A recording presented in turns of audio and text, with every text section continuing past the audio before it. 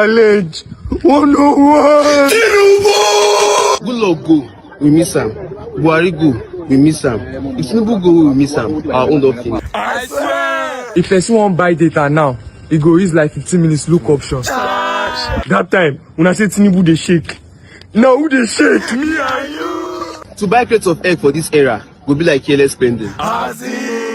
With 300, we fit buy mineral and egg roll. But now, 300 no fit buy egg, talk less of road. To chop single sausage shawarma now, person go dey do 2 weeks of planning. Country dey spoil dey go. One person dey one side dey shout, my father is the best president. Garri wey be poor man food don turn gold. No be lie. President Tinubu, abeg, do something before something do us, abeg. Tinubu. 5 soldiers were killed in a recent ambush on a base in Borno. The attack was blamed on Boko Haram and Islamic State, West African province. Despite years of military action, insecurity persists. Analysts say corruption, poor funding, and weak border control continue to cripple counter-terror efforts. Our border is very porous, very, very porous. Those who are strategizing, they are doing a lot, but the saboteurs are also doing a lot. That is why a lot not more needs to be done so that these things can be stopped. Most of these funds, when we get budgets, they are not released. They are not commensurate with what you have on paper. And the little you have, corruption is a bane in our society. Some of them also divert this fund. Borno remains ground zero in Nigeria's fight against terrorism, where tens of thousands have died and millions have been displaced. Recent attacks across Borno, Plateau, and Benue states have forced a new approach. Authorities are now leaning on local intelligence and boosting the civilian joint task force. But there are concerns over letting former militants into security systems. Another thing the government should try and the military should try to avoid this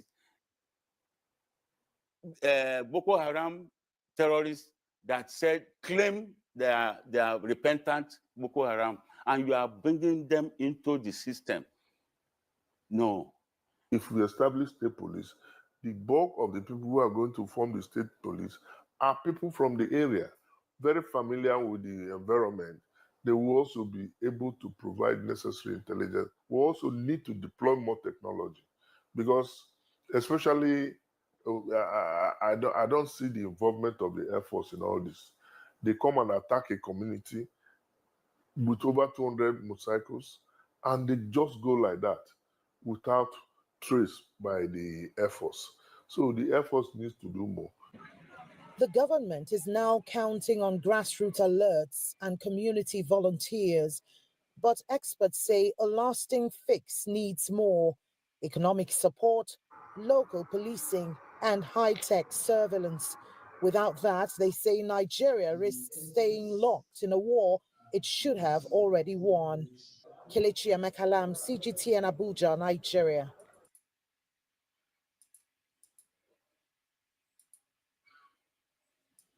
Office, South Africans are rallying behind their President Cyril Ramaphosa in refuting the white genocide claims that were made by the American President Donald Trump. The humiliation that he received from Donald Trump wasn't necessary, or we would say that it wasn't the right thing, because South Africa is an independent country. It's a sovereign nation. He's also leading his own people. People, they can always decide on what to do based on the policies and their constitution. So the fact that Donald Trump wanted to humiliate him in front of the cameras, pulling even the videos, playing videos of the CIC, of the EFF, Julius Selo Malema, playing the chants of kill the Boer, kill the farmer. That was not right. Now, amidst the defense, Ramaphosa's popularity has spiked in South Africa. Many South Africans are now praising the way that he handled the situation. Even though I feel like he didn't give enough information about the white genocide in South Africa.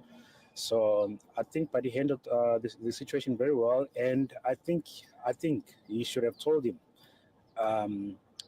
that we have a very ugly history, and songs like "Kill the Poor, Kill the Farmer" are just struggle songs, struggle chants, and it's not like people are gonna go out and kill anyone. They're in the farm.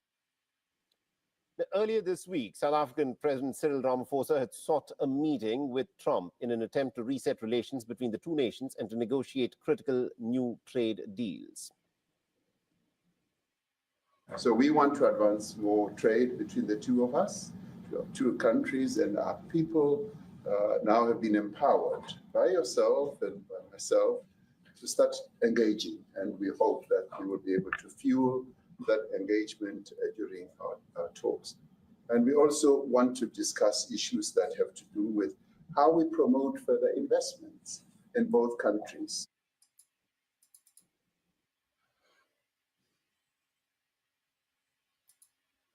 Backs one-party system, says nothing wrong with single party holding sway, looks forward to APC receiving more decampees, seeks National Assembly approval for 1.481 trillion Rivers 2025 budget. Federal government files criminal charges against Senator Akpoti Uduaghan. 2027 gale of endorsements for Tinubu by APC governors and lawmakers. Enugu Governor Mba inaugurates Committee on Ease of Doing Business. PNID, federal government recovers $200 million bond and $10 million award. Cash transfer, federal government supports 6 million Nigerians in 6 months. This is according to the minister. And alleged terrorism, DSS declares ESN an illegal organization. What stories do we have in the Daily Sun? I have the one that says the student loan disbursement has hit 54.2 billion. That's from NEL Fund. And this loans is to be disbursed within 5 working days. And this is saying that the Nigerian Education Loan Fund, NEL Fund, has disclosed that the student loan disbursement for the current cycle has hit 54.2 billion. The breakdown of the figures indicated that institutional fees paid to the institutions as of April 29, 2025 stood at 30,179,797,649 naira 20 kobo. These numbers do not confuse you. I'm trying. See, I'm trying to get the headlines out because some of all these things are important to hear. Good news and bad news. Because this student loan one is good news now. That at least it's a start. It's not a lot of money, but it's a start. I'm telling you. While upkeep allowance paid stood at 24 billion and 36,160,000, totaling 54,215,957,64920. The data which was obtained from NEL Fund further reveals that 596,061 students have registered for the loan, while 546,511 students have applied for the loan, indicating that 91% of the registrants successfully applied for the loan. And meanwhile, the Managing Director of Monitoring and Evaluation, Aliyu Mohammed, said that NEL Fund has been consistent in improving its system for overall efficiency and effective service delivery. He said, except for the unexpected changes and challenges or errors from the school, disbursement of loan, including tuition fees and schools, would take place within 5 working days. So I think it's good because we have a lot of deficits for students who want to go to the university, but they do not have funds. So, well, it's laudable. All right, for me, good news for everybody because this one says that petrol now 875 naira per litre as Dangote slashes price by 15 naira. Now, following the latest price adjustment, petrol from the refinery will now retail at 875 naira per litre in Lagos, 885 naira in the southwest, and 895 naira in both the northwest and north central regions. Now, consumers in the southeast, south, and northeast will purchase the product at 905 naira per litre. Now, these new prices will be reflected across all the refineries distribution partners, including, MRS, Hayden, Optima Energy, and the rest of them. Now, in a statement released yesterday, the refinery encouraged other marketers to align with its growing network as a show of commitment to President Bola Tinubu's Nigeria's first policy, which promotes prioritizing locally produced goods and services. Now, it's good for us to note that since the start of its operation, the Dangote refinery has implemented a series of price cuts aimed at delivering cost savings to Nigeria. Now, in February 2025, it reduced petrol prices twice, amounting to a total cut of 125 naira per liter. This was followed by the further reduction of approximately 45 naira per liter just in April. And now 15 naira is out of it, 875 naira per liter. You see, there was one time we were predicting that fuel will get to like 1,500, but you see now it's actually going down, which is good, which you want to see. I like. Okay. I think I'll move on from that one. I think there are quite a lot of headlines to cover. So, but I know that we, James, we're having a conversation before we ended the previous live stream. Welcome, gentlemen. Thank you for joining me. And I've been off for 2 weeks. Apologies for not being consistent for the last 2 weeks.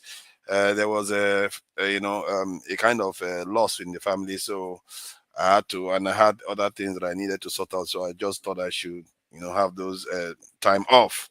But there are quite a few things that have been going on since then. From all the governors and all the, politicians in Nigeria rushing to APC, to Trump trying to waylay Ramaphosa, which that conversation has not ended. We're still going to, finish that conversation before we move on to national security issues. Naval head saying that we need a spiritual intervention. Dangote refinery is cutting petrol price down. Tuition fees is moving forward. Those are good things. Tuition fees is that of this government. Dangote refinery is not of this government. Subsidy removal is not of this government. But tuition fees is of this government. You have to give them credit for that. They did that. What else is on the headline? Okay, there was this young man that was shot. I think maybe if we have time, we'll go through it during the discussion. And I also thought I should highlight the issue with Israel. Israel seems to be, it's something that I predicted a while ago, that Israel sooner or later will be a problem for the West, and it's becoming that now. And they are going too far. They want to basically genocide the Palestinians out of there, and majority of Israelis support it, that they should kill everybody and transfer everybody away from there.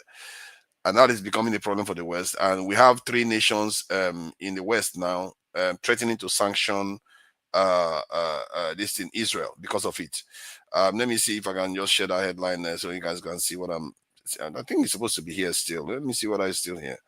But I'm okay. Yeah, that's it there. Let me just share that quickly. So yeah, that's it. UK, France, and Canada threatening action against Israel over Gaza offensive. You see, this threatening action, they are still giving them weapons. So while they are threatening action, they are still giving them weapons to go and kill. So these people are playing a game here, because if they are serious, they would have started stopping weapons transfer. That's the first thing you stop. You don't keep giving them weapons when they are going to kill people.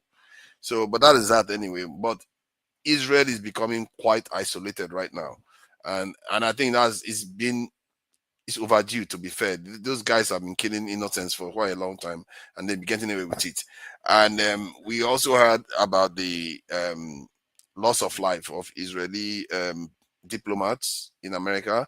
I don't even know who the guy was that went and killed them. Some other person can share that information. Somebody decided that he was going to gun them down. I don't even know where all these people show up from. Just go and start killing people on the street, as if that is going to solve any problem. If anything, Netanyahu just hog that one and use that to accuse UK, Canada, and France of supporting people like that. So I don't know why all these people do all these things that they do. It doesn't even solve any problem. You go and kill innocent people as if that's going to stop Netanyahu. He actually encourages him to do it more. So that is that anyway. So let's get back to our conversation regarding South Africa, because this conversation is about when is it appropriate for a people to decide that, you know what, we are going to go through the discomfort, but we are going to do the right thing. In my mind, Ramaphosa did relatively well. He made Trump and his team look like ill-informed people, really. He did that very well. And I think that comes from practice. This guy he leads a country that is in BRICS. He talks to Xi Jinping, he talks to Putin, this thing of this in India. I've forgotten the name of the Indian leader. And so he belongs to a big club. And Trump thought he was going to face him. He didn't. He knew what he was doing. And this same group, again, this Ramaphosa government were the ones that took Israel to International Criminal Court, International Court of Justice. I mean, that is quite an achievement. This guy's government is punching above his weight. I have to give him credit for that. But the question still remains whether the way South Africans are playing it right now is going to benefit them in the future. I hear the argument that James made about that you have to, have a you have to have South Africans that can do the job. It's been 30 years. If South Africans were going to be doing the job, they will be controlling the economy right now, but they are still not controlling the economy. And because those people are not stupid, there's no vacancy. They're not going to leave them. That's my take. They are not going to leave them to take over their power. Nobody concedes power peacefully. They won't until they feel they must. That's when they will concede it. But that's my own opinion. That's my take on it. So, James, please go ahead and give us your take on my suggestion that they are not going to surrender those lands. And if they are not going to surrender it, what are you going to do? Are you going to leave them with the land? What do you think? What do you make of it, James? Welcome. You're muted.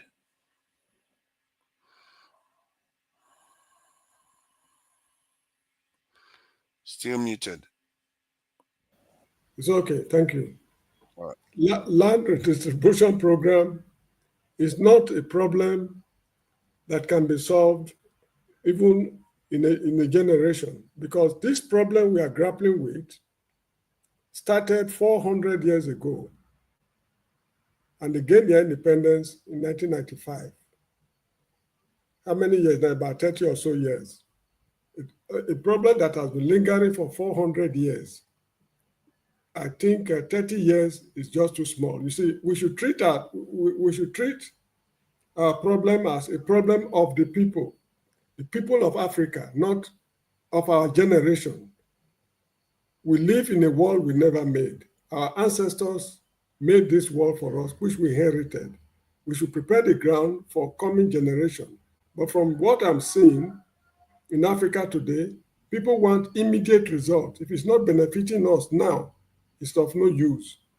That is what I'm saying. I think, anyway, that's how I see it, because Zimbabwe... But there was transfer, but there is no transfer. And also, if you say the stuff was going on for 400 years, it's not part of the constitution. The constitution says they have to carry these things out. No. They didn't say you should wait for 30 years. It's a negotiated settlement. You get what I mean? It was a negotiated settlement, just like that of Zimbabwe. In the constitution. The constitution says South Africa, the land belongs to those who work it. That is what the constitution says. So if a white man is a South African and is working the land also belongs to the white man. But the problem now is that it's not equitably distributed.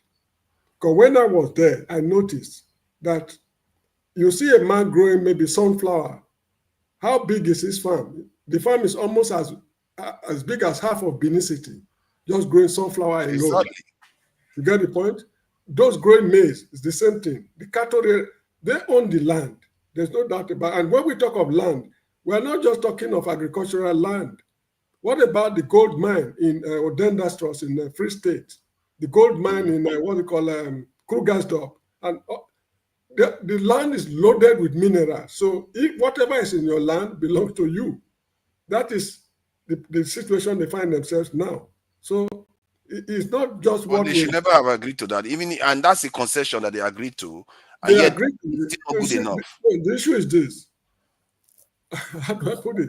In the case of Zimbabwe, for example, they agreed that the land should be sold to, should be given to the blacks.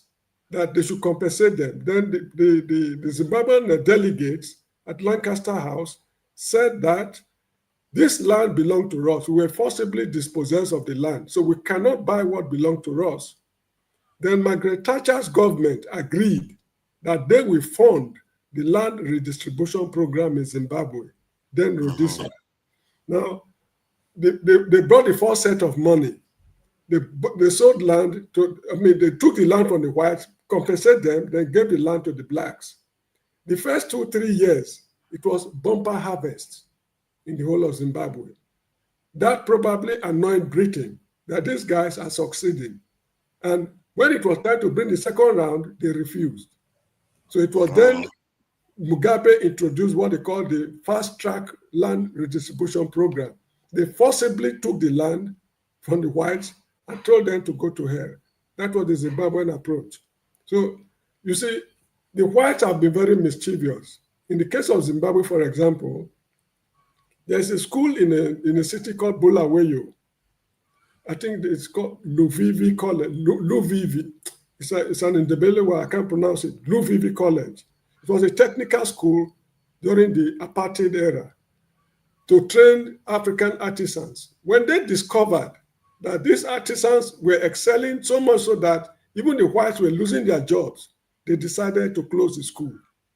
Luvivi College in Bulawayo.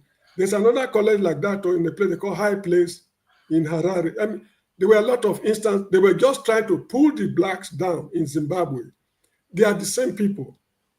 My fear is if South Africa should collapse, that it becomes another Zimbabwe, are we capable of handling the problem? Because Nigeria would have been able to come to their rescue the way they rescued them during apartheid, war against apartheid. The money we spent would have been able to cushion the effect of a collapsed South Africa. But the present Nigerian government, I must admit, is grossly irresponsible. They will not be able to embark on such gigantic project anymore. The corruption level in Nigeria is very frightening. Yeah, but by using the term collapse, don't you think that you are buying into the narrative of the West that says if Africans try to stand up for themselves, oh, we collapse? No, we stood for ourselves during apartheid. With bare hands, we were able to demolish apartheid in South Africa, in Zimbabwe, Angola, Mozambique, Guinea-Bissau. We did not use any ballistic missile. We used our brains and money.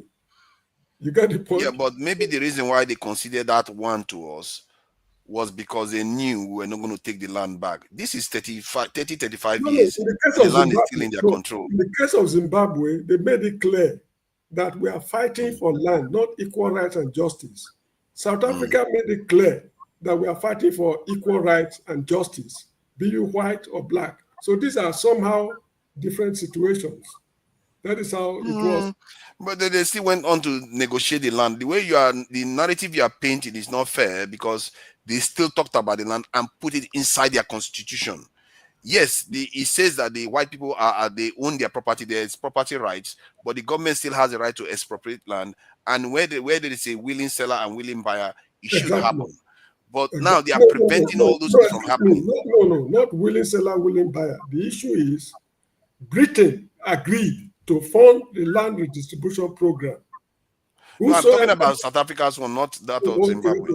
Sorry. Zimbabwe one has already happened. They are coming out of it now. That one has passed. It's South Africa one now, the one that Trump is trying to waylay. Because what that thing is about is don't touch our white brothers. Don't touch their wealth. No, excuse me. They have to touch them because South Africa belongs to all South Africans, be you white or black. The black people themselves, if he is saying that they are killing the whites, what about the blacks? If you look at the root care about that, that's not his problem. Okay, now look at the root cause of the problem. I think we need to give other people the chance to also talk. Look at the root cause of the problem. During apartheid, the whites were allowed to carry guns, licensed guns. The blacks were barred from carrying guns. So the blacks were having illegal guns. That's why they fought the apartheid. Now, when the apartheid system, Nelson Mandela came, when he got there, he said, we cannot dispossess the whites of their guns, while the blacks were unable to dispossess them because their guns are not licensed. So the whites must carry their guns, And you black people, please come and register your guns. If you are up to 18 years old and you prove responsible, we can issue you gun license. That's how guns, infiltrated the whole society. Right now, the society is extremely violent. There are some guns they are still looking for. Since apartheid era, they've not been able to discover them because there are ballisticians there. If you use a gun to shoot somebody, the ballistician can tell you the gun that fired that shot. So it will be on the watch list. They'll be looking for thousands of guns in South Africa, and they are still there. They're unable to find them because the owners refuse to register them. Because if you go and register them, they will tell you killed Mr. John Smith 35 years ago. So you come and account for the death. So because of that, they are unable. This problem of crime in South Africa is a fallout of apartheid. And the white man caused the apartheid problem, not the blacks. But the blacks are ruling, so but I'll leave it at that anyway, because I think Ramaphosa did okay, and he's been I think maybe amongst all the black countries, he's been the best leader we've had so far by international geopolitical standard. Masca, that's my own judgment. Masca, thank you for joining us. Yeah, your this thing is looking very fresh today. You came well fresh today. So what do you make of this? I just came back from a tutorial, so obviously that's why an official place. Look with normally I join with Jalabia. Okay. Nice one. Yes. Good evening, Mr. James. Good evening, Mr. Tony. And is it Solar Ke? I don't know what I know Solar even. Okay, Solar, welcome. Yeah, please go ahead. What do you make of this South African? I've been listening. Actually, I joined because of the South African discussion. And also because I had Mr. Rudolph realizing that what some of us have been saying for long is really important. He's conceding to the fact that, look, following the news, technically speaking, is following the distraction. You have to make out time, look at issues that you believe are true issues, and discuss them in depth. That, in my opinion, is the way forward. You take every issue on top of it, you scratch it up, you move on, you scratch it up, you move on. You're not going to go anywhere. So I was happy when I heard him say that at some point, probably that should be a room I heard him say that too. For something like that. But more importantly for me, I like the South African discussion because that, I believe, also is the level we should be talking about. It's a marked departure from talking about Hausa, Igbo, Yoruba. When we all look at ourselves as black people, even across countries, and say, look, a South African problem is my problem, I think that is the first step for the black man to move forward. I've always said when I come on this platform that for me, what is really, really important is for the black man to realize that, yes, it's good to acknowledge how you see yourself, but it's very, very important for you to be conscious of how the world looks at you, how they see you. Do they see you as a Nigerian? Most people, when they tell you, they see Africa as just a continent or a country. It's like Africa is there. Anybody from Africa is one and the same. So it's good that we are having this South African discussion, even though we are predominantly Nigerians. My take, forefathers, is there's a very important point in what Mr. James is saying. It's easy to say out what you wish, what you pray, what you think you want to happen. But the reality is that it's always wiser to be circumspect, to take your steps gingerly, carefully, think through. If you listen to what Mr. James said, like when Nelson Mandela was saying, oh, this country is bought for blacks and whites, it's not just for pure love of the white person. it's out of an elderly wisdom to know that if I push these people away out of this place, there's going to be a catastrophe. And I used to work for an international company. Our headquarters in Africa was domiciled in South Africa. But what had always been curious for me is that at the top echelon, there's never any South African that is really a leader. It's either Kenyan or South African. Even though the headquarters, if you go to our headquarters in South Africa, it's mostly either Nigerian, Kenyan, so somebody from Cote d'Ivoire or Senegal, or you get what I'm saying. And but when Mr. James really made it, it's very clear. Okay, these people were not going to school.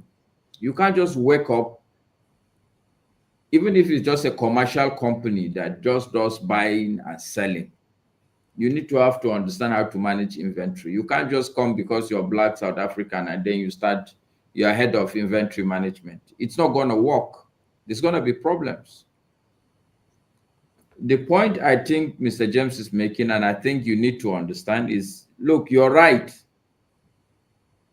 They should take the land. But the question even I'm asking myself in this 21st century, honestly, okay, take the land and divide it to all South Africans. Then what happens? Are you not taking the country back? Because agriculture today should be commercial in nature, not the subsistence agriculture that we've been doing. So I think we should move away from the fixation of land. Look, if you ask me, if I'm the president of South Africa today, I'm not going to go and start redistributing this land. But if you are a white South African, you have a very big farm, you should be ready for the kind of tax I will tax you. Produce, be very commercial, be very profitable, but I'm going to tax you. I'm going to come with very stringent requirements in terms of the way it would benefit the larger society, so that you won't just be taking profits and probably be siphoning it out. In fact, if you have a South African farm, everything must remain in South Africa in terms of profit. No single kobo should go out of the country. Yeah, but let me ask though, you are willing for a European to control the land without considering the implication that if a Black person doesn't have control of all these things, they don't gain expertise. No, what you are missing, the point you are missing, forefathers, is, look, Blacks are now holding the control of the whole country itself. Yes, if you are on top of the country and you're really on top of your game, that it is, if the whole of South Africa is white people working, you should find a way of milking them out. I hear what you are saying. I'm actually going directly to the core issue, where the expertise of the land itself, knowing how to farm the land and all the rest, you are leaving it in the hands of a minority that could decide in any direction that they want to do with you, with your people. And there is the food of the country, actually. How do you know what they are putting in the food? What are you saying? So are you suggesting that the country as South Africa should not have any sort of regulation? There's no oversight in terms of farms. There is nothing like a NAFDAC. What are you suggesting? What I'm suggesting is that large corporations, large institutions tend to have more power than smaller ones. And if you leave expertise in the hands of only certain people, especially expertise that can be shared, like farming, if you're just continuing what your ancestors lost. You're just continuing it, saying that you don't want to change it. You have to power. I don't think Mr. There are certain James, things that are beyond. No, hold on, forefather, so that the discussion can be very profitable. I don't think Mr. James is suggesting that South Africans should not look into what these white people have been doing. What Mr. James have said, that if you are a serious-minded leader and you are a serious-minded country, there is what is called a transition process. There's always a lag time. When today you are the leader as far as political leadership is concerned, to when probably you would be the administrative leaders, and then subsequently when you would be the industrial leaders. All these things would not come at the same time. I think that's what Mr. James is simply saying. That Yeah, even I at hear this, what you are saying, I but remember you it say, sounds, it listen, smacks of just no, let the listen, colonization carry listen. on. I remember what Mr. James also said very clearly, that we should move away from this idea that everything we want must happen now and we must see it now. Some of these things we should plant the fruit so that it's only generations after us that will come and repeat. And I totally agree with that mentality. You see, I was going to stay away and just listen, but we find ourselves in that place again where, whilst I fully appreciate and understand the clarity that Mr. James gave in understanding some of the transitions that took place between apartheid and people like Mr. Smith in Zimbabwe, and when independence took place. You see, when we speak about 90% of the people being black and owning 6% of the economy, and the alternative is the actual reality for the whites, I think then we have to understand that for the 253, 400 years, 500 years maybe, that South Africa was predominantly white organized. Then over that period of time, I'm afraid that we all understand, as people who have come from colonial driven societies, that the land is very, very important. You can't say it's not important. I don't gather that. There's a whole swathe of the Western Cape that the white people would like to break and take their portion and leave South Africa with the rest. Now, if that was ever to take place, that would just be awful. That is anti-African, as far as I'm concerned. The land is of strict importance. The transition point that I spoke about earlier was that in Africa and in the diaspora, and just in the world, just in terms of brief, because there were it just fits in with what we're saying. Please understand me. With what we have in terms of you maybe push it there, or in what we have in terms of the diaspora and foreign nationals that we can bring into South Africa to take care of that transition period, we shouldn't take more than 20 full years, and coming into a 10-year period, making it 30 years, where this transaction has actually taken place and people are now entering into their right positions. You see, where the decolonization of Africa is contained, is understood. Unfortunately, we as Africans could have helped each other away from this decolonization process. But unfortunately, we did it in such a higgledy-piggledy way. Even South Africa, that comes at the very end of it, we couldn't help them along. And I think that's a bit of a shame. No, see, right, well, thank you. Drago, sorry, forefathers. Let me just push back on that. I don't know much about South Africa, but I would say that Nigeria truly has done a lot for a lot of the African countries. I personally, within my life, when I was in the university, we contributed money to send to South Africa. Even as we speak, there's what is called, I can't remember the program, but Nigeria sends technical aid corps.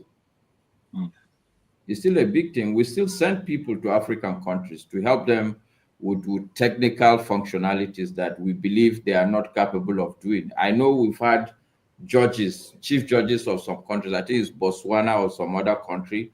I know a lot of people, even as at today, that troop out of Nigeria to go and work for other African countries. You're very correct. You're very correct. Yeah. So that's not a pushback. I agree with that. I read that. I saw that. Yes, indeed. Black South Africans were quite low in terms of engineering at first, but my point is that it's 35 years now, and things should have moved on. And implementing this land reform should have started a while ago, so that at least because from the data indicates, which I'm a little bit skeptical of, but the data that is out there says 5% of household wealth is controlled by the black population. 5%. For a population that makes up about 80% of the population of the country. It's actually 4%. It's actually 4%. Not You five. see, it's even worse. It's even worse. That's a collapse. It's already collapsed. And we are, In fact, what we are worried about losing was the white. We are worried about losing the white people's resources. The white people's resources that are present there is a threat to the Black South Africans that have nothing. That is what it is. You are enabling them there to oppress you. Forefathers, you see, first of all, let me welcome you. We missed you, and condolences for your loss. Sorry about it. Appreciate. Yeah.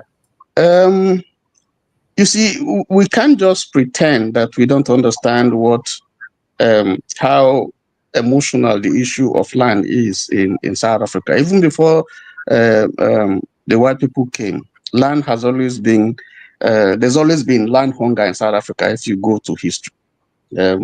Basically because of what land was used to do, agrarian grazing and some other thing. But the point is that South Africa happened to be one country that saw two colonial invasions almost about the same time, the Dutch first, and then the British. Okay, and because the part of the country was very clement, was favorable to very much like Europe, so that it was quite for the white people, it was good for them. And then of course the mineral wealth that South Africa has, gold and stuff like that, with other things. But you see, the issues here is that the issue of land is that white South Africans make up just about 8% of the total population, and they control about 72% of the agricultural land. Why Black Africans, own about 4%, and they form about over 90% of the population. So right from that situation, you see that there's unjust distribution of land. In fact, the land, as we know, were just acquired and seized by the white people, and even the 4% that the blacks have, are not one of the best lands, in the country. So that's an issue. Now, land is needed for quite a lot of things. It's not just for agriculture. Land is needed for settlement because they were uprooted from their various settlements, and some of them just sent to impoverished lands and stuff like that. So, we cannot dismiss the importance of land in the politics of South Africa today. And every government, when the ANC government came, one of the things that they promised to do was to ensure that there's an equitable distribution of land. Okay, and the initial promise was that at least since 1994, they should be able to redistribute about 30% to the Black population. But so far, what they have done is that they have just achieved minimally about 8 to 10%. So, and the people are restive, they are angry, and fair is fair, when apartheid was going on in South Africa, we know the history. We know how the whites kept a blind eye and all they did. And even when the struggle for independence came, thank God for Nigeria and some other, frontline state, that did everything, to help South Africa, host them, sent, supported them militarily, housed some of them, Mandela and Co. and Sisulu, So the issue is one that is very, very emotional, very sensitive. And you don't think that the people who took those land by force would willingly give up that land. They won't. So there's a struggle. And so every government measure to legally take land from and redistribute has been resisted. So even the expropriation, that is being done, is also seen by the white people as unfair. So the challenge before the government. So the challenge before the. Sorry, Tommy, I beg your pardon. I'm so sorry. Sorry, forefathers as well, and the rest of the panel. If I could just say, if this thing was turned around, there are enough examples where the whites claim compensation, reparations for all they have been through. It was just the other day that England had finished paying off the reparations for slavery to those who own slaves in this country. We paid them reparations from our tax money. Now, if South Africa was wanting to turn this thing on its head and say, listen, based on the fact that you have owned this land for X amount of years, you took it from us forcibly, and these were this is what happened to us due to loss of our land and terrain. This is how we're going to take it back in very much that same way, which is that you are paying. If you can't pay it all back right now, but you're going to pay it back, you people are going to pay it back. So if it's 50% of the land that they're taking straight away, and then the rest on some kind of regular installments of monies that are paid to the government in order to spread the wealth around, the problem that I think we have a lot of the times is we know the problems, but we are not good at negotiating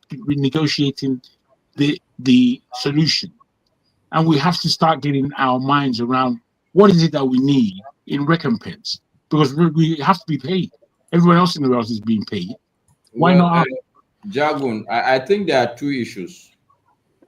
I acknowledge your point of negotiation.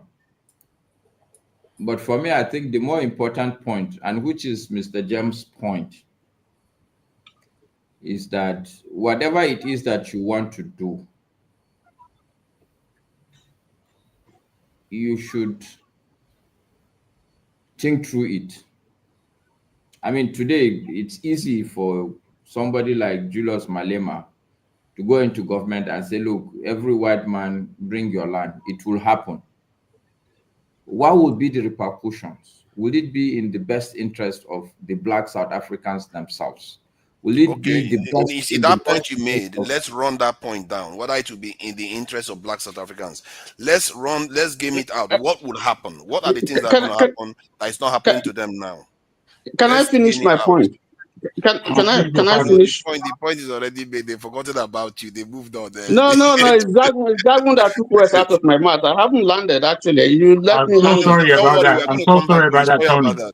We are going to come back to you. I'm sorry. It's not good to lose the point. No, okay, no problem. Yeah, that Masker just made just now, because I think that is the point James raised too about consequences, collapse. Keep using the term collapse, and that collapse is what puts the fear of God in South Africans in terms of trying to take their land back, actually doing what is in the constitution, something they negotiated.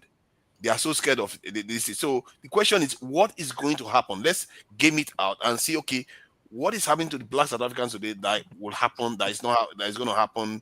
I mean, that is going to be different from the consequences of actually executing this thing. What is in the constitution in terms of getting the land back? So let's game it out. What do you think is going to happen, Masker?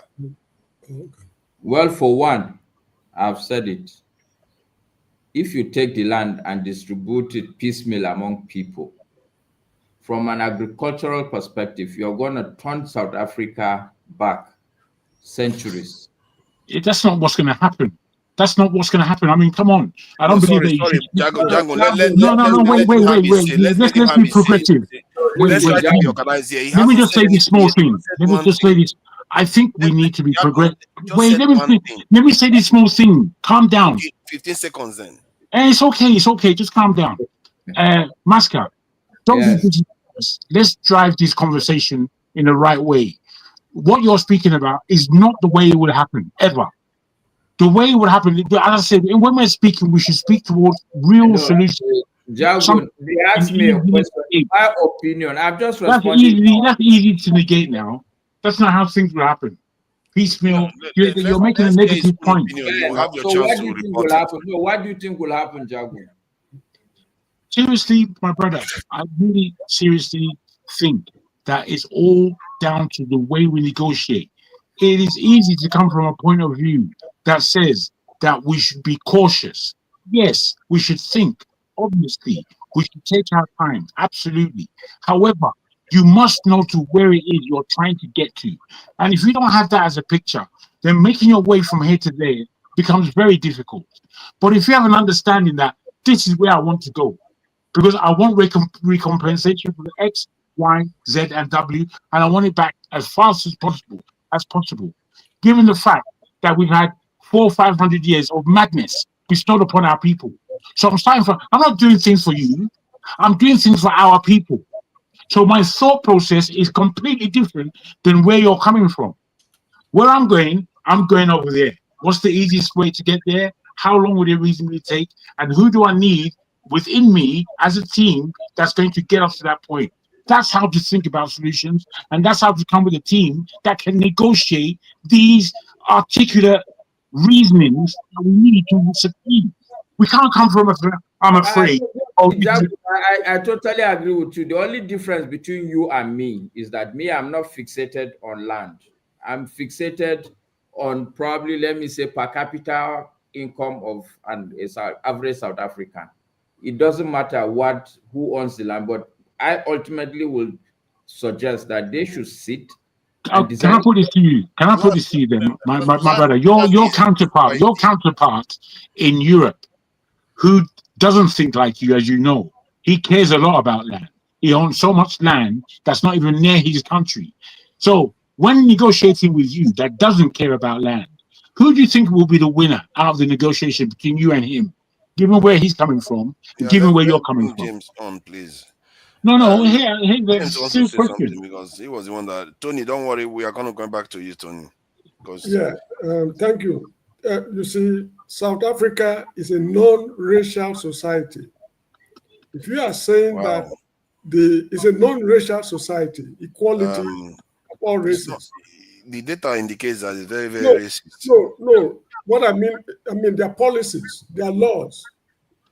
They fought apart. It's a country. On paper. You see, at the end of apartheid, discrimination was abolished. Nobody officially cared to know if you are white or black. Even places like Sandton, that used to be white neighborhood, rich black men were not allowed to go there to stay. Now, if you are saying that the white farmers should pay X amount of tax, the black farmers will also pay the same amount of tax. Remember, they have a policy they call Black Economic Empowerment, BEE. They're empowering the blacks, but you need the capability to be empowered. Most blacks have not attained enough capability to benefit from the empowerment program. Those who have attained some amount of empowerment, they have to pay the same amount of tax as the white people. That is their law. And but today, do you know that black South Africans still make up 13% of the engineering disciplines? This is after 30 straight years. Look at it this way. 13% of engineers in black South Africa, South Africa is black. Look at it this way.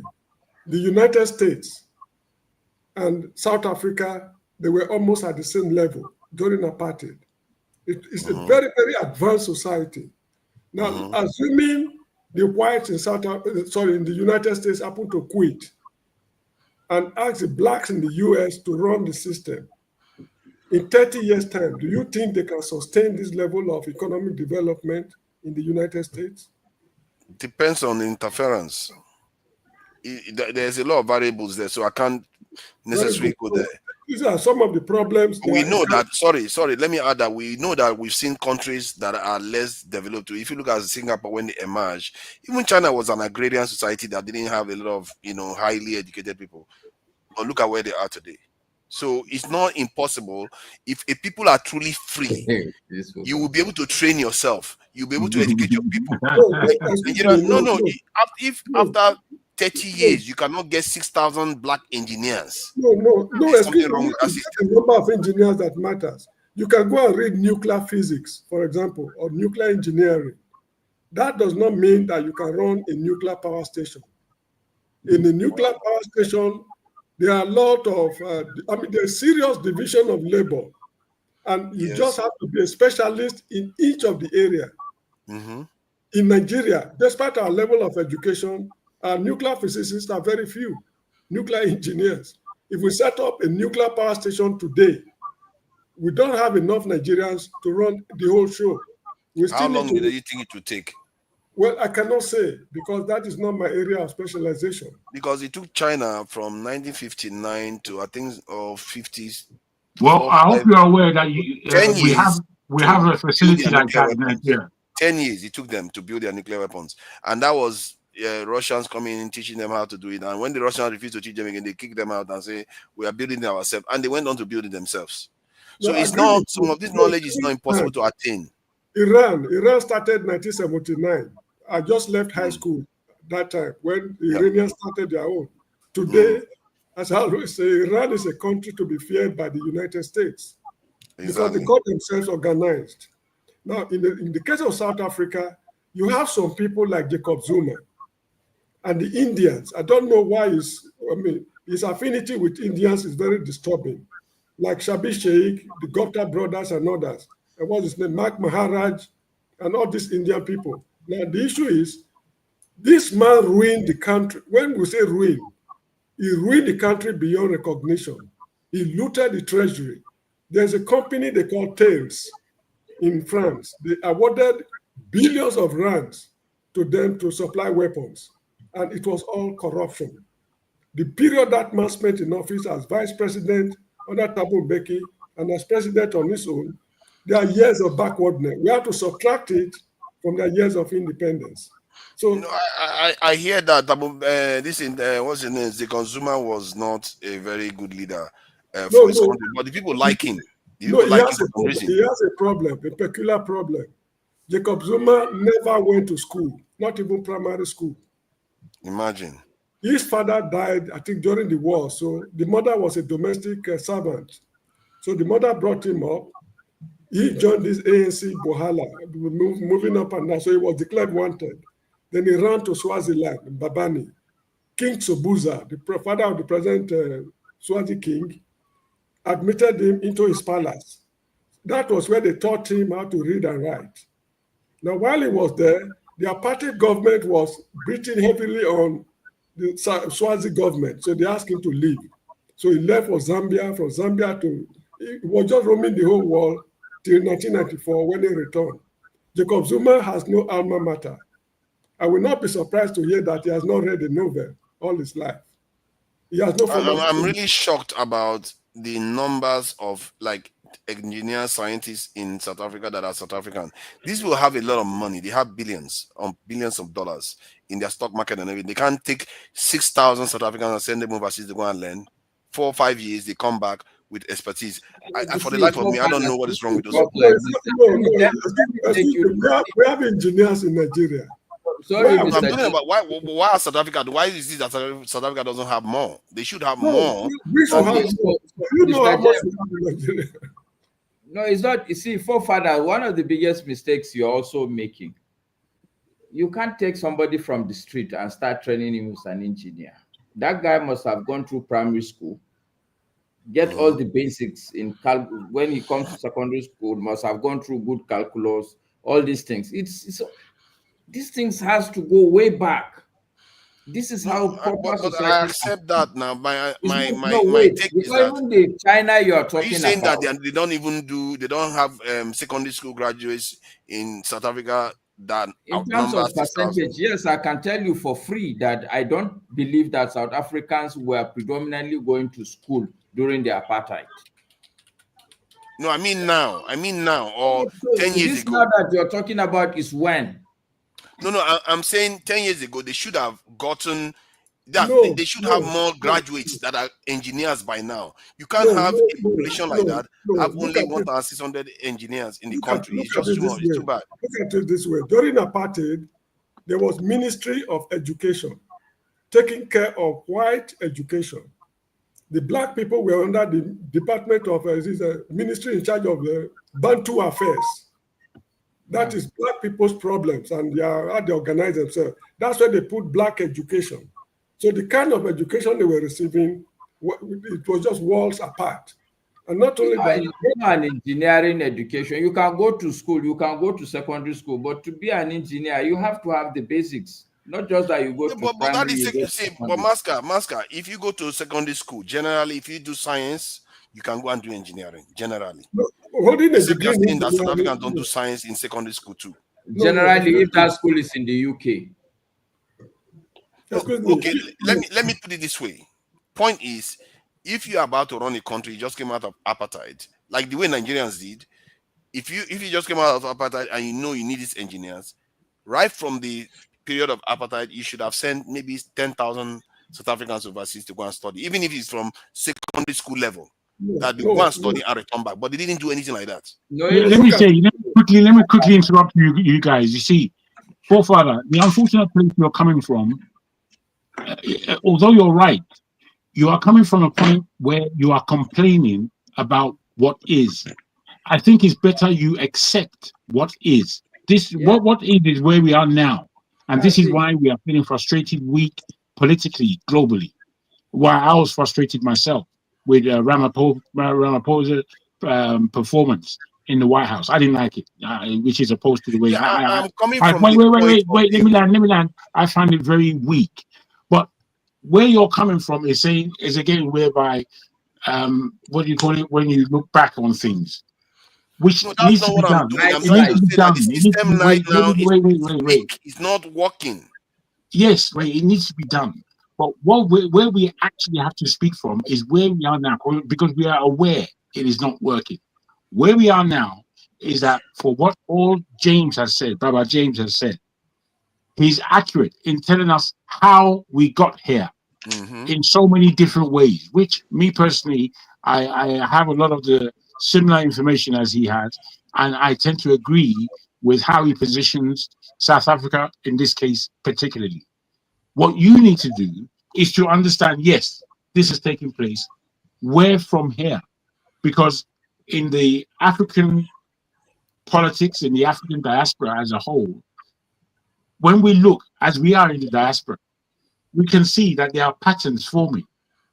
And I want to analyze these patterns and see if we're getting any level of understanding with how these building blocks are now put together over the next 3 to 4 years. Let's test. Yeah, talking about the past, I hear or talking about let me add to what you are saying. Let me add to what you are saying. At the core of it is the fact that yes, we know how we got here. My problem is that they are not advocating that we should shift because the situation is not good. They are saying remain there because the thing is going to collapse if you try to do anything about it. That's what you are saying now. You have to leave the land for them and tax them as if that's going to work. You're not going to tax them. Maybe what we should do what for what is name Mr. Rudolph suggested. Maybe I think South Africa is a big topic for Africa and especially for Nigerians. Maybe what we should do the right thing. Get all the facts. I know South Africa is doing a lot for their people. Now the issue is there are major roads. Control less than 5% of wealth. No, but yes, go far away now. You are complaining about where we are. No, but you are using the term that they are doing a lot. That a lot amounts to 5% of wealth. No, which is understandable, forefather. But listen to where he was trying to go now. Let me cite an example with Nigerian military. At independence in 1960, the white military officers started leaving. Some remained, but the Nigerian government felt that the military should be Nigerianized. So a lot of military officers of Nigerian extraction were given responsibilities, military responsibilities they could not shoulder. They do not know where to draw the line between their official work and politics. They got themselves mixed up with politicians, and that is one of the causes of the Nigerian Civil War. They attended good military institutions in Britain, one called Sandhurst, Aldershot, West Point. Some went to Pakistan, like Tunde Diagba and others. Acquiring the knowledge is one thing, but putting the knowledge into practice is a different thing. I remember when I was in Israel, I went to a workshop to look for a job. The man asked me, okay, what can you do? I've never worked in a workshop in my life. So I told him, well, at school I was taught calculus. We did some differential equations, real analysis. He said, look, my boy, that is not how we work here. What can you do with your hands? That's what I'm interested in. That was, so he reluctantly gave me manual job to do. So in the course of doing the manual job, he discovered that there are some knowledge I had which was of use to him in his factory, because he was using some crude methods. So I taught him some elementary mathematical manipulations So it started giving me higher responsibilities. So the point I'm making is acquiring university degrees is one thing. Mastering the job, the way it should be practically, is a completely different thing. And it's possible for an engineer to be trained in the finest university in the world. When he gets to a factory, he cannot perform. He just have to understand certain people, know the intricacies of what is going on in the factory before he will take off and rise slowly to attain managerial position. That is how it is. Forefathers, can I do some intervention here? It's your listening. I think why a lot of people have joined. So Sola was here and he went out. So after you, he needs to speak. So that please go ahead, Tony. Welcome and not welcome. I think we are probably underestimating the complex problem that South Africa has or is going through. First of all, like we said, I thought about the colonial history. You can't compare it with that of any country in Africa, not even Congo. So that's one. And then the extent of segregation and the policies that were instituted, still the relics of those policies and so on are still there. It's not been broken down. When Mandela came, if you remember, the white man, the Boers didn't give up power because they felt it was right to do so. No, when they found out that it was almost becoming that they were losing power and that it wasn't difficult for them to sustain apartheid and to sustain their hegemony over the people, so they just had to, concede to majority rule. It wasn't independence. It was just that a change over from white minority rule to majority rule. So when Mandela took over, basically what he tried to do was, this was a divided nation. This was a nation that was segregated.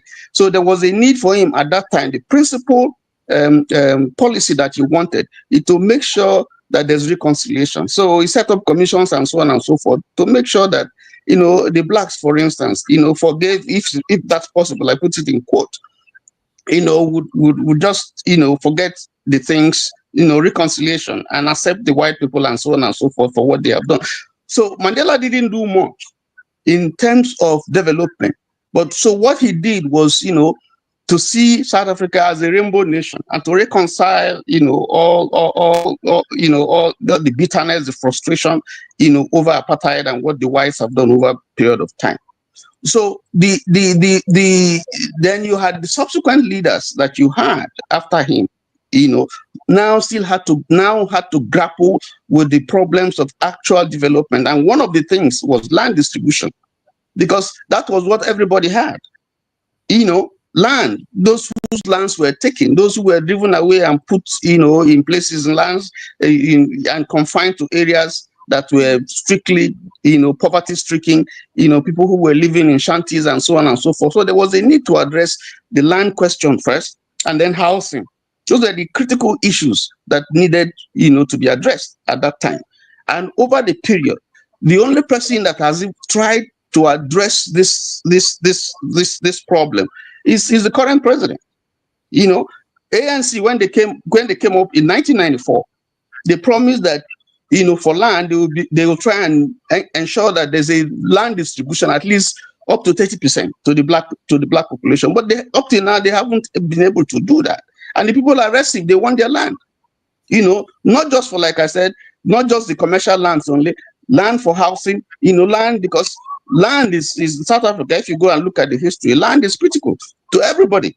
So it was a critical issue, not to talk about, the factories and all that. So what you had was that people would, out of frustration, would go into white land, kill the person and, attack, in an attempt to drive them away from those possessions, because they were restive. They just felt that the government wasn't doing much, even though the government was trying. So the critical issue that we have in South Africa, the apartheid policy, totally dehumanized the black population. And so the building efforts, the effort that is being made by subsequent governments to build. There are people like Malema who feel that the government is not doing enough. Like the government should be more forceful in grappling with the problem. Just like we have here in Nigeria, where some people are thinking that, no, listen, you have to, revolution, break down, and so on and so forth. So that is the critical issue right now in South Africa. How do you deal? And the bad thing is now that you now have some international connection. People are now beginning to look at South Africa. They didn't look at it when these problems were there. They're looking, no, the policies you are implementing, is against the white and so on and so forth, which is for me is nonsense. Tony, can I put this to you? Can I put this question to you, Tony? This let me allow me to put it to you, please. Try to be. It's gonna be very small. I know that your questions are quite incisive and useful, but there are people here that need to. Yeah, I honestly appreciate that, and I just want to say this. I just summarize. I just summarize. I'm not going to let you stop me this time. So okay. There are people waiting.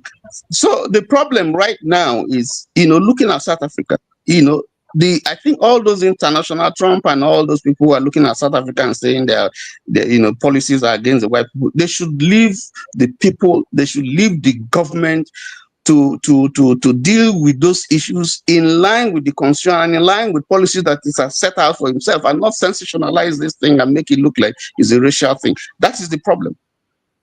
Thank you. Sola, thank you for joining us. It's been a while. Yeah, so what do you make of this business? Because I think somebody said we have to think carefully. I think it was Mascara said, think carefully about this thing. Look at the issue closely before you make decision. Personally, I'm looking at it closely. I'm saying the Black South Africans right now, they are experiencing catastrophe. After how many years, they still have just about 1,000 something engineers, and they control 5% of wealth of the country. They are experiencing catastrophe already. I'm looking at it deeper. I'm not just looking at it at the surface that they have fancy economy, fancy big stuff. You have to look at the people that you are arguing for. Those ones, they are not seeing that wealth. It's just the people that you want to displace. Okay, so I will look at it from a different perspective. And the perspective of the first thing we need to ask us as African is, what is Africa to us? What is South Africa to them? What is Nigeria to us as Nigerians, Kenyans, and the likes of it? And I see Africans, or we Blacks, as a set of people who are not strategists. We are not. We want the honey, but we don't want the bee to sting us.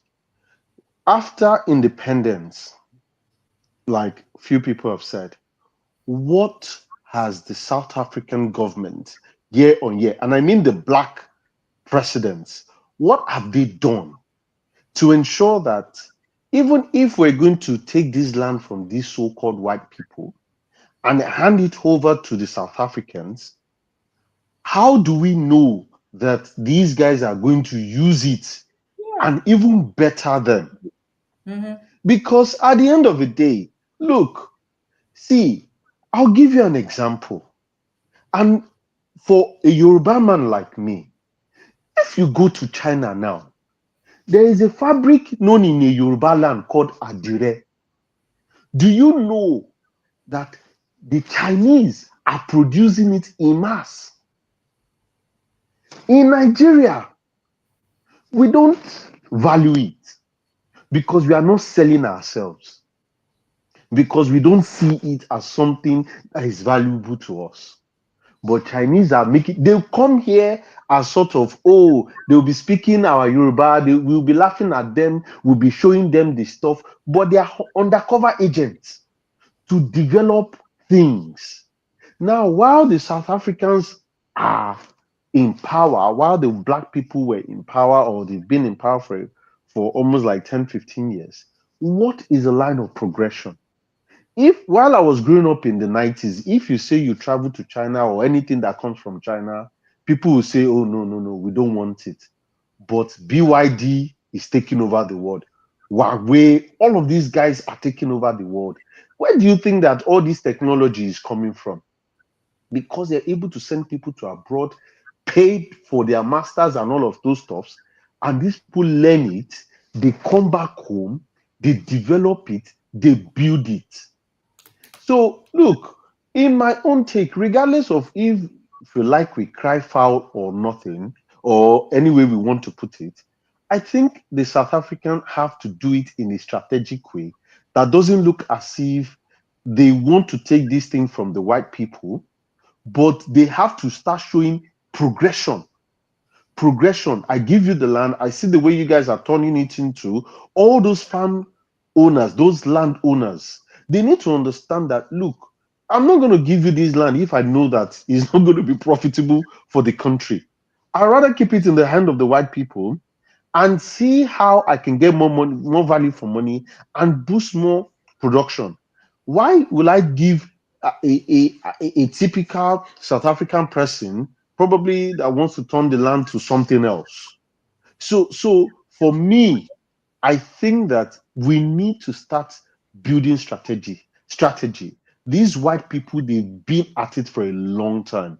Okay, If let me ask you now. Let me ask you. So, what if they say take the land back from the white farmers, but rent it to them annually?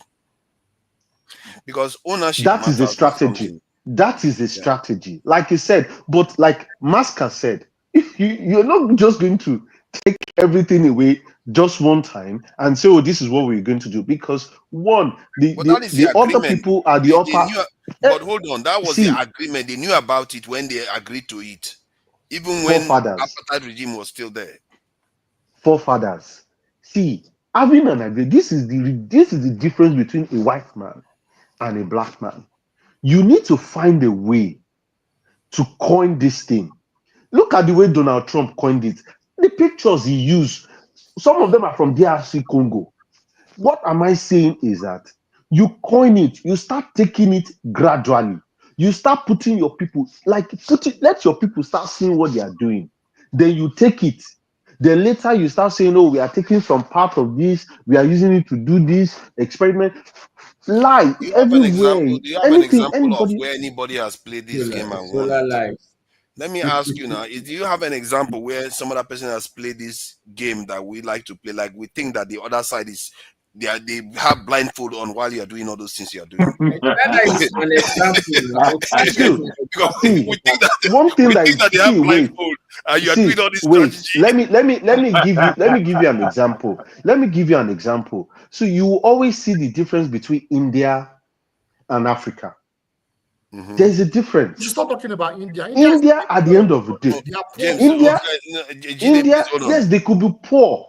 Look, see, Jagun, you can say it. I don't want Nigeria to be Wait. See, Indians can be poor. Anybody can say anything. But today, they are negotiating with them. Have they negotiated with any African countries? India has taken it on their own. India more or less make sure that whatever the white is bringing, yes, we are not saying you are not bringing in, but this is our stuff.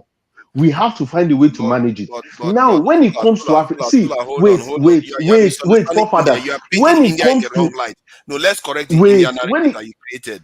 The Indian narrative is false that you created. That even if you say it is false, Modi will not come to the White House and be humiliated. Like any other African. I dare Tinubu to go there tomorrow. No, because at the end of the did you see Starmer going there to negotiate with them? Have they negotiated with any other African countries? The African countries, what are they asking for? Oh, what you've done to our forefathers. We want reparation. We want money from them. We want you to give us money. Look, in which they know they won't do anything with it. Look, that is what they are asking for. Jagun knows. I mean, if you're in UK and you're getting more broadcast, no, that's African Americans, not the African countries. Look, look, this is what I'm saying.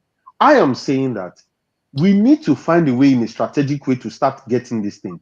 If you go bombard it once, and you have to understand that most of African products, most of our deals, we do it with this West. So if we mess with them, at the end of the day, they shut it all off, just like what Donald Trump is trying to do. I so think for me, we need to take the land back. Sola, most of the stuff you are saying is just full of a lot of fear. because you don't want to. Like I asked you, give me an example of any other people that did something similar. You know, India was a nuclear power that they are begging now. India went through But hold on, times hold on. where they were suffering. Zimbabwe did the same thing.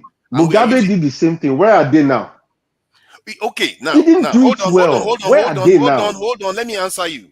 You see, what you did now is what is completely wrong with our narrative, and that's where I decided disagreeing with James, where he said a collapse. Okay, no. India collapsed once, No. but look at them today. They are begging them. India was used to eat from sheep to mouth. They call it sheep to mouth, where even rich people they were telling their children not to eat 3 times a day. But look at them today. They became. I played a video there where an Indian was saying all this. No, The point is that you have to go through this tough period. I'll move over to. I'll shift it to other guys to talk. Thank you, guys. Masker, this is serious because No, we are it's serious, always but afraid of pain. the question you will ask is that about India, is it overnight? Let me The cite China an we are example. talking about, China never came on any TV and boast that we are going to take over the world. They were always very, very clandestine, very, very strategic, quiet. But that's not the point. The point you made was that we are worried that we are going to collapse. India went through it. Every nation goes through it. Look. Let me cite an example. When apartheid ended in 1994, there were a lot of white people who said, over our dead body, we can't stay under a black man's rule. So they left. Do you know that they left thousands of buildings in Johannesburg? Johannesburg alone, that's where I lived. One of the highest buildings in Africa, they call it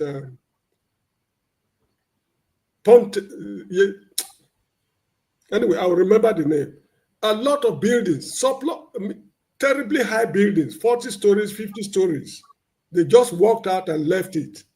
The black people, they moved in. Go to the city of Hillbrow, the neighborhood of Hillbrow in South Africa today. It's like a slum. The buildings are there, very beautiful to look at, but you go inside, they were unable to run it. The lifts are no longer working. Pregnant women cannot live on the top floors because they don't have the strength to climb it. So this is the point I'm making. These things requires experience apart from the academic knowledge. Now, if they give the land, take it from them forcefully and give it to the blacks. The way they messed up the buildings in Hillbrow is precisely what they're going to do to the land. But what if you are just seeing it in time now? What if in the future, because ownership, this is the example I gave with India. If you look at India during that period when they were suffering, you would think that is the time has frozen. But look at them today. Sometimes there are certain things that are beyond immediate suffering. India was just like Nigeria. Sorry to say, during the military, a good example. The military in Nigeria were well organized. If you know the projects those guys executed for the period they were in office, is marvelous. The Indians, they got themselves together. They had one mind and they worked on policies. If you go to United States today, there is policy on immigration. There's policy on defense. There's policy on everything they do in the United States. Obama came, worked on the policies and left it.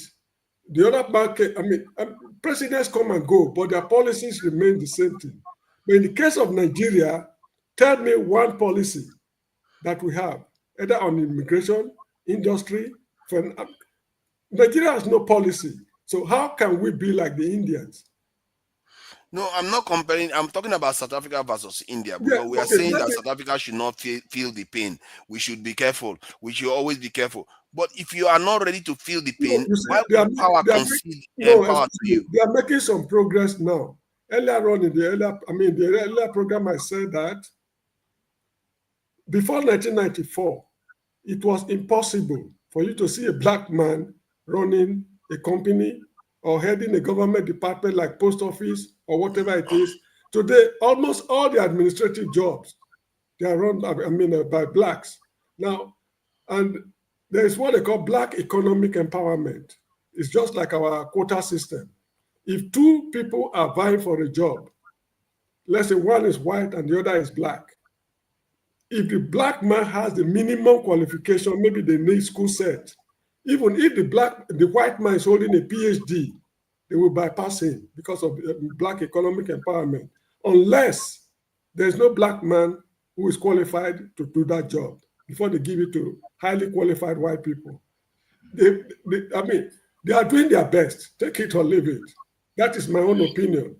But my take is that their best, if they keep playing this game that Nigerians are playing it too. We want to make nice. We don't want to take any risk. Sooner or later, you'll find out that they too are seeing you. They are not stupid. They are seeing you, and they will come for you, and you will fail. They will get stronger, which they are already getting stronger. Sooner or later, you will fail. We've been here before. When Nigeria used to be strong in the 70s. That's my take. That's just my take. No, my take is that you are not giving these South Africans credit. The people that fought for their freedom and got it under such a very draconian rule. What this is 30 years. No, excuse me. They have identified one of their limitations, and that limitation is corruption. Look at the way they handled Jacob Zuma, his financial advisor Shabi Sheikh, the case of Bulanali Nuka, and so many other cases. They don't play with God. Even Winnie Mandela, the wife of Nelson Mandela, was kicked out of parliament because of corruption. Who in Nigeria or in any African country can do that? If you, if you kill a human being, shoot a man dead in South Africa, do you know that they will grant you bail? Yeah, I got that. If a minister should shoot a man dead, he's done. Let him just forget everything about freedom. They descend heavily on those in power. Unlike but maybe there's a reason though, because it's not the same for every other country. You have to ask yourself, why is South Africa that unique? It's unique because the laws they inherited from the whites, the law, most of them are still intact. Excuse me. During apartheid, it was not an offense as such to kill a black man. So if the whites were doing it, that was nothing. But if a white man should kill a white man during apartheid, you can be, you can be the prime minister. Nobody cares. That is the law they inherited, which they find it necessary to maintain the laws. This is why Jacob Zuma went to jail. Tell me any Nigerian president who has been to jail for corruption. Personally, the way I hear this thing, the more I hear about it, the more I think that many of these things need to be jettisoned. They need to jettison all these things, because this is a problem. We are not going to get anywhere if we keep using their things constantly. You're not going to get anywhere because they don't intend. If they wanted to enable South African, black South African, it would have happened before now. That's my take. Let me bring who is next? Let me ask a question. Do you know the number of black South Africans who are on scholarship? Pardon? The number of black South Africans enjoying university scholarships throughout the country and all over the world at the expense of government. I don't know the number. Who is it? What's the number? It's substantial. The university education is almost free because the government is formed by, there's what they call tripartite alliance, the ANC, South African Congress of Trade Union, COSATU, and Communist Party. These three parties form what they call tripartite alliance, with which they rule the country. Recently, they co-opted the DA because of their performance during the election. Now, they have some socialist policies, capitalist. A lot of things are working concurrently in South Africa. It's not a socialist state. Neither is it a communist state, nor a capitalist state. They have their own big system of government. Father, can I come in? Yes, please. I'm the next person. Okay, you go ahead. Go ahead. I think it's you next. No, I think it's Loco next. I think you guys are in sequence actually. The way you came in, Loco. No. Sorry, I said Loco. Sorry, AY. AY is AY, Paul, and Ike. Okay, thank you for joining us. Jide. So this South African issue, the argument is gradualist approach versus decisive shift from the current paradigm. So I don't know what you make of it. Yeah, first of all, thank you so much, Father. It's good to see you. It's been a while. Good to see you, and good to see everyone on the panel section.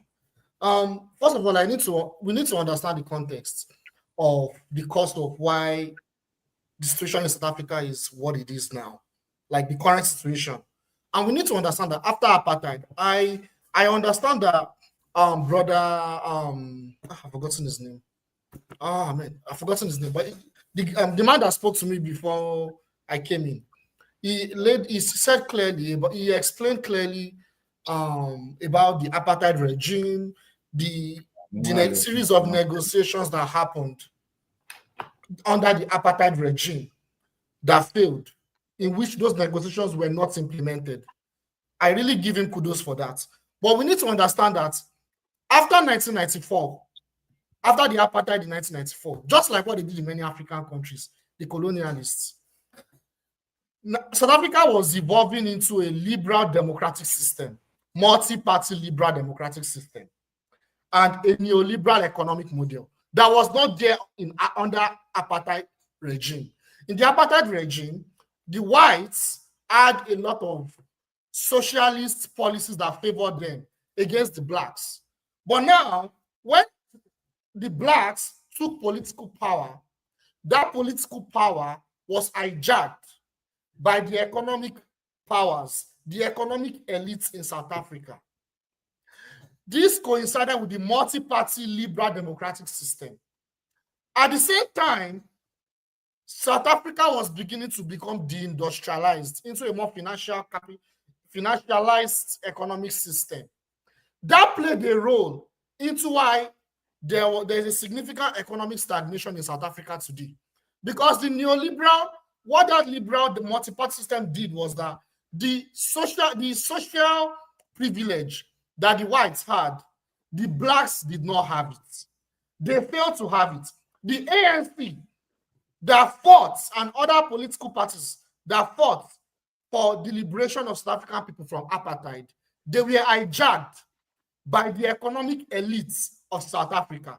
And who were the economic elites? The economic elites were the whites. We need to understand those things.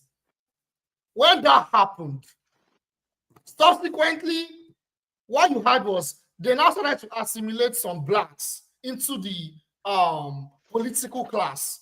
These are the bourgeoisie, the kind of like the bourgeoisie that you have in many parts of Africa. They assimilated them. Moving forward, what happened was a lot of the expectations and a lot of the negotiations that we agreed, which Mr. James explained, were not implemented. Because we need to understand Europeans. Because these are Europeans that are in South African land. They are Europeans. These whites, they are Europeans, right? Europeans, they are worse when you're negotiating with them than when you go and fight them. I'll repeat it again. Europeans, when they are at the negotiating table, they are the worst than when you actually go head on head fighting them and defeating them. That's a fact. We have many examples of that. Look at what's going on with Russia and Ukraine. Series of negotiations. See what's going on. I don't want to digress. I don't want to go into Russia and Ukraine. So now, the second point I want to make is the Donald Trump game. We all know Donald Trump is a player. We all know him. He's a showman. I've always said about Donald Trump. He's a showman. Right now, there's a genocide going on in Gaza. This genocide that is going on in Gaza, he knows that the US is complicit in that genocide. Now, his hands are tied. Don't forget that when Donald Trump came to power, he promised that there won't be any war under his administration. There won't be any war. That was because Democrats failed. Right now, he is not fulfilling that promise. He has failed. At least currently, he has failed. His hands are tied with the genocide going on in Gaza. Now, he is now using the South African narrative to dissuade from the genocide in Gaza. It's a strategy that Donald Trump does a lot. Where he has failed, he doesn't focus on that. He tries to distract from where he has failed so that people can easily be distracted. So yeah, but he has always believed in this issue. Even the first time he was talking about it, in the first time, the South African issue. So yes, but you mentioned, but we need to understand that to put this in context. South Africa is a major country that has actually played a key role in defending the Palestinians, in the diplomatic support for the Palestinians. Yeah, it is connected because what's going on in South Africa is not only in South Africa. It's going on in Zimbabwe.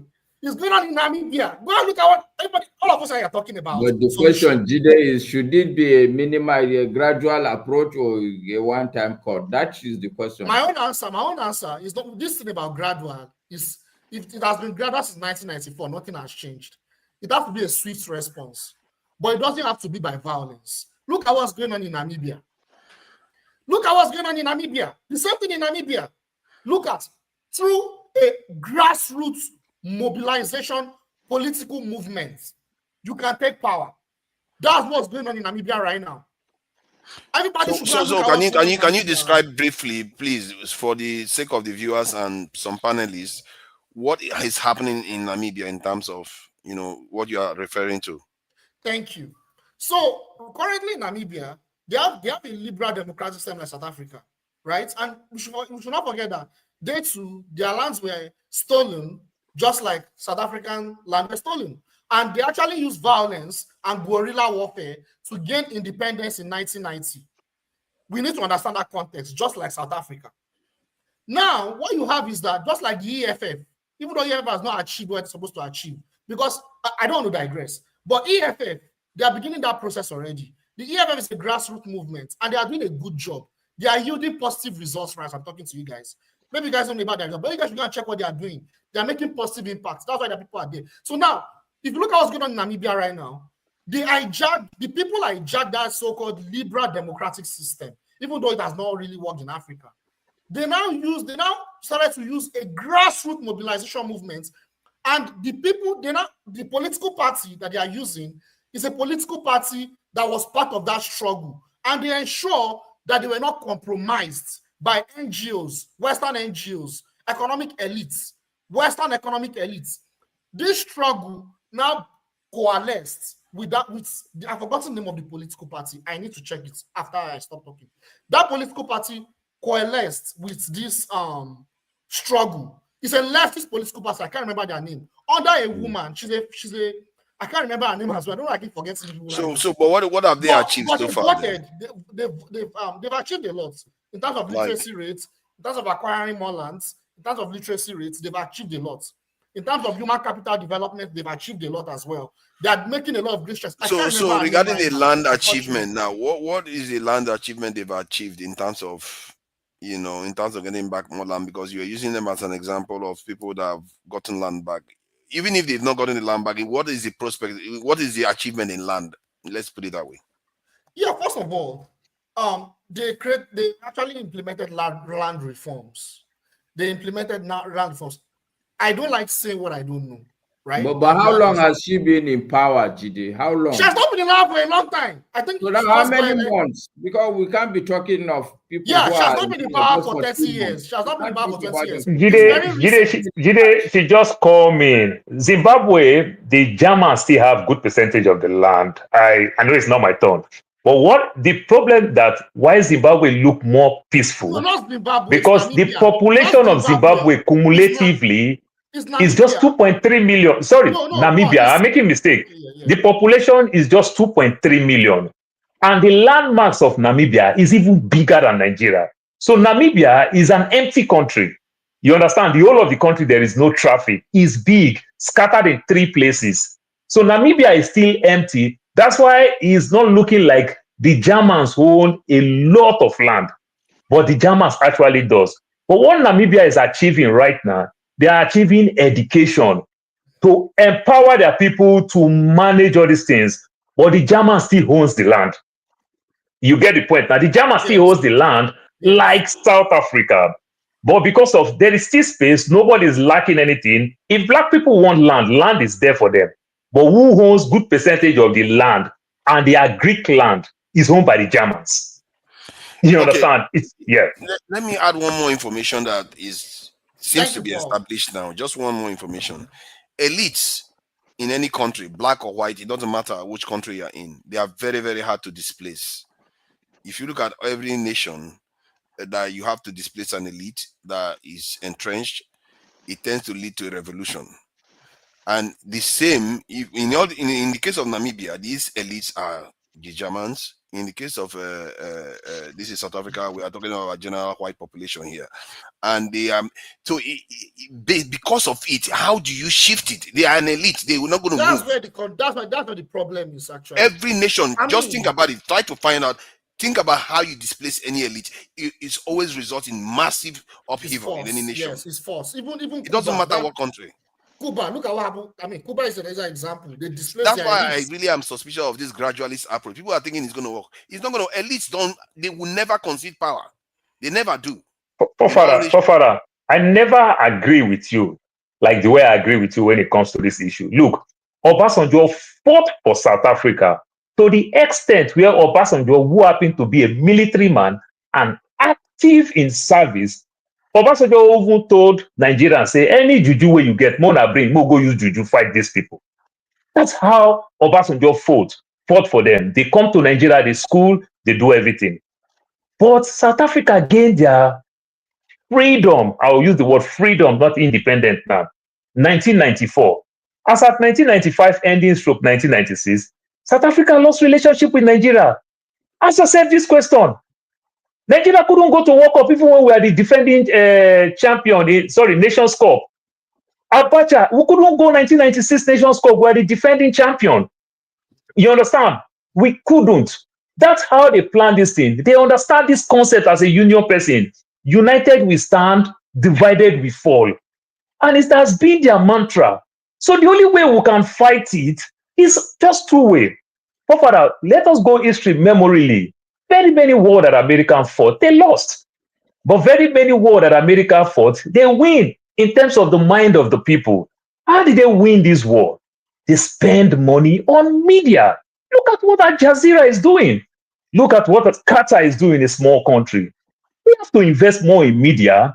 South Africa, knowing fully well that they are coming to the White House, spend money on MSNBC, spend money CBS, the other side of the channel. Spend money, go do your own propaganda. You understand? Go enlighten people. Spend money, do your own propaganda. You can't do the media war in this age and time.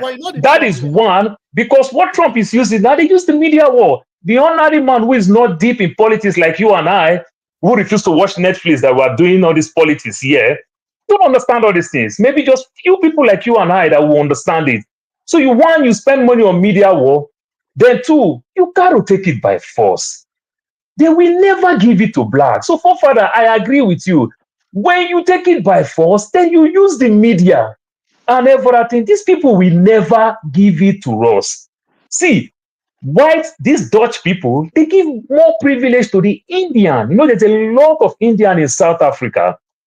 More privilege to Indian than black people. Just like they do to us here. You understand? Then they find our faults, then they escalate it, they blow it out of proportion. I'll need to talk about India. That country. Before you do, because I have to sleep now, man. I've been trying to keep up with you guys. You're racing ahead now. I just want to end like this before I sleep. I'm going as soon as I finish this. You know, there's a story to answer the question that forefathers put between Nyerere of Tanzania and Nkrumah of Ghana as to now or gradual approach. Nyerere won that debate on the gradual approach level, whereas my belief, and you know, when we look back, it tells us that Nkrumah was right, that we need to do these things now before they get a different grip on us, was basically the argument that he was coming from then. So now we are in the same position and we have similar issues to deal with. We really have to take stock of what's happened before, what we are really going through, and being able to identify it accurately, and then make the decisions to a solution. And my thinking is that we've been through it time and time again over the last 60 odd years. And I think that this is our time. The next 10 years, if we have a 10-year stretch of making correct negotiations that profit and tenure the African freedom and development program, as it were, if that's what we do over the next 10 years and we get our decisions correct, we've solved our problem, is my feeling. But thank you, guys. Good night and happy conversations. Thank you. So, Thank you so Fofada, let me touch one small part. Jide, sorry, please, let me Costa touch one hasn't said small part. anything, and Fofada, look at Mike, what Burkina Faso is doing with the media today, with artificial intelligence and the likes. So many propaganda. You understand? So you and I that is vast with what is going on. What has Toure has achieved? Nothing really much, but propaganda with the media. Somebody in America will say, do you know Burkina Faso started building EV cars? Airline is flying. This one is working. This one is working. Now they want to take him down. You understand? When we know that the highest thing he has achieved is just a tomato plantation farm, whatever, just little thing here that and is there. just being me. That's So no, it's not Fofada, I'm just telling you the construction thing. But what I'm telling you is that he uses the media for people to now also use it to blackmail the West. You understand? Because they say he achieved this, he achieved that. We must understand how to use the media. That is exactly what that is what Trump used on this guy, make foolish of him and everything. And he couldn't fight back because he's thinking what just happened not so long. We must understand that you take it or you leave it. It's a propaganda war. You understand? But you must equally spend money in that propaganda. That's why Qatar spend that money on Al Jazeera. That's why Qatar is also using another part. We got to bribe these people. Because what is Israel is doing? They use APAC, you understand, to bribe American politicians. And they threaten you to primary you out. They bribe them and they get deals. And they get money. Sometimes the money that the Americans give to them, they use back to this politician and also get deals done. You understand? So the Middle East people, these guys, they look, the Saudi Arabia, the Bahrain, Jordan of this world, they're coming up with another strategy. You can see for the first time, Trump can travel those places, never went to Israel. You understand? And everything, never went to Israel. So there are strategies that we can wake up and everything. But first of all, we have to do our homework. Just watch the way the media does. If Britain can be scared of America, anything that America talk, Britain want to follow. You understand? You can see countries like Norway, Denmark, they're not supporting this thing. They started calling genocide and the like. Even when in court, they want to say we're also allied and everything. People have to understand that you got to use all these people. Pick the people who really have voice. Use their voice and everything. But guess what? You have to go ahead and do that thing that you want to do. But if you are waiting for gradual process, Father, I agree with you. It will not work and it will never work. Where is the Dutch people that fight for their own people who migrate to South Africa? That America is carrying this fight in their head and everything. Why did they relocate? What Mr. James said. Do you know the numbers of South Africans that left 1994 to Australia? You understand? That's how black people be able to take over all those properties. They went to Australia. Guess what? They came back. The Jolly Ride was not there.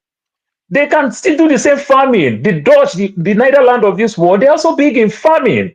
Cattle farming and the likes. They're also big in farming. Why did they go back there? The privilege is not there. The profit margin is not there. You know, so the government needs to do, you can do it. Look, America that we're talking about, I live in an Indian state. You understand? One of the biggest tribes, they are also here. Government take land. What the Indians do, they scatter themselves. This land, they bury people there. Whenever government want to take it, they say it's our ancestral home. We've buried our forefather here and everything. But government will still take the land. Since government is not taking the land from the Indian and give to white, we're not a problem. They'll say it's good for the whole country. It's good for the state.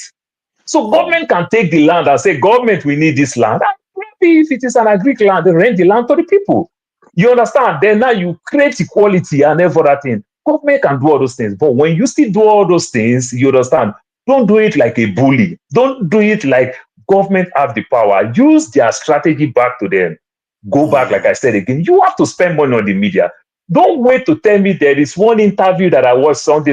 You do documentaries. Do documentaries, spend money, let people watch all these things. Some of them may not be as true as you want it. Some of them may be projection. This is our plan for 2029. This is our plan for 2045. This is our plan for 2060. Draw the roadmap and when will Africa understand how to spend money in media? It's a big business. You understand? Very many wars end with media war, not with the nuclear shield or the nuclear weapons and every other thing. So you still have to do those things. That's my take for now. Okay. Sorry, Jide. See, forefathers, this is what I just told you about, and Paul has he has just done what I've just said. Please just let Sula. Sula hasn't said much. Sula just. Sula just spoke once. I have to talk. Okay. Finish your submission. Finish your submission. This is nonsense. Jesus. Okay, India. I was going to talk about India. So that country is a neo-colonial stooge to the West. No, but Jide, why do you think we will want to sit down and listen about India? Let me talk. Jide, I think we are going to have a session for Jide. Calm down. Jide, calm down. Paul interrupted me. Let me talk. Anyway, good night, everybody. Maska, thank you for joining us. Jide, calm down now.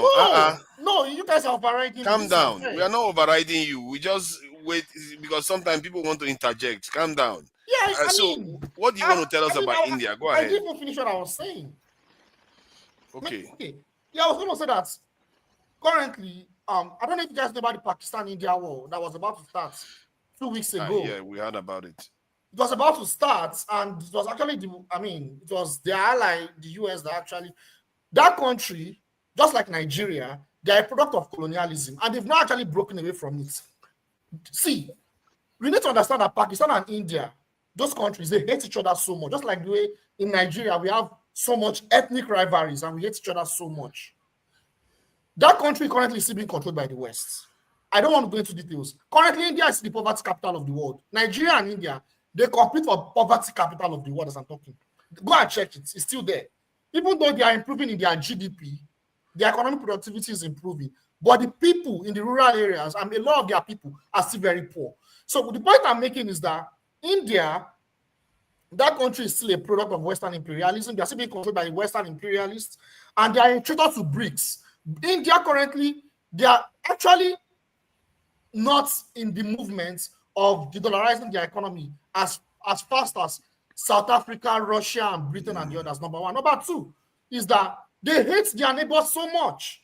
I don't know why we keep using India as an example. They have all their foreign policy most of their foreign policy is towards Pakistan. It's towards Pakistan and China. And China, yes, their system is to China. And honestly, we can't keep using India as a good example. They are not a good example at all. India is one of those countries that, for some reason, they always end up on the wrong end of the ledger all the time. Do you know India supports Israel against Palestine? Yes, they do. What is wrong with this country? Is there any evil thing that they don't support? I would be surprised that they supported Hitler. There's something they don't support. I don't understand why they're always like that. I don't understand those guys. So, but so has Jide finished? Yeah, I think it's sorry, forefathers. I was just I haven't spoken. Yeah, sorry, forefathers. I was just buttressing what Paul said. See what, and I think that is what I'm not sure. I think that is what Mr. James is also saying. We need to use their own coin. See, like Paul said, invest more. How many of our news outlets are being seen in international stages? Do you understand? We carry more of this foreign news that they even carry more of our news. Like in the UK, you see knife crime, gun crime, snatching, and all of those stealing phones on the streets. It's never been reported, even in Nigeria. But if there's any evil thing that has happened in Africa or anywhere in South Africa, they will. So we need to. That's why I said that. Look, we have to be strategists. We've used guerrilla warfare and all of those things. Sometimes it doesn't, most of the time it doesn't work. You just collect it. What will now happen at the end of the day? The blacks will not be able to utilize it. See our oil at the end of the day. Before Buhari left. Just hold on. Please. Forefathers. You keep saying black people cannot do something. Why do you keep doing that? No. I'm not saying we can't. Okay, look at what Dangote has done. This is an African doing something. See what Boa is doing. That Dangote would have been able to do it. No. Look, okay, let me give you an example of that Dangote that I'm saying. Buhari, before he left, they have already sold oil way forward into the years, even the one where we never use, is like selling cocoa for the next 5 or 10 years, in which you've not even the seed has not even come up. So what am I saying is that there are strategies. Yes, there are strategies we need to use. That at the end of the day, yes, some of them will look very, very difficult. Hard is a hard line. Some you do it on the ground. So that is just what I'm saying. Just like what Paul said, start pushing propaganda. YouTube pump money. Let people come and do more investigation. Do like Al Jazeera say. When was NTA before Al Jazeera came on? NTA has been in existence even before Al Jazeera. But now look at it now. Everybody knows Al Jazeera. So these are the things that I'm talking about. So we have to more or less be strategic, strategic, so that we can be able to claim these things back, even later, maybe by war or anything. But we need to build a very, very strong strategy so that our people, like the South Africans, they will invest more in their people and see how they can look at things. They can take land back, like Paul said, like GA said, then say, oh, government is using it, start giving it to their people, you know. So I think that is the way forward, and we'll be able to achieve it.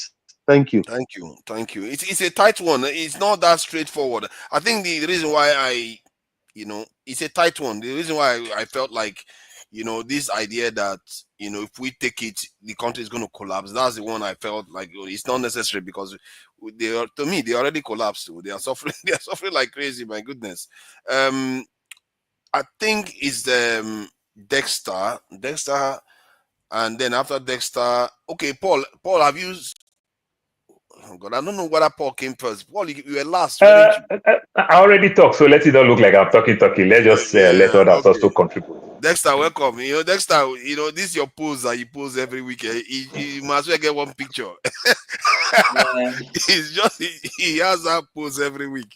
So, what do you make of this gradualist approach, or actually getting on with the constitution? This is the constitution of the nation. It's not like they are breaking the law.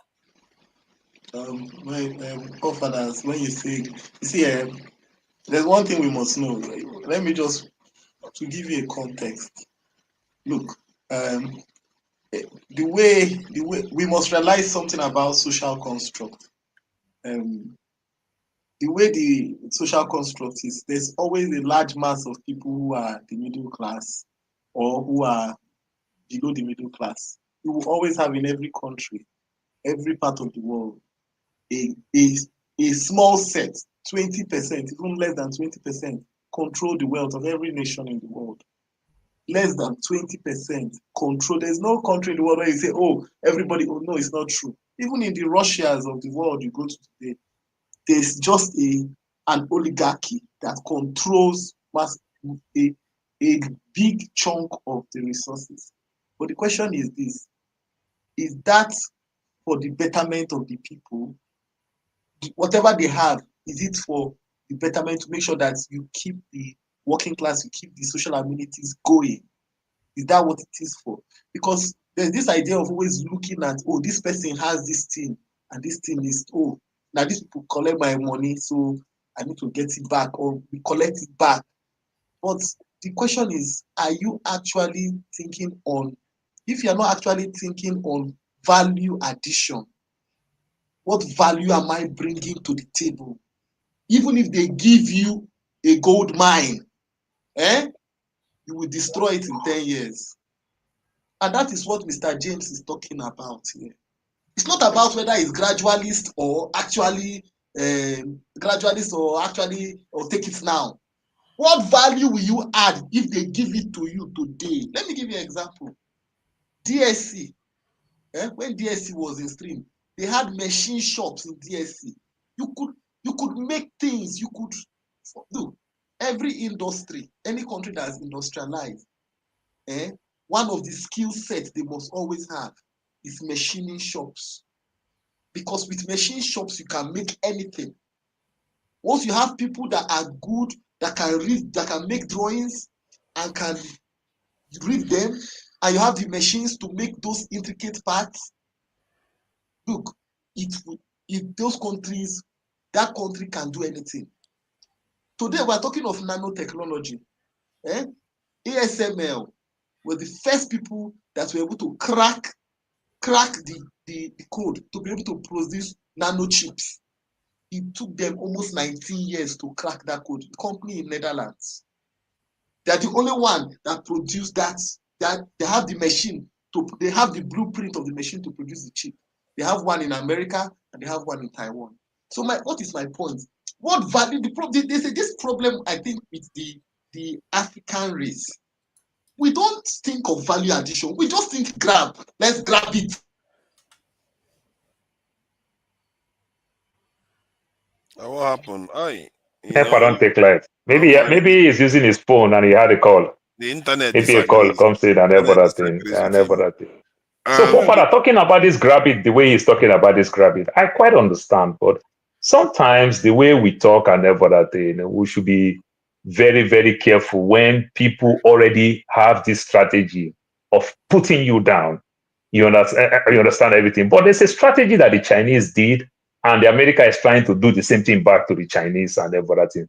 So, Fofana, if you're working in a factory in Nigeria, the sensitive place and everything, they bring a school dropout or a young man who is smart, but the parents can't send him to school to start learning these things just to fix it on the side and everything. You can't really do much. Why don't you carry somebody, a smart person, probably working in the DMI and everything, smart person, and put that person there to work in the factory to understand what they're doing there, how you can fabricate, how you can design this same thing. That person may be earning some 30,000 naira salary, but the government is actually paying that person some 700,000 naira to go learn that thing, so that over time we can come with our own. That's how China could do what they're doing. I was watching the documentary how China fought America, how the same iPhone happened to be the one that trained so many Chinese people how to make all these phones, the Huawei today. It is the same Apple that trained them. You understand? These are the strategy. What do you do? How do you pay? But for further, what biggest problem we are having in Nigeria? If they send me as a policeman, you understand, to go some training in Israel, to go some training in America. By the time I come back, 1 month, 2 months, if they didn't promote me to say, oh, now I've had this training, they promote me for me to go do an administrative type of work. How am I giving it back? The training and everything. But they can still train you and put you in the streets. They can still train you and do certain things. You understand? We don't understand how to empower the vulnerability people, the downtrodden. There are certain knowledge we need to put down on them. Then there are certain type of jobs that we don't really need. So if America, Trump is playing all these politics, we are never having any problem of unemployment in America. We're fighting for all those jobs in China to come back to America. And if America wants to come back to America, build a competition. Why don't you build your own? You understand? Why are you forcing them to bring the job back to your country?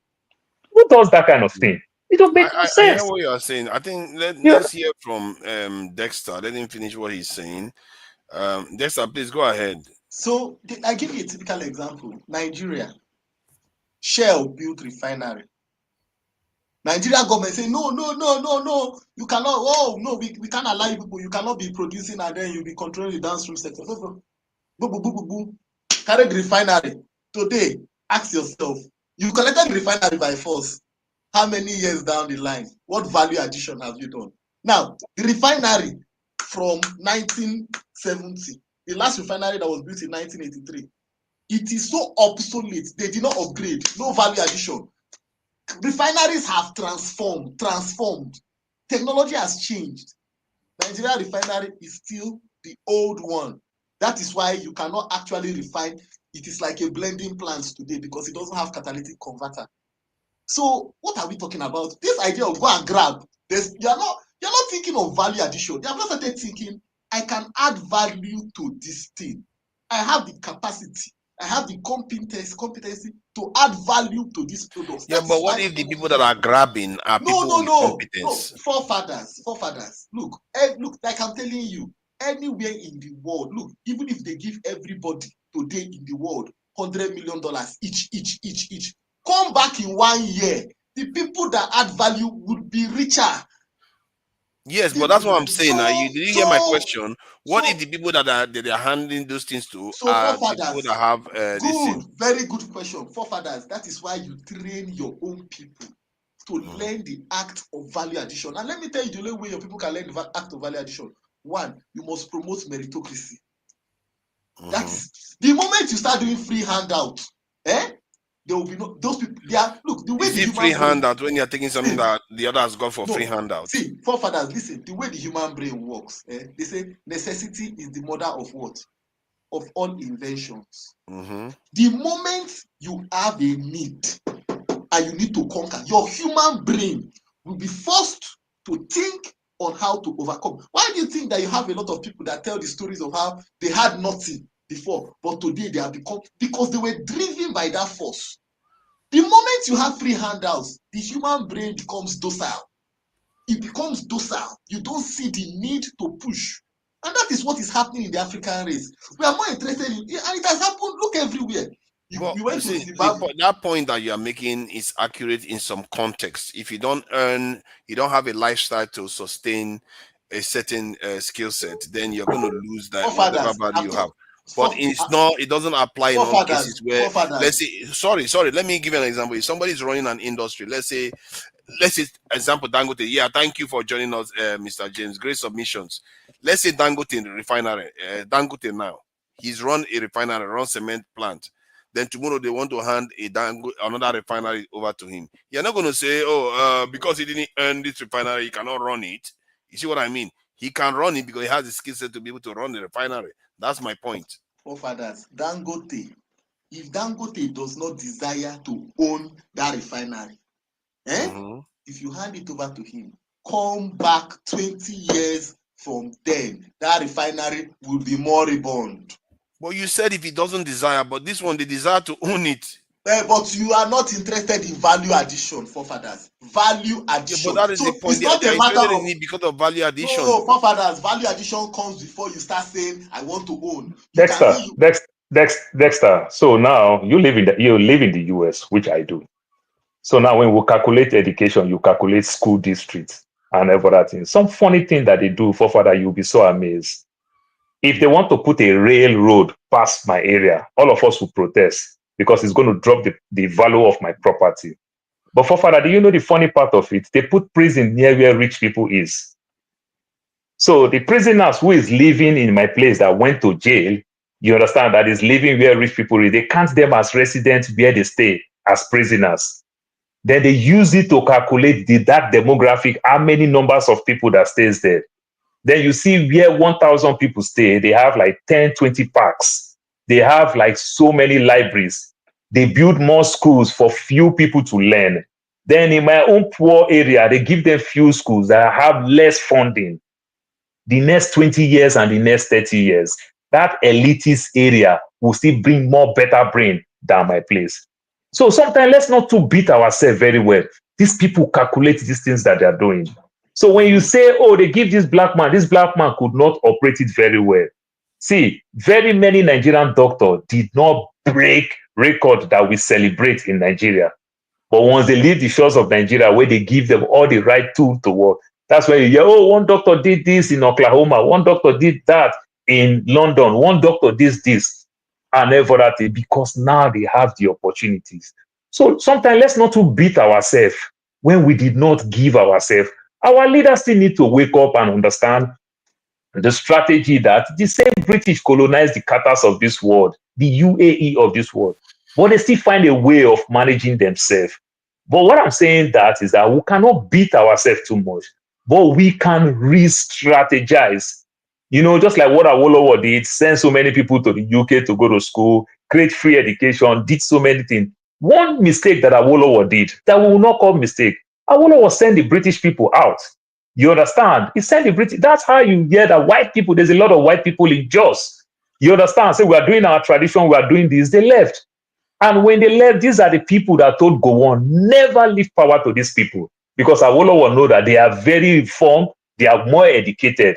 That's how Gowon could last 9 years in power. You understand? Because there's a lot of British people who left places like junior officers and senior officers, GRUA, Ikeja, GRUA, Apapa. They all left. You understand? So these are the things. So systematically, what kind of knowledge are we getting before we will blame ourselves? If they didn't give you the right knowledge, I said something about Soludo the other day. You can be a good departmental manager, but you don't have the skill set, you understand, to be an administrative officer, to manage people, not to manage the skills that you know better. You understand? You're a cyber tech, cyber engineer. You can do that thing very well. But you don't want to grow to some extent, say, I own this business, now let me manage people. You may not have that skill set ready for you. You understand? So these are the things that you must understand. So I think in that way, we'll start looking how we can manage people. We can even bring a foreigners and still use this Chinese method. You understand? You must train our people while you are doing what you are doing. We pay you very well, but we are learning. Let me play this video because this may go to some of the issues we as the people tend to have. You know, let me play this video about this white woman. I think we all have seen this white lady becoming notorious online. Let me just play that quickly. If that means forwarding, helping white people achieve freedom of speech, real freedom of speech. To be clear, you just said to me you use the N-word regularly. In what context? Do you use it with black people? Yes, if it's appropriate. When would it be appropriate? Anytime I feel like it. So you're an unashamed racist? Correct. Well, do you understand that makes you a despicable human being? I guess so. I don't really care. So yeah, I mean, she's a certified racist, and she has actually even since doubled down and said that, if it came down to a race war, that black people wouldn't win. Take a look at what she said, and then take a look at this brother who, had a response for her and really broke it down. I love the blacks being like, oh, we're gonna get a race war. If there was a race war, you wouldn't win. Yes, we would. Now hear me out. I get it. White people, y'all make up 60% of the population in this country, right? Even if every single black, Asian, Polynesian, indigenous folk, everybody banded together to take y'all out, by the numbers, we wouldn't be able to. You're right. By the numbers, y'all got it. Think long term, though. After white people wipe out black people from this country, what would you guys have? What culture would you guys have? How would your food taste? How would your music sound like? Who are Does anyone see the problem there? Is it me, or does anyone see that the mass defense is after we are all dead, you will miss our food. You will miss our you will miss everything. For father, is that not why they can actually go bring people who are naturally organic races from South Africa? You understand? Who can play that card? Because these people see it just for father. Look, the story of though they are fired. They are fired. You understand? When you look at Princess Diana and Dodi fire thing, you will understand. Sorry, Paul. The argument he could have made was, if you want to come after us, by the time you finish with us, we'll make sure that China will become superpower. Because that's a good one. I think I agree. We just start practicing how to learn Chinese language, because by the time we are done with you, China will be the superpower in the world. That's kind of treasure. You see, our people, they are so literally admitted they are going to be wiped out, but in truth, you are not. That is the power of African America. They don't even know their power. But I'll leave it at that anyway. So it's very funny because he came on live stream to go and say that they are going to die. And then you're going to miss our food. You're going to miss this, as if we didn't exist before without black people. What kind of yeah, forefather, will you blame me? Because when you stay in this culture, when you see the way they embrace our culture, the way they try to do everything, the way we service their lifestyle, the business that they own, the profit that they make, it is we that service their lifestyle. So I think that is where it's coming from. But these white people, they take it to the next level. They don't only do things for today, tomorrow. See, these people understand that Mexicans born like duck. They have kids. Scatter. They know African Americans have kids a lot. But for them to even fight abortion, to talk about abortion, they don't want that one white girl that will go pregnant and choose to abort it freely. No, it will never happen. You understand?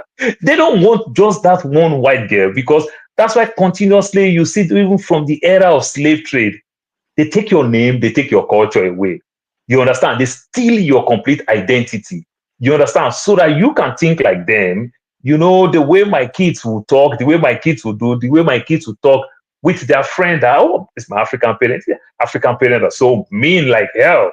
You understand? That's because they don't even understand the impact. What we are trying to say, use that and this together, it give you edge. You know, so they see everything from the future. It is part of them getting scared. That's why they are doing these things. And they know how to throw word on you. Yeah, it's going to mess you up. You understand? Then you know the funny part, we blacks again, if they insult us, one black supports the people who insult us. Then we'll make mistake. Oh, black hate black. We keep fighting ourselves. Like we don't see white people who speak for us. So if black go against what I'm saying and everything, no, we don't really hate ourselves. We must always get those people among us. You understand? We see whites continuously that speak for us, and very many of them that don't speak for us. We must understand that, but continuously we still need to push our narrative. What that lady was doing there is barbaric. But you know the funny part of it, Papa, living in the US is a law. You understand that I cannot cause Jewish people and I cannot criticize Israel, but I can criticize the United States of America. I can call my president that President Obama is corrupt, President Trump is corrupt. I can write it in my car driving that fuck Trump boldly. I can do all type of thing. You understand? You can't see that small thing. You understand? That Jewish small thing in my car. I'm done for it. I'll lose my job. I'll lose everything. You understand? So these are the things. That guy really embarrassed me. And the funny thing about it, let me see, even the lady too embarrassed me, because she didn't even pick up on the fact that what the guy was saying was full of total weakness. Man, it's sad. Let me just finish it. Okay. Ain't nobody gonna be sagging their pants anymore. And white boys, the little white boys in the suburbs who want to emulate Playboy Cardi and The Weeknd so bad, who are they gonna emulate then? Tom McDonald? You need us. So yeah, by the numbers, sure, wipe us all out of existence, eradicate the black race, and see exactly what's gonna happen to the United States of America. Y'all couldn't even pick your own cotton. Y'all couldn't even raise your own kids without black people. You think this country's gonna function for a century after you wipe us out? Doubt it. Can we have a round of applause for this brother who broke it down so beautifully? Because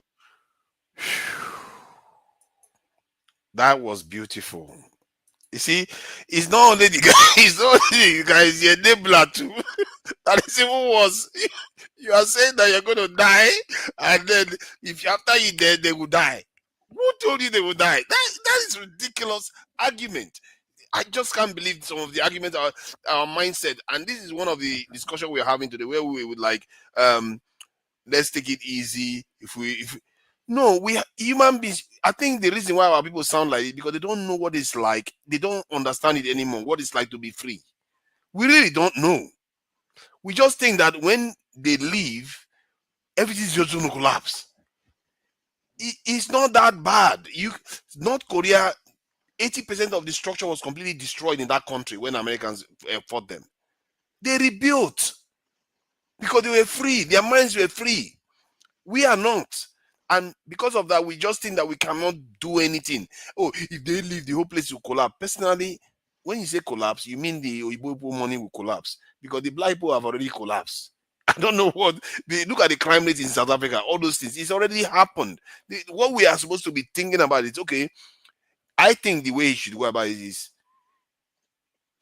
I think Paul said it about media. Go with media big. Let everybody know this is the constitution. This is the process, and it's going to be done in a civil manner. And you go about systematically doing the willing seller, willing buyer, and moving those land away from this, because land is sacred. Land is not something you hand over to other people.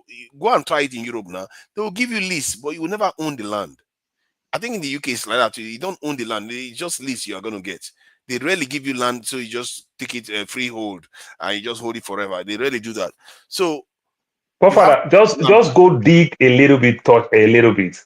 Saudi Arabia owns acres. They lease acres, and I can't remember the numbers of land in Arizona to plant these their corn feed for their goat and everything. In Arizona, there is desert. The people of Arizona come outside and started protesting.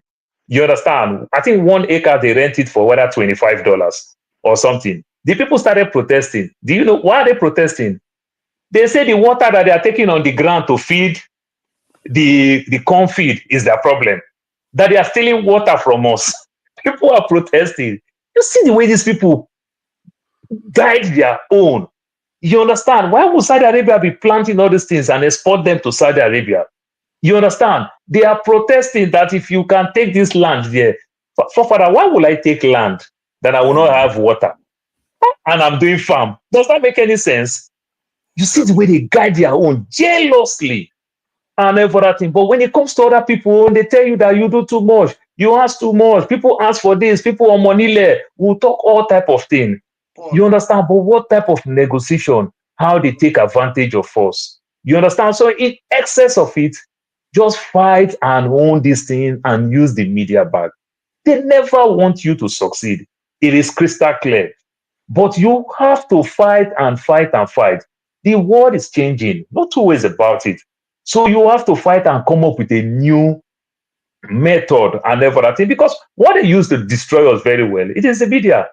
We hate to see a white man talk down on us in the media. You understand? You understand? He affects us like Dr. just said, oh, I just have cancer right now. You understand? And He I hits me. buy into the narrative that Zimbabwe has collapsed. Zimbabwe is building back. We It's buy into building the back. narrative that when our people fight back, we Forefathers, suffer. you are misinforming people. Don't Okay. say, stop misinforming us. In what way? You are saying that Zimbabwe has look. The Zimbabwe has what? Where is Zimbabwe coming from? Are you aware that Zimbabwe have offered to pay the people that they sent away? The farmers they sent away, they have offered to pay them. I think 200. So why are they offering to pay? They are offering to pay for the land that they took away from them, so that you can take money. We get our land back. They are offering to. They are inviting them back. Let me tell you something, fathers. No. They are not inviting them to go and take the land.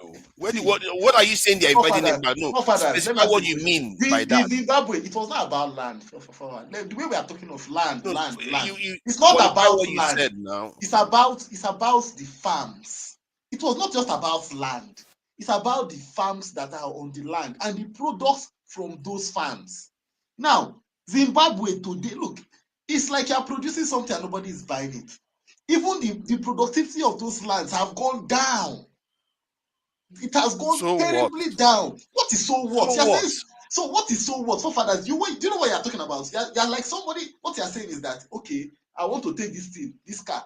But this car that somebody is using to do transport and is giving the person money, give me the car, they give you the car. The next thing, the car, you run the car down completely. It's not providing any service again. It's not providing any value. Then you say, so what?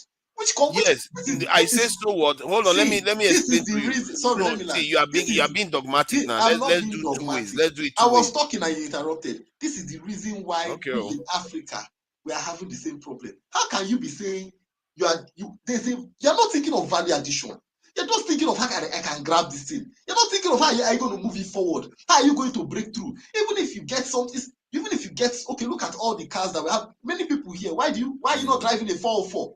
Why not driving a car from the 1960s? People are improving things. Yeah, that is the problem with the mentality I'm talking about. They're not thinking of, okay, this thing is at this stage. I see a future. How do you know I'm not thinking that? But you said so what? I'm saying so what because the way you are talking about those things. It goes down the drain, so what? No, because you said the value will come down. I said that is the price you pay sometimes for you to take charge, because then you bring it back up. It doesn't mean that I'm not thinking about taking it up. Father, since when did Zimbabwe take over the lands and there's no value coming out? How do you know? Oh my God! Is it not available? The data is not there. You grab land now. Hold on. Let's compare. Hold on. Let's compare Zimbabwe and Nigeria. You want to do that? Nigeria is not under sanction. Do you want to do that? What are you comparing with Nigeria?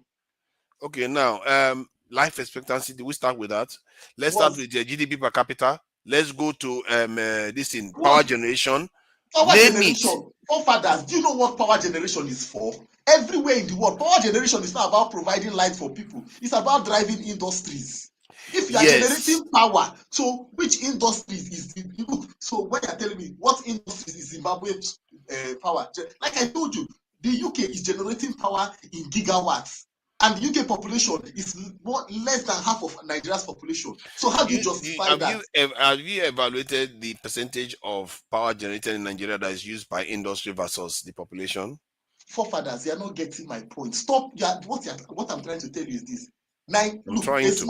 A small country like the Gambia can be generating power. It's not about the population. It's about capacity. Actually, you can use population to kind of evaluate what that population is capable of generating. Productivity is not about population. It's about value. And your power generation is tied to your industry. Let me interject. See, productivity is not necessarily all about population, but it can correlate with population too.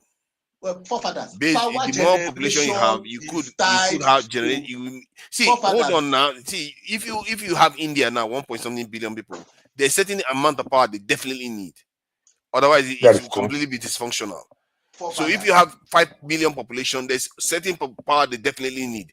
But in the middle, you will see correlation between population and more power that they get. The more population you have, the more power you need, generally. Desta, somebody talk something. This guy that fight these real estate people in Nigeria, I like it very well. The guy say luxury is not expensive, but sometimes we get carried away. We think when we buy expensive thing, it is luxury. So, another way around, America has been fighting Cuba for a very long time now and everything. But in their own way, they may not be succeeding like you want them to succeed, but they are succeeding even with the sanction and everything. Sometimes Zimbabwe might not even release the right thing when it comes to their book, because some of the things that they produce, they can be sending it through black door. You understand? Behind the scene and everything, just like what Russia do. They sell to Indian, you understand, and everything, their crude. They sell to Indian refine, and guess what? Sell back to the Europeans. You understand? Even when the Western Europe have sanctioned Russia, you understand? But Russia will sell to Indian will refine, send this thing back to Europe and everything. So there are strategies you can do behind the scene.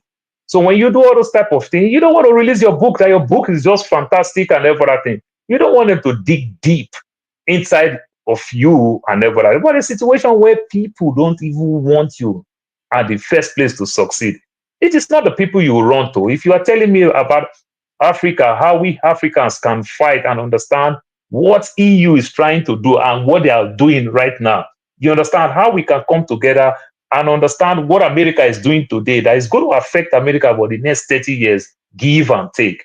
Simply mean, let us not think to say how we continuously want to do business with this West, because these are our first enemy. These are people that will betray us. These are people that will use one sanction to affect our economy. How about we trade among ourselves very well, and we can learn to live with it more?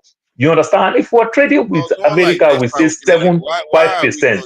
Amongst ourselves, we are not thinking of our value added trading. We should trade amongst ourselves because open the country because they do it better. It's not that what you are saying. We're not saying we can't trade among ourselves. See, so this is what I'm saying. Paul, you cited the example of China. 40 years before, Nigeria was considered to be ahead of China. What did China do? That is true. What did China do? The China just say, oh yeah, everybody, take everything, just the approach. Is this the approach? Yes, so they did. Actually, they did. No. China. You asked the question, I answered it, they did. Why the Chinese will worship Stalin today? Sorry, you are making me. Do you know?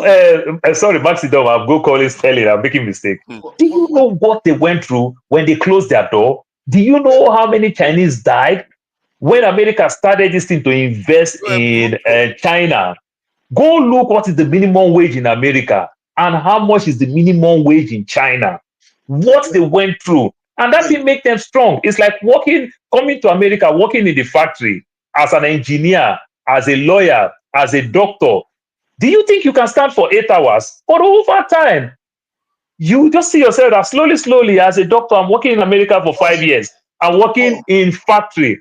You understand? You build yourself to that. That's what I mean. What did China do? What did China do? They closed their door.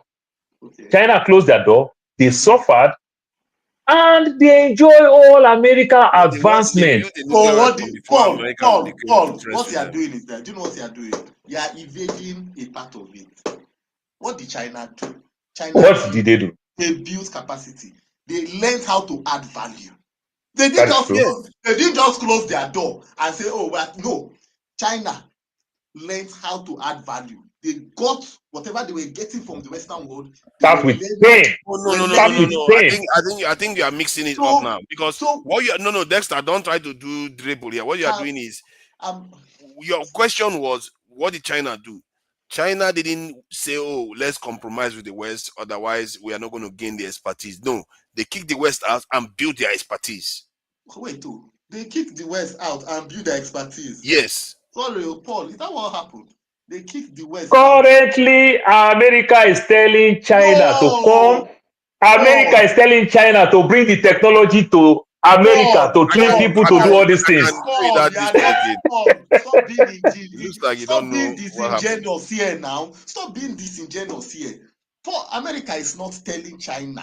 America is not telling China. America is telling the companies that relocated their factories to China, bring your factories back to America. So who are they talking to? So it's not China.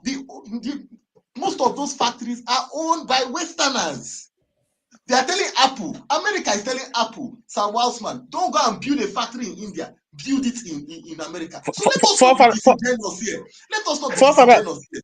So one of the greatest problems, a mistake that America made is outsourcing, because at some point it thought that outsourcing was going to help the American economy, as labor is very, very expensive and so on. So if you take it to a place where you can have raw materials and production will be cheap, and it's really cheap. By the time you put in all the factors of production and then you bring it to America, then it will be competitive. But they didn't look at, that's one side of looking at it, but they didn't look at the long-term implication, and that's why America is in this trouble that they're facing now. But Mr. Tony, America is not in trouble. Mr. Tony, you live in the America. They don't have problem of unemployment. It's just envy and scared of this world power thing. We don't have problem of unemployment. No, America is in trouble. I mean, hold on, because let's break this down. You see, there is no. Trump is telling Apple, for instance. Yeah, I see you there. Yeah. Trump is telling Apple, to come down, to dismantle his facilities in China and come and start their production here. Tesla and all those places, But if you put in all the factors of production, if they do that, if they are able to do that, they cannot compete with the same product manufactured in China. They cannot. Mr. Tony, that is power. They cannot. World power. Economy. America is scared of world power. Economic-wise, we don't have problem with unemployment. You understand? How can we break these people down, the level that they are going? Not that it's affecting you, because you still have the knowledge. You have the technology to do it yourself. Do you get my point now? But how can we break these people down because they are going too fast? Listen, no country depends solely on services as the bane of its economy. None. So America mostly is services. That's where it gets this thing. So if I quote you and Dexter simultaneously, you understand? If we own the factories in China, then we have the knowledge. We can go anywhere. Do you get my point now? If we own the factory, we have the knowledge. The fear is not about the factory. You don't have the knowledge. The knowledge that you have. Listen, I listened to, where's my book? I listened to some Indian guru, and he says, listen, that what is keeping America is H-1B visas. Those people who come here, you know, they are the Silicon Valley of America. If they leave, No, that's a I mean, just like if they leave America, that is a lie. The H1B is a lie. Tony, Mr. Tony, don't believe that. H1B that you're talking about, H1B is like that doctor who study in UNN and UI. You understand? Come to America and deliver after more knowledge. H1B is cheap. If you understand Silicon Valley very well, H1B, do you know what they peg you? $30,000 that you can work in factory. And an American citizen is starting nothing less than $120,000. So it's cheap labor for these greedy guys. You are looking at it from a cheap labor for these greedy guys. Listen. I am talking economics. I'm not talking about you're looking at it from that's exactly what I'm talking. So when many Americans fight that, they don't want to employ them. Do you know why? Because if I have that cyber security knowledge now, say for example, cyber tech knowledge, and I'm starting with 120,000, and you got to go bring somebody from China or Nigeria, and you got to pay that person $30,000 for 5 years before the person will become permanent resident. That is a good, sweet deal. You understand? It's not. They are not having problem with people in America. Listen, you are talking about.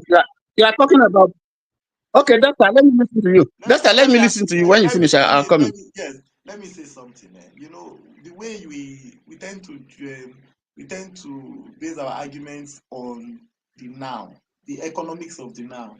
So when you say that thing about America doesn't, they are dependent on China, and the biggest mistake they made was to send it out, you must realize the global politics always has shifts in different decades. There was a time it was believed that the world was going to end, that global warming, that countries had to cut down their carbon emission. And do you know what the Western world did? One of the reasons that they outsourced, it was not just because they wanted to outsource for cheap labor also. One of the reasons for outsourcing was to outsource your carbon emission. Because by the time you move that factory that you move it, that is producing a lot of pollution in your environment, you send it to China, you send it to some parts of Asia, you have outsourced your carbon footprint, which is correct. Okay. Let me ask you a question. Let me ask you a question. Which country in the world today, in terms of depletion of the ozone layer, which one is the highest? Which is the highest culprit? Is it China? China is India. India. So you can you see that argument doesn't work. The highest emission. So Tony, you are looking at. No, we pollute more, but it's affecting India more. The US and China pollute more, but it's affecting India tremendously. So the question, your question, Tony, let me address it. You know what the question is? What you have done is this. It's like somebody is at 100. I'm emitting 100, okay? And then somebody is emitting 20. Me that is at 100, I'm thinking of cutting down. I cut down from 100 to 60. I give you the 40, maybe you were doing 10. I give you the 40 of my, that I have cut, I give you the 40. You now say, but you are still emitting more now. You are still emitting more. That's the argument you are making. These people have outsourced that. That is the argument you've just made. No, hold on. The argument I'm making is that you said that the reason is to cut down on environmental degradation and pollution, by America. That's why they are outsourcing. And so I said to you, hold on. I said to you, if that is true, then America will not be one of the highest. In fact, I'm not sure they are signatories to that particular protocol. Depletion of ozone layer Trump just pull out again. Trump just pull out again. How many years ago? Let's bring Ovie in. Ovie has been waiting for a long time. But this argument of we black people who cannot do anything, we don't have value added manufacturing or instincts at all. When history suggests that if you clear the deck of nonsense, you will be surprised. People will perform magic. We have very intelligent people, and we are not just tapping into them. But I don't know what you make of what you had so far, Ovie. Thank you for your patience, by the way. That was solid patience. Thank you. So where are we? Yeah, we are talking about the South African Ramaphosa experience, whereby basically the Trump administration were trying to bully South Africans not to go ahead with the land reform. That's basically what all this is all about. Don't tamper with the privilege of the white elite in that country. And when some African people like Dexter and a few others have argued that, oh, maybe we as black people should not do that. We should find a way to do it gradually, so that somehow, even when the constitution has been put in since 1995, that this is supposed to be done in the constitution of the country. And some of our people are still arguing that you have to leave it for a while. That if you take the land from them, it's not going to be productive. Dexter is arguing for value added thinking. You have to do value added thinking. So I don't know what you make of it. I think you made a very good point by saying that everything is around the center around the land redistribution bill that was passed in the January or February this year. But there's another bill too called the Exploration Act that was also passed 2024. So, as you rightly said, it's the people who are going to be quote unquote affected. I don't am fighting back, and you can only fight back with what you have. At this point, they are the top of the world. If you ask me, because the Trump administration is pretty much the South Africans have a very they yield a very good powerful influence. When people are talking about the Israeli lobbies and all that, but at this point, the South Africans are pretty much actually they are hands on talking about Peter Thiel, to Elon Musk, to David Sachs.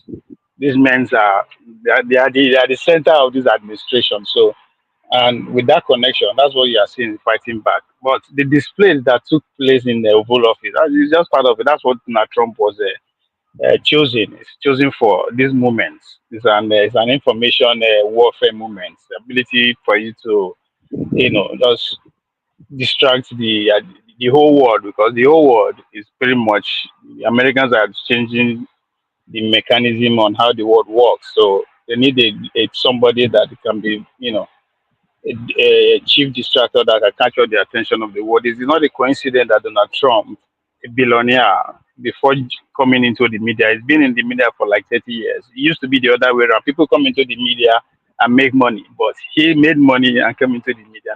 So it is not a coincidence. So the drama, all those things were premeditated. Of course, are you saying that they don't know most of everything that is they portray with the magazine and the videos are all fake? They know. But it's bigger than that, right? People are going to, 7% of the white people in South Africa, they want to control the economy. You're talking something about freedom. You're right. We don't actually understand what freedom means. Now, your stomach, if you no chop, if you no free chop, doesn't matter whatever day your head, you can't move anything. So the colonizers, anytime they are ability to colonize people, they get offended. They are not after you. They are not after your women or anything. It's after your resources. It has been like that since 1400 up to this point. It's after the resources. So from the 60s, since after the Second World War, America designed another tactics not to use the British direct getting access to your resources. No, they have designed the next technology, which pretty much revolve around the USAID, soft power negotiation, how to manipulate people to put the people who will be their interest in power. So what South Africa is going through is that next step of trying to free themselves economically to really be free. So only when you are economically free, you have enough money to invest in technology, invest in military and all that. The United Arab Emirates is a classical example. But if you don't control your resources, there's nothing you can do. Everything, no matter how you govern yourself, democratically, using whatever you choose, it doesn't matter. If you don't have money to actually bring your people outside out of poverty for them to actually be able to think outside the box and go into adventure in exploring and all that. So South Africa, that is at the core of it. Again, they are trying to 100% move leave dollars control system and going with the BRICS. That's also at the center of it. When Trump said it, if you are in that line of trying to fuck our dollar up, take whatever that is coming to you. He said it from day one. So that is also wrap around what you see that is going on. They don't free themselves, right? The people are saying the Vietnam people, oh, America went there, they did not win the war. But those people never nationally control their resources, which is what the world is all about. The same thing with Cuba. If you cannot exploit your resources, well, what is existence? Because the whole reason that your people are gathered in that land, it is because there is sustainability in that land. There's the resources that will sustain you. That's why people are gathered there. To go back to the issue of water and gathering. So if they are coming to you, however they come, they are not because you are too cute or handsome. Nobody give a fuck about your stinking ass. They need your resources, however they want to do it. So that's what is going on. So I think we should be. Kunanja, you said something about the president Ramaphosa that is you achieved something geopolitical. I totally agree with you because his response at that Oval Office is classic. He could decide to argue or not that. He said no. He said in our country we practice democracy, and in democracy, minority have the right to have their say. It doesn't matter what you say, no count. Majority have the say, and that is what the man said. If you say now, America is leading the world in the name of democracy, but if you cannot understand that, then so it's a very classic gentleman diplomatic answer response to all those drama. I say no. Whatever you see that man is saying, he has the right to say it, even in the parliament. But it's part of the minority. Democracy allow it. You are allowed to say, right? Talk to the Democrats. Anytime when you say something about yank you up, right? So that was a very classical example. Whenever how you see him, he knows they are going to embarrass him. Sanction has been going on. USA, they don't call he went there to beg. That's another thing, right? So he knows that he's ready to accept anything that is thrown at him because there's pressure. They don't cut the money where they come for free. They're there again. So there's pressure everywhere. He knows. Right, sanction is coming because again another sin that they committed is daring to take America towards ICC. Yeah. Right? I said America. I mean, people say Israel. I know. Yeah, everybody that participated, everybody that took part in that exercise, they don't feel them now. Even the judge, people that work at that, they don't pursue them. So that is also now like three things that he knows they are going to throw at him: the land and those people that are fighting back, the BRICS angle of it, the economic angle, and the ICC. So he knows. So, but he went there. At least do whatever you want to do, right? But at the end of the day, they still went in, have dinner, and negotiated their business and all that. So it's all drama for a reason. But most importantly, that's power of money. When you say people, the billionaires who are South African extracts are the one pushing that. The role that the likes of Elon Musk plays, the David Sachs today, the role they play in bringing Trump back is not something that anybody can deny.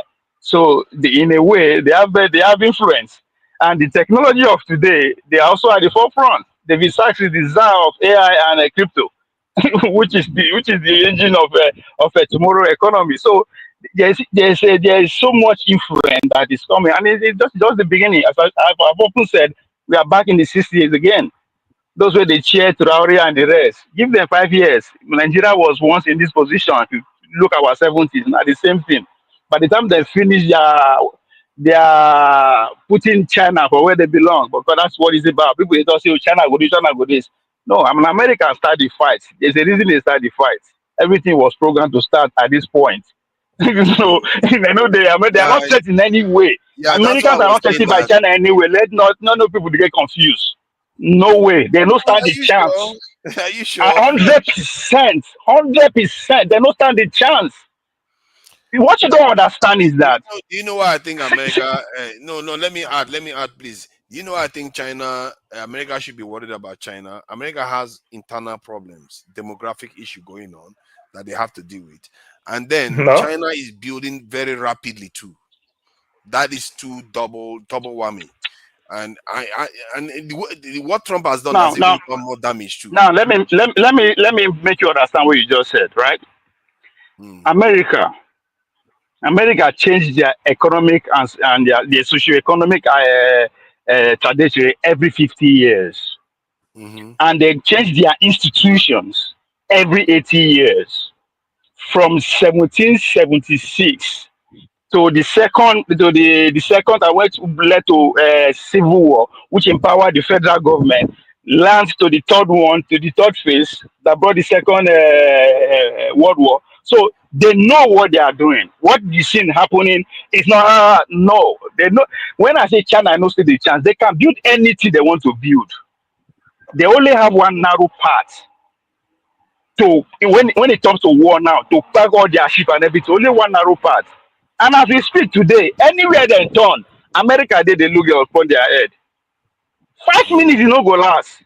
So they can build whatever they are building today, America allow them to build them. Just like the Japanese back in the days. They empower you, they know where you go reach before they unplug you. You understand? So that what you are just pay attention is beyond Trump. After Trump go. The next person that will come will continue. It's going to last for the next 10 to 15 years before the demography, the internal rock we are seeing. If you pay attention to the coalition that brought Donald Trump in, they've said it even before they get to power, that this is the second revolution that we are going through. It is upon the Democrat to allow it go through peacefully, or if not gone, they are ready. This is not the plain clear. They started it. They are ready. So it is a change that is going on. Yeah, for you are you for the gradualist approach in South Africa, or just Ramaphosa should go ahead and carry out the land reform? No, they passed it already now. They don't get choice. Even the only problem now is that their last election, because Mr. James don't go. I think we have that conversation. Their last election was pretty much a rollback to the apartheid era, when they allowed the other party to have more sway, that they have to actually sit down and share the government with them. That is a big setback. You understand? Zuma, that was a walking disaster, that guy. That is the power of money. Zuma work against that power of money. They infuse a lot of money. So good. Even again, the next 15 years will tell if the BRICS will feel recover from what is coming for them, right? But regardless of what, the next phase of the fight is what Malema represents. His message is very clear. It's all about economy. Either you like him, you don't like him, or it doesn't matter. Like they know where they are. They know what time is it. Unless they kill him. It's like Zuma is the article of. But at least Zuma was the president. Zuma is the article of South Africa that is just causing problems in political. He refused to go away. No, he just for the jail case and everything. What do you think? Pardon? You understand? Zuma with the corruption case that they leveled on him and everything. He felt betrayed, so he's fighting back. And because of he still believes that he have influence. Who asked you to be corrupt? Why I think South Africa deserve every support they need, because in our continent, if there's any country at all that has what it takes to be regional power, to be actually free themselves and regional power within the next 100 years, because the change that is taking place, they will power the next phase of the world where we will live. So if there's any country that's in that position in Africa, it's South Africa and Nigeria. But our own, now they God, our own. Leave our own. We need to fight another civil war before we go get there. Materials on the ground. South Africa has the materials on the ground. Yes, South Africa own. It is that economic freedom right? That is just the last stage. Once they get them, you will see how they will liberate themselves away from poverty within the short period of time. Then And okay, whatever they're saying about China today, they will replicate them like under okay, 20 years. that's exactly what I'm saying about the media. When you look white people in South Africa, they never left compared to other places. So if the white people never left, South Africa, the black South Africans can still use it. If you call us racist, how come white people left everywhere, but they didn't live in our country? Because we still welcome them. We still give them privilege. They are 7%. So they can use the media very well, but still achieve their purpose at the end of the day. Let me round up. Try to achieve their purpose. Let me round up with this. First of all, Mandela and sellout. That should be. That should be. With time, maybe we don't the old. When we don't the old, our children go hear the story. Now sellout. Let's just put that aside. Then we play one video about if they won't wipe out house, where they go wipe out house. I was laughing because I think it boils down to when I hear we black people in America to say, oh, now we build America, now it's hard for me to actually comprehend that. Not be you build them. The person bring you come, use you build them. It's two different things. He fall employ me or come drag me. They wash your house every day. It's not that go visit Paul no go here. This will be house clean. No, he go to that poor house clean. So it troubles me that we think you when they carry come do something, you think you get when they carry freedom give you, when they say you are free. You will know the question that we are free of what? So the idea say they won't wipe us out to Nigeria. If we not go reach, I don't know where we go last 24 hours. I tell you, hold on, go back and read about COVID-19 because the revolution that they come and man-made. That one and one. Two, today's world, I dey tell you before now tomorrow, today's war, the equipment, the machines are autonomous. As we speak, they fit set a missile from Ohio here in America to come take you away you sit down without nobody. The person wey do they sleep. Even the bullets and guns. So when you they talk, they will like I just say even food when we they chop self. If you don't just all you need to do is Nigeria when you reach Nigeria, just sit down, look around your house. I don't buy that. They can just hold on to Nigeria. This is what you will do first. When you reach Nigeria, your house, sit down, just look around your house. How many things where they make your life feel so? Una produce one. Then think of what you chop, process what you eat. How many of them una produce? I think things to Nigeria, he was rounding off. We're gonna make a conversational, then let me come in and make a conversation. 15 seconds at most. Okay, When it comes to conflicts, all bets are off. If you don't have yours, you acquire one from the enemy and you start from there. It's just you get money and you get money to buy them. No acquire, you take one. It is war. You take one and you fight back. See, you know when people come close. You know what I'm saying? Hold on now. There was enough for village, one village for North Dakota. I told him 15 seconds. Hold on. There was enough for one village for North Dakota. It's over now. 15 seconds over. What are you doing now? The reason why America's when America was fighting the British, the French sided with the Americans so that they will frustrate the British. The same thing. There are forces around the world that will just give nudge to the black people, like, you know what? Finish the job for us. No, hold on. The word is not in secret. Who go there with us? Who will make us win? They're not going to deal with us. They are going to just support us, saying if that's what we are saying the same thing. And who's going to support us? All right. That's who will support us. I'm only going to be here a couple of minutes. It's in their interest for the West to lose. I'm going to be here a couple of minutes. So you're a British guy. That's why they talk like that. No, it's in their interest. Just like the the West support militia inside those nations, the same thing can happen to the West. If there is a civil war going on, do you think if America goes to the mistake you are making, you are talking about you are talking about yesterday. I am talking about the weapon of today. Who will come near you? You who know where the bullets will come from? This is America we are talking about, not Africa. Hold on. Make I give you one critical example. Oh my God. Hold on now. Let me give you one example to Nigeria. Let me give you one example. Let me just give you one example. Russia they fight war. Until you stop him. Russia they fight war. Their general was blown up. Bring him down and take me up there where he's at. Bring To him down where I am and take him up there. To Nigeria. Russia they fight war. Hold on.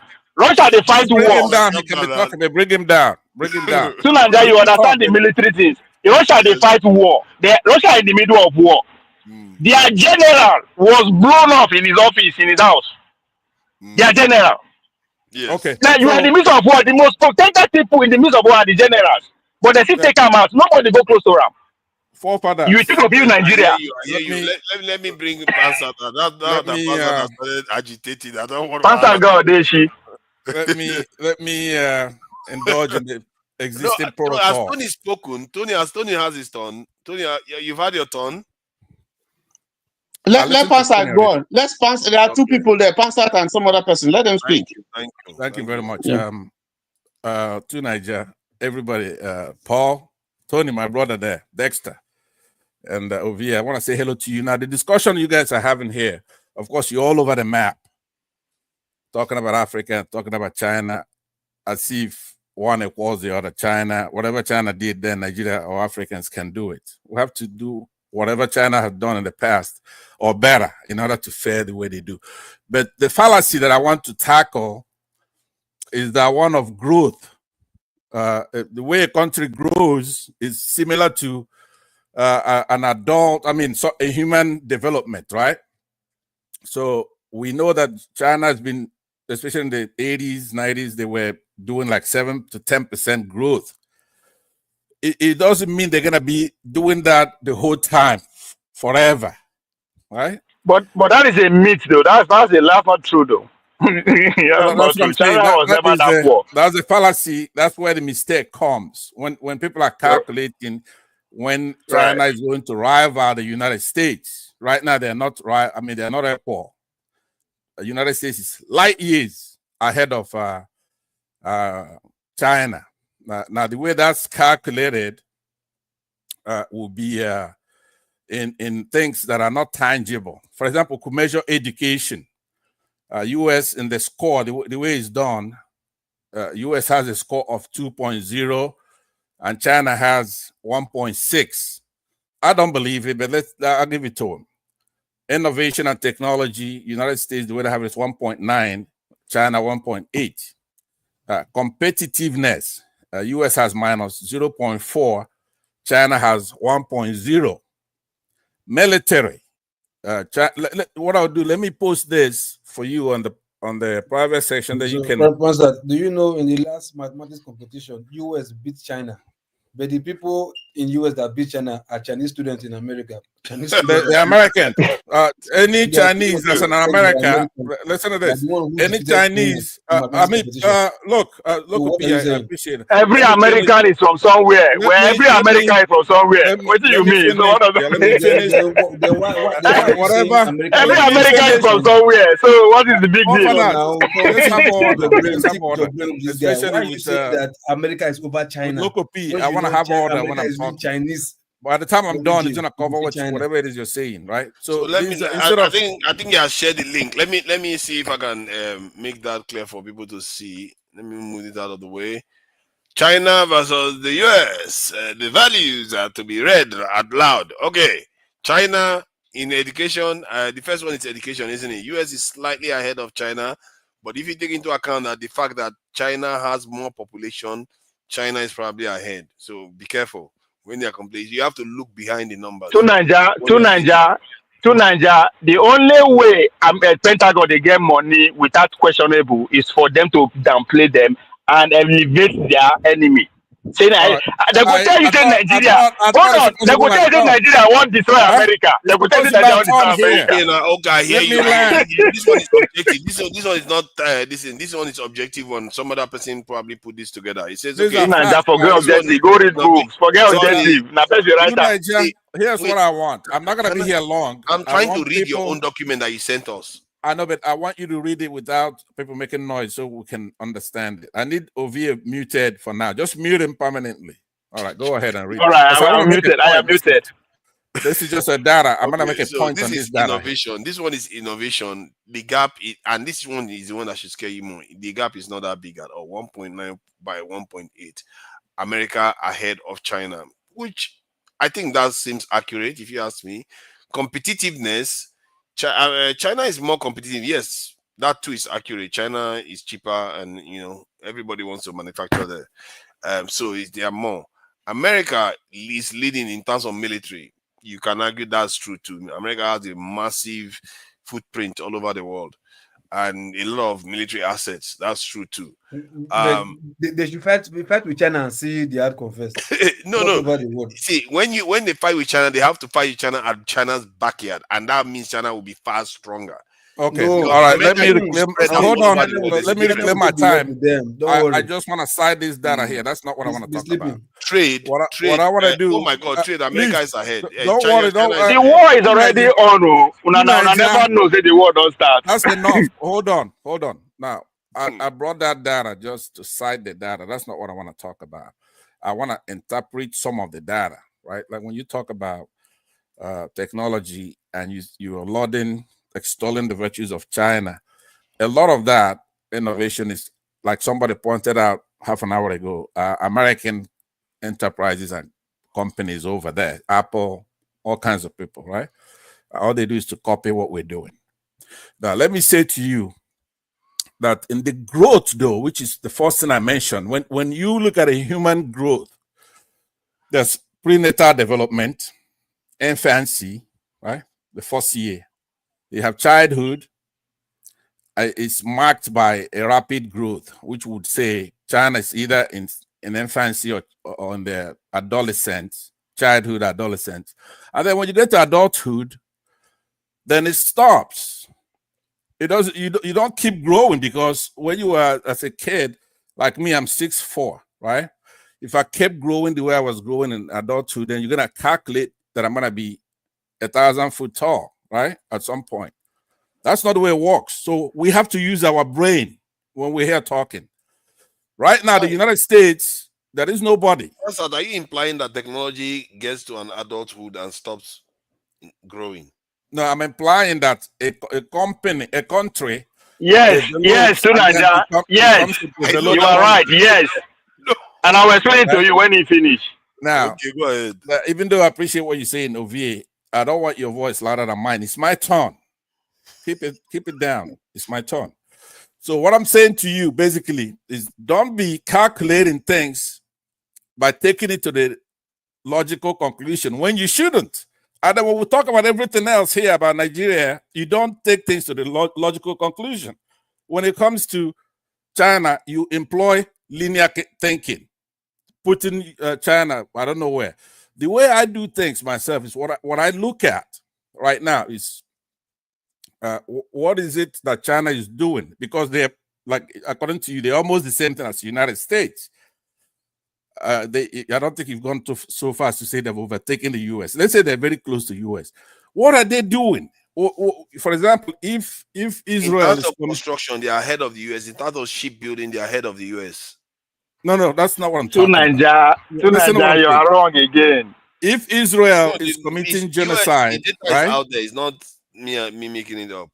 Yeah, if Israel is committing genocide in Palestine, right? How many of you in the last what does China do to stop that genocide from happening? If no matter what it is right now, because don't wait until they overtake the US. Right now, they're almost the same thing. So how are they stopping the US from doing anything? Right? US is still able to impose their will everywhere, globally, even next to them there. Now, you also have to understand that as China is growing, they're not the only growing country. You have Germany with 4.46 trillion, Japan 4.21 trillion, India 3.55 trillion. Those people are still going to grow. They have room to grow. And they're allied with the United States. US could tackle China just with Australia, just with Taiwan, right? The US, it's kind of... Can we come back to the South African situation? with what happened. Okay, fine. I just no, the major Papa, thing. before you go there, Papa, before you go there, since the coming of age of America, every country that grows on their tutelage, on their foundation. So if they want demolish you, they could just destroy your foundation. Exactly. That's when I say technology no they grow. Which about technology they today? Where they know they grow? Exactly. That's where they exactly stop right. growing? That's exactly right. China said don't stop grow. It don't stop grow already with this coming of Trump. It has stop growing. All those things that they build. The way they make with the finishing engineering in America and get that you can build all you want to want. If they don't give you the last thing to put there, you don't move. China is releasing the most used electric car. Take my time. You know, China has released their own operating system like Microsoft Windows. You'll be talking with your left ear. America will do that. You just not saying that's why America want to make everybody be like now America let China be where it is. Okay, so let me say that let me wrap up. The way they debut Japan and they debut China is not new. It's not something new. It's just new to you. It's not new to you. And then debut Germany too. And then debut Germany. So it's not new. It's not new to you. See, California alone. Foundation. Go to China and see. Let me. Would you just wait until your turn? Let me wrap up. I'm not. I don't. Only thing I want to say in growth, even in human growth, there's a hormone that comes in and then cuts it off. You don't grow anymore like that. I don't know. That's not how technology works. That's the way it works. I'm talking about every country in the world. Like Britain used to be the hegemony for thousands of years, hundreds of years, right? At some point, then they stop, right? They're no longer the hegemony, right? Then the US come in here. Are we gonna the US gonna last forever? I think so. There's never been a country they're not using here. Gatling gun anymore now. They've moved on from Gatling gun to drones and all the rest. My point is I want to get to South Africa issue, but the only point I want to make is on that growth thing. I hate people calculating that growth to be in perpetuity. China going at 7%, 10%. That is not gonna happen.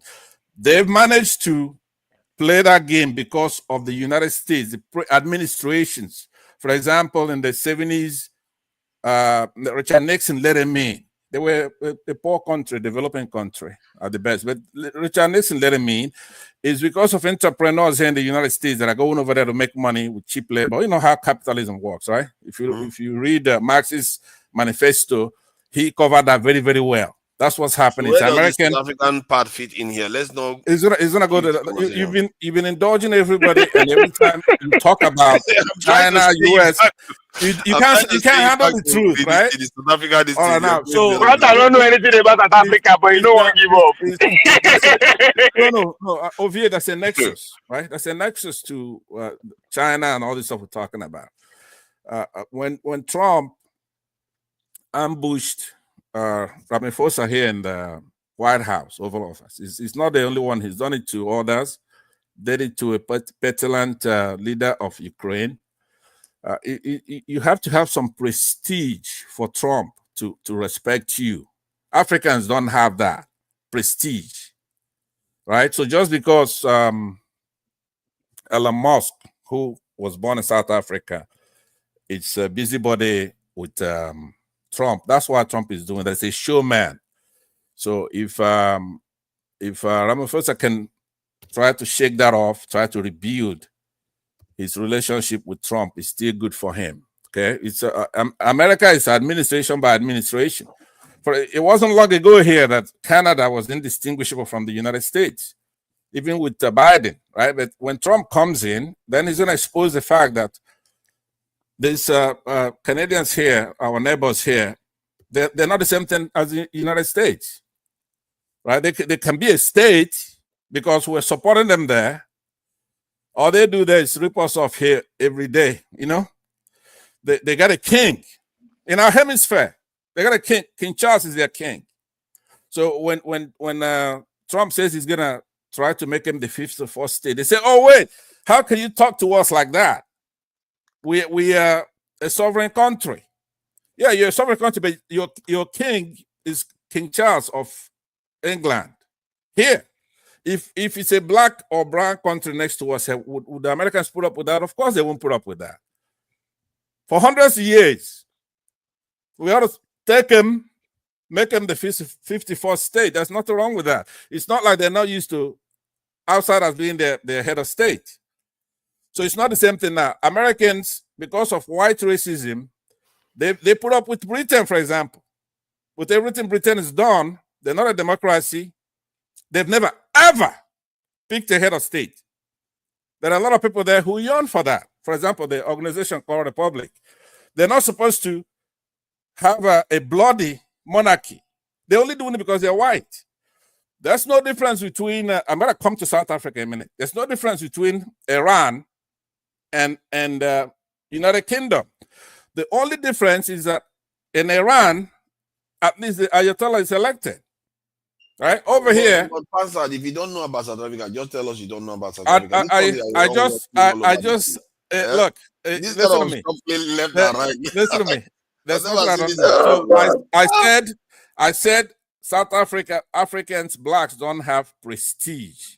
To deal with an administration like Trump, you have to have that, right? So he comes over here, he brings white people who are in his administration. Now, somebody mentioned earlier that, I think it was Ovie, that Nelson Mandela was a sellout and he was no good.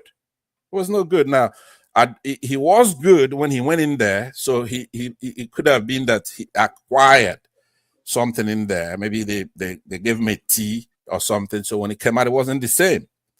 So we have to. No be only go there. No be only go there. So I know, but why are the other people? Like Abiola, when Abiola go in there, they gave him tea. There were other people in there who they didn't give tea, right? So it could be selective who you give tea, who's gonna emerge on top if you don't give him tea, right? So yeah, I agree with the thing that Nelson Mandela ended up being no good, but I believe it was acquired when he was in there. He was there for 27 years, for crying out loud. So now, all I'm saying is that there's a nexus between Nigerians doing very well. For example, in democracy. Sorry, Pastor, 27 years compared to the people that died is nothing. I know. I wasn't contrasting and comparing. I'm saying he was there sufficiently enough to develop mental stuff. Now, listen to what I'm saying, though. The nexus, forefathers and Ovie, is in Nigeria doing very well. Like somebody said, African, Nigeria, and South Africa. Yeah, there are others. We have to have democracy in our country. We have to be able to develop. Also, did you even watch the interaction between Ramaphosa and yes, I Trump? did. Yes, I did. Because when you are talking, it's like you didn't watch that, or if you want us to play it a little bit. No. I watched it. You're talking about intangible stuff that doesn't mean anything. I'm going for policy. I'm talking about stuff that matter. Now, if you go back there and Trump tell him to shut up and do all this or do whatever, that doesn't mean anything. Well, you've not addressed the point why did Trump do what he did, and is it about not having the white people lose their privilege in South Africa? Is why he's doing it? Because from what Trump is saying, he's telling them not to execute what is already in their constitution. He's considering the form of genocide. Right, and critics have pointed out that he was wrong about that. I said that South Africa does not have the prestige, right? So he goes there, he gets ambushed and assaulted. I covered that. You are looking at small stuff, right? America has a lot of leverage against South Africa. Now that's political talk, leverage. What does South Africa have? You gotta give him credit for going to repair the weird relationship South Africa has with United States. You gotta give him credit for that. Trump could do it.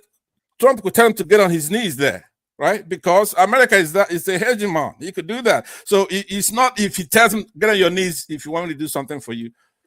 Well, he can, right? He can. So, but do you think? Okay, let me ask you this last question before we move on.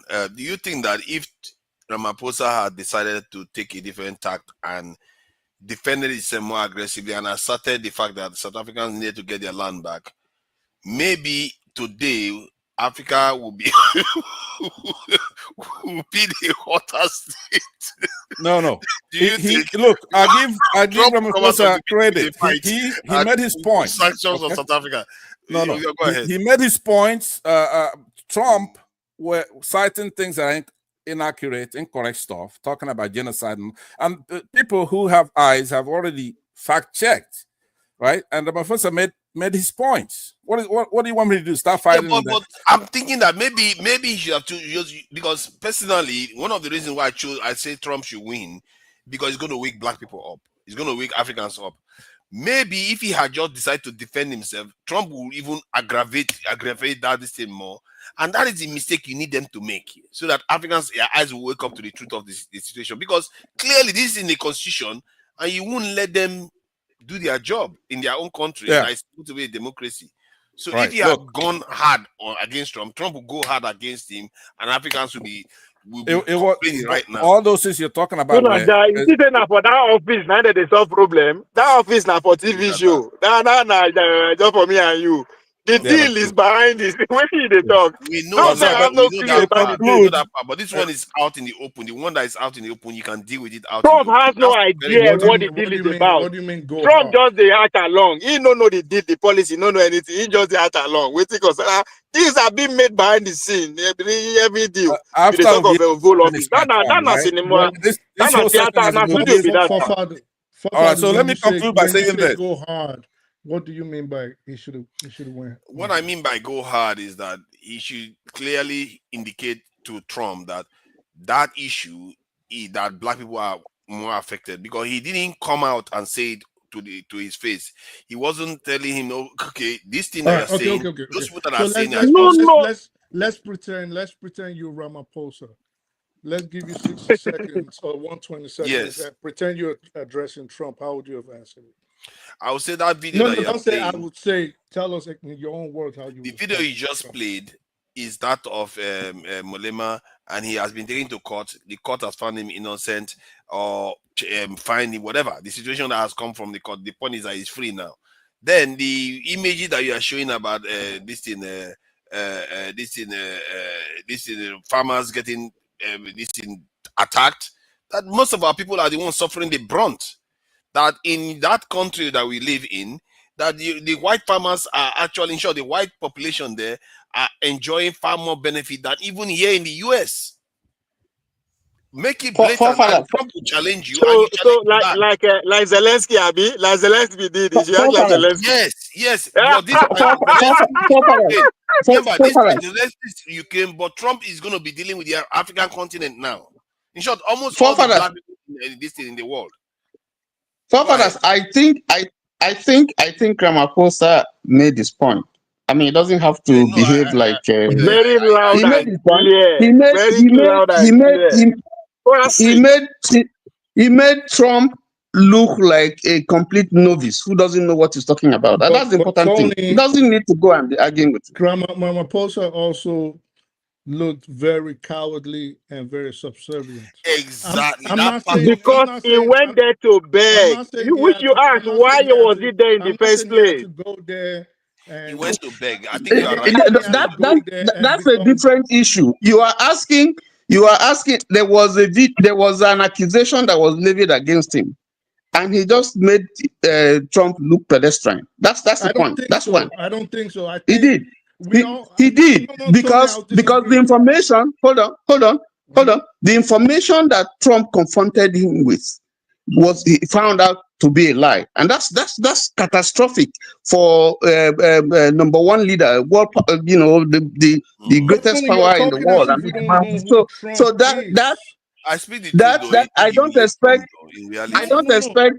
I don't expect Ramaphosa to go there and be wearing a glove to box Trump. I mean, that's Trump's territory. I don't expect that. So I think people are prejudging Trump. This is the most powerful country in the world, most powerful man in the world. So you're not just going to now when somebody's interrupting me and they come up there and I'm all the way down there. That means you had completed pastor. That's what I'm saying. That is unacceptable. Bring me back up there. Let me round up and the bill has already been passed. Whether they like it or not, the case will take place. Is that Tony, tell Nigerian to bring you down. In a situation where I agree with you. You don't want to go in the mud and start wrestling with a pig. That is his territory. He's always going to win. He will beat you with experience. But I think he should have held his ground a little bit harder. Not saying it should have But kept I speak the arguing truth. back and forth, I but speak the you truth. could be a little slicker. If he had, Like, more Africa will be talking about him right now. Giving him passing that ball to someone like Obama, someone that's slick in the mouth as Obama, someone that thinks on his feet like Obama. He could humiliate him with very, very little words. You know, but he went in there. I think it was a little cowardly. I speak the truth. I agree with you, but looking from this angle, let me ask you, I speak the truth. Let me ask you, I speak the truth. I speak the truth. Let me ask you this, right? Let's put things into context. That is the Oval Office. That is the center of democracy, right? For the sake of conversation. The point Ramaphosa making in response, this is what he said. Because understand that the bill has already been passed to redistribute the land. So regardless of all the drama, it's just tragic. So the point he made there is that he said we are a country of democracy. In other words, it's not about him or what anybody say in that screen. The people of South Africa are spoken through the people house, which is the act of democracy. So that's the point he make, and where he make that point, just factor that into the conversation. It's very important. I understand that you expect him to be more outspoken and all that. All right, very good point. Let me reclaim my point. But at that level of diplomacy, right? It just went so you don't know when to quit. Ovie, you made a point. It's a question. I'm just asking a question. Let me round up so that others can speak here, right? Okay. You know what surprises me is why when I come on a platform and I threaten to leave, everybody is not begging me to stay, because I really bring a lot to the table when I come here. Yeah, enlightening everybody. But let me say, you know, to Nigeria, I'm gonna address you, then I'm gonna leave. Here's what I want to say to you, right? Because I appreciate your patriotism and your passion. You want us to rival United States, Africans, so you want us to be able to deal with Europe, but you have to walk before you have to crawl before you walk. You have to do the things that are right. You have to start off with our country. You know, for what you want, believe it or not, you cannot achieve it until there's uniform patriotism in Nigeria, where every aspect of Nigeria believes that, okay, let's build this country up. And then South Africa, our neighbors, and Africa in general, that's when we're going to have the kind of respect. If you come to that Oval Office, you want to make sure you didn't bring any white person to come down there from South Africa. How crazy is that, right? These are people who committed all kinds the genocide that Trump is talking about. Now, remember, I'm I'm so sorry. That person that they bring as an opposition is an opposition, is not even his party member, which means he's playing the game in America that we practice through democracy. You understand? It's a strategy too. Yeah. It was a bit cowardice. You understand? When the screen is in your face, it's a bit cowardice. But I think he played politics there. Aside from the rules of this platform, as an African, you're not supposed to interrupt your elder when I'm talking. You just come in, maybe a little. Let me land. What kind of rounding up is this? What I was saying is that we've dealt with that. Maybe when you stop wearing Puma, if you stop wearing Puma, I will respect you. You understand? Right. Put your Ichie cap, then I'll respect you. So take off that Puma right now. Okay. You're wearing the same thing. So what I'm saying is that no, he is fighting for Africa. I didn't do that. No, I hear you, but listen to this, forefathers. This is to you. There is no way. There's no shortcut, right? Because you talk about population, you know, and all that. Yeah, population, but along with that, it should be low. I mean, we actually look for low population growth, high life expectancy, right? Things like that. Low poverty and unemployment, strong financial system in our country, democracy, strong societal safety nets, political stability. Once we get it right in Nigeria, it's like the 13 colonies here in the United States. They got it right. Then people start applying to be a part of United States. Then, like right now, Puerto Rico, all those people are applying to be a part of something that works. We should get it right. Don't go letting, for example, the Southeasterners, Igbos, right? Who should be a bedrock of developing Nigeria. You end up in Igbo land now. No, hold on. I'm using an example now. You need to slow down. Listen, you're supposed to wind up. You need to wind up. This is what I'm talking about. Right? Things that you are doing. I'm saying, in order for us, 15 seconds. Yeah. In order for you to get to where you're going, you're going to have to make use of everything you've got. One of the things you have, believe it or not, now, Local P, maybe you wax your ear and listen to what I'm telling you now. You have to make use of those people in that Southeast, they're innovators, right? They've got everything, technology, right? They're going to school, they're fair.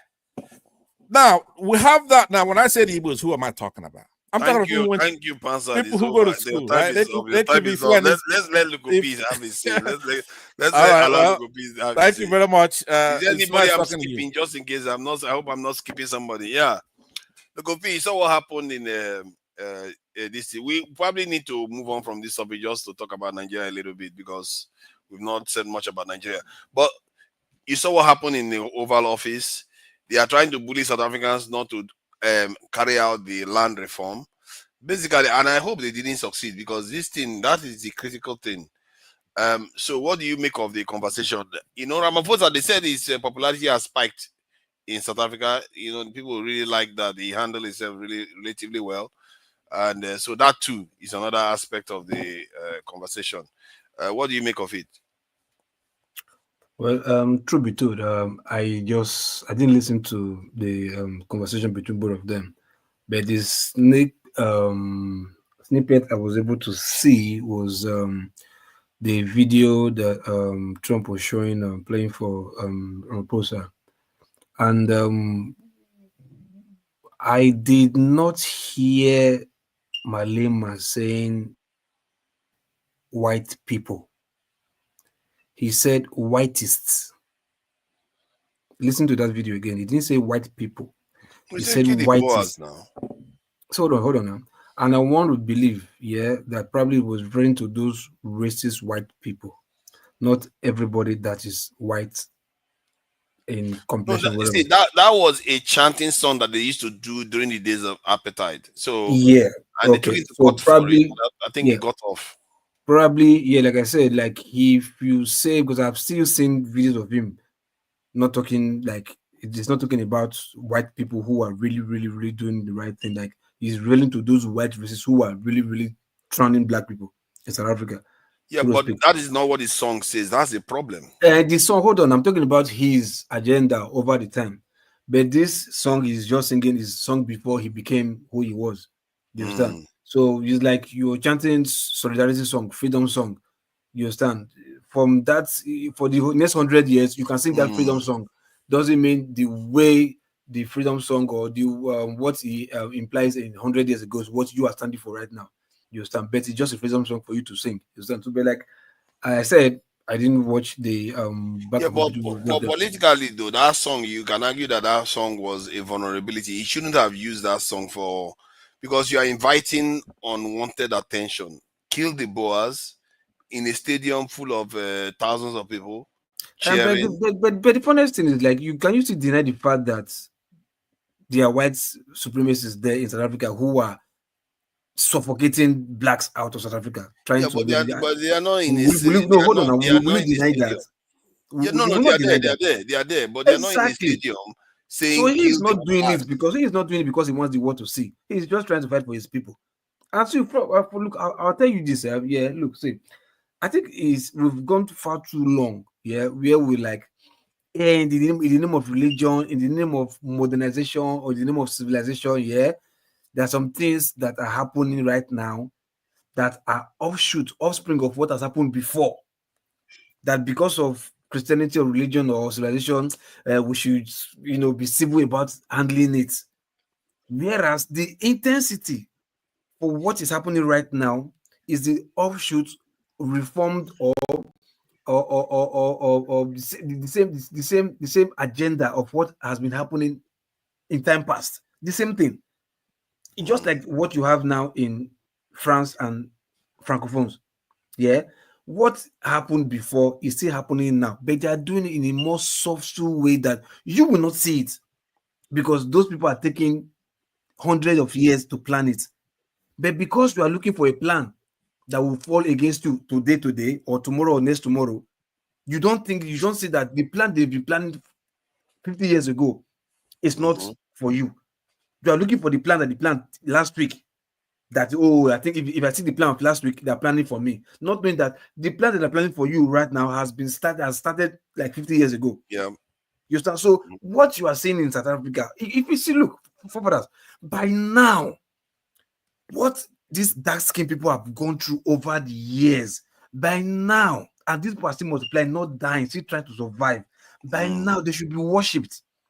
If by now we are seeing skirmishes of offshoot of what has happened before, and nobody is condemning it 100%, you are using political freedom fighting kind of way or systematic kind of way to like, no, let's not go aggressive. Forefathers, look, your people are, if our people are trying to extinct your people, to put your people where they're supposed to be, or not where they're supposed to be, or where they want them to be, and they are trying it in every way, academically, morally, structurally, religiously, or whatever, and you still don't see it.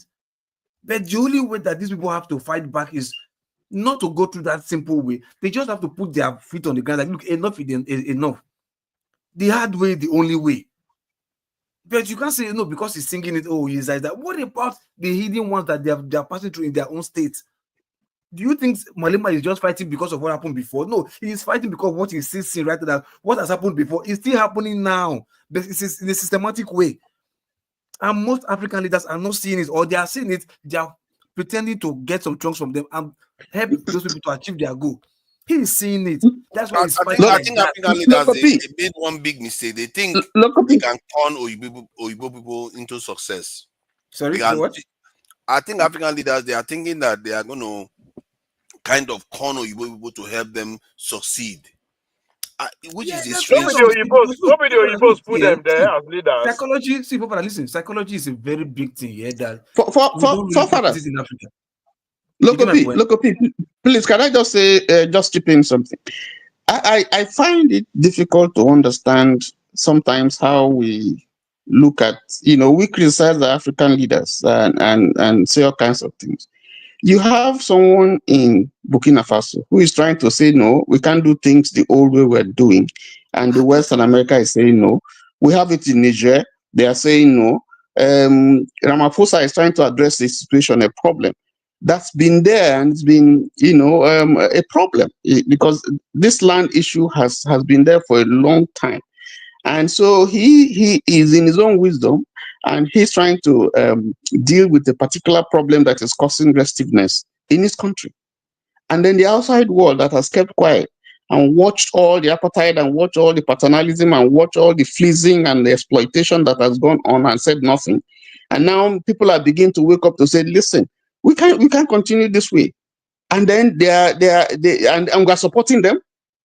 And we're coming to say they are right to challenge what we do in our country. Somebody comes to my house. I mean, we talk about Fulani and all those sort of things there, and we saw all kinds of things. Somebody comes to my land, imprisons me, takes my land, forcefully over a period of years, and implements the policies that are totally indefensible. Where you elevate even a dog, higher than an African.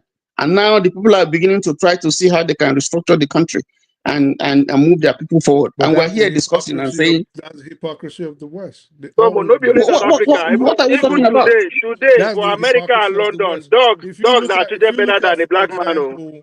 If you look at Mr. Tone, with all that you say right now, so how would you now expect a pained African man to react?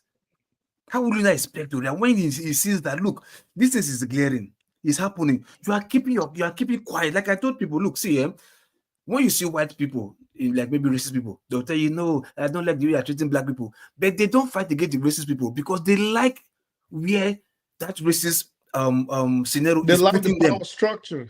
You understand? It's putting them above other persons. Yeah. But they may not like the way they are doing it, but they like the goal of a racist person. It's always to put us ahead of other people. But the formula.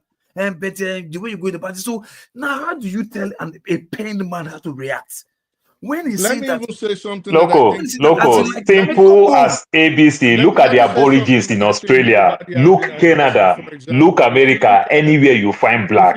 Even look at brown. Go all the way to Argentina. 2%. You understand? They've been doing this thing. It's been a long time. Anywhere you see other color, you see the same thing, the same pattern.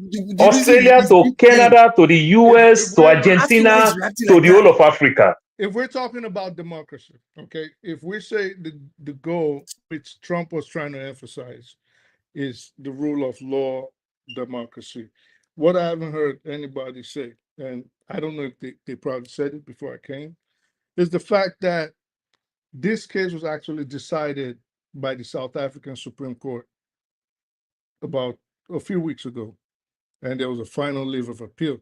But actually in 2022, this whole case about kill the Boers or take back the land or whatever the slogan is, was decided by the Equality Court in South Africa. And they said it did not constitute free hate speech, meaning it's fair game, you can say. Now, going to the United States to litigate your point again, and this is why I agree with Tony, like there's no point. Like if it's already in our books, it's in the Constitution, it's by the law. What are we arguing about? There's nothing to argue about. If they say it's not hate speech, you can say, what is Trump saying? And why are we even taking Trump serious? Because like the rest of the world, knowing the kind of person he is, knowing that what a liar and a distorter of the truth he is, what are we arguing over? Let's just focus on how the remaining 70 or 80% of the people are going to get their lands back, distribute it however they want to redistribute it, and let's keep it moving. There's nothing else to say. Exactly. There's no, we're not saying anything. What do we say? That's exactly how Ramaphosa responded. I agree with you. Yeah, there's nothing else to say. You can't be 8% of the people. The people have already decided. 7%. You're 100% right. Complain that we want the land back. Yeah. And you ask a lot of Dutch, Boers, and these Afrikaners, you speak to them online, they'll be like, we discovered the land. You discovered the land all the way from freaking the Netherlands? Oh, there was nobody living there. Are you freaking nuts? Hey, don't blame them though. If you're in the you say the same thing. If you're not discovering the Niger River, you're discovering the Middle. I speak the truth. You will say the same thing if you're in their shoes. Discovering Columbus. Just take the fucking Christopher Columbus. He's speaking the truth. He's speaking the truth. That's why I speak the truth. I speak the truth. You will say the same thing if you are in their shoe. They discover Christopher Columbus. They discover everything. Stop all this bullshit. I speak the truth. It starts from Christopher Columbus now. They discovered. You discover where human being is living. You discover the human being. From your home. That means you will not blame them now because if you're in their shoe, you do the same for one night. Is that what you're saying? Exactly. Come, like jungle with you. No, Ovie. It is simple. Let's use common sense. Christopher Columbus Day in America. Let's use common sense. Christopher Columbus can discover Americans, can discover America for people in Europe. Say, oh, I found another continent, but human beings are already living there. Now it makes sense. You understand? India. What you understand there? Now the same time when Columbus land for Americas, what did they call them? The Portuguese also land for Africa. So now they get Africa now. Imagine ICE telling Native Americans. You get your resources. Oh yeah, now you get them. Imagine ICE telling Native Americans that they're going to deport Native Americans. ICE telling Native Americans. Like, are you drunk? Then local. Where are the Indians in Canada? Do you know? Say there's a lot of Indians in Canada. Are you high? Yeah, the First Nations. Are you there? He hasn't said anything for more than 3 hours, and he's gone and come back. I don't know if you are there. See, to Nigeria, when American they thought say their wealth is over 100 trillion. Where you say those words today? Including your Nigerian oil, DRC Congo. Everywhere. Let me just check whether Ike is there. Ike, you want to say something? regarding this South African president issue. Can you imagine if Tinubu was the one there? I'm not sure whether he was. I worry that his health may.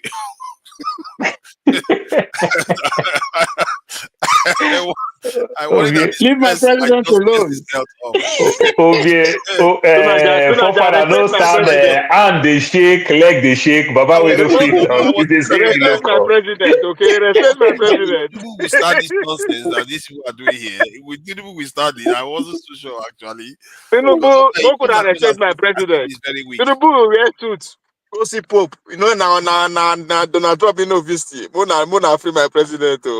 Tinubu will hold his own side. Let's talk another thing anyway. Let's talk something else. Change the topic now. Change the topic. Let's change the topic. I think let's go to one quite serious topic. Either we go Israel or we go national. If we want to go national, we talk about the naval chief that said that we need spiritual. I think we'll beg you. From now on, okay.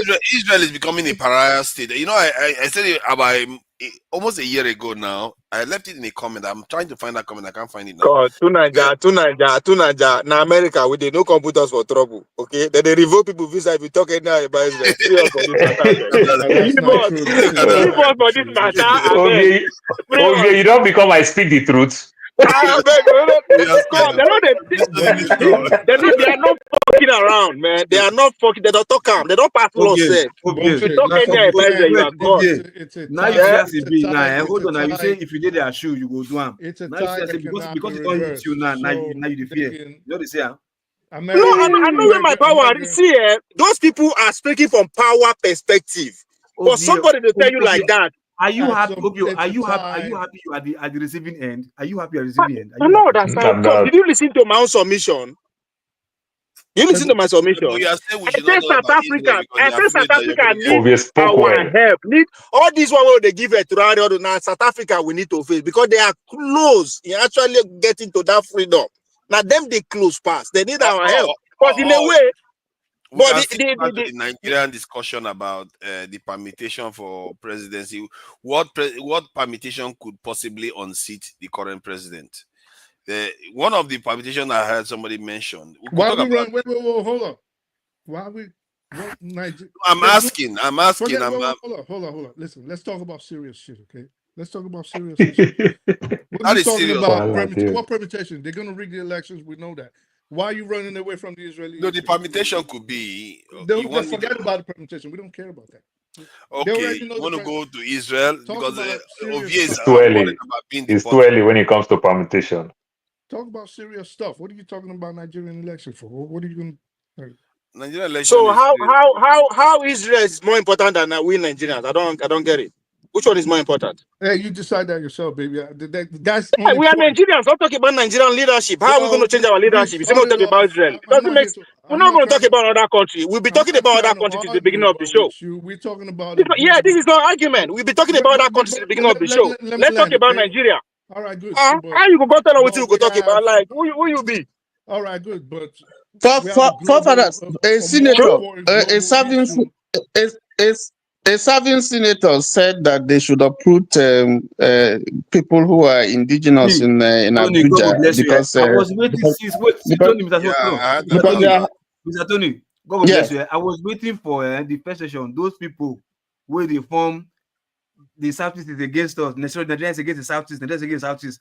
I was waiting for them to say, still waiting your Southeast man. They don't say make other people come up for them. I was expecting that topic. Maybe there is a topic here. The first show, they okay, quiet. I was waiting for that. Like, I said, no, let me not come. Let me wait. Let me see those people like the CM, the KJ, Ekene, Pastor, when they don't say no. Nigeria is against the Southeast, and this sport against Southeast. I was waiting for them to say, okay, see your Southeast senator now. See, waiting Loco, waiting be village name that the way Ruben Abati called the man's village name. I forgot that village name. He comes from how do we change our government? It is not too early. Campaign don't start. Let's settle what we are going to talk about so that we know we are not talking about Israel. We want to talk about election, or we want to talk about the soldier that is talking about. We need spiritual guidance. Election is the most important thing. How do we change our government? How do we get it right? How do we stop the rigging? How Is are it we going to okay rig? that can you That's more stop? important. Okay, but listen, I really appreciate each time I talk, you have a tendency of you can rewind this video. You keep doing it. I'm not here to argue with you. Okay, So go let me ahead. ask you, forefathers, who's going to be running for this election that you want to start a permutation on in 2027? Who I are think the somebody mentioned a potential candidate. no, I didn't forget the hear. potential. So we don't even Sunan, have just submit so we your don't question and basically let's Hold on, go on let me and just let's put go it on this way. debate. Okay, I let don't me just understand go what about you it. did. I mean, Let me just what's go all about it. this? Okay, so the basically we foundation don't is. have an idea. I speak the who's truth. Let me running. say it now. Let me say it. Somebody said that if somebody like Jonathan comes in against Tinubu, that it might unite the North to support him. But That I was was the like, one I but, asked, though. I said, who?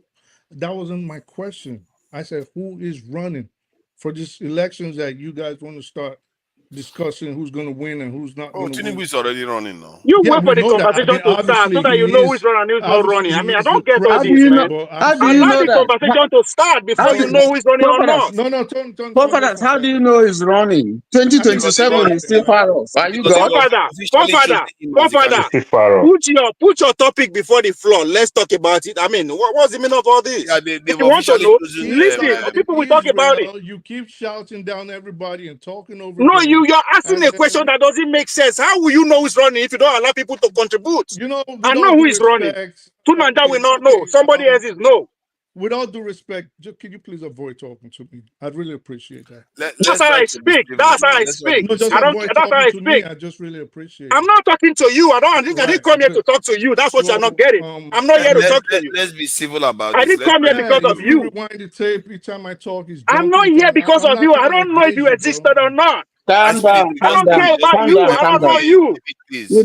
You guys calm down. Okay, Max of you, calm down. I speak the truth. Please calm down, please. This is not personal thing. This is a public floor. Why would I be talking because of you? Who is you? Okay, forefather, can we revisit this Worry Ishekiri issues, Worry Ishekiri robot joy issue? Is there anything going on there? Yeah, big time. I Big didn't time. know. It's not part of Big the time. headline at all. No, it's not part of the headline, but it has been kicking for a very long time. The Shekiri feel shortchanged over the delineation thing and everything. Let's play this quick music and so that people can have time to break up. Because this Ishekiri, I don't know about it. I don't know, have a clue what it's all about. I don't know Ishekiri. Does anybody want to talk about Ishekiri? I will just put it as headline. Tony no more. Tony no more. Let's You talk no about more. Nigeria. We've been talking about geopolitics for all day. Let's talk about Nigeria. We are Nigerians. Let's talk about our issue. Any issue you bring for us is working. Let's talk about our issues. For God's sake. It could be Shakiri, it could be Fulani, it could be anything, but let's talk about Nigeria issue. The leadership issue that you put before is a good thing. Who is running? Everybody knows is running. Let's listen to everybody's opinion. Then we treat it to move on.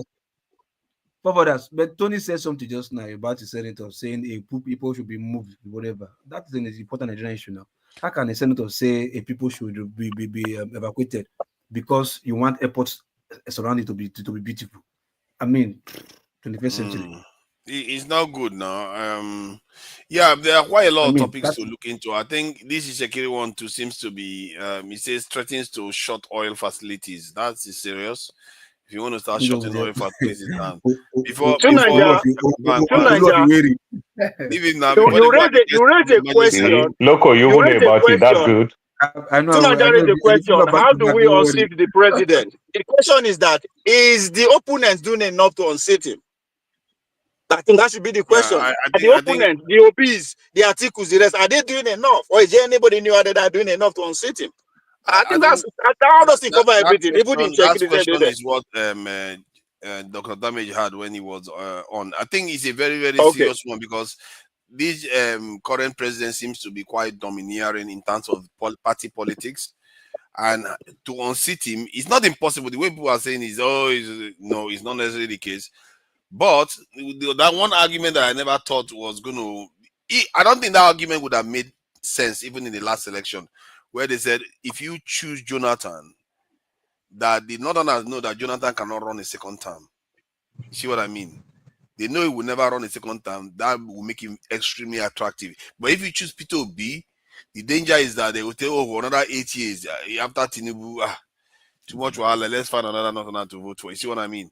So that I found it quite weird that if Jonathan was interested and PDP and a few other people come together, but I don't think that's going to happen. But that's just one of those. Fofara, Jonathan have good edge if he's strong enough to play the politics. Exactly. You understand? So you know why? I said so. When you look, does he have the balls? That's exactly what I'm saying. But if if the oligarchy, if they push him very well, give him all the support. You go wrong. You understand? Because why I said so, when you look at the Southwest, say for example, demography, we are talking about Lagos. You understand? For you to win Nigeria election, you must either take these 3 big states, Lagos, Rivers, and Kano, and everything. Easily, Jonathan will take Rivers. Easily, Jonathan can take Lagos. How do you know that? How do you know that? Take Rivers and he'll take Bayelsa. Easy. No. How do you know that? So, how do you know that he will take Rivers? Tony is just looking for trouble now. Jonathan is an Ijoma. No. How do you know? How do you know? Listen, how do you know?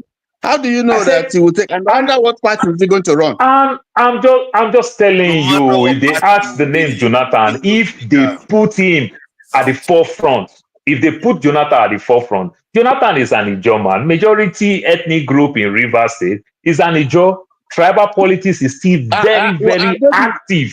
Very active. Have the Ijo people been able to save Fubara from the mess that he's in? The question is that we are talking election. We are not. We are talking. We are talking.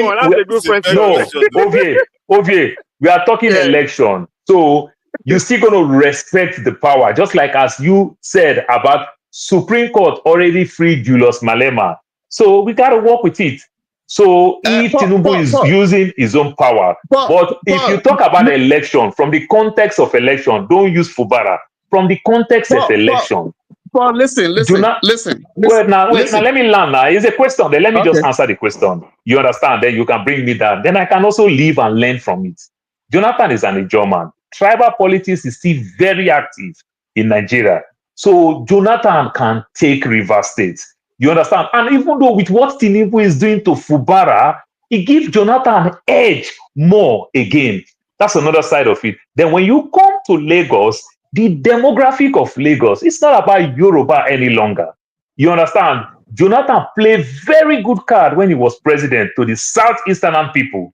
So good non-indigenous, non-Yoruba in Lagos. Now, if you put your South people and Igbo together in one chunk, you understand? Jonathan can fight Lagos and take Lagos. Do you get my point now? Even though Jonathan don't take Lagos, Jonathan going to get sufficient numbers of votes from Lagos. This is an advantage. It's an advantage. You take it or you leave it. Okay. You understand? I can pick it from the region. The thing that Jonathan did, you understand, when he was president, Jonathan worked tirelessly, you understand, in the north. But the propaganda and everything with the Obama structured and everything, and with the Hausa believing very well that it is their turn, they want to take power and everything. It is there. But if this northern and good percentage of them is pushing Jonathan, not Jonathan coming, if they pick Jonathan for their own interest, knowing fully well that he's going to run for one term and the power is just easily coming back to north and everything, that gives Jonathan good edge for him to run for the next election. That's what we're saying.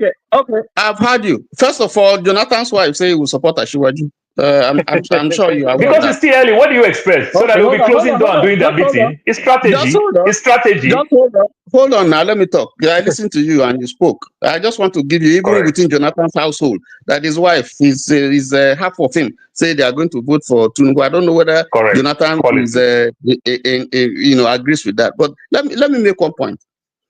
You see, I think we don't seem to understand how complex 2027 is going to be. The politics of 2027. It's not the same politics that when you had Jonathan. Mark you, Jonathan acceded to the throne by accident. You know, he became president by accident when Yaroda died. And then, of course, the politics of 2027 is a little bit more complex and complicated. Now, Jonathan today does not command. He doesn't have structure. It doesn't have structure. True. It doesn't have structure. It doesn't have a party. Hold on. Let me finish. Just let me I'm finish. agreeing with you. I'm not arguing. It doesn't have structure. It doesn't have a party. I'm not sure he's even interested, to pull out. And he's a very intelligent man, knowing that if anybody is asking, they did it before, they mooted it before.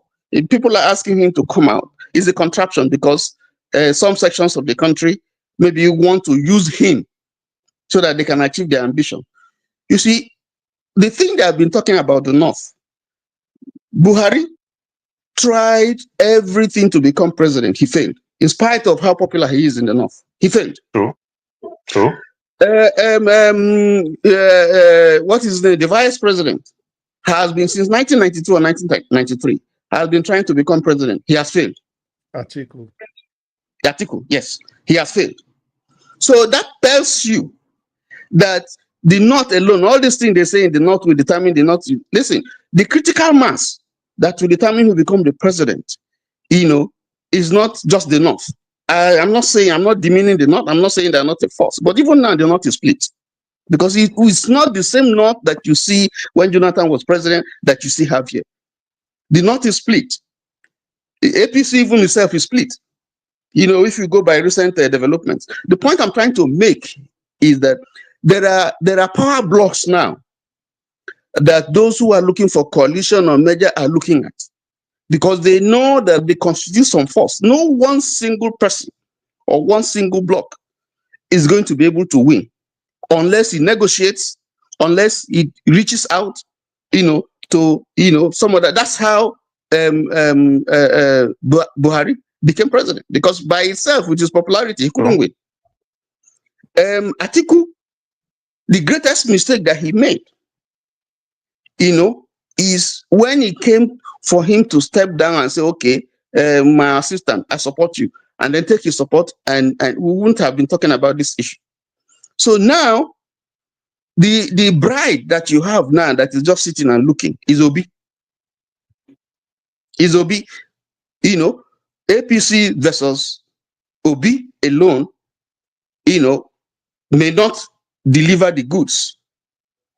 If Obi is able to win some people, some of these people who are looking for coalition to himself, if they're able to agree and sort out whatever it is, that becomes a critical mass. If Atiku goes alone without Obi, if you like, let him go with Kwankwaso, he's not going to succeed. So it's complex now. And then, but what I'm saying is that 2027 is too far. Anything can happen. Because we just seen things that are unfolding. There are coalitions here and there, people meeting, and trying to plan and strategize, new party or measure or whatever, and so on and so forth. And all these people that you are seeing that are moving, that appear to be moving, and we're talking about one party state. Listen, let me tell you, let us watch what is going to happen before 2027. You're going to see an implosion. I said it, and I believe him. Because these are strange bedfellows right now. Yes, these are strange bedfellows. You're not expecting that will be front runners. Mr. Tony, yes, when you said that word, Mr. Tony, Tony, let me disagree with you. I've not finished. Let me disagree with you. Let me finish. If they go in and they find out that what they're looking for is not guaranteed, they're just like the man from Anambra who went in and he saw her. By the time they go in and they don't get what they are looking for, then that's when you begin to see the crack and begin to see the trouble. Let me just stop there. That's why when you ask, say, does Jonathan have a party? Okay, please, I'm sorry. That's why when you say, does Jonathan have a party? I said, true, he don't have a party. What I'm telling you, I said, when people bring Jonathan, I'm telling you, like, if they conclude and said, this is the face, this is who will represent us, you understand? It is different from Jonathan coming out like an Atiku Abubakar, who is coming out and always come out on the wrong way. Atiku come out 1993, 92, 93. MKO was very popular than him. He was not known then. After then, Atiku come on the wrong, this thing. Obasanjo was bringing the Yaradua. Northern was a wrong thing. Atiku contest against a popular Buhari on Northern. So all his strategy was completely wrong. When he want to contest with a Southerner again, he break boundaries with somebody like Obi. You understand? He couldn't manage Wike very well. So that's a loss for him. But I'm talking about a Jonathan, not Jonathan contesting like an Atiku. I'm talking if they bring Jonathan with what the North Central is going through, the Christian North are going through today, if they bring Jonathan, that North Central, Jonathan have good hedge there. Remember, I'm not using the word win. You understand? But when you look at this permutation, everything, and with the level of the way the economy is, Jonathan have edge. But can this strange bedfellow be able to compromise themselves and say, unanimously, this is who we want to bring? Not when 50% of them will also fall aside again, then some will run back to APC. You remember some of them that you are seeing today, they plant them as disruption, as an informant. That's still going to leave. You understand? Some of these people that you are seeing, you might be shocked that El-Rufai too, they plant him. You understand? You might be shocked that El-Rufai might betray these people. They might even plant him to go do disruption, to go cause any type of thing. Give us feedback. How do we go about it? We don't know. But if they bring a Jonathan and the North felt within themselves that I think it's clear, the next 4 years, easily, the power is coming back to us. That's a good strategy for Jonathan. That's all I'm saying. Then you talk about permutation, popularity. Remember, the country is getting bad by the day. If we condemn what Jonathan did, we tend to say, we thought Jonathan was bad. Buhari dealt with us tremendously. Now people say, we really like Buhari because Tinubu is dealing with us. So in that context and every other thing, some people may not want to vote for Tinubu. You understand? But how these people, this strange bedfellow, can put themselves together in truth and come out? And what is the percentage of the people that will fall back? When I mean the people that will fall back, the informant and the one who is just greedy that want to use these people for their own greedy purpose, and it didn't work out for them, then they'll just walk away. You understand? And every other thing. But if they can come together like Tinubu succeeding, remember, Tinubu tried the strategy with an Atiku. It didn't work, but it worked with Buhari. Remember, Atiku was the first one, but it never worked, but it worked for Buhari. You understand? So I'm talking from the place of if he actually work, you understand? That would be a very sweet. For people like us who like election, my brother will go really enjoy the election. We will stop doing overtime at work. You understand? That's what I'm saying. You understand? When you look it from that perspective, good election that will go on, that even though if anybody going to rig, say the Jonathan faction or the Tinubu faction go to rig, it will be obvious. You understand? Then talking about those small side, I know you are an APC person, you like Tinubu. That small side of, what is it called? Jonathan's, why this is politics. You understand why women suffer for politics a lot? Because they do the meeting midnight and everything. So these are the strategy. You don't want to come out, it's too early. Because when you come out early now, you might surprise they started digging Allison money, how they trace it back to Jonathan account in somewhere. This one money, how they trace it back to Jonathan account in somewhere. So for that reason, that's why Jonathan don't need to bring himself, because 2 years is too early of a time to think all those type of things. You don't expect a Jonathan to come out. It is your attack dog that you will bring out, will start talking, and the likes. But all those type of people will come out. If anybody tell you that El-Rufai go to contest president with Tinubu, everybody will be very, very happy because he's losing easily. You understand? Those type of El-Rufai is the type of people that will call an attack dog, not to come outside. It's too early for a time for them. It is a big person from his own party that will plant him, not opposition, and El-Rufai will want to contest and win. No, that's all I'm saying. Okay, you can go ahead. Tony talking about the explosion. I think we they forget this thing now story, really disconnect.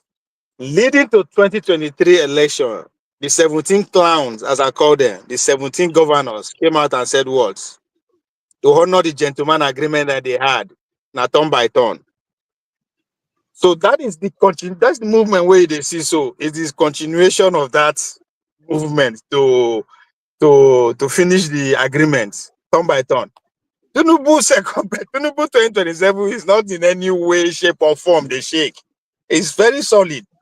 what you are, the other side of 2027 that you are going to see is Obi versus the North. Now, the North, Obi popularity as it's going with that number, if he achieved the same number a little better than that, it will be a problem come 2023, 2031. Now, the northern candidate, the northern presidential candidate that will run 2027, everybody is making move to be in a better position because come 2031 is going to be consensus. The North will always come out with their consensus candidate. Obi said he's not going to run. He's not going to run in 2030 something. He said that No way. clearly. Forget it now. Forget now. Politics. Never. That will not work. If Obi come outside 2031, he want to make himself mockery like an article. It will never work because that is the North. It depends on how he finished 2027. It depends on how he finished. Because what you are seeing, they are trying to lure him to PDP and finish him off, or they will isolate him if he decides to go alone with the Labour Party. That's the game that is going on. The northern candidate, that is their stopping block. Because if anything that will make Obi repeat the same feat that he did in 2023, or better than that, there's going to be a problem come 2031. Paul, if you are saying that the people that will bring Julo Jonathan come out, who is not going to line up bring Obi come out in 2031 if we finish like that? Because it will be in the history of since Fourth Republic. No Southern person don't get million votes when will be president. Let us deal with 2027 first. I'm just telling you. Yes, I am telling you what 2027 is all about. They will go with their. They will go. Hold on. They will go with their agreement turn by turn and go with Tinubu, which is already what you are saying. Then they will make sure Obi did not do well from the North, because the North, it doesn't matter if Zulum, Konkoso, Atiku, whatever, is going to be consensus. So how you finish 2027 will give you upper hand going to that negotiation. So that's what I'm saying. Okay, what I'm saying is that 2027 is still far, and what we are seeing now is not. Hold on. What we're seeing now is not clear yet. It's not clear the reason why APC is doing what it's doing is because it's jittery. That's why they're doing what they're doing. It's jittery. I think I agree with you. Jittery of what? They're jittery. Of what? Okay, no, the G3 is there. If this coalition go well unanimously like APC, that's a good strategy. Hold on. If they are G3, hold on. If they are G3, but it's a good thing. It's bringing them. It's making them stronger. So good. Listen. Yes. Okay. That's true. I get what you're saying. Everybody is playing politics. Everybody is playing politics. Hold on. Tony, hold on. APC, they are telling you that's their candidate. Okay. Because you're looking at it. Hold on. You're looking at that at the whole country. No, that is APC business. They are saying Tinubu is our candidate. So who is the next candidate that will beat him? So I am saying that I have heard you. I have heard you. He's the president. 2027, they not have no choice than to honor the agreement that they have. Okay. I am a Christian, and I know that people's destiny, your life, is in the hands of God. What is going to happen tomorrow or next tomorrow depends on God. We don't know. Our president is a Muslim. Your Christian no count. No, that doesn't. Listen. He believes in God. He believes in God. Okay. He believes in God. So hold on. Let me make the point I'm making. I am saying that 2027 is still far for anybody to say this is the direction in which things will go. Does the incumbent, wait now, I listen to you. The incumbent, the ruling party, are they doing well? They are strategizing. They are doing very well with their politics. Hold on, Tony. No, wait, let me finish now. I listen to you. Tony, hold on. You are making the same mistake. We're making talk now. He has nothing to. Now then they interrupt me. It has nothing to do with whether they do well or not. Now, I want to talk. Let me talk. Now my turn is rich. Now we allow you to spoke. Now my turn is rich. Now let me talk. Now you see the interject. You're not interjecting. the idea with the belief say president no do well, now go determine his own. I mean, at this time we should be deceiving ourselves. Which president don't ever do well? The only one way do well, they say come out and good Lord Jonathan. Okay, sorry. Forefather, I beg if you dey here, who's there for the other room? Oh? Okay, so the only person we do well small during our own lifetime and good Lord, they say come out. So the idea say no do well doesn't matter. That's not the point. This man don't care about doing well or doing. The Tinubu is doing well, but the people that put him there, nobody's complaining. Only me and you they complain. Okay, that's not my argument. That's not my point. I told you that the president is playing the politics that he should play. He's using his power well. He's trying to consolidate his authority. That's excellent. That's what I'm saying. So the question, before you say it's not over, you now say, okay, what is the opponent doing? Hold on now. I get your point. My question to you is that what is the opponent doing if you say it's not over? See you, sir. Okay, Obie, what I'm telling you. Well, also, can I talk now? No, I never Can I talk now? Hold on, Tony. Tony, do you know why this is not fair? You had your time. If you know all this, if you don't talk, listen, I have not spoken really. Hold on. Let's be mature here. Wait for your next time. You had your time. You need to say whatever you want. Allow me to say whatever I want with my own time. You've been talking. You allow people to talk. Nobody. Did I stop when you were talking? He'll never finish. He'll never finish. Okay, go ahead. How can I finish when you keep interjecting? Okay, go ahead. Go ahead. Okay, finish your talk. Oh, you continue. Finish your talk. No, Mona, go. Talk. Your father. Make my point for me. No, let Tony make my point. You know my point. Make it. Since you want you use my point, join your own. Make them. Okay, I know say I know where Ososo did. You know that I have been to Ososo. That's the end of the world. After that place, no road again. I know Ososo very and I have friends there in Ososo. You have your time now. Maybe they make point, they talk another thing. When I start to talk now, you interject. It doesn't make sense. Okay. Thank God that you allowed me to speak.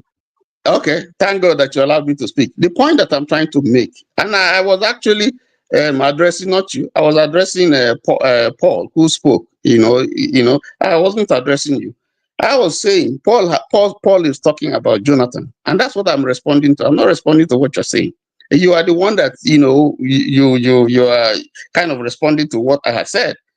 The point that I'm making now, what we see, I said that what we see is a jostling for power, okay, against the ruling party, because they have command authority right now, and so they are doing whatever they can to consolidate their power and authority. And I said that they have done well in that respect.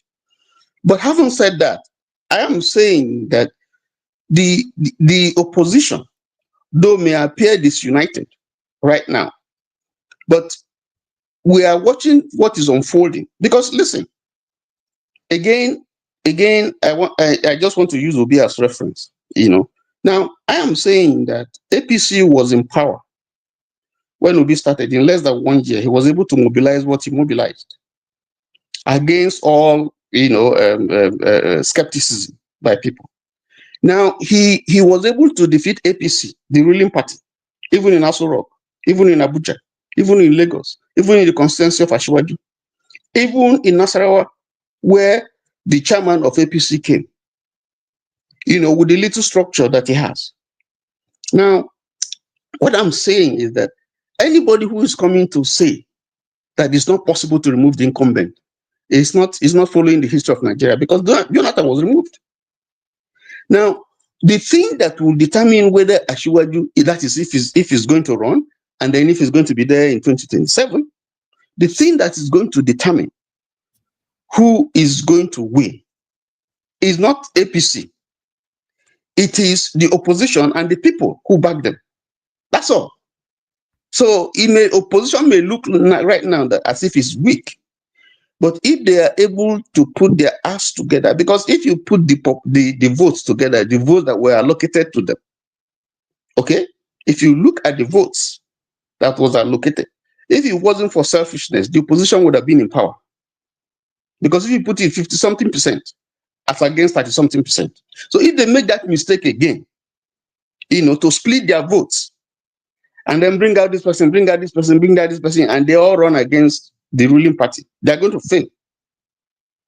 So I'm not talking about whether the party is doing well, the ruling party is doing well or is not doing well or whatever. That's not the issue. But I'm telling you what the issues are. If they come together, if they're able reasonably, some powerful blocks come together, and they decide and bury whatever personal issues that they have and so on, and look more, they will. That is when you will see real politics. That's what I'm saying. And I'm saying that the opposition knows that. Let me say something here that maybe if people don't know. I have worked for Ashwaju. I know some of them from very close quarters. If you think that you are going to get power easily from Ashwaju, you are mistaken. But there's a strategy. There's a strategy to unseat him. There is a strategy to unseat him. And that is the strategy that he's trying to dismantle. Everything that he's doing is to dismantle that strategy. That's why I said they are jittery. Unless they are not able to dismantle that strategy, unless they are not able to implement that strategy, that's the only thing. That's the point I'm trying to make.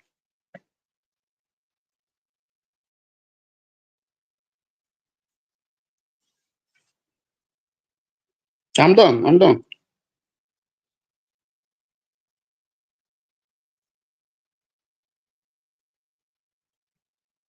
Okay. It looked like Ovie left. It looked like Ovie. Yeah. Where's everybody now? Yeah, I'm here. Can't you hear me? I'm here. Yeah, Ovie left. I think I Speak the Truth is doing some other thing. Then same thing with the local, but Ovie left. And so for me, I'm just saying the politics of bringing a good luck Jonathan. It's a good strategy. It's a good run for his money. And then another thing again, I'm not supporting Tinubu, and anytime soon, I'm not supporting Tinubu, except I see drastic change. But what I'm saying is that even though if a good luck Jonathan come out, it is even good for the politics to say they play real politics and every other thing. It is even good. You understand? That's exactly what I'm saying. So it's a good strategy for the politics and the calculation and every other thing. Because the way Tinubu is using this formidable force, like backdotting, the way he's challenging some of these governors, these senators, House of Representatives, and every other thing. Because he's doing it so that even though if he's going to rig the election, he's still going to look popular. You understand? Because with popular, if you are so popular, you understand, you just imagine you have 28 governors out of 36 governors. You understand? And you rig the election with that. Of course, you can go anywhere in the media, you can defend yourself. You understand? Say, how do I have all these things? I have these numbers of senators, these numbers of House of Representatives, and every other thing. That's a good strategy for him. You understand? To rig the election. You still need to make yourself popular. Paul, in our state, the press carried that every PDP, everybody in PDP has gone to APC. But that's just press this thing, because there were people appointed by Boriwori who refused. They said they are not going to join APC. No, many. Yeah, I read it. Many have not moved to the other party. They've not moved, because if they say they move, where did you register? Where is your membership card? So when they say these things, that's what I'm telling you. When they say these things, we know what they want. We know what they're trying to protect. Everybody knows. Nobody is a fool, But they are speaking with both sides of their mouth. Correct. Okay. And somebody mentioned that the former governor went soon to go and campaign, and his people drove him away.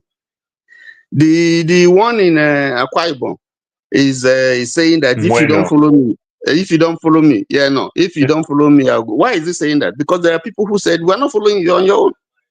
The Umahi, The Umahi that is saying that all Igbo people will vote for Tinubu. Ask any Obi Igbo person, and they conjoin. are laughing at him. So they say, well, Obi conjoin.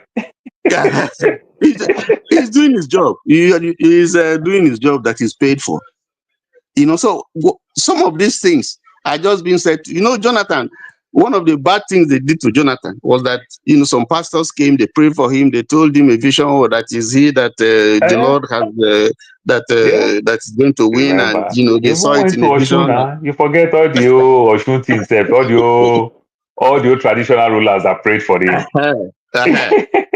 So it's not new. We have seen people when Abacha was there, where everybody say, oh, all of them were saying, oh, yeah, that you are the only one, you know. So I think we're trying to lose. We don't seem to understand our history, because when it comes to brass tacks, everybody is looking for everybody look for a head, everybody look for in shop. I mean, nobody remember that Hausa fight in Abia that time, in Aba that time, when they fought those fights, the Igbo people went back during Oju Zokalu's time. Oju Zokalu came, he said the Hausas as being their friend, their brothers. In fact, good percentage of people from Aba today are Muslims and everything. Oju Zokalu spoke all the right things. When Oju Zokalu is leaving, he tell his people there.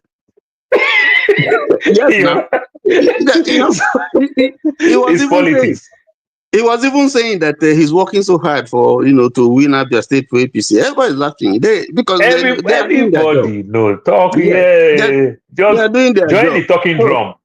Yes, they make the man feel good so that he won't remove you. Make Join the man the talking feel good. drum, but does this drum have any rhythm? That's another thing. It's So not just to be banging on it. Yeah, that's why I'm saying that what we're doing now are playing chess. You know, everybody is just playing along. Don't offend the big guy. Don't make that's him think exactly what I'm saying. I say from both sides. That's why I said if they bring an OB where you see an article stand up and said, Obi, I give you my blessing. Good and better. If they bring a Jonathan, good and better, because these people have the popularity. You understand? That is if they bring them for the right purpose, not they use them as a pawn to cut a deal behind the scene. You understand? To cut a deal. But if they bring them for the right purpose, it's a good thing. Like I said, Tinubu brought an article, you understand, but almost for the wrong time, because Obasanjo was in power. Obasanjo fought tooth and nail for Yaradua. You understand? And everything, which does make sense. Anyway, you understand? And as at that time, PDP had 28 states out of 36. You understand? So what do you expect? And that 28 states out of 36, that is exactly what Tinubu is looking for today. You understand? Like the Obasanjo 2006, 2007, that he brought Yaradua. Because PDP is largely majority. You understand? Almost 2/3 of the country, PDP covers. That's why even when Yaradua could not campaign, but Obasanjo still went everywhere and used the governors and everything. Because the governors is like your commando. You understand? It's your artillery and everything. That strategy is what Tinubu is doing today. But if they could not manage anybody that they're going to bring within their coalition or whatever, if any Atiku want to come outside and use his money, is losing. If any Obi want to come outside and use his money, is losing. If any Jonathan want to come outside and use his money, is any Kwankwaso is losing. But if they can come together unanimously, one aspect of it, then remember again, one thing again that I like with Trump, you understand? I like it with Trump and I hate it with Trump, 50-50. What do I mean by that? Remember, thank God you live in America with me. Anything Obama did, Trump always want to go against it. That's the Iran problem that they are facing right now. Remember, Obama kicked Jonathan out. If the Jonathan people played a good card and go negotiate with Trump, I'm telling you, Trump will watch Tinubu. And you know, Trump like deal. You get the point now. So I'm talking now from the international aspect of it, because it is obvious, clear that it was Barack Obama worked tremendously that kicked Jonathan out. He would bring back our girl state with all those things, those kidnapping. America quick to come outside and tell Jonathan that we're going to help you. and they said Jonathan didn't respond on time. That's why everything happened. These are good strategy. If they go back and go negotiate how Jonathan did that, Trump want to prove otherwise. If they can play their card well from the international aspect of it, that's a good strategy. So, but if they cannot come out very well with their coalition to do this thing, they are not going anywhere because Yeah, I Tinubu agree. will make himself more popular. I agree And that's with you. what he's doing. I agree with you. That's the point I was saying, that this whole thing is complex. You know, we never know Very, the head. very. We only know one side. That is from the ruling Yeah. party side. And the easiest thing that me and you agree 100%, it is still early because It's there's still plenty early. of time. There's still You anything can happen. understand? Plenty Yeah, of time, that's what I'm plenty of saying. betrayal. Yes, go Did happen. you see the You know, way, what is his name, the former governor of Sokoto State, the one that betrayed Wike? Tambowa. Tambowa. when the Tambowa that Wike support 4 years ago, He the same betrayed Wike. Tambowa. So there's still plenty of time. Yes, sir. He betrayed There's Wike. still I mean, plenty can of you time. imagine? Look at what we're talking about. What is his name? Atiku ran against was in PDP, ran against what is it? Tinubu them, you know, then ran away from there, went to Tinubu, ran, came back, you know, ran, and so on. So you can see that the whole jostling that you're seeing, everybody they position, they look for where, you know, where the thing go better for me. That's the primary thing. Nobody is and anything can change. Anything can change. I agree with you 100%. Anything can I change. That's agree. what I'm saying. Anything can happen between now, before we begin to really see the real thing. Maybe it could be 2026 or something like that. You now begin to Obviously, say, because you can say certainly that. anything that anybody going to do now, it is too early. They're going to use the DSS, they're going to use the EFCC, they're going to frustrate your team. You understand? They may not attack you directly, but your team. You see the way they did with the Peter Obi. Donyo Okugbe, they hit him out. You understand? And you can understand that the Donyo Okugbe, with the end of Donyo Okugbe, I mean, God bless him wherever he is right now. You understand? With the end, the way Donyo Okugbe come back here, started supporting Tinubu, you know that, okay, look like truly they really plant this guy there. Yes, man. You understand? And all those people. Yes, you know. Yes, It's unfortunate, you know. Our politics is without morals, no conscience, no very ideology, dirty. nothing. No policy Money. statement. Nothing. Is so. If you say this man is your enemy today, there's nothing like that in Nigerian politics. That man that's your enemy today, tomorrow. I mean, look at Akpabio. You see how he has moved PDP to this one, APC now. He's saying when he was in PDP, the same thing he's saying now. That was what he was saying when he was in PDP. Now he's in APC. Look at what he's saying. Obviously, it's just about me because tomorrow they will counter Akpabio, will say he's the juggernaut when it comes to politics. How do you say he's the juggernaut? He was a commissioner, governor, senator, minister, senate president. Is that not how they call Tinubu? They call Tinubu senator, governor, president. No, senator, governor, godfather, national leader, party leader, president. President. You understand? So that's how pressmen will address him. You understand? Akpabio come as a commissioner to governor, to senator. You understand? To minister, senior minister for that matter. Then he becomes a governor, a senate president. You understand? So he will tell you that he knows everything. But you and I know that everything that he knows is all dirty politics. If there's any time you and I can appreciate Akpabio, was when he was governor. You understand? It was when he was governor, and he was a governor because there was a court case, all those money, and everything. He enjoyed those money very well, and I give it to him. He used it very well too. You understand? He may make money from it, but he did a great work. There's a great transformation. Yeah, but somewhere along the line, started abusing it. We saw one or two things that he did, yes, you know, when he was governor, you know. So, well, the only thing we can do, we just watch and do a little bit, you know.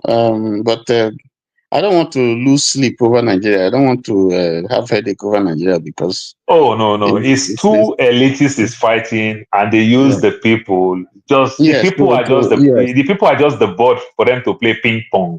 You yes, understand? Because yes, if there's a policy statement, we will understand. But it's not yes, about policy. So the people are just the ping pong that they yeah. just be pushing it from one place. Look at Rotimi Amechi and Evorati.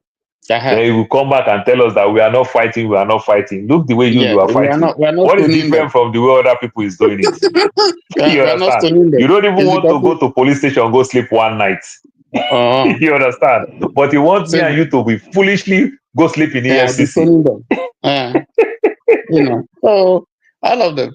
He has not done any job since he finished youth corps. He has not. He has his politics, just like Not politics from the house and every other thing. This Rotimi Amechi that is talking, you will just marvel and he's saying all this nonsense getting out of his mouth. You look at him, say, "What are you talking? You are so entitled and every other thing." Just like the way I attack some of my people sometimes when they talk about this. When my Igbo people will talk about this seaport thing, that that this and that, only Lagos port is working. I say, look. Don't blame Yoruba for it. You understand? It's just the failure of our leaders. Because if you want to talk, Abiy Sekibo is a Minister of Transport. You understand? He is an Ijaw man from River State. How come they didn't make our seaport work there? You understand? What is it called? Rotimi Amechi was a transport minister for 8 years. So how come he didn't do it? They want to blame Yoruba. You get my point now. So when you pick how many people from this same region that have been Minister of Transport, how do you want to explain? Then a Goodluck Jonathan is a South man as a president. You understand? How come you didn't even say, go make those things work? It's just failure of good governance. You understand? So let's not play the tribal card. It's just failure of good governance. It's just that when something keeps spoiling, say, hey, they say my papa has the spoil.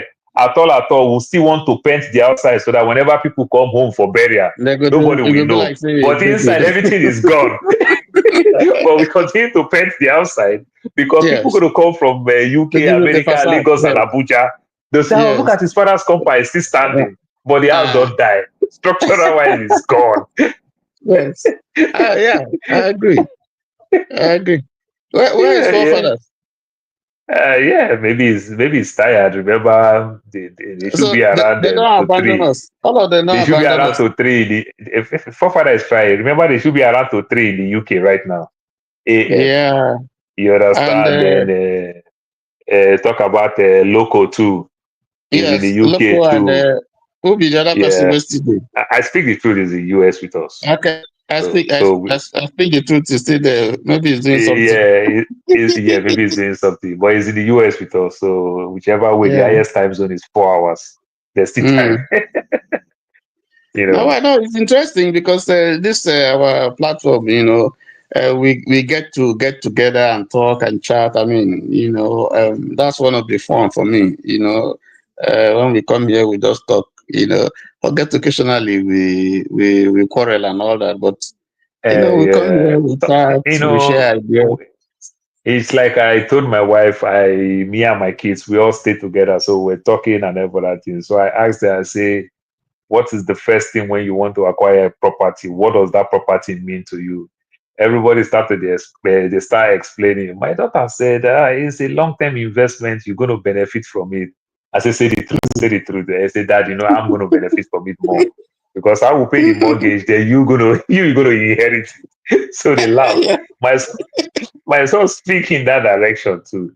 Then also my wife too also say something towards that direction too. Oh, it's a good thing that you've been paying rent to somebody else. You are funding somebody's mortgage and never that they say everything. And I told my wife, if everybody say that, will you say this? I said the first thing when it comes to property is emotion. You understand? You love it like a baby, like you just have new baby. It is the emotion. That's why sometimes you discover that your first, second house that you bought, over time you discover that you make a lot of mistakes. Out of emotion, you didn't do the right thing. You didn't do the right thing. You just want to say, finally, prayer answer, we have our own.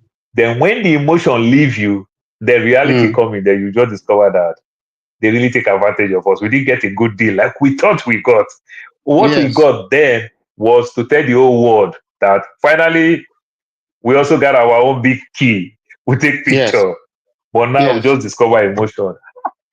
She got It's true. tired of me. She said, how do you even think like this? That's how it is. So sometimes we bring this emotion to politics, maybe with the Yes. tribal card, or maybe Yeah. it's just like where I'm from Delta State, DSC is in my place.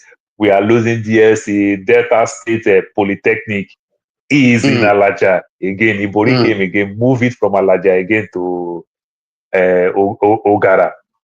It killed my Everything is place in Ogara. completely. You Everything understand? is It killed. everything is Remember the Ogara. female tournament? They Specialist hosted 4 hospital. times. Ogara Hospital. Hospital is there. I Ogara. think AIP is there. That's the place that used to be a village where nobody they, if you stay there self for night self. If your car break down there, you know go almost now tire. you know. Now you One time a truck that carries 600 bags of spent got break down. Before in the morning, you understand, that thing becomes scrap. They empty everything. Yes, but one thing that the body did very well, he ended up make the road very motorable, which also chase crime. You don't turn that place to city now. You don't turn that place. Light. I hear that they get light in 4 hours and all that. But you can imagine the pain of transferring a polytechnic from one place to another place. So that really affects us very well. So if tomorrow now you see somebody from my place in Alaja there where we lose DSC, which open up those places, then the polytechnic again, which is opening, people started putting investment there, go build houses for student campuses and everything. Then the body transfer it and everything. So just imagine somebody from that area, you talk about Ibori. The person go say it will never better for Ibori because they'll be talking from passion, from that emotion. That is what is driving the politics in Nigeria. Because if you call anybody from Wagara, if you can't talk against Ibori, you can't. Yes, you can't talk against it. Somebody from Wagara, you can't talk about Ibori. Ogara, Efe, all the way down to Mosoga, Jesse, all those places. It's snowball and favor all of them. The price of properties, everything kick up. Don't you understand? All the way to Mosoga. You can't talk against him there. So that's the politics. So I want my man to go there. I want my man to go there. Yeah. So that would be a big war now to me debating somebody from Ogara. The person will say, you don't even understand the Bori. Why would I understand the Bori? Yes. When you come up food for my mouth, carry go your place. You understand? After building all these houses, and those days, you build all those houses the wrong way. You didn't build it the right way. What do I mean the wrong way? People build house in the name of this campus thing for students. So you didn't build house like normally you want to build house. So like small hostel. No. Not students, yes. We're going to stay there and make your money. Then they take the thing, then anybody you just look like house with one bad landlord picking there, they smoke it go. Yes. You just ruin them. Yeah, it was very painful. It's a shame. Those are the things we're talking about in Nigerian politics. It's a big shame. Yeah, no policy statement. Because if you were to be policy statement, even though the school itself can sue the state governor. Yes. You understand? The school itself might say, look, the Harvard thing. When Trump just stand up 3 days ago and said, okay, all international students in Harvard should transfer. You block Harvard. They went to court straight up. They went to court and they won. And they won. They blocked it immediately. They won. Yes, they won. You understand? Meanwhile, we come from where everybody is decamping and moving to the winning party quick. But as Trump is so lazy to play the politics the right way, to go to Congress because he felt it's going to take a long time. You understand? Yes. So executive order, as it does this executive order, you see 18 states carrying to court, blocking. Easily. Yeah. And the court rule, not be the kind court we will get here. The court rule, even though... And the funny part of it, so when they try to argue that, okay, if somebody try to go this type of thing, let it not be for the 50 state, let it be for that state and everything. Then people will say, Republican, you forget when Texas used to do it to Democrats. You forget when Florida used to do it. He become president. You Yeah. know, if a president can stand up and punish one company, Apple, say, oh, you are going to India, we're going to knock you 40% tariff. No, One company, you know, but at least they still have institutions. You understand? That still yeah. listening and still going to work. You understand? Yes. Yeah, good for Yeah. them. But Yes. you can't even. Okay, do you know the level of percentage that Tinubu increased tariff when Tinubu entered? To ship one container to Nigeria now, it is between 19 to 23 million naira to clear a container.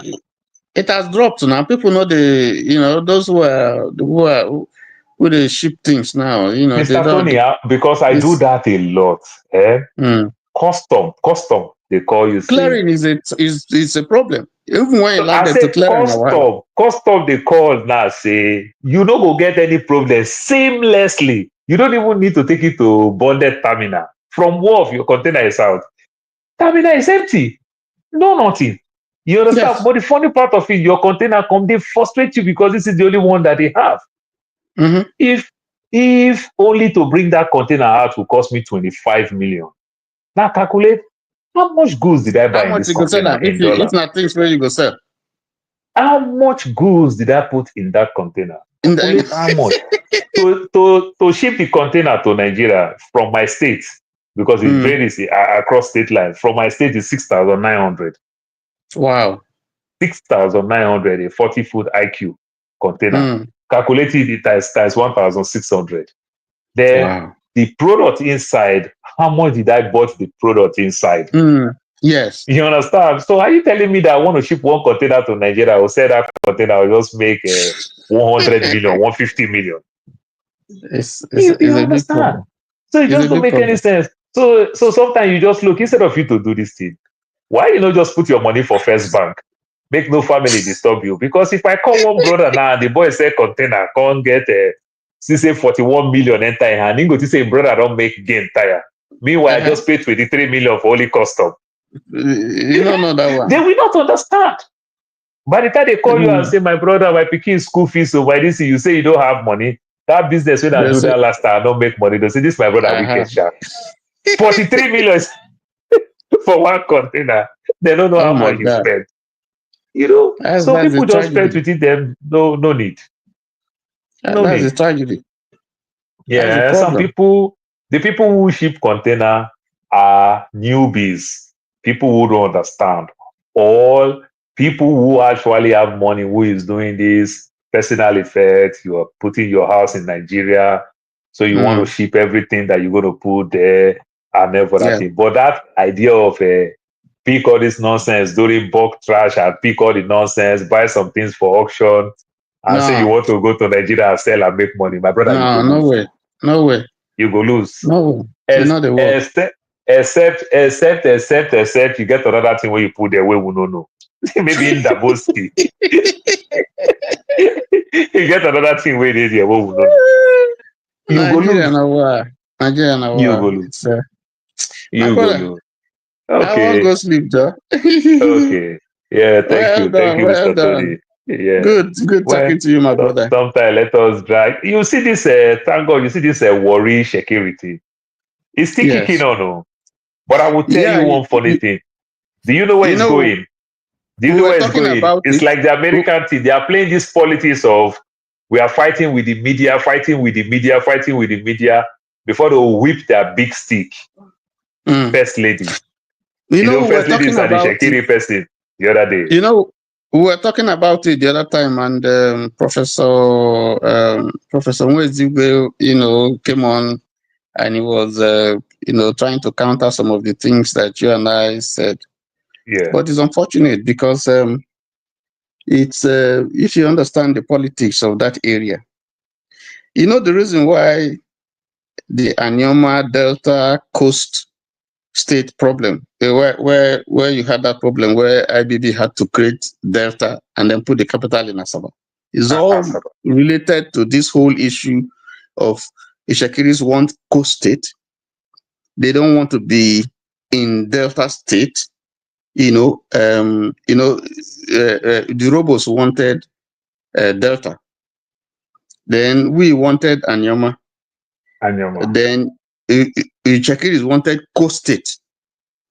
And the whole reason is that the Chakiris felt that if they go to Delta State, then they'll be further marginalized. So it's better that they stay in a state where at least they get some other people to not be only them, they get the Jaw, they get the Igbos, they get the Soko, they get the Urobo. So there's some sort of balancing. Okay, but to carve them out and then just put them with the Urobos, definitely they're in the minorities. The fear of marginalization is more. So this whole issue of that we see, in the federal, is also at the as the subnational. You also feel that problem. And the sad thing is that there is hardly any Shekiri person who no get Urobo blood or Urobo will not get Shekiri blood. No, I have that blood a lot in my body. Yes. So you see the politics. You see the politics that that is being played over something that is. And when we talked about it, was in 1952 that Awolowo made the Olu. Mm-hmm. The it used to be Olu of Ishakiri. Yeah, because there's what is it called? I forget the name. I can't remember the name. The word. Yes. There's Ishakiri. There's Ogbejo. Then Urobos get their own. This Baramoto Kingdom, where Sompolo came from. Yes. So to now make a chief of a particular ethnic group over the Ijo, over the Urobo, and so on and so forth, was politics. And it's Urobo part of family is selling that land there. You never fought them for selling land. Urobo is majority there. Ijo is majority over you. My simple common sense that I want to have, because these people are first educated, these people, for many years, they have a vice chancellor, almighty UNN, Usuka. All the Shekiri people, you just walk away, go UNN, you don't get admission. So they have this education, they have all these things. Yes, we agree the British deal with them. You understand and everything, but you still, like, for your local people, it's like this funny thing where these Igbo people do these days. They say Eze or Sususo place in Lagos. They are not dragging anything with the Yoruba people. They don't get allocation from local government or state government. It is just among their people. Like the Hausa people has been doing it for donkey years. The Seriki of Agege, the Seriki of Alabarago, the Seriki of this and that. They don't get any allocation from local government. They don't do anything. Mr. Paul, hold on first. Okay. The intent might not be there, yeah? But if you see somewhere along the line when this evil thing called, not politics, because what we do in Nigeria is not politics, you understand?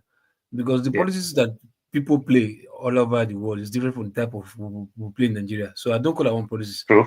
But don't you think in somewhere in the next 20, 50 years, it will not get to a time where they will not like, okay, yes, this is happening, because consistency is a very dangerous thing. Yeah, and that it might be good, but it has its own downsides too. But don't you think after some time, why would you just wake up and say you want to just call yourself easy for somewhere else place? Your intent might not be there. It's your great grandchildren frequency and say, yeah, my ancestor, because my ancestor they be easy for this land, so we to get the right to own something too. It might just be. Local. Even here in the America, they still have those things. For the Italians not to lose their culture, they have all those, their history, their everything, just to sell it for their children. America is not a place, that belongs to one person. No, I'm just saying. Remember, people are there. You understand? But certain things, when you talk about a ballet now, in Lagos now, when you talk about a ballet, where you get your staff and everything, you earn salary. England as example, leave America. Use Rome and England as example. Place will be say they get culture, foundation at that place. They not use America will be say it's like a no man's land because Native Americans decide to keep quiet. And No. Give me an example of Rome and Greece and England. I like your example. I like your word of example. What I'm saying is that places that they've done that thing, you understand, because of heavy immigrants come. Like when you come to New York now, you see the 80 do their carnival. Nigeria will do their carnival. So no, now I will give you the America. I will let you understand something. They don't waive anything because it is where so many people. So this Lagos now, group of Hausa people, even though if the Yoruba want to talk to the Hausa people and felt during election time, if I win their Seriki, I win them. They don't have no allocation from local government. They don't have nothing. Say we are any salary. They don't have anything. So the Indian may not accept it. That does not mean that it must only go that way. You understand? The Pakistan. Okay, let me tell you another thing again. Let me tell you another funny thing again. Loco, no verse. You can't carry Bible, audio Bible on your phone. If you enter Saudi Arabia, you go delete them. You understand? But this same Saudi Arabia, they build mosques in America. You understand? That may be their strategy. Exactly, because America will be placed. No, listen, you might say immigrant. It is not immigrant. America policy welcome them. You understand? Whenever they are doing anything, during Salah time, during anything, thank God, AY they as a Muslim person, you go see American police go, they protect those mosques whenever they group themselves. Like on Friday, they want to pray. It is about policy, not about immigrants. You understand? When you talk about immigrant, you talk on loosely. Immigrant loosely, I can criticize Donald Trump, criticize my governor. I cannot criticize Israel in America. You see, where we are talking about policy, American policy, they make them law. You cannot criticize a Jewish or an Israeli person. That's why. But I can criticize Nigeria. Example. You are getting it wrong when you say so. It is still a policy statement for me not to practice my Christianity in Saudi Arabia. And it's still a policy statement. You understand? For me to practice my religion in America. See, if America put the policy, whether immigrant or no immigrant, you cannot, just like they say, you cannot criticize Jewish or Israelis in America. So it's a policy statement. Other people's policy might be driven from culture.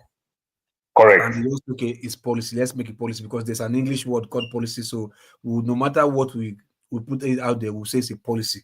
Even if we don't want to call it law or call it, okay, it's policy. But in America, their own is not derived from any culture. It's just some group of men in the name of want to be lead, just smoking one corner. We're sitting here. We are the owners of this America. Okay, let's make this policy. It didn't come from a culture.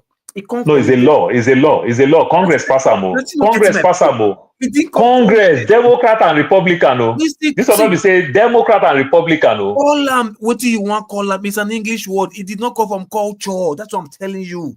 That is it. But remember, say the law is stronger than the culture. Oh fuck. The law is stronger than the culture. What are you talking about? Listen, look. What are you talking? The law is still stronger than the culture. Wait first. Because the law is the circular. But listen, you they travel, carry me go where no, they go front. And they tell you origin and foundation. Now they stuck on. You they carry me go, okay, I supposed to be in the futuristic, whatever. Even if they make a law or they make a dictator or decree, nobody cares. But I'm telling you, like, whatever is supposed to be, all those things supposed to stem from culture. Now, from culture, they will come make law, not from policy. But in America, why American case is different? They don't have a culture. It's just a group of persons that came together. So, okay, let's just do it. It didn't come out of culture. It came out of agreement. You may say selfishness. Hey, hold on. How will you say America don't have a culture? I don't know what they talk about. See. I think I don't know what they talk about. You ask me what I mean first. Not just drop inside you say. You ask me what do you mean? I say you just keep let me finish. I tell Paul, not they use America as an example. Why would you say America don't have a culture? Now say use place like people will get. You cannot tell me where to use. That's what I'm telling you. And even if you could tell me, I try to tell you both sides of it. Every place has an origin. An origin. They get culture. You get my point? Is Oh, So in America okay, of Peter. today, the America of today Loco, has you help many me with one thing. of the Peter indigenous Obi of tell us today. about how in Dubai they build a big Catholic church in Dubai. What are you talking about? Okay, what about that one? That's a strong Muslim country, but Let they me build say, a massive No, Catholic see, church listen, over no, no, there. see. Dubai was, who are the indigenous of Dubai? Origin, what native. are you talking about? Shut up, my finish. In the year 1700, what country were Who they were the practicing there? origin? You get my point. Muslim. So if at all they can't become Muslim now, the type of Muslim way come the Emirate we did there right now, not be that type of like the Sultan kind of Muslim where we say, man, if you fuck up, they take their culture serious. So Dubai right now allow church there, not just because of the way religion don't go right now for political, okay, leave them there. But go tell Dubai people now, say Their their policy. policies is Hold on. changing. Say any other policy where they want to make not come from culture. Like say, for instance, woman can be this, that. No, let me. Woman is too recent because na human being. Like, so okay, you can't put like I say Bishop General. As a big Catholic here, may they put Bishop General of Dubai, Archbishop of the Dubai Diocese, or of the What is wrong with that? Do you know they don't even have it? Shut up. Exactly. The Catholic there. Are you telling me the Catholic there, their priest, they be a imam? First of all, Are you telling me the Catholic in Dubai, their priest, they be a imam? hold on, You're still not getting my point. Listen, Paul, see where they go. Let's allow AY to add to the conversation now, please. Paul, see where they go. The Paul, see where they go. problem, hold And on, they go hold say, on, Locopi. as you now have, you say like the Archbishop Loco, of can Canterbury. you please Abi? allow Sometimes, AY to see, contribute? listen. You are We see are the not. Archbishop of Canterbury now. Now you can't see as they see the Sultan of all these Emirates or whatever. You can say in England they get the Sultan of England or the Emir of England, this and that. You don't, even if they get church mosques here plenty. Oh, yeah, are you crazy? I not be at this day. You know they or there. You know they. How do I know? You know they not be at this day. Guy, Have not you be ever display your your life? ignorance for social Sultan of media. England. This is a Okay. So public America platform, get please. culture. First of all, no say America no get culture. If you want Yes, me to tell you, I'll tell you so many. Supposed to be Native American and not be the carry. Native allow America AY is to add to America. the conversation now. Allow him Native to America is America. AY, go ahead. Sorry. You know this Man, is you guys are just something else. local. Even on this platform, some of us, we are from 36 different states coming here. You don't that damages have culture. There is a culture on this platform. Culture does not have to be how you were born, Sorry, how your great grandfather lived. Yeah, is rule. No culture is rule. No, it's a culture. You don't. That's where you have the problem first. No. How will you say America don't have a culture? There No. is no place without culture. Culture. Your whole definition of culture is how our great grandfather used to live. That's where you have the problem. There is a culture. Wait, what do you mean? Hold on. The Aboriginals, how they live. Paul is explaining to you that some of the stuff you're talking about, they are policies. They are not necessarily culture. Even even the Dubai you're explaining now is out of place. That's not even there. If you go back, for example, Saudi Arabia, if you go back to their original culture, they were the heaviest idol worshiper in the world. That was their culture. Culture of killing twins, culture of killing evil girl child, culture of barbaric culture. That's their original culture. But they switched from that to more of religious culture. Even Islam is a culture. Even Christianity is a culture. No matter how you want to explain it. So what you are explaining is not actually correct. Even you said, oh, can they have a bishop of Dubai? It's very possible. I don't know how they are. So if you don't have context, it's very this. possible. Let me finish If it's there, it's there. If it's not, it's not there. Let me finish this point. What you are saying is, you have a church in Dubai. It's exactly you are saying like, can they have a pastor? No. No. Hold on. What is the difference between a reverend father, a pastor, a bishop? And an imam. It's just an advised pastor, right? Or advised bishop, right? Yeah. What are you talking about? It's just Okay, like in America. You ask me what I'm talking about. Let me tell you what I'm It's talking just about. like in America, you are saying a mosque are not allowed to have an imam. That doesn't make sense. It doesn't make sense. So if America a church, as an example, I just told you just now. You know the year if a church is allowed, if Catholic church is allowed in Dubai, in UAE, they're gonna operate their structure. That is the church. The government they don't have business with the church. So if you allow church, you gotta allow church to operate their structure. The structure of Catholic church, you move from I don't know, is it the cathedral? You move from the local church. If it's Reverend big Father, enough, you can the priest, Reverend Father to Cardinal. Don't say what you don't know. If it's big enough, you can have like a diocese, right? Stuff like that. So that is a culture. It's a culture. Don't call people. Don't call out. Oh, these people don't have a culture. These people, no. Everybody have a culture. Now listen. Now listen. See, this is where I was coming from. This is how the argument started. Yeah, he was making reference to Lagos, Yoruba land, or so. I was here. These are people who said this and that. So like, so now having number market. Number market. I don't come here. Number market. Now price and tire today. The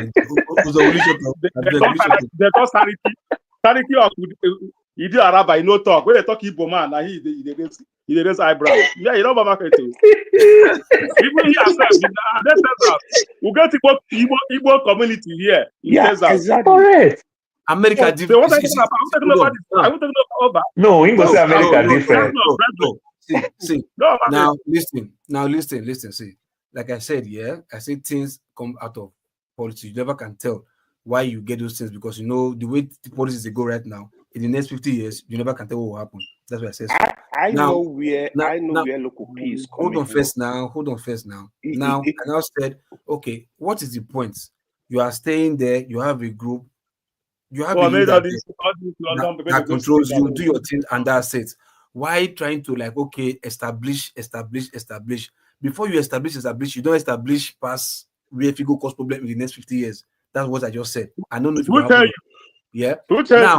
Now, Paul now said, even in America, I now said, look, like America, no, because within Native Americans, hold on first now. That I said they have culture because within Native Americans, for free starts with continue, not be the type of America we see today. You get my point? That's why I use the word. That's why I use the word. Shut up now before you scratch your beard. I'm not shut up because you don't buy market. That's why I say wait first now. We are there like a far. Wait. That's why I say don't use America as example. That's okay. No, Lokopi. The argument. The argument. I say use England, Saudi Arabia, or Greece. The argument that Paul. I use those four wait. Those people get history. Wait. The argument kind of history. Lokopi. The argument. Wait, Lokopi. The argument that Paul was making, because I remember that he did mention that even in Lagos you have Saki Muslimi, you have it all over the country where they settle. So, which I simply say, and he did say. Hold on. He did say that even when they want, even the Yorubas themselves, even when the governors and all that, the political authority, when they want to make consultations, they go to those Sariki, and from them they relate to the larger community. What Paul is saying is, if that is allowed, what is wrong with having Ezendibo? It's the same. This thing, it doesn't take away. The government is not paying them. There's no. That's just. They don't have any staff of office. They don't have no staff of office. They don't earn from local government or state. Mr. Tony, get me right. Yeah? I think we need to understand the intention. Make nobody think and say. Hold on. Make nobody think and say because Paul use Eze for one thing. say, okay, no, Saraki diarrhea or Saraki 120 day okay, then is it not okay? No, don't take it that way. If that's what you are thinking, because what I'm trying to tell you is this, right? If a people have a place, you understand, so no need to even go to put Sultan of Lagos or Emir of Lagos or whatever. You understand? So there are people, let the people be their people. Okay, so Loco, let me bail you out. No, Loco, Mr. Loco. That's their culture. What are you talking about? Loco. That's their culture. Loco. Yeah, Loco. Okay, Loco. So let me land with it. I know so many people have already come, so we're going to learn a lot. What I'm saying with this thing, I said in that worry now, three major ethnic groups. The Urobo is bigger than the Jaws. Then the Jaws is even bigger than the Shekiri. So let's say for the argument of today, if the Shekiri say the Olu of the Shekiri, of Wari, you understand? If the Olu can be the Olu of Wari, and no Urobo is in his cabinet as his kingman, no Ijo is in his cabinet as his kingman, do you think it's proper? No, it's wrong. Very, very wrong now. Because okay, that's where I'm coming from. The two of them get their blood inside each other. No, not blood. Now, over time, because we live together, that's why I can date a Yoruba girl, impregnate a Yoruba girl, because I live in Lagos. So over time, because we live together, but he has nothing to do. But first of all, this is their tribe. They are Shekiri. I am an Urobo. The next person is Ijo. Now, okay, now let's use like Benin for instance now, yeah? No matter how the Oba of Benin saying do rich, yeah?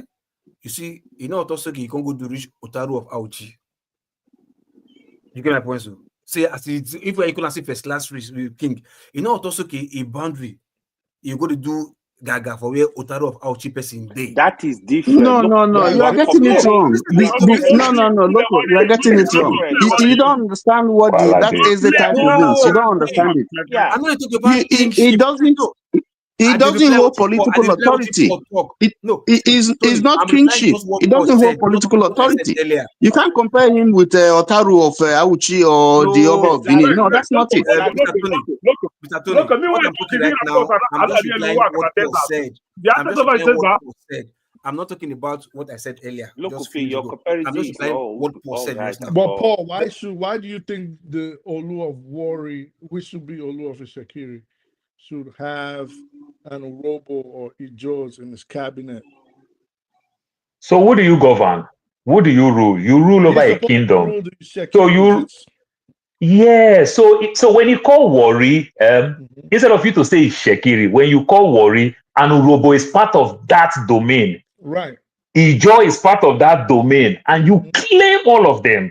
And where Urobo people live, Urobo people has been there for ages of years, selling land there. You never argue that they are selling land because you are the king, you are the custodian of the land. You did not argue land, you did not argue anything. But this federal might, this funny thing that we do in Nigeria, that they say first class king, federal king, state king, local government king. Then Awolowo were trying to extend the Oduduwa race because the Shekiri people are like Yoruba. Even from the name, you see the Olu, they bear Yoruba names, Hemidono, they bear Shegun, they bear all those names. So to extend their race, that's how they make it. So they now make him, it caused big fight. For donkey years, the Urobo people push him out. They pushed the palace out. The palace just came back 2006. Yeah, no. They even pushed the palace out. You understand? So these are the things. So to argue this thing now, so what I'm saying, why we're bringing this topic, the first lady, Tinubu's wife, is an Shekiri person. So what they're doing, I'm just smelling this thing that they keep coming to the media, they talk. But at the end of the day, it looks like they're trying to defend themselves. Even when Supreme Court have cleared this case, you understand, then they'll use their, what did the Supreme Court say? The Supreme Court cleared it that the way it is, let it stay on the status quo, which means the job maintain where you are, the Shekiri, the Urobo maintain where you are. But the Shekiri claim all this land when nobody stay. So even currently now, the king put a law, you cannot take a chieftaincy title, you cannot take anything if you don't go back to your village and build houses. You understand? They don't even stay in their place, they stay in the other place and they claim right. And all these things is just greed of the elite to make money off it. Allocation and every other thing. It's greed from the elite. Don't get me wrong, because the people, We flow together, we go along together, we marry, we do everything together. But the influence of government making money from the multinationals, you understand? And the king, in turn, when people want to come negotiate, new oil companies coming, they go straight to go talk to the king. And you want to put a business and Urobo community. You want to put a business and a job, or you are negotiating with a stranger. That's how the Urobo man will see that. That person that you talk to on your own is not part of me, is not my king. Right. You understand? So just stay as the Olu of Ishekiri, right, not the Olu of the whole of Ori. No. Mm-hmm. Yeah. Yeah. All right. Yeah, I agree with you. Yeah. Come, Loco P, I'm so surprised at the statement you made earlier. That what? Okay. Loco, don't I'm buy so surprised that first you gotta talk about America not having a culture. What is culture? It's a way of living. Okay, wait. Should I explain? I said, right, Native American, which is the owners of the land. Okay. Living in America. Are we also gonna leave the UK? Right, are we gonna say there is no mosque in UK? Are we gonna say there is no Muslims and mosque in UK? What are we talking about? I didn't hear what Loco P said though. That's not what I said though. Sorry. Okay. When they talk about a mosque being in America, you said America doesn't have a culture, so they should leave America out of it. I'm not saying is it UK that now have a culture that will also live apart, or is it Canada? Okay, now for me that's not what I said anyway. It's not what I'm trying to. Probably when you were saying it, talk all these things. Probably when you were saying it, you didn't understand yourself. Okay. Ezendibo doesn't mean that he's ruling everybody there. He's not ruling. Okay, he's just a title. He's just a representative, someone that can coordinate themselves. That's all. I agree. See where I did go from waiting you talk here. Where I was going was this, right? Now is like the English meaning of what you are saying is you are having a king in a place. It's just a title. It's a king. You do call him Ezeo because don't me bet. What is the name Eze? Even if you don't answer Obi, but it's still even like Igwe. Look, you see me as I myself here. So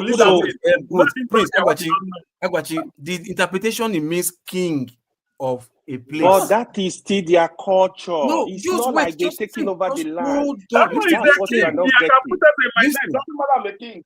The question is, they just want leadership in that place. They just want their whole leadership. Now, okay, wait. Why did you just choose? You know how sensitive these people anybody can be when it comes to tribe. No, why would you just choose to use? Hold on. Why you not use President General? Yeah. No. Hold on. They have President General also. No. Oh, why if it's just a title? It's just a title that we use and it will not cause controversy. Why not use President General or Emperor General? You understand? Look, I'm not where they are coming from. This is people like that they are arrested. That's where they are coming from. And that's what that is only. He doesn't have. I'm coming from here. Sorry. You are talking too fast. So don't go there at all. Don't go there. Bro, you see, I'm coming from here now. I'm coming from here. Loki P. In my small village. Wait, let me understand Uzo first now, one at a time. Uzo, what did you say? Igbo, Hausa, Yoruba, Igbo other minority group that live in my village, my own village, they have a king. They have like king leadership. They call them by their name. In my own small village, that is, maybe it's not even more than 100,000 people. What is the name? Name of here? The king, the leader. What did they call him? They call them the way they call AZ. They call you know the English. Call the name now. We are Nigerians. Call the name. Sanki. Why would you say this? In my place, listen, Famausa, they can't start it up for what. If governor wants to go meet the person want to collect the land. See, what I'm trying to say, in the name of king that we use here in Nigeria, yeah, or the name of traditional leadership, we use emir. We use sultan. No. Emir is a religious leader. Sariki is king. Sariki is king, like Eze. That's what I'm saying now. Mr. Tony, I call different types, different leadership, ruler, whatever title. You understand? You never let me land with Sariki, you don't attack me. What I'm trying to say is this here. I'm not saying because I think somebody, which is somebody like Uzo, you think say, as Paul used example of Eze, and I say no. You think say I allow Sariki for Lagos, they okay, but Eze for Lagos not they okay. That is your thought. Now I tell you, because let me answer you. You make a statement of that. You say leave them alone. In the next 50 years, they take over. That's what you're saying. So yeah, that was his argument. Yes. That's the listen to me. I tell you the same word. Listen to me. You can't make about it. Uzo, I tell you, say I did respond to what Paul talk because of name where he used. No, that's not because what Paul talk. Paul was in a different level, but between Shekiri and the job. No. Paul used Eze or Shekiri quiet. No, not the same thing. See, Paul, I'm not talking about a man. Loco, before you continue. For place like Lagos. He said, Loco, before you continue. Talk. If he had used Sariki or any other whatever of Oba of Lagos or whatever, okay, no, Oba de Lagos, because Oba maybe like Olu of Lagos or whatever, I was still telling him the same thing. You they think because of your mindset. You talk about use Paul tell you that I will not be here when you gaslight every person here. I'm not very excited to gaslight, try to cause confusion. Paul told you that even the outside Idi Araba, they have Sariki of Idi Araba, Sariki of Agege, and they have Eze and Lagos. You only pick one. Why was it Eze and Lagos? No. Don't tell me, don't gaslight. Now Eze use first before you see people, my friend. Not pull up on now Eze use first before you use the rest. Now more change topic. More change topic. Uzo, you don't do. Paul, how far the budget in your state? Uzo, man, you see the Medicaid, they gotta cut the Medicaid. Man, listen to me now. I'm not like my brother, are they okay? The first word he used before. You don't look for your wrong. You understand? So not they tell me say because your mindset when you get now say no, I don't you want to touch. Now they make a mistake. That's why we call it even Muslim and say using church like Sultan of England or whatever. You understand? No, because you use that one. You understand? So look, we don't hear. More change topic. I beg. Go sleep. Without America, it's not after 9. What's it after 9? I think never thought night food. Don't sleep, my friend. Tomorrow is the topic. Paul, how far America? How far with the budget in your state? The budget has not passed yet now.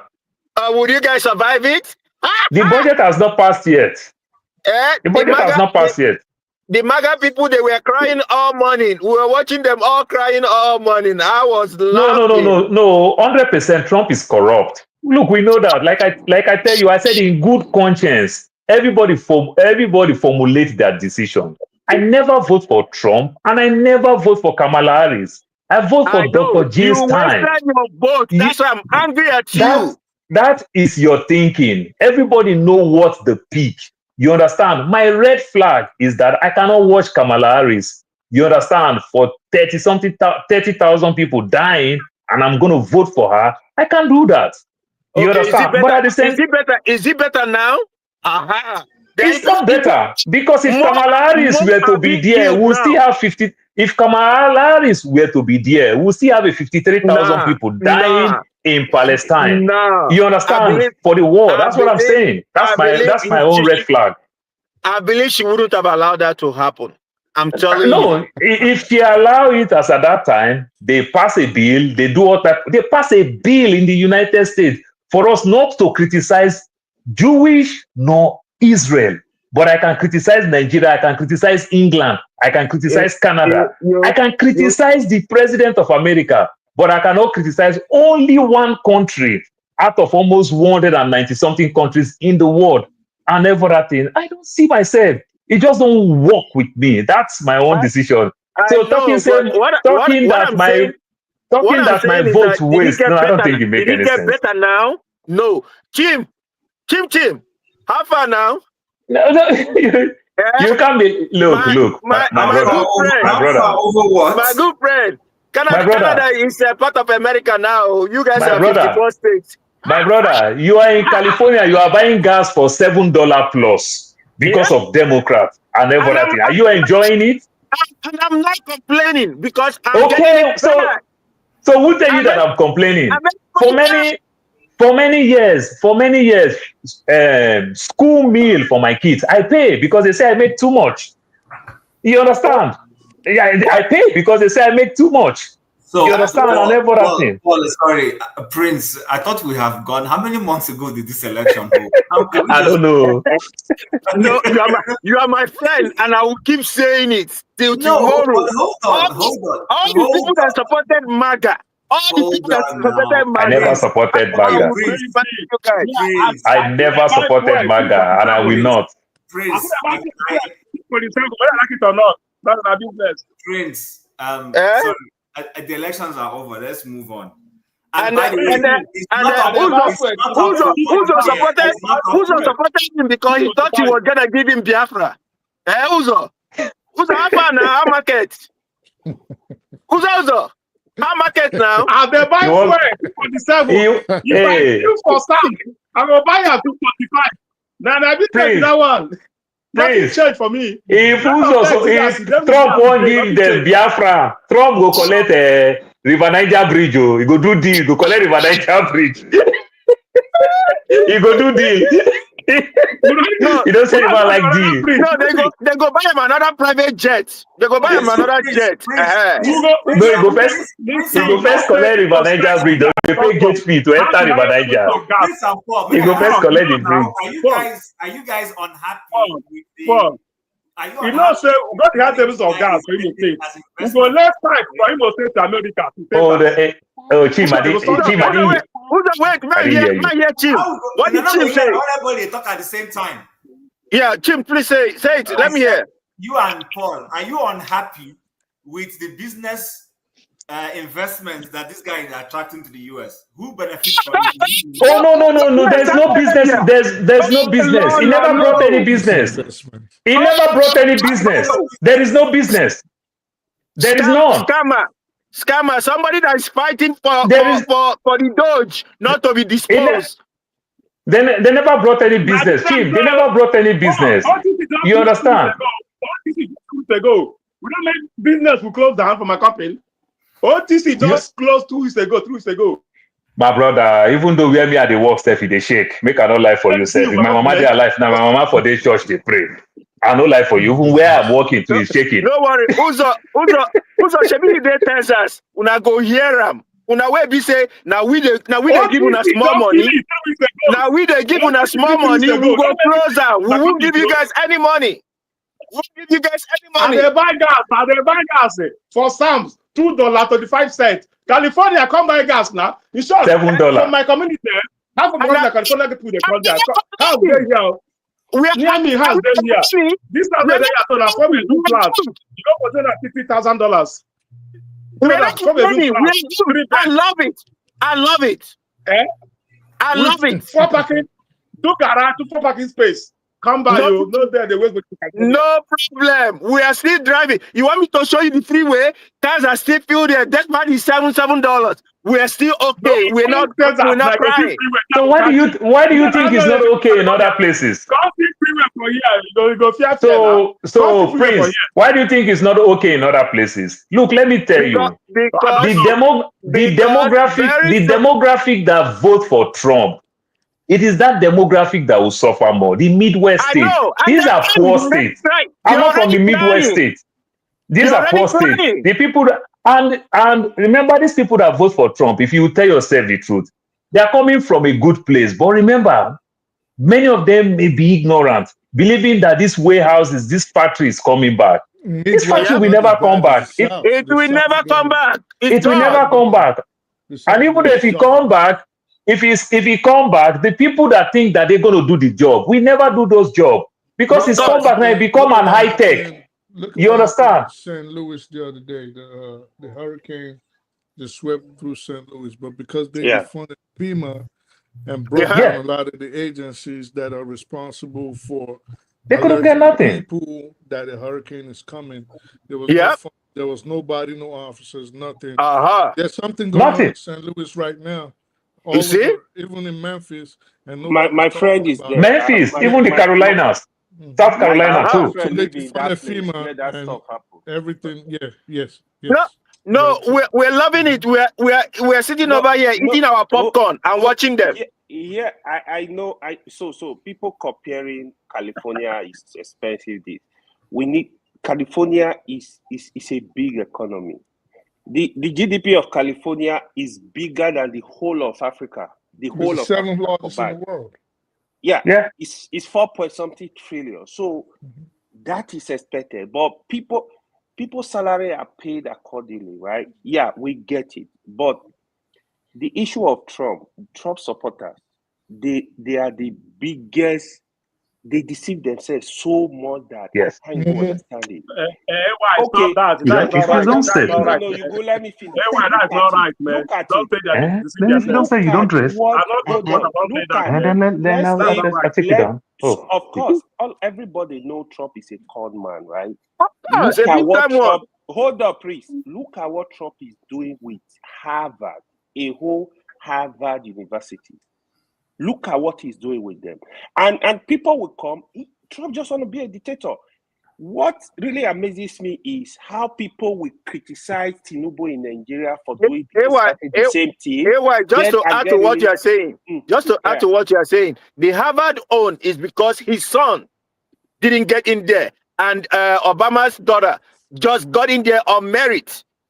His son always want to school in New York. No, that's a lie. His son always want to school in New York. No, the son always want to school. That's why the first lady is living in New York. No, that's a conspiracy theory. That's a lie. I don't know. That one I don't know. I think it's more of an extension of the racial politics that they're playing than any other personal issue. So it's more of the DEI situation. Thank you. So more of the DEI, more of we don't want Black people attaining certain kind of education. We don't want them get into certain levels, So and then Harvard has been pulling its cards. Harvard is just doing the same thing, not as bad as Columbia, but almost the same. Tackling everything, insane, disrespecting. And very soon he will jump. Into Howard. Sorry, can I ask a question? Howard? Howard and Stanford. Very soon, you see. Why? Sorry. So yes, he doesn't. He will say that Ivy League. He said Ivy League schools are not supposed to even offer any remedial classes. Right. Yeah. They are not supposed to offer any remedial class. Are you like, what is this man talking about? What does he know? Yeah. Most of these schools are research based. America, what's going on in Nigeria? Leave America for going to buy gas $2.50. So they buy $7 plus. Later about Nigeria back. Uzo, don't worry. Biafra is coming. Biafra is coming. No, Joy is coming. As we campaign for Tinubu, so may continue for second term. Better about that.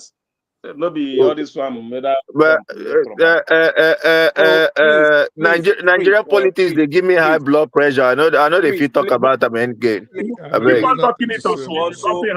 also hit it on them how people are losing jobs in America. There is a problem. Yeah. Listen, people are really losing jobs. You're talking about Bobs. Look at the housing market. What did you say now? Look at what is going on. Look at what is going on in Florida. What did you say? What's starting to go on in Texas, and it's starting to move west. And on the East Coast, if you look at places like Massachusetts, the houses, like there's so many inventory on the market right now, but nobody's buying them. Florida, nobody's buying houses, period. Imagine. Texas, everybody has started selling their houses. You know, so the housing That market. website, you can take anything. The housing market is a reflection of the job market, which is a reflection of the overall economy of what is going on in America. Interest rate is going up. Insurance companies have run away from Florida. They're not insuring any houses anymore. They're like, no, we're not doing it. And it's now moving out west too, to California. So if America does not pick up itself by the bootstraps, it's going to get pretty ugly by the second quarter. Yeah. Like really, really ugly, you know. Mm-hmm. How does it concern AY? AY is in what America. Do you mean? How does it concern you? If interest will go up in America, how does it concern you? Because AY is in the United States. What are you talking about? AY is in Canada. What does it concern AY? Why does it concern the copy? Why does it concern all these people? AY is in America, bro. That's why I'm not talking about. Can we just discuss something else? This world does not revolve around these Americans, please. I'm just going to. Yeah, that's about something else. Leave we that are living here. AY is in America. No, they say now who not get money, now they complain say for a dear. If you get money, no complain. Oh, my brother. Look at that, they talk about if you don't get money, no complain, don't worry. Listen. As who they complain like this. My house, I pay 6.7% on it. At the PM, I don't tell me borrowing money. Uzo, let me clear this for people that don't know, right? Sometimes when I speak on issue in America, they say, oh, you live in Canada. When I speak on issue in Canada, you live in America. I have equal right in both countries. I'm very active in both countries. I have 100% right in both countries. So when you hear me speaking on any of the issue, I represent both countries. So I'm here for all of you. No wonder you're confused, Bello. Huh? No, you're confused, my brother. I'm confused both countries, both in politics, both in the economy. Gas station, don't buy gas as we buy every week. I got to take the you drive at that gas station. Look, gas station, you and they say 247, 248, gas across the border. But you choose to buy the day cheaper. I go no say, you know what's going on. As far as you then buy, you're buying. Guy, let me explain this basic economy for you. The job you will do in Texas, in Houston, for $50 an hour, in California they will do it for $100 an hour. So that's the difference. And the life I will live in Texas with $50 per hour, a California can only live such a life. I tell you, they have the money to spend. They are born. They don't have the money. So there is so much money, and people are leaving the place. They don't look how much I spend here. I will go to club. I'll buy a pot of anything for $350. In California, I will go to club. We buy it for $600, $700. Is it something? Ballers. They got the money. That you don't see, understand it. So okay, let me explain it to you better. If a company employ you, they employ both of us. They sending me to California. They sending you to Texas. They will pay me more money. That has to do because for me to rent a hotel in California, I should be expecting a 4-star hotel from $300, $400 upward. They pay more to. For me to be in Houston, Texas, it's a 5-star hotel. I pay like $150, $170. So. That's a balance. Let's Femi talk. It's a balance. Let me give you a real life experience I had. I spent 7.5 years in New York City, right? And New York City is probably just as expensive, if not more expensive than California. Way more expensive. That's a fact. Actually, way more. When I moved down to, as a matter of fact, just to get an ID card, the last time I checked, I don't remember what now, it was about $150. Compared with Texas, $10. Yes, $10. Compared with Texas, now let him finish. Even when you're being paid what they refer to as East Coast wages, trust me, the kind of life you live there, it's almost like, I'm not saying people are not doing well there, but you cannot. I'm telling you, this is real life experience. You cannot compare. Yeah, I agree. You gotta make real money. I'm just trying to really pump this guy, but I agree what you are saying. I've experienced those kind of life, so I know what it is, man. I don't believe it.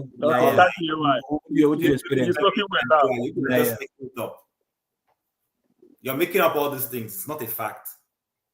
You're just making it for the conversations you want to have to win your conversation. It's not a fact.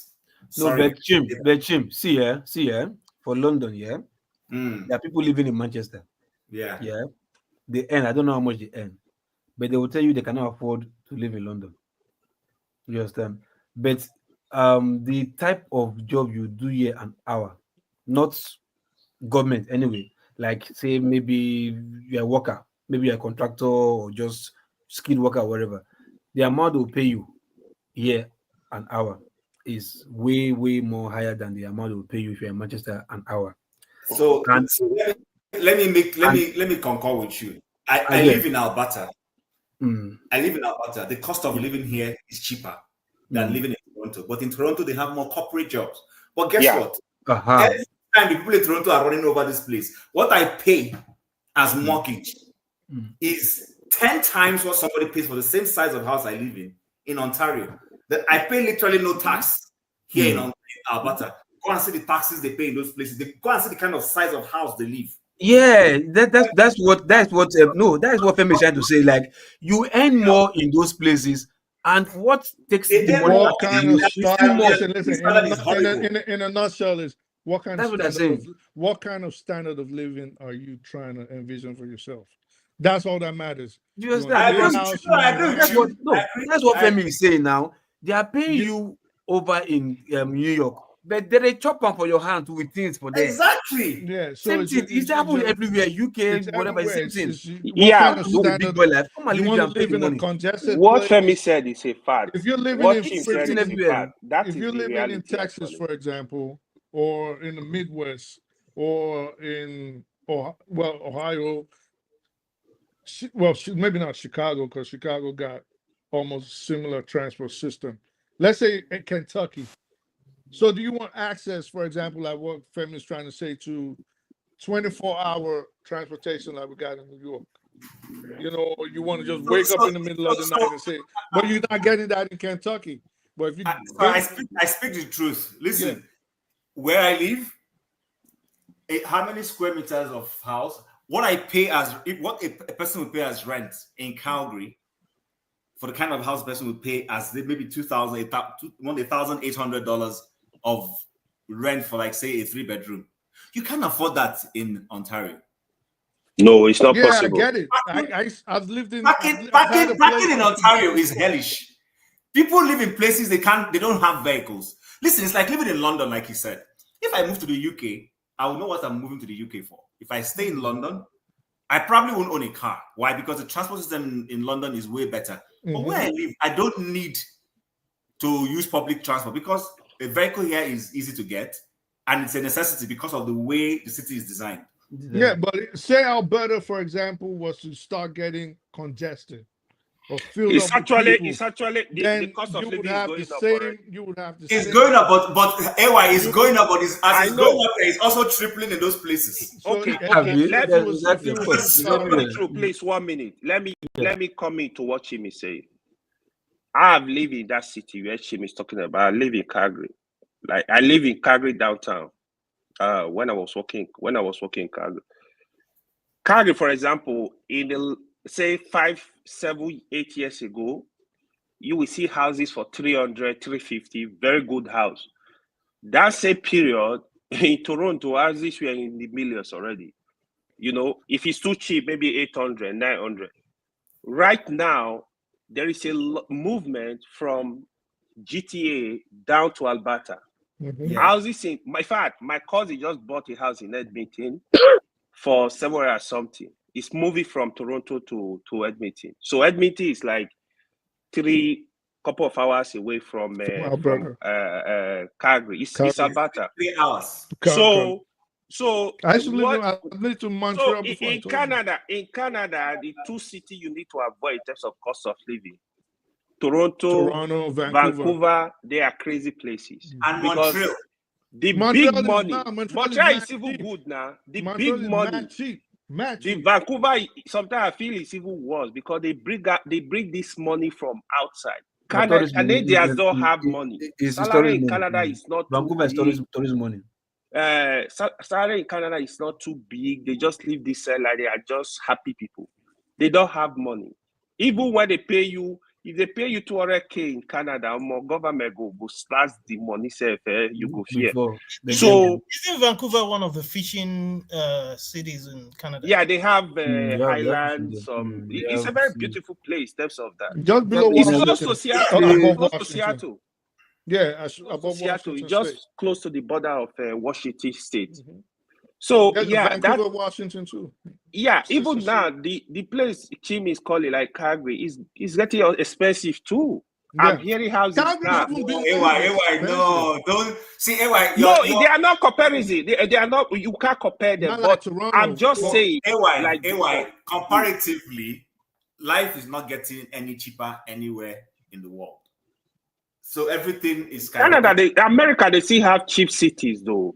No, you know the thing about America, you people have population. Yeah.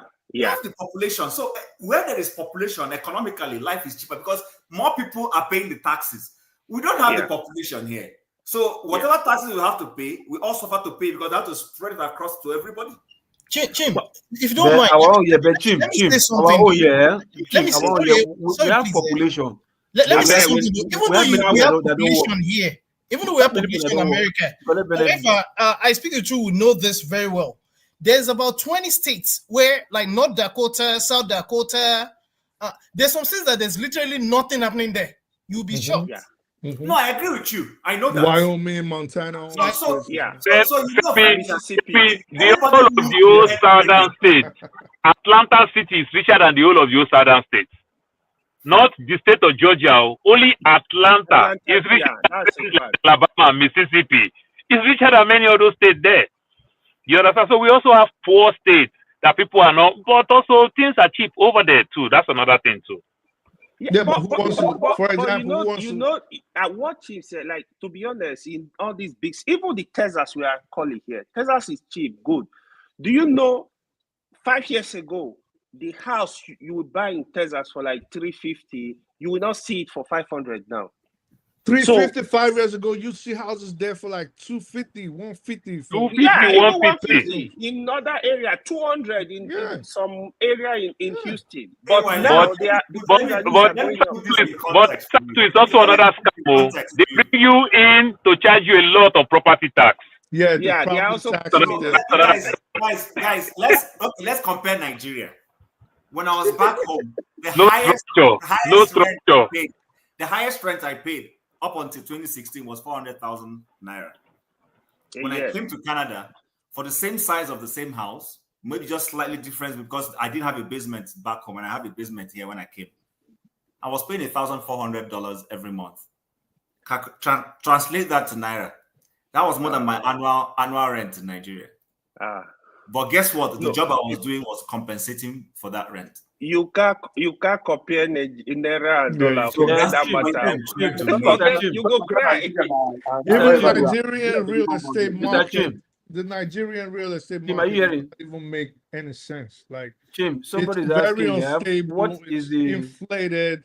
There's no regulation. So it makes the no way sense. I deal with Nigeria and abroad, right? Somebody's asking, what is the search engine do you use for finding property in Canada? Sorry, what did you say that again? You can use on the chat session asking what search engine do you use looking for properties in Canada?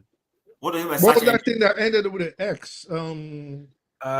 Somebody just asked a question. You can read the comments. Sorry, hold on. I think I have an idea of what he's saying. Let me help. Yeah, like how do you look for property in Canada? What like search sites, engine? Is he talking about rent or buying? Yeah, a lot of places. The both should be in one platform now. They should be for rent. Even there's multiple ones. Just do Google search, you will see. Yeah, there's multiple ones. No, there are multiple, but each of the sites would take both rent, lease, and buy and purchase. So we have Rent Faster. Rent Faster. There's Rent Faster. There is another one. I'm trying to remember its name. Sorry. He's saying do for those in the US, like there's one they call Redfin, yeah. If you have Redfin, but Rent Faster is what I've always used. You can also go on Kijiji, but I don't go on Kijiji because Kijiji has there are houses on Kijiji, even apartments. So, but Kijiji is subject to fraud. What of buying? What of buying? Like purchasing. So when you want to buy, the system here is different. When you want to buy, you approach a mortgage broker agent, and they just help you do it, and then you work with your builders. If you're buying a brand new house, you work with the builder to specify. No, not brand new. Like somebody But Tim, you know the way you go online, you are buying a brand new or not even brand new, you old house and everything. You go online where you can shop around the city, what you're looking for and everything. Exactly, like Tim now. Tim, you want to sell your house now? It's not brand new. You want to sell it. Wait. Where is the person asking the question? Maybe it's just asking like you want to buy. Well, where is the person? Because you can use Zillow, you can use Sotheby's, you can use Padmapper. There's one that starts with the X. I'm with. So Canada and US is not even the same. It's I think the person lives in US. Like he wants to buy a house in Canada. Tell him to go well, on Kijiji. It depends. Who lives in US want to buy a house in Canada? You're gonna lose though. Hold on, anyway. So if they're trying to buy house, they you can use something. Maybe like one buy for your side chick. If not, they can go. Okay, because Canada is there. Canada is really expensive. You can easily. Why do you guys act like this? So you can go to Zillow. Yeah, like so you can tell the person to go to like Zillow, for example. So Zillow covers American and I think Canadian real estate market. I don't know if Redfin does it. I don't know if but for luxury homes, I know you could go to Sotheby's, but for like regular homes, it carries luxury homes. So go to Zillow, go to Redfin, go to Realtor.com, Padmacker for Canadian sites. So you can do that. Go to Zillow, do what you want, and engage a broker. So like here in London, yeah.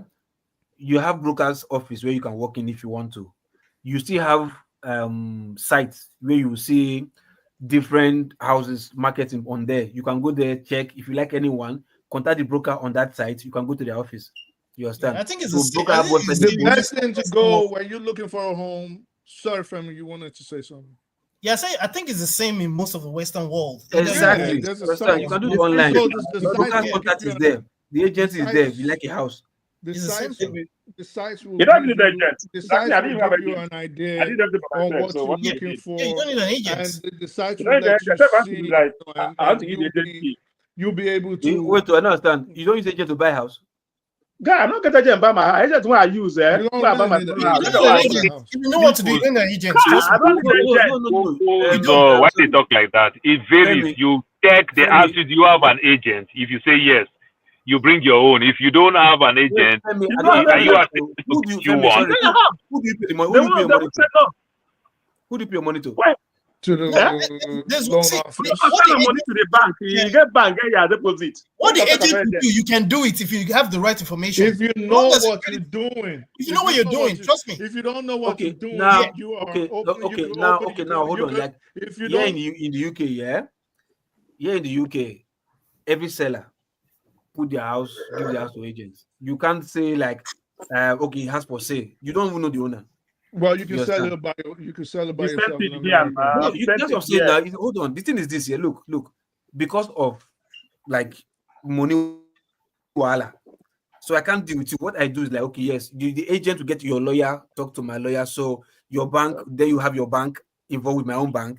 You understand? Where I can ask, if I have cash, I can transfer to you directly. You understand? But since nobody get the cash now, you understand? Though some people have the cash, then he has to go through mortgage. So with that mortgage, then we say the agent comes in, then they bring a broker, where your broker, my broker. It's the same thing here. But here you don't need the agent. That's where I don't come. Like, do you just want me seller and pay money to seller?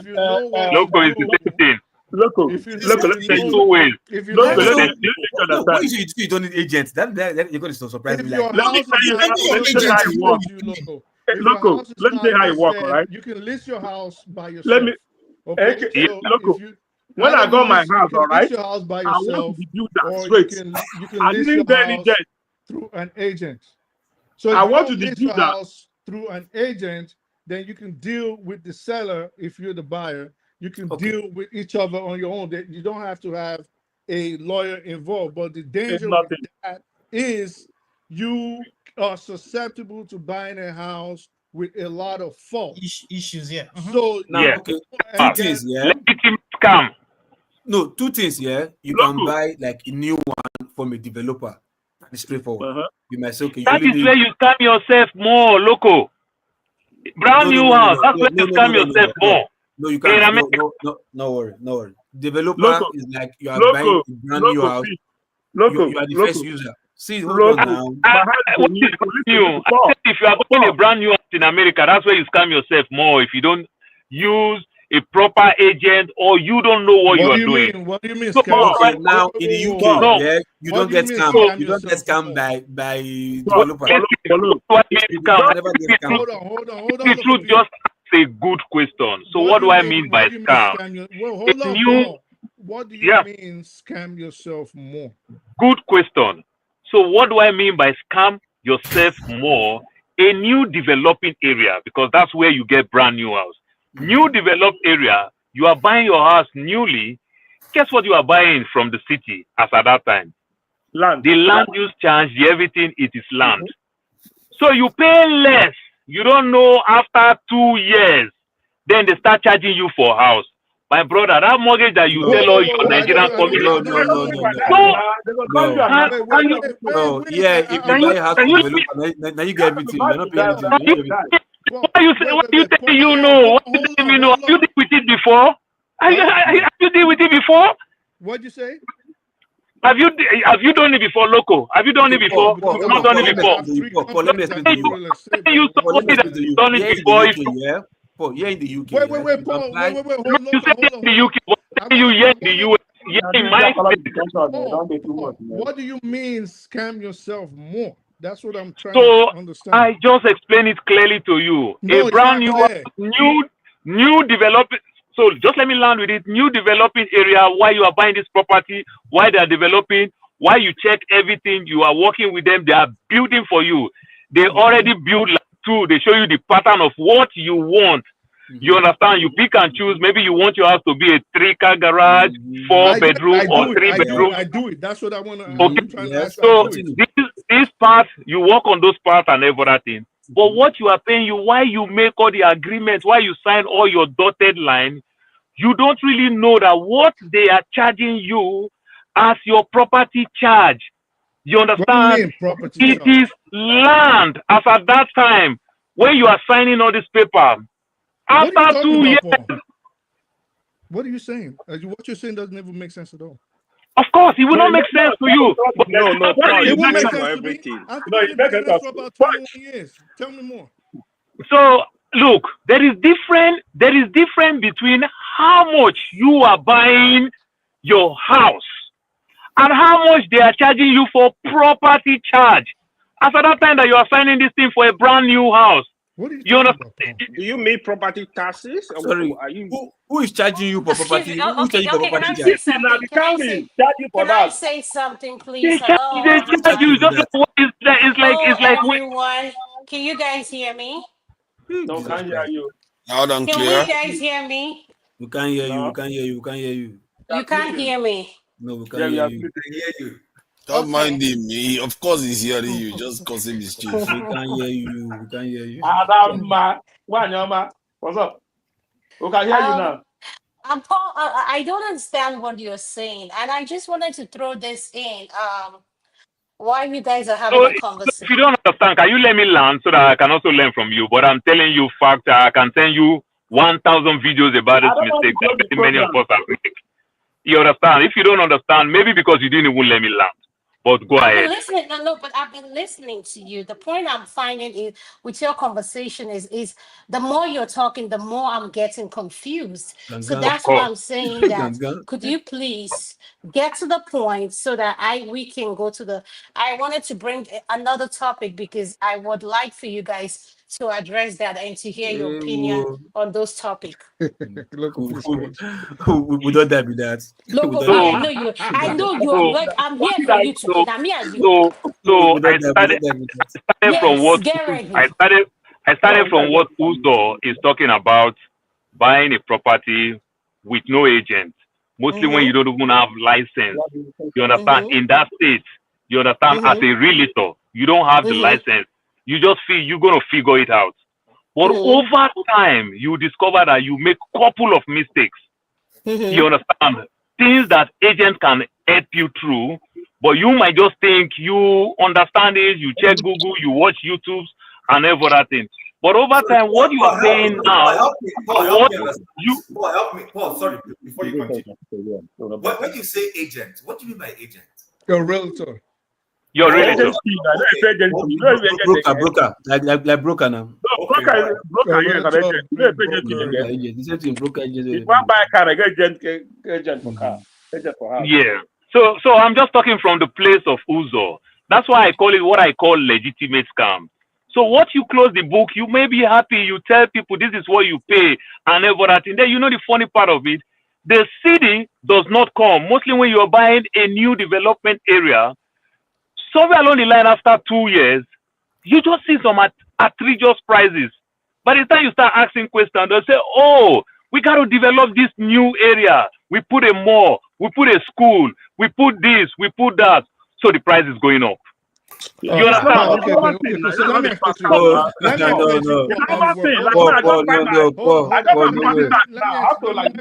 say no. Don't say no. It depends across the So local, don't quick to say no. Hold on, Paul. You're about to argue with someone that has 21 years experience, even in malls and I guess commercial real estate. Okay, so Okay. relax. This is what my family does. All right. So it's very simple. What you're saying is valuation. All right. When you want to buy something like that, the best thing you do is go look at the zoning, right? You look at the zoning, you look at what they own them for. But outside of that, not everybody has that knowledge. Correct. In real estate, you do what is called comping. All right. The prices in America is not like Nigeria where the prices just rise anyhow, you know. So you comp the prices based on what sells in your vicinity. So you're not going to sell me a house now for, let's say, $200 per square feet, and then the house next door you want to sell it for $700 per square feet. No, that's not what I'm saying. It has to be the same, but not what I'm saying. Based on, for example, conditions of the house, you can same effectively gauge what same it is supposed to cost. You get what I'm saying? So you're not going to just buy a house now and say, no, next week, the one down the street. Do you guys pay property tax monthly? Well, annually, that's that much I know.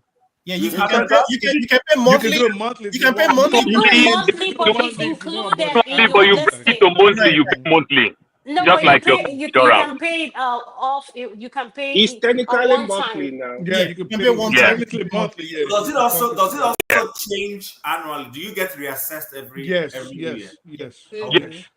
Sometimes it comes down. So, Paul, my question to you, why I came in is that when you were speaking earlier, when I don't know who was moderating. I think it was Forefather. You said something about Forefather has not been here for the part. He's with his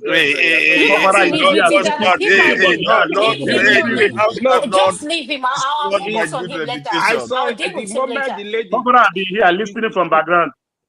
Yeah, the moment the lady was in the room, he just switched off his camera. Oh, look at that. It's quiet. It's a quiet lady. Oh, you said something about that the prison center being built are built in an expensive neighborhood. Do you remember that conversation that that comment you made? The what center? I do. Yeah. So I know you live in the United States, and I live there. A couple of us, most of us live there. Okay. So what do you mean by the prison are built in an expensive neighborhood? Because I don't see any prison in my neighborhood. No, prisons are usually built in isolated areas. Thank you. But Paul said they are building.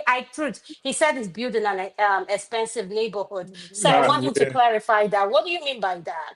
Correction center or prison? Which one? There are different things. Wait, was it prison or mall? Was it prison or mall? Who said that? Right now, Paul said that. Yes, I do say that. Which of them? So we have. Which one have you been that you know the difference? This is different. It's a county one that in downtown. Those that are like 10-story building, they're expensive. Those are detention centers, but the prison, correctional facilities are usually in isolated areas. In isolated, boom. Don't answer that. We know the answer to that. Don't answer anything. I want Paul to speak for himself because we have people listening to us. So, Paul, could you explain to us what you mean by they are built like in affluent area, rich? So, tell me, what do you mean by that? No, but sorry, exactly. That's what we were saying. I think we're trying to say. Paul, I guess what Paul was trying to say. When no, hold on now. What do you guys call mouthpiece now? Why are you a local mouthpiece? Sorry? No. Why are you two poor mouthpiece? The person that said it is sitting right here and can defend himself. I'm not trying to defend it, but I people to give their own input so that I just answer.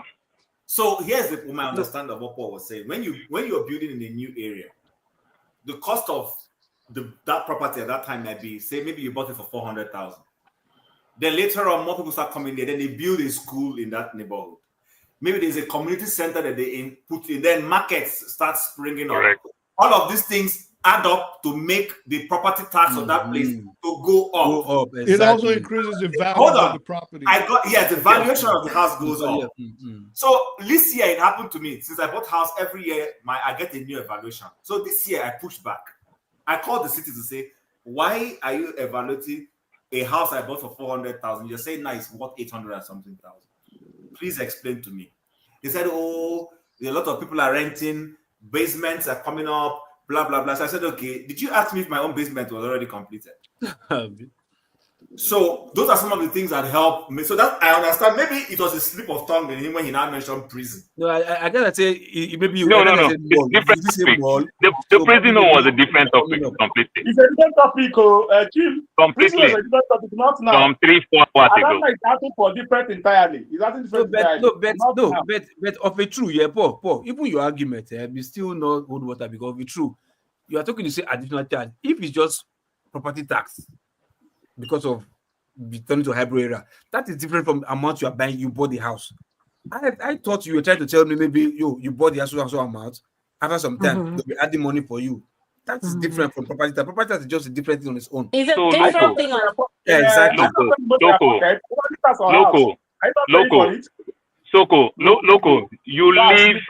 Local. You live, you learn. Is that not so?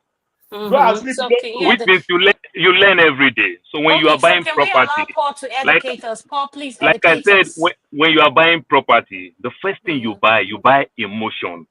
You understand? You buy emotion, the love, the way you see your wife will value the kitchen, the way you see everything, the way you think, the children room. You buy emotion. Over time, 1, 3, 4, 5 years, you start discovering that we didn't get a good deal like we thought we got. Sometimes you may also got a good deal. Do you get my point now? So across state line, these things are different. You understand? Now, I am going somewhere, my brother. The gray hair here, not be BBL, not be fake one. The gray hair not be BBL, not be fake one, original one. So I talk like good person now. So what do I mean by that? When you buy these things, you understand. When you start, because of I make mention of Uzo say he didn't have no agent. Sometimes you negotiate all these things where your relator, professional, like I speak the truth, will tell you what you will expect in the next 2 years, what you will expect in the next 3 years. Some of us buy property to sell in the next 5 years. Some of us buy property to sell in a very short time. Some of us buy property to say, I want to live here for a very long time. Do you get my point now? So your relator will advise you. This is how you will negotiate and even bring the price down. This is how you will envisage to understand that, hey, you might get this thing, you are paying property tax for $200, but guess what? The next 48 months, This property tax might go up to $600. That will add to your mortgage. Do you get my point? HOA, there's something we call HOA. You understand? What is the cost of your HOA? So when you let me explain this thing, I'll break it for you. No, so you listen, boom, leave him alone. We got this. We got this. So when you factor all these things, that's when normally you form your decision. You understand? You got to bring all these things into the table for you to make that decision. But what we do oftentimes, because we don't really know much about it, we just hear the numbers. This house is 400,000. What will cost me for the closing costs? What am I putting down as my down payment? We close the deal. You understand? We didn't even ask many things. That, then the next minute you say how much are you paying for your mortgage? When you put all these things together, you are paying 2,100. It sounds good, but guess what? 2,100, maybe after 2 years, this 2,100 might go 2,900. Will that affect you? That's why so many people lose their houses, because they based on this amount. So this is where professional will advise you short term, long term, and everything. That's what I'm saying. That's where I'm going. See my question, yeah. See my question. Now, property tax, yeah, is different from mortgage. It is not different from mortgage. You put all those things to form your decision whether we can buy this 500,000 house or we downsize to a 400,000. So that what am I budgeting for my monthly payment? That is what is important. Can I please hold on? What are you budgeting if you calculate everything after your down payment and your closing deal? Can I say something, please? You will tell you sometimes like this time now you can negotiate where the person who is selling house will pay the closing cost. Paul, you're not listening. You're listening.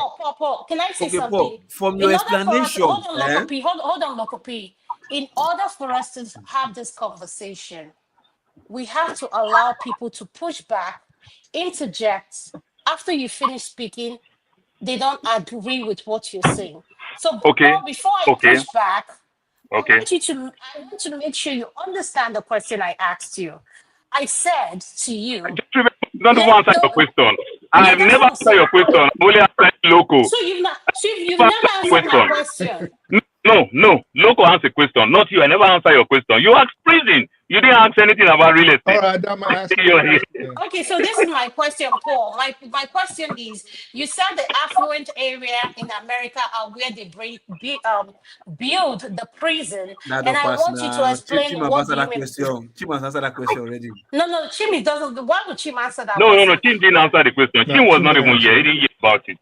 He was not here.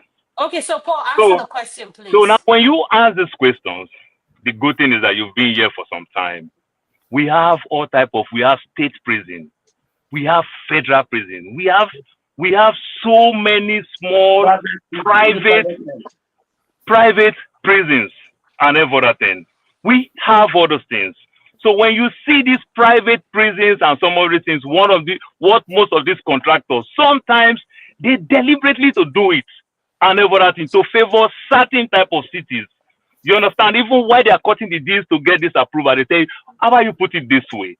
And everything. And they use it for population-wise to bring more things to their city. That's what I'm telling you. There are strong federal prisons that you can access. There are strong state prisons and everything. So we have all type of prisons. It's a big business in the United States. But wait, Paulo, what's the kind of prison do? I know Thank you. It's a business. It's a business in America. It's a business in America.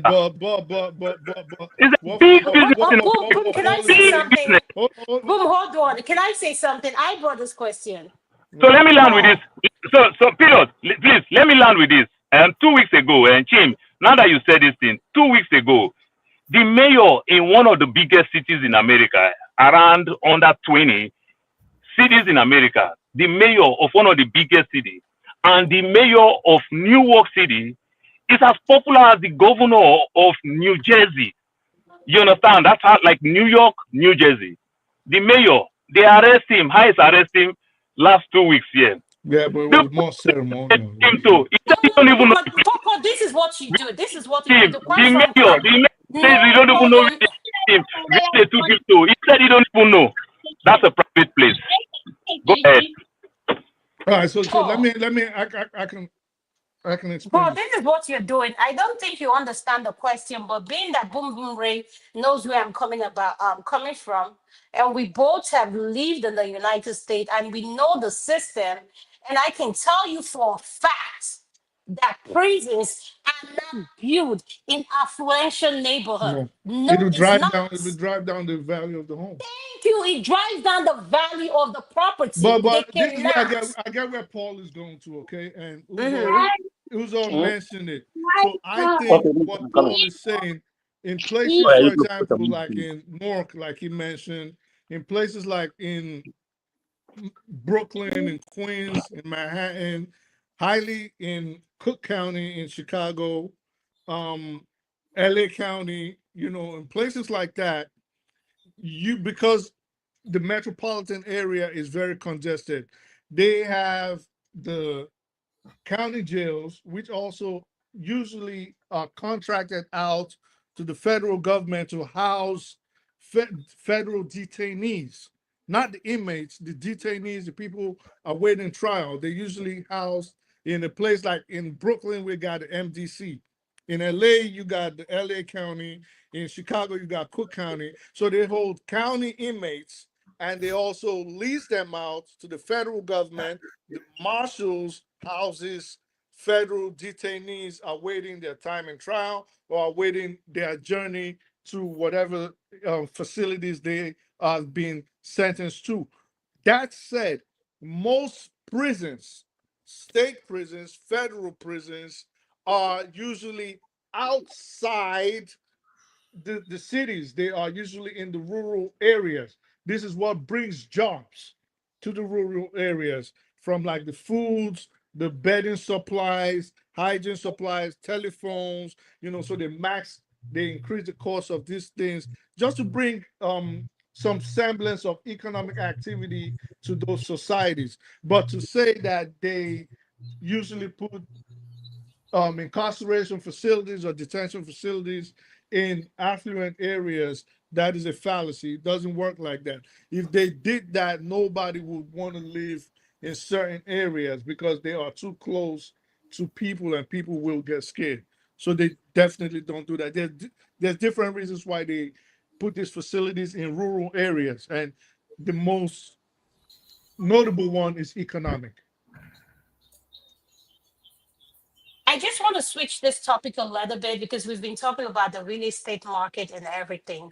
And I wanted to get you guys' opinion on the story that happened. Was it last week or this week in regards to the jam section where they said how many students took the exam, only a certain percentage, and a certain people in a demographic area that failed.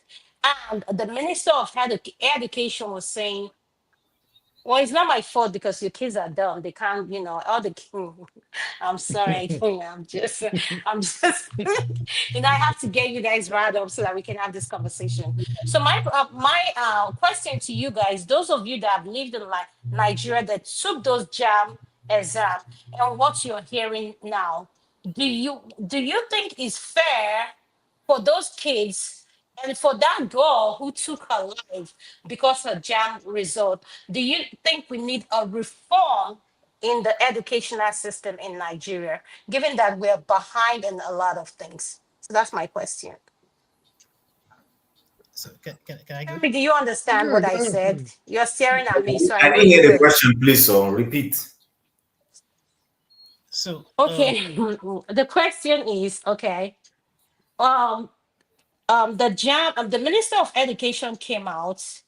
A girl took her life over her jam results not meeting a certain percentage, or I don't know if I should use GPA, but I'm just going to keep quiet.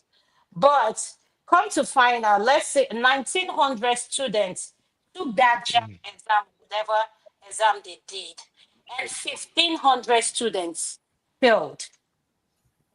And those students that failed in a certain demographic area. So I don't know what the jam result is. I've never taken one. So I wanted to ask you guys, What is your opinion on that?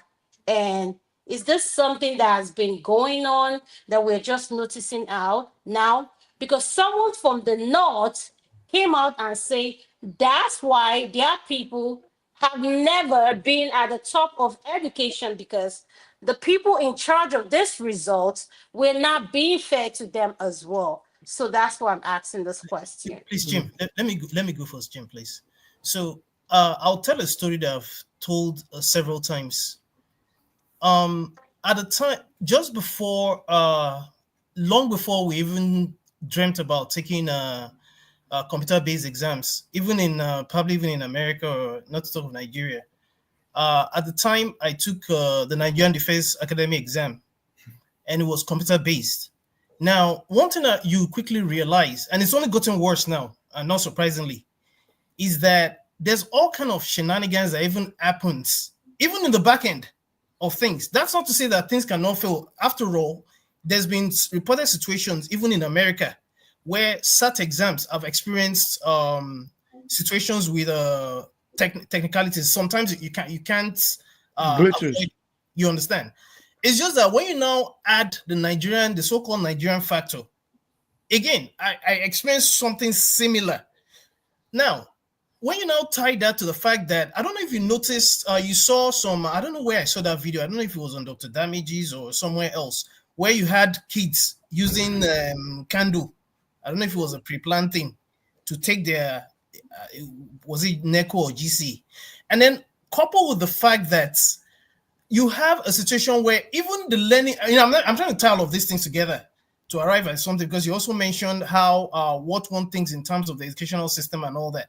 Personally, I still think Nigerians are some of the most brilliant people in the world, irrespective, because what some of the kids even now are doing, like look at, for example, some of the guys that achieved like 300 and something, you'll be amazed at the learning conditions that Nigerians are having to deal with.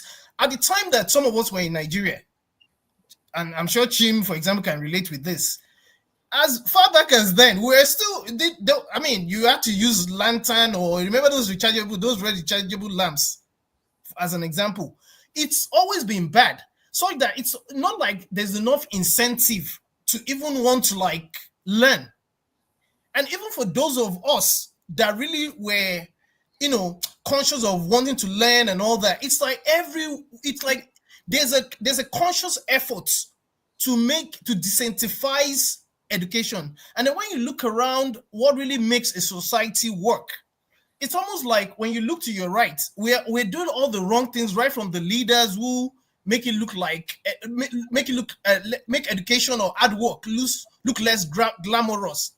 And that's not to add to what a lot of kids are having to deal with, even adults now, where you have so much distractions in terms of social media, phones, and all that. But ultimately, I still feel that we're not taking education seriously. So when you see a minister of education who probably during his time enjoyed the kind of, we still hear about how during a lot of these older people's times, they went to, they didn't have to pay for school fees. They enjoy luxury life, basically. I mean, you don't take people like that seriously, because after all, how much attention are we even paying to education in the first place? So, okay, Femi made some very valid points, but I think the problem with the Nigerian educational system is the fact that we have different rules for different people. Even in the US, where you have affirmative action, they don't do it as blatant as what we are showing. Clearly, the affirmative action in the US has certain scientific parameters that they are using to say, okay, let's give more opportunities to historically disadvantaged group of people. In Nigeria, the question I've asked is, who disadvantaged the North? Nobody disadvantaged the North, they disadvantaged themselves. Because you can argue that in the US, the blacks were disadvantaged because of racism for a long time. They couldn't get certain opportunities. So to be able to give them those opportunities, you now come up with those systems to help encourage people to go to school. But in the Nigerian case, the Minister of Education maybe is a Northerner. The President of the country maybe is a Northerner. They give them more opportunities. So who disadvantaged them that will now bring this educational policy where you say cutoff mark for JAMB for somebody from Ogun State and Imo State is set at 320. But the guy from Jigawa State can make 60 and get admission into a federal government college. These are some of the things we need to start changing in Nigeria. Secondly, on this current situation, I tried this is the first time I'm being honest. God knows. This is the first time I'm having this conversation. I intentionally have avoided it because it leads to ethnic, dissecting things more on an ethnic basis. But Ishak Oloyede, who is the JAMB rector or provost or whatever you call him, has not shown good faith. True. How is it possible that you wrote a general exam that will be writing in Nigeria for many years, and the glitch happened Lagos and 5 southeastern states, all five of them? Constantly, I keep saying it here that the federal government of Nigeria is an enabler of conspiracy. Because even if you want to give the benefit of doubt that this might have been, like you rightly said, a germane glitch, computer issues happen all over the world. 2 years ago, people who use Rogers Media in Canada couldn't make phone calls. There was a glitch. Somebody had gone into their system. Amazon experiences it from time to time. Suddenly, people, there will be a day when parcels can't be sent because there's a glitch. Even airlines experience it from one, but these are not reoccurring. And when you see, you can easily tell that this is just maybe somebody doing a cyber attack somewhere. But in this instance, all 5 states, all 5, plus Lagos, and even in the Lagos, if you narrate that it was narrowed down to specific places where these ethnic people reside, then it becomes difficult to be able to make an excuse for that man. It becomes very difficult. So, but in all and all, I've said it all that Nigeria needs to come up with a policy that allows the best to thrive. If the best thrive, Nigeria will grow. What it will simply do is the guy in Zamfara who is not inclined to education will suddenly be challenged to say, you know what is special about the guy in Anambra State? I want to be as good as he is. And you will see, before you know it, he will catch up one way or the other. It happens. It happens everywhere. It happens. But what we're doing is that we're making those guys lazy by just giving them an easy pass to say, just score 60 and then you get admitted to King's College. Just score 20 and then you get admission to ABU. But the guy in Anambra or the guy in Ekiti, you will tell him to go and score 200 and something, or the guy in Delta State for him to make it. Tim, let me engage you a little bit. I just think Let me engage you a little bit. All right. So you asked a question. You said you juxtaposed the Black American experience with that of the North. And you said, who made them disadvantaged? Yes. And now, please, I'm coming to you as a brother. Don't take me. Yeah, sure. So that will be like that is the talking trope of the white supremacists in America. They'll say, who disadvantaged you guys? Look at people coming all the way from Africa. They have all this, they come, they struggle, they get the education. Why were you born here? Your family was born here. I speak the truth. Can you hold that thought? I'll let you continue. No problem. In the case you made, we can easily dissect it. We can easily say slavery by the same white man against the black-born African American in America disadvantaged that one. And it became a psychological thing because he had been oppressed for many years. It impacted him psychologically. The guy coming from Africa, even though he was colonized, has lived in a supposed free nation for many years, has this confidence. So when he comes across to America, he sees nothing stopping him. But when you juxtapose that with the same African northerner living in the same country, nobody, if anything, they are the ones who are privileged. It's their brothers and privileged. No. Let me say this.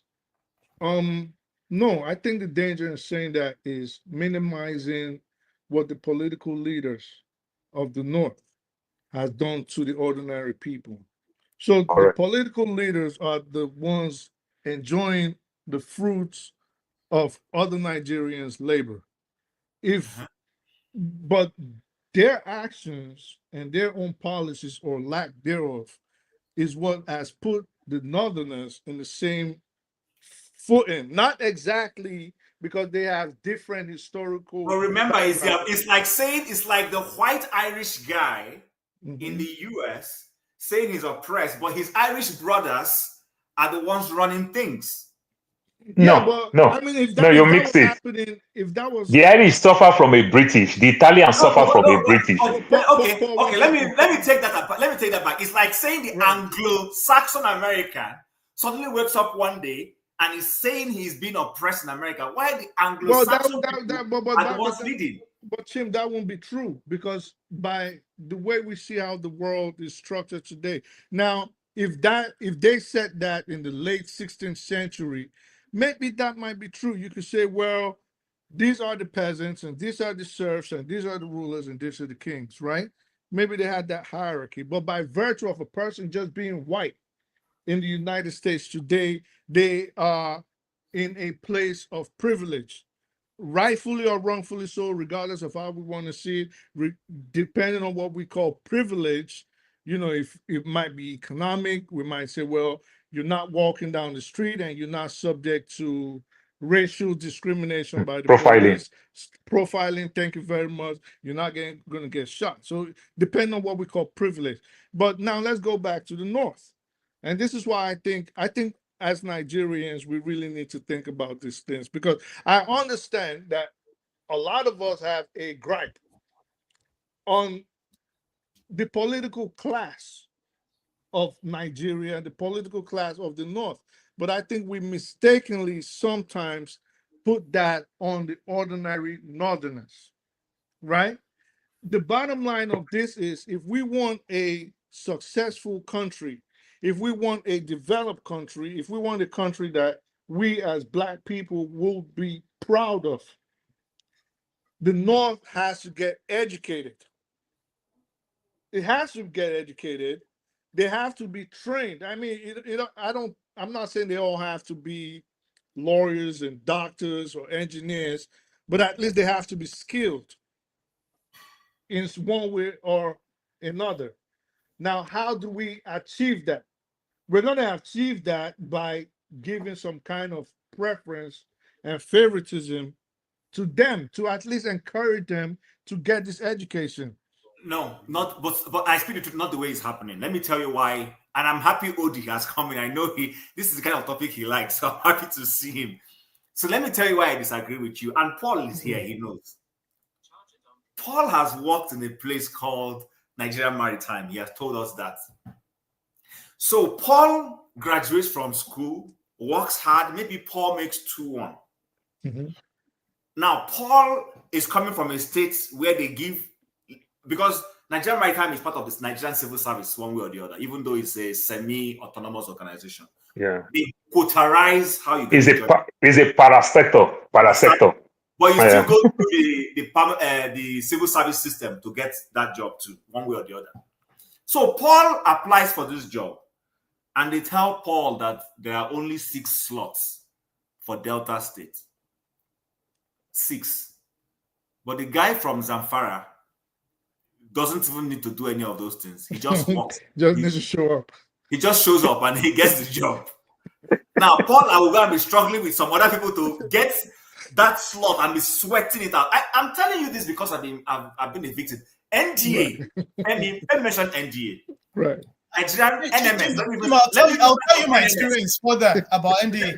Let me start from NMS. I wrote NMS. I wrote Command Secondary School. My grades were given to another person.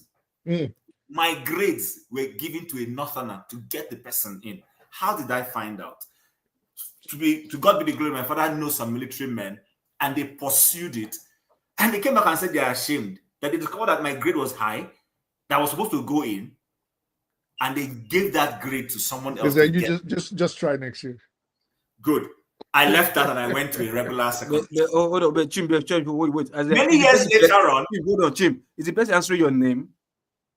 So, no, that's not the way they do it. They just take your grade and give it to a Northerner. No, Chim, just explain it well.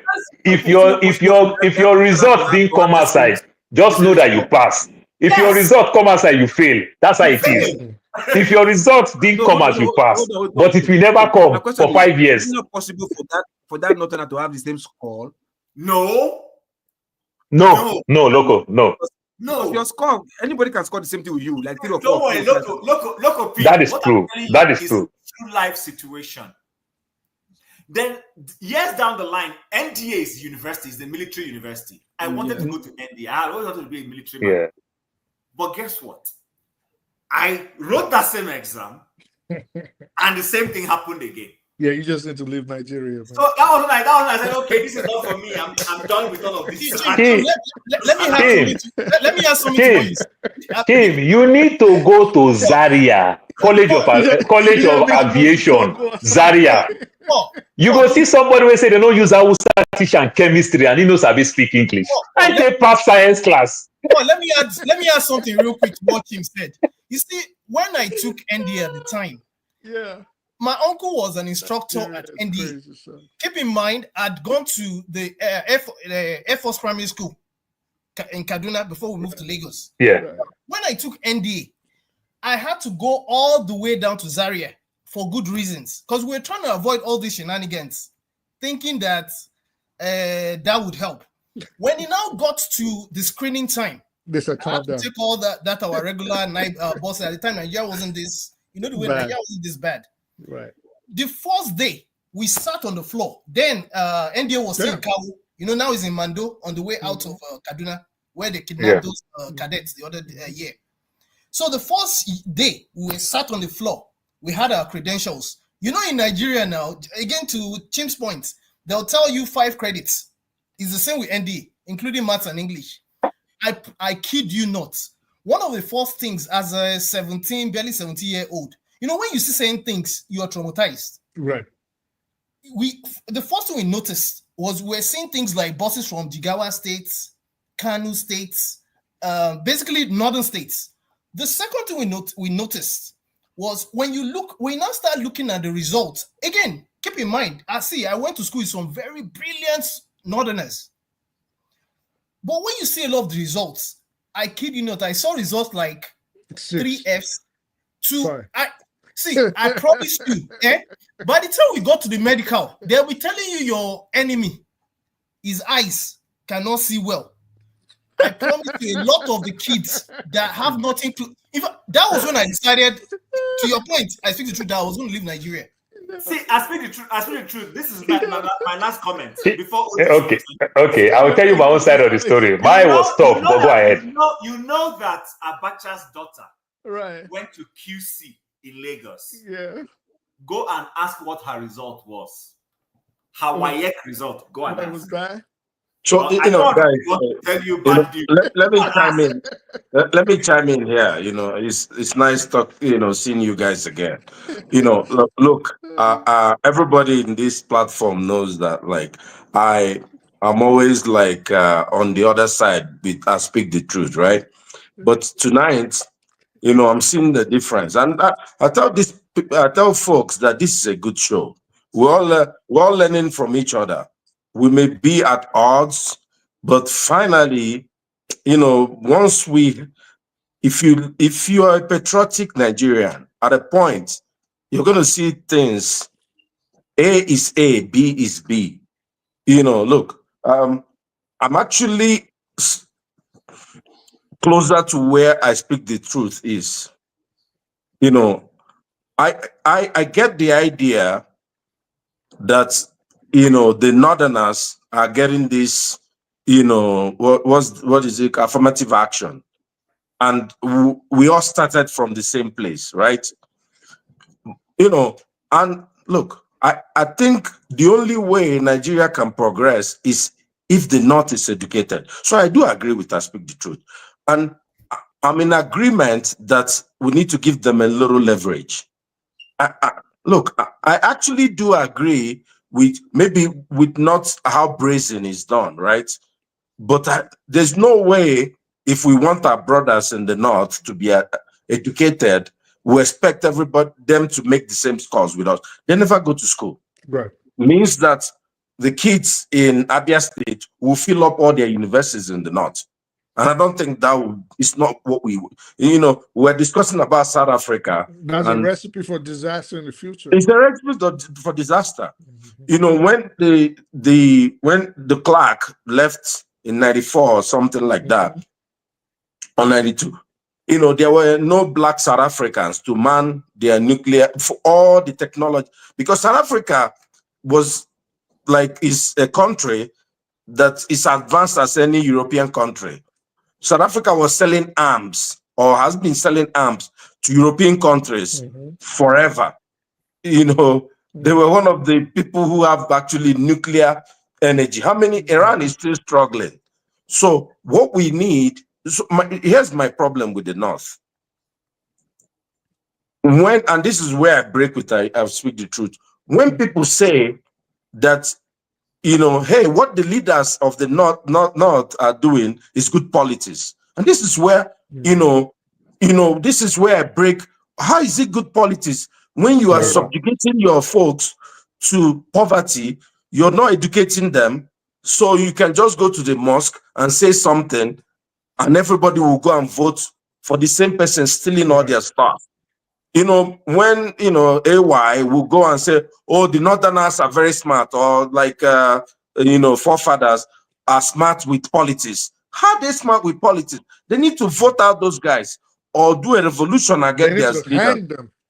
Because the leaders are their problem. The ordinary Northerners are good people, many of them. Of course, we have some people who are, even the religious or Islamic irredentism is being led by some leaders. It's not like, imagine a 15-year-old kid, indoctrination, carrying AK-47 to shoot folks. If you ask him why he shot someone, he's not going to be able to tell you why. So and here's my problem. Because it all happened to us, right? We all wrote the federal exams and all this stuff, and when I did, exams in special school in Gwagwalada and all that, the problem is when the same folks who, let's say you scored 350 in JAM, and then someone scored 50 and got in with Fs and all that. And when after university, the people who scored 50 and had Fs were the worst in the class, are now put in the best positions in the country. This is the problem. This is where we cannot make progress. This is why the best talents of Nigeria are outside Nigeria. And we cannot just let me land. If we continue with this policy, we will never make progress. I'll tell you, when I went to my youth service, I don't want to talk about, my profession or anything. But anyway, this is the problem in Nigeria. The best of Nigerians are outside Nigeria, helping other countries. We have guys in sensitive positions in European countries, in America, in their nuclear facility. If you ask us to go back, we can build. Trust me, we'll chase Europe. Develop Nigeria in 10 years. It's not a problem. Do you think we having the best of Nigeria or Africa outside the shores of Africa or Nigeria helping these guys? Do you think? Oh wait. Let's concentrate on let's not run away from the top. No, I'm not running. I'm just asking the question. I'm asking the question now. Do you think that plan, that's modus operandi they're operating, always putting those who got Fs, putting in the best positions to control things in Nigeria? Do you think that ideology came from within Nigeria or it came from outside Nigeria? No, it came from Nigeria. So we can't blame. This is where. So I'm always the guy who understands that we are being manipulated by the West, right? Our leaders, many of them are Western assets. Tinubu, we know he's compromised. It's obvious, right? But the problem is, the idea that, you look at Tinubu's government, the idea that people praise him for filling all the cabinets with his folks, with his, with people, I can even understand many of them are fairly educated. You know, look at the guy that that was the Minister of Aviation, right, under Buhari, Sarika or something. He couldn't even, you know, do. I'm sure if you look at his educational background, you can see why he did what he did. He just painted an aeroplane and brought to Nigeria and say, "Hey, we have Nigerian air." You know, even like at least you need to be a little smart to do You don't have no Jay-Z in his house. You know, like you don't have no Jay-Z in his house. You could see his IQ. And when I speak the truth says we have low IQ, it's those guys you're talking about. It's not us. Tim, let me ask you a question, please. 1 second. Okay. Thank you. Adi, what would be your own solution if you had opportunity? Let's say you were education minister. Oh, thank you. You must choose the best and put them in the key positions. Because when it comes to, there's some, you know, of course, you still have to understand what politics is politics to keep the peace. You say you say you are the Minister of Education. Not education, like how education. Would you raise the educational value, the bar, and make them at par, or at least increase it to a sustainable. For me, my answer is just give them free education. Give them free education. I cannot look. I'm going to answer your question right now, but I want to put a caveat. Being the Nigerian educational system, you know, even as poor as it is, it's actually fairly very good. Okay. The kids who go through that saying is that there's no problem with the educational system as much. I'll tell you, the kids who are coming from Nigeria, when they get to the high school here, they kill it. These kids, even with this all the expo they are doing and all, when they come into the school system here, just 6 months, they kill it. So the problem is not, and that's why I want to make sure. You will continue, but you might be making mistakes. Sometimes remember, in some cases or in most cases, our first 11 that is coming. So that's why easily they can kill it. If you go pick one privileged child from Ajegule that you just pity, you want to help this child, my brother, it's going to be difficult. But me that is doing well in Nigeria and I'm bringing a kid from Nigeria, they kill it. That's a different ballgame. Go ahead, my brother. Well, no, you know, of course, it's not one size fits all. But I'll tell you, if you go to, you know, look, just our work ethic, many times, you know, look, I know many of our guys here who were in sciences in Nigeria, many of the things we had to imagine it. Correct. When you get into a place where you can now see, if you use oxygen and mix with this one, and you kill it. My brother is, you know, look. But going back to your question, what we need to do, I'm all for affirmative action for the North. I can't hide that, because those even in the East, in Ebonyi State, there's some sort of affirmative action for those guys also, right? I agree. People who are behind, they cost them a lot.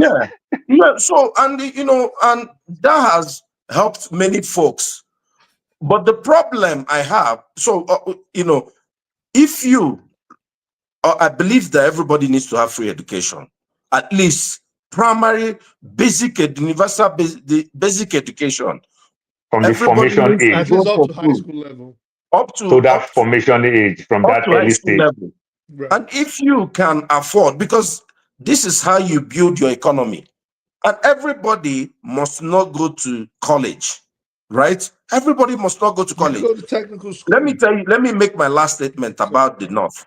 Part of the problems that the North has. How many times have you gone to see a Northerner who's a mechanic or who is a good skilled carpenter? It's not, you know, we keep talking about the Northerner. But Adi, let me ask, are you saying in the North, the artisans are also non-Northerners? Yes, if you go to the North, good percentage of them, people who are the mechanics are people from the South. They're just skilled with farming. Okay. They're just skilled with farming. And, you know, farming which is it not can bad. Which is not bad. But the problem is not the large-scale farming. It's subsistence farming. Yeah, It's not they are strange when you it go comes to to your mechanical farm farming, mechanized farming make now. small. But It's not the isn't that skill. then the problem of? Oh, Tim wanted to say something. Sorry. No, so even the northerners, you can get more vocational schools for them. Teach them a skill. Let them get. Odi. So this is where I understand the principle of what you and I Speak the Truth are pushing. That yes, the better in terms of education those guys have, the better overall for the nation. I agree, because of the population and the fact that however you educate people in the South, if we have this army of uneducated people from the North, it dilutes everything. I agree. Correct. But see where I have a problem. Once in a while, one or two people from very disadvantaged positions in that demography end up at the top and they do nothing with it. I'll mention two names. There was a lady when in 2023, when the presidential election was going on, she comes from the same axis as Shetima. People were thinking that Tinubu will pick her as vice president candidate. You know the woman I'm talking about. That woman's father was a military driver. She was from, and she has boasted about how today now she sits with the children of the people her father served. But the question is, what has she done with her privilege? She has been a 3-time senator from Adamawa State, I think. She is in top political portfolio right now. What has she done with it? She hasn't done anything with it. So here, I guess my argument is simply this. We can do affirmative action that makes sense. Right now, the one we're doing does not make sense. You can, in the midst of affirmative action, pick the best from that disadvantaged demography. It is not the best. What we're seeing is people scoring 60. Listen, my younger sister went to this gifted school in They just wrote their name down. My younger sister went to this gifted school in Suleja. Right. She scored 500 That's something. that's the school I'm talking about in Suleja. Yes. Sorry, I said Gwagwala. Okay. My sister scored 500 and something in the year she wrote JAMB, and is that group they take? Her result was supposed to take her into QC, Queen's College, but to God be the glory, they schemed her out. Do you know how all of this eventually happened? Our neighbor across the road was friends with Babs Fafunwa, who used to be the Minister of Finance. Yes, and he knew he was just on my father. Guru, what's going on with this, your daughter? Then my father narrated was the man was like, what? In front of them, they didn't even leave that scene. The man said, come into my house. He just picked up the phone, one dial, and the minister picked up the phone. You know, when somebody is your person, he just said, Tunde, what are you doing in that ministry? That's how the thing changed. So the man said he was going to look into it. He now looked into it and said, okay, you know what? Since the girl scored this grade, she doesn't even need to go to the Queen's College. Forget about Queen's College, which is my backyard. She will go to Suleja, which is cost-free for her. The federal government is going to pay her school fees all through. That's how, because if they had not made that call, they would have also schemed her out of that one too. So my point being, don't make it too glaring. If you are even saying the child in the north who scored 150 versus the child from the south who is scoring 300 and 400 and 500, it will make sense to me. I'm seeing 60. But someone is scoring 300. Sorry. I wrote the entrance exam to that gifted school in Suleja. I didn't see the result till tomorrow. I never saw That is the strategy. If you didn't see results, you pass. If you see results, you fail. That's just the thing. I was how old? I was maybe 10 years old. You know, with my mama carried me go there. My mom, that was the first time she was even going to Abuja. We don't see results. Where you go see results? They don't take a sell akara. You go and get it. So I see the truth. Let me land here. Do you know a major Nigerian sports administrator is rumored to come from Osun State in Nigeria, but had to use a semi-northern name and claim to come from a northern state to progress his career as for many years, donkey years. Donkey years. Paul knows this person. I won't mention the person's name. Donkey years. That's the problem. Amos. I don't call it the ready one. Now, scenario painted of okay, why you have a problem with it? If we give them the chance to get in a place where everybody else has to score 550, for example, and they got to go in there with 30 or 40 or 50, right? But then you really didn't have a problem with that. But what you had a problem with was what happens after. So, well, right? to an extent, yes. Yeah, to an extent, I'm just like basically paraphrasing what you said, right? So basically, you're like, well, we let them in, but then they come in through the door, and then 10 years later, I did better than him. I went out and got all these degrees, and then he's in charge of my livelihood. And he had no idea what he's doing because he's not educated. But that is more of a Nigerian problem than the policy of affirmative action that we have in Nigeria. True. So basically, Nigeria is not being run properly. It's both. See, you know, so you see, I heard us praise South Africa now. Right. Let me be honest with you. Well, while I might understand the South African one, just the way I understand the Black American one, I don't understand the Nigerian one. We did not understand. I'm still struggling with it. But you know that even that South Africa, it hasn't really produced the results. Right. Do you guys know that? Right, true. That is true. Because that if it did, we will not have people doing xenophobia. Right. Because Nigerians come into those environments, Zimbabweans are one of the most educated Africans. No, Tim. Let me quickly come in on that xenophobic thing. I studied some hours past in this show. The xenophobic thing. Just imagine the way Nigerians, we fought for South Africa. Obasanjo was in power, 76, 79. Obasanjo got tired, active military man. Obasanjo would tell Nigeria, any juju way you people get, bring, let us use. Even Obasanjo who want to go spiritual for South Africa, we gave them education, many of their leaders in school here. But guess what? South Africa got their freedom.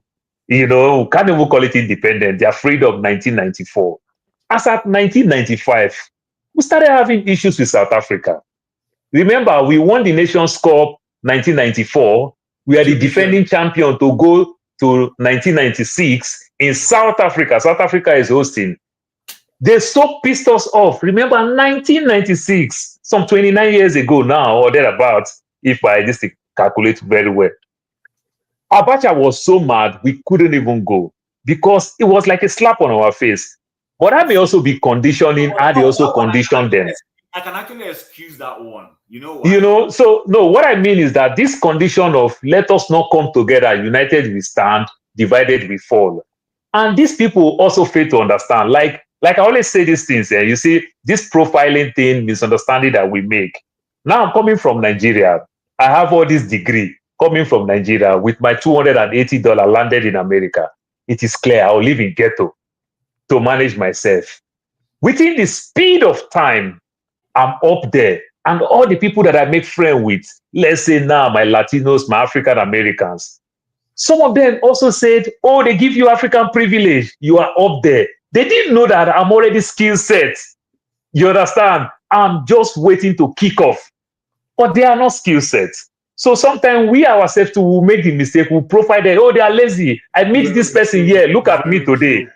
Failing to understand that if I live in where the elite live, where I see that black and brown man, they are also gifted, they are also sound, they are also good. We didn't see it from that angle. So it is our, so sometimes it is our, so sometimes it is our best. Then let me go back to my own issue with this thing. My dad worked in Nigerian Ports Authority, 31 years, 7 months.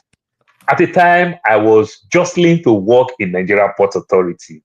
So luckily, because when my dad was working in Nigerian Ports Authority, they worked together with Nigerian Ports Authority and Nigerian Railway. So we're using the railway hospital in Ebutebeta. That's the hospital we're using. So there's this young man that my father just fed this young boy who worked those days, work and everything as a young doctor. My father really helped because my father was a logistics person, he grew to the level of like a manager. So my father traveled the north very well. When NPAC have a lot of trucks, you understand? So they just take truck. They say truck is going to north. No seaport there, no nothing. Then the truck is coming back with cattle. My dad was once in Normandy. They use NPA truck to bring cattle. They make money. What am I saying? Over time, I go meet my dad. I say, I want to work. My father remembered this guy. He went to hospital to go check his eyes or something. So the guy saw me, oh, that young child of those days, and then he's not a GM. I pushed on my dad that I want to work. My dad told him, the guy said, why he work in Nigerian Port Authority is a slot that they give to him. He's from Adamawa State. So he told my dad, the only thing he can do is for me to just go back, go write GC, State of Origin, Adamawa State. The job is mine. My father was mad that he's going to throw his own child identity because of job. That tell you, how my dad work in Nigerian Port Authority, he always want to be a teacher because it's a Jehovah Witness. So this teaching thing, this reading thing is in him all his life. My mother's father forced my dad to work in Nigerian Port Authority. You can see their own time, how it was easy. But in my own time, then, if I say then it's tough, how will it look now? When somebody go to write a note for you from whether governor or somebody that will write a note to get a job in MPA. So the system is being bastardized. Yeah, but we still need that formation age. It's much, much important. If we cannot put basic good primary schools for children to learn, moving from state line in America here, even while we fill forms every day in America, they will ask these kids, some part in the form, they'll say, what language your parents speak at home? Because sometimes you see some kids that were born in America, they still put them in the ESL class. You understand? Because they don't speak proper English. Yeah, you understand? Maybe their parents are from India, their grandparents, they want them to learn Mexico, culture. They want them to learn this Nigerian thing. We want our children. Right. I was watching Adiola 3 days ago when Adiola's daughter was speaking very fluent Yoruba, maybe 4 or 5 years old daughter. That thrilled me. But sometimes it can also mess the child up. But it's a good thing. You understand? It's a very good thing. So those things happen. But in the north, I think they lose it completely. Where a child grow, even though in school cannot help manage the child to say, okay, I can learn my language in the house, but let us keep that standard that English is the legal franca in this school. But how did the child go to school, primary, secondary school, cannot speak one bit of English? But how did you do chemistry and physics? Let me say, it's hard. As bad as so the system failed them. The system operates in the north, which should be a state of emergency because of the 100% level of education in the north. The south is not any better because the south, I've spoken to a lot of graduates. You speak to graduates out there, you try to employ them. Even when we had a program out there, they're very poorly educated. True. They're very poorly educated. Like, you would not believe someone says he has a master's degree. You're not talking, the person writes and operates on a 10th or 11th grade level. Even their critical thinking is a mess. And when you look at it, I just think Nigeria, like we all know, just needs a complete overhaul, a complete one. Because everything we're saying, like Audie rightly said, everybody here is passionate about making our home better. Correct. But if we don't do something and we keep letting the same people over and over and over and over, like today, they want us to start talking about the elections in 2027. Like, what are we talking about? You want us to argue about putting Tinubu back or Obi or Atiku or Kwankwan? So these are not people we need. We don't need any of these guys. These guys, these are the people that have been in charge at least the last 30 years. if you had friendship with a person and the person never improved your life in any way for 3 decades, why are you just hungry for failure? Like, are you like determined to just be a loser the rest of your life? We don't need all these people. So it's just painful because the North, that in its own is something that's going to combust and blow up in everybody's faces. It's already That's happening. what we're facing right now. It's already happening. It's already happening. It's already happening. It's happening. Traveling with guns from one part of the country and they just killing everything they see, anything in sight, they're mowing it down.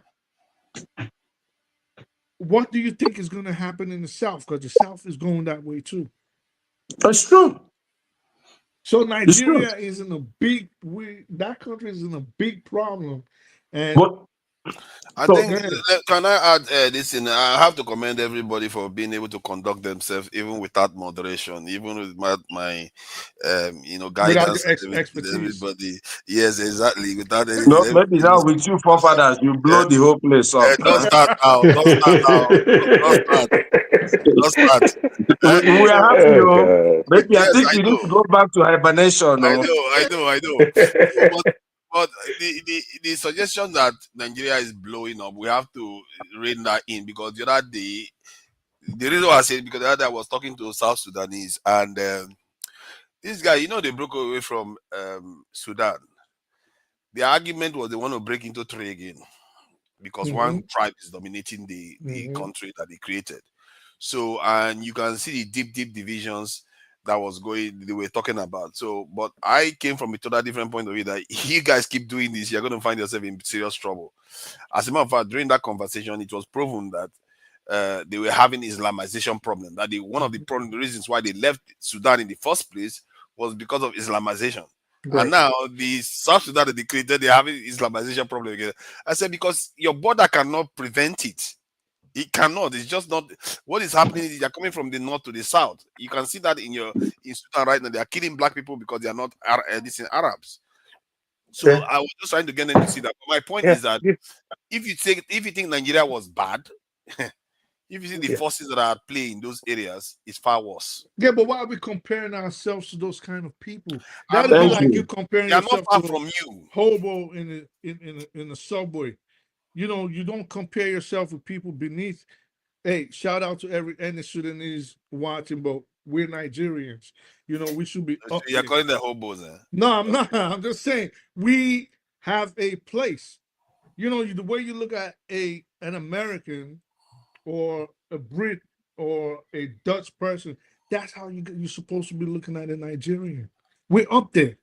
We're not supposed to be comparing our people with people that are. I just think that we should be careful, because the only system that has lasted. Father, let me say something, and so that you can add it to what you're saying with the South Sudan. Let me say something so that you can add it to this South Sudan thing. So I live in the state of Arizona. There is a city called Tucson. It's border to Mexico. So that place, Mexicans. I'm sorry using the word Mexicans, because it's not only Mexicans. They are the ones that do all these dirty jobs and every type of thing. Now, in that cities, you don't get a lot of them there because of profiling with ICE, immigration thing. They see them a certain way. They might just think they just sneak in and they send them back. So they don't want to stay around there. They brought like 5,000 South Sudanese. They are all over there. Now, when you see people of South Sudanese, because of course, when you see them, no immigration profile there, they just understand that, okay, these are the people that they bring. These are the people who do those type of jobs there. But why am I saying this? Now, these people now, they look like people who are doing very fine. Some other people in Sudan might be thinking, if another fight come, America will go carry us, so I will go enjoy. Failing to understand that they might be causing confusion among you for what they will gain in that grant, and you are coming here to come and do their dirty job. And you call it progress. It's like you and I now, we've been here for over 10, 20 years. We started telling people that this place is overhyped. Somebody will say, which kind of talk did they talk? How about you come back home? But we know what we're saying. You get my point now? So they may be causing that confusion to believing that confusion will make them come carry them again. They'll go to America. Failing to understand that their land may be much, much important. There are more things that they can benefit there than somebody causing confusion among you so that you can live, so that they can gain more from your land. Go ahead. You can. Paul, you Yeah. highlighted it. Sorry, guys. I might want to ask question because when I was checking it on the news, I wanted to highlight it. You highlighted the topic before about the issue in Warrior, Ishakiri and the others. Did you highlight it? Were you the one? Yes. Were you the one that highlighted it? Because I wanted to know more about it. Yes. I need to correct something before you move forward. Okay. She has left already. Cool. Since yes, that visited you, that was with you now. Okay. Hey, why don't start now? Hey, why? Come on now. He's just looking for trouble now. Leave him. Okay, let me correct something. Father, what you just said now about South Sudan, that's not actually correct. South Sudan, since the division between North and South Sudan, in less than 6 months, South Sudan, they started fighting. Right away. Wars is there. That has nothing to do with Islamization. The issues that were in South Sudan were tribal. What is the tribal? How many Muslims are in South Sudan? Did you ask them what's the percentage? We need, I don't know. I know sometimes you get really hard problem with a lot of Islamization going on. This issue don't have anything to do. Hold on. This issue don't have anything to do with religion. It just, I kept saying it on this platform. The North Sudan, they are Muslim. Are they not killing themselves for over 2 years now? This issue are tribal. That is why even in Nigeria, I kept saying, see, if you divide Nigeria, all these people, you hear them making noise. Even the Igbo, the Hausa, the Yoruba, there is no region you can break in Nigeria that will not have problem. You will see another war. Break Nigeria into 6 geopolitical zones. There is no region in Nigeria that will survive.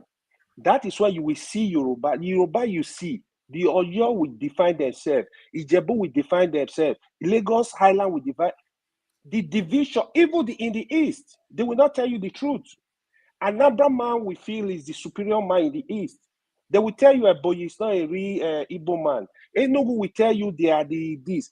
All these divisions are everywhere. No, don't please say the one you know now. How can you say? But it's a fact. Say that Ebony man is not. Let me just respond to No, don't say no. They mentioned a lot of people. Now you are not the only tribe that is here. You want to start defending? They mention Yoruba. I just want to correct him now. What's the problem with you? You see, we've been having a good time until you woke up. Look at that. Let me finish this.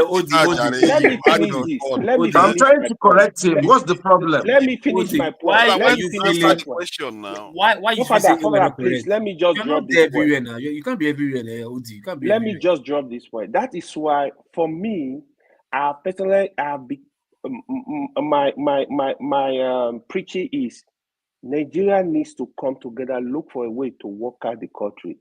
Division is not an option. There are many countries. Division is not an option. It doesn't work. It's not true. People that love division, even if you create local government as a country, they will divide that local government. That's the fact. Division. Yeah. Until they reach bedroom to bedroom, forming different they will be satisfied. Sorry, let me just address one point that he made, please. About Islamization, please. Hold on. Regarding that Islamization issue, I seconded it. That was the second point. The first point was the dominance of one this ethnic group, which was the Dinka. And because of it, now I'm going to go a little bit into details about that issue. The Dinka, they make up about 36% of the population of South Sudan. So, and the second group was the Nuo. I think that's, if I'm not pronouncing it right, sorry. They make up about 15.something%.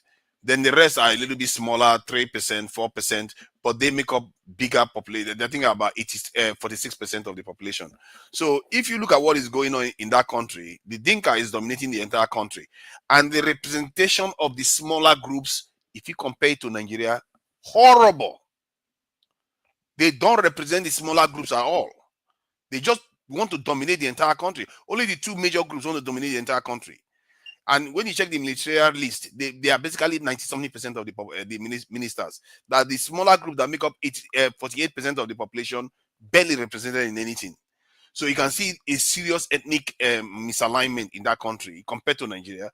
And then after they talked about all those things, they said even the Islamization that they left Sudan for, they said that in passing again, that the Islamization they left Sudan for is also in Sudan now again.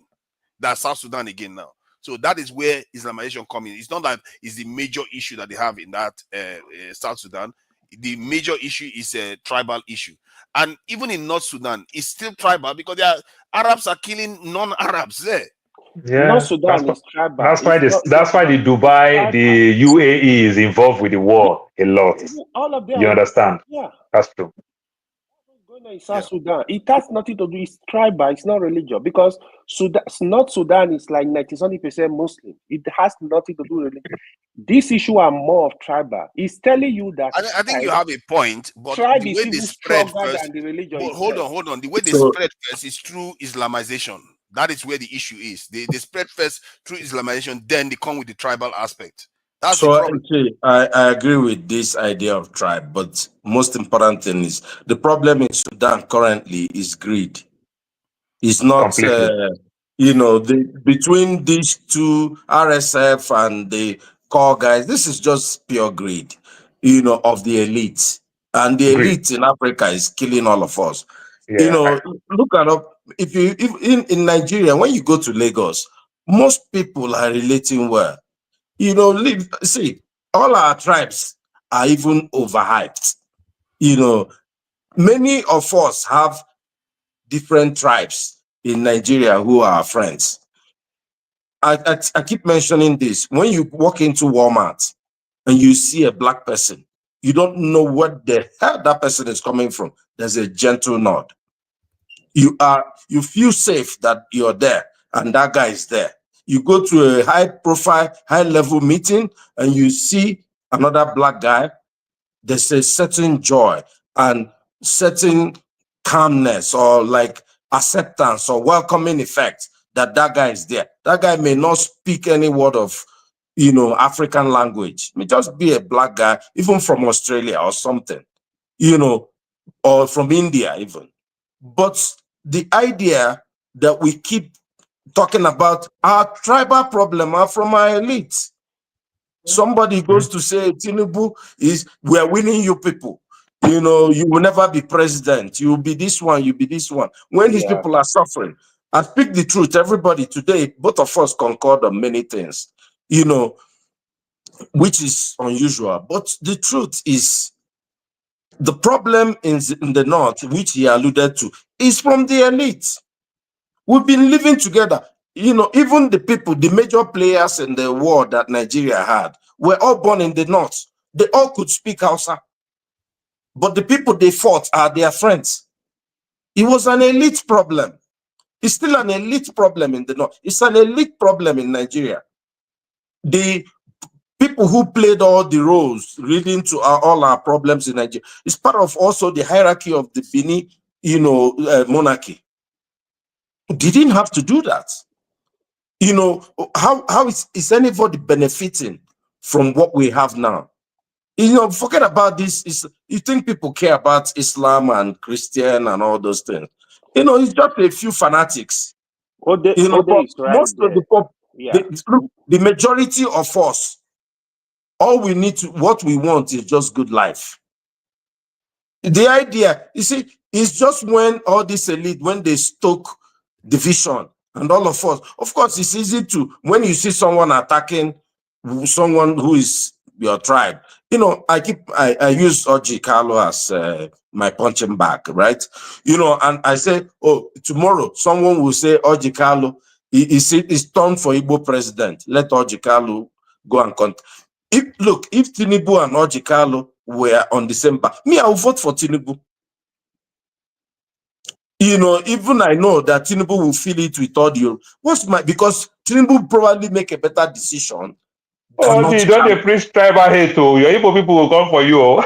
No, they won't. Trust me. And this is what people don't get. The idea of the Igbo people. The Igbo people are the most liberated people in Nigeria. Whether you like it or not. You can call them names or look, we kill our own before we bring it to you. when our own is not doing well, we know. It's this Obi that we are jumping all over him. You know, for the first time, we have produced something good, though. We're saying, please buy it. And people are saying, you know, for the first time, you yes, guys. now, you know, look at Mr. Odi, people are beating even Azikiwe, who was the pan-Nigeria of all pan-Nigeria. Many of us, if you come to the core, you know, people feel that he betrayed his people. He didn't do very well for even for Nigeria. Mr. Odi, there's this guy in the National Assembly now that said something about other tribe, and I've not really seen anybody speaking about it to condemn it. Who's that? The guy,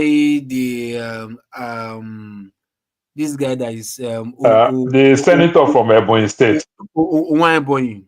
This guy that's Akpabio's witness against Natasha guy. That guy. What did he say? What did he say? This is first time I'm hearing. Okay, because there's been an issue trending since. I've been waiting for some Southeastern people to really come strong on the guy, but nobody. No. That guy is persona non grata in the East. You know, we don't even need to. Nobody likes him. No, I agree. Even if the guy is number one front for Tinubu's government. Look, if you're front for Tinubu's government in the East, look, even his Oga, the Minister of Works, everybody in the East knows that the guy has done well. Nobody can erase the work of that former Ebonyi governor. The one that built the LGBT airport. Oh, that one is, of course, he made a mistake. That one is a joke. Everybody knows. Mr. Odi, I don't think you know about what I'm talking about. Who's that? He said it's Ebonyi is a joke. Now everybody knows that. He's a small boy that found way to get money. He's insulting everybody. I was expecting strong condemnation of what he said. What did he say now?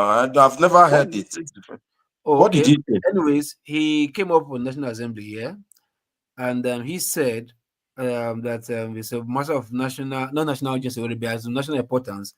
That if he's descending from the airplane to Abuja International Airport, that the structures surrounding the airport, which happens to be villages of Abuja residents, indigenous, he said he wants that place to look good, thereby relocating everybody that lives in that place, that's originated from that place, take them away from that place, relocate them somewhere else, and beautify that place. Oh, he was the one that said it. I heard that statement just because gentrification. He wants to see, looking from his airplane window, looking ground to the ground to the national airport, and sees everyone to be beautiful.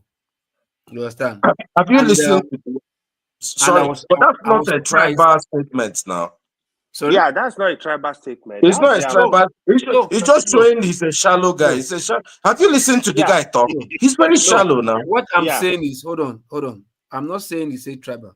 What I'm saying is a people, a village should go because he wants to see Abuja Airport to be beautiful. Is the shallowness Ode is talking about? It's shallow. That's what I'm saying. I was expecting, like maybe other senators will walk away, or at the normal walk away, or blast him there. In Tinubu's government, when they should have impeached him for putting a state of emergency in Rivers State, they all celebrated him. Nigeria. So hold on, sorry. Why do they pick and choose what will fund this hate for? Like no, that's not hate. Let me explain it to you. No, it's not hate. Why do you always get that energy? Let me tell you why it's not hate. So I didn't say it's hate. I didn't say it's hate. Hold on, let me explain people. Let me explain it. Sorry. AY, let me just drop something so you take it along. You know, when AY mentioned the Ebonyi people, you know, I wasn't attacking him. You know, I'm just, you see, he's asking me to come and, talk something about the Ebonyi man now. Ebonyi people are Igbo people, and were they more backward, or even than that's what people say, but they are complete. Nobody denies their Igbo-ness. But if anybody has done, And I never heard of it. But go ahead. No, Odi, you know this thing that they will say Enugu people, awa. They say Ebonyi people, they are not more of Igbo. They are like Benue people because of the borderline and everything. But Odi, the thing is that growing in Lagos all my life, over time, as I get more matured, I get to understand these things. So yesterday it might look like cause, but this is joke that people joke, like the way you see black people call themselves the N-word. You understand? So like this thing now, you see the Yoruba will say Omaje Kutama Momi, the Igbo will say Ndofe Manu. You understand? So it's just joke thing within Anambra and Ebonyi and Abia. Bad people. What do you know? You know, it's a joke thing. And everybody has a joke for every part of Igbo land. The Enugu people were that, you know, of course, they will call them Wawa people, right? Because of their language. But it's not, it's a little derogatory, but it doesn't deny any Igbo-ness. Remember, the Enugu people, this was the capital of the East Central states. People from Cameroon, it was their capital, and for everybody. You know, but you know, but it's not denying their Igbo-ness. Were they a little more behind? Yes, you know, but it's not. You know, people make jokes now. So that's part of it, right? That's part of the clarification I wanted to make, right? When we are discussing like educational less developed state in Nigeria, educational less developed state were not only the northern state. Ebonyi was also an educational less developed state. There are some states, I think even I know quite a number of states in the south. Few of them were also educational less developed states. What that means is, of course, what will you say in places like Bayelsa? You understand? By the time when you come to South now, you say Delta, Edo. You understand? It's like that. What is also true, I heard they mention my name. I need to clear this. What is also true, here is the problem in the North. The North, they have educated people, not only educated, brilliant people. I would say it on this platform. Some of the most brilliant minds in Nigeria, you will find them in the North. But the problem is in terms of percentage, the illiteracy level is too high. So I will attribute this problem to the leaders, no other person. The leaders are the problem. Sorry to cut you short. I will attribute that problem. I think I will not 100% agree with you. No, why I said so? So that you can add. So that you can add. This thing that the Northern will tell you that IBB stay in his hilltop, eat with 5,000 people. IBB will come down, eat with 5,000 ordinary people. That is what the question. So the question that I'm asking, I want to see IBB children also eat with those people. His children is not there. Yeah. So you are indirectly breeding them as your food soldier, but your children is in Germany where you call the practice gay. You will not let me talk. I understand this. That is where I'm going. So there is what is called my friend from Anambra will tell you, Igbo man will call from Lagos. The first day they will call help you wash car. Brother, bros. Henry will tell you, say the next day you will just hear the little boy will come and meet you. Uncle, I need 5 million naira. I want to start a business. He said if you don't give her, you don't go see him again. So what that means is they don't want you to be feeding them every day. They don't want you, they will come, you give them a plate of rice. So they want you empower me, let me be independent. That is the problem in the North. So teach them how to fish, just don't give them the fish. Let me explain this. The Talakawas, they prefer that plate of food than pay for a scholarship in UK to go to school. This is the part of the problem. So the leaders, the so-called leaders, they take advantage of these people. Instead of you to be, I will give you an example. When Yerima was governor of Zamfara State, if Yerima is coming to Gusau, you will think one king is coming. Like even married men, they will rush to his house. You know what they do? They start sharing like 200 naira. Yerima did not build one school in Zafra for 8 years. So if you are not sharing that money, they will hate you. They will not like you. So instead of investing in education, the whole A zone is sitting on a keg of powder. So even the Yerima can build a school where he will tell people that you eat morning, afternoon, and night, which I do benefit in Lagos in Jakonde time as a young child. Right. So for that reason alone, those children will want to go to school. But try as much as possible to put the education. You can make their Islamic study, you understand, as a major curriculum, since they value it very well. But they will still teach them maths, English, elementary science, and the likes. Than only just go to an Islamic school. Wait, the question I want to ask you, the number of children let me break your heart. Islamic school and attend conventional school, which is more? Break your heart first. Let me break your heart first. You will be shocked. You need to talk to Nota if you are not a friend.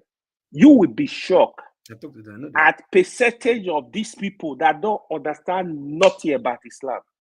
They don't have Islamic education. You will be shocked. You will not believe it because you are not a Muslim. You will not understand it. When you talk to people that understand this issue, even the Islamic knowledge, a high percentage of them, they don't have it. It's the same thing with Christians. Now that's why I will talk. We say, my pastor, my pastor. The same thing with we Christians too. My pastor, my Geo, my daddy. What is the population of Amajiri? You hold on, please. I really need you guys to understand what is going on in the north. When you hear the Alimajiri system, do you know what they do? Paul, you live in the north. Alimajiri system, here is the idea. The idea is to send children. That's the definition. That's definition supposed to. Hold on. What is I'm talking about? What is practice? The outcome of it. Be an active listener, my friend. What do you want to be about the Amajiri? I know. What is the okay? What I is need the to break something down practice? for you. Hold on. I need to break something down for you. The Alimajiri system. Here is the original idea. Is to send children to a madrasa, which is the Islamic school, with a malam, which is an imam, a teacher, Islamic teacher, so that they can learn Quran, they can learn Islam. But this is not happening. No. This so-called malam, they will not send these children outside. They make them to do domestic work for their family. They make them to go beg for food outside. The parent will not provide food for them. They are not learning the Quran. They are not learning the Islam. So, but what is the point you are making then? No, I'm trying to explain the issues around education in the north. People don't get. It's very deep. So what are they doing with the malam? What are they doing with try to throw enlightenment for a 15-year-old boy to have 7, 5, 6 kids? I don't even have a house. Since they don't learn it there, if you know they don't learn there, why are you using Islamic studies to deceive them from their parents and go and dump them there? It's more than that. Hold on. It's more than that. This issue are very deep. You have some of the parents, they want to get rid of these children at early age. They will keep the female children. The male children, they more like throw you outside. So you go to the north, you see a 10-year-old sleepy. Paul he can live in the north. He understands what the issues here. They will be sleeping on the street. You go to a restaurant, for example, they don't even have food to eat. You buy food, like you said, oh, let me just stand up. You are eating, right? Let me just go to washroom. Somebody will come and grab it because of the hunger. Their parents don't provide for them. They are on the street. So what do you expect if they go into criminality? Yeah. No. Leave criminality. I'm talking about the Alimajiri system first. Leave criminality. The Alimajiri system is messed up. To me, Alimajiri system needs to be banned. It's not contributing. In my own understanding, that's why I say transform it to the conventional school and make Islam a major subject. Like the way they'll say mass English. We don't even need to make a major subject. Learn something else first. Why make it a major subject? Learn something else. No, local. No, since they value it. So another way to catch them, since they value it, so let it not look like during my time, we just do this religious this thing only on Friday, and everything is not so big. If they value it very well, you understand? See, guys. Is it the children? The parents, the parents too, let me plus the chip something parents. in. So the children do not value it. It's the parents that are forcing them there. Let me chip something. I think I agree. Hold on 1 second. See, the problem here is the educated northerners. You see, we are here as the South. Most of all of us here are Southerners. And we are trying to evaluate what's going in the North, profile, solutions. The problem is that the educated folks like us, because like AY said, they're very intelligent people in the North. Of course, every society has that. But when those people start picking up, those people, how many of them will sacrifice themselves because they're going to lose popularity, right? But have to speak up. All these things you're saying, you see, what's his name? The former CBM governor. He will talk Lamido. You will watch him. He will go to a conference and say everything that is good. His politics is opposite of everything that he was talking about. He just wants to retain power. The man will do everything just to retain power. People like him could have just gone, no, hold on. With everything that is done, I'm just using him. He's one of the most brilliant people around in the North. You can see him. When he speaks, you can see he was very well educated. He knows he knows the problem. Everything AY is saying is what the man talks about. But you will see sometimes his actions are not equal to the things that he says. There's a problem in the North now. So let me say this. In Kanu, right? And he's in this, he's in the middle of it. Correct. He wants to be Emir of Kanu. Okay, let me even say this.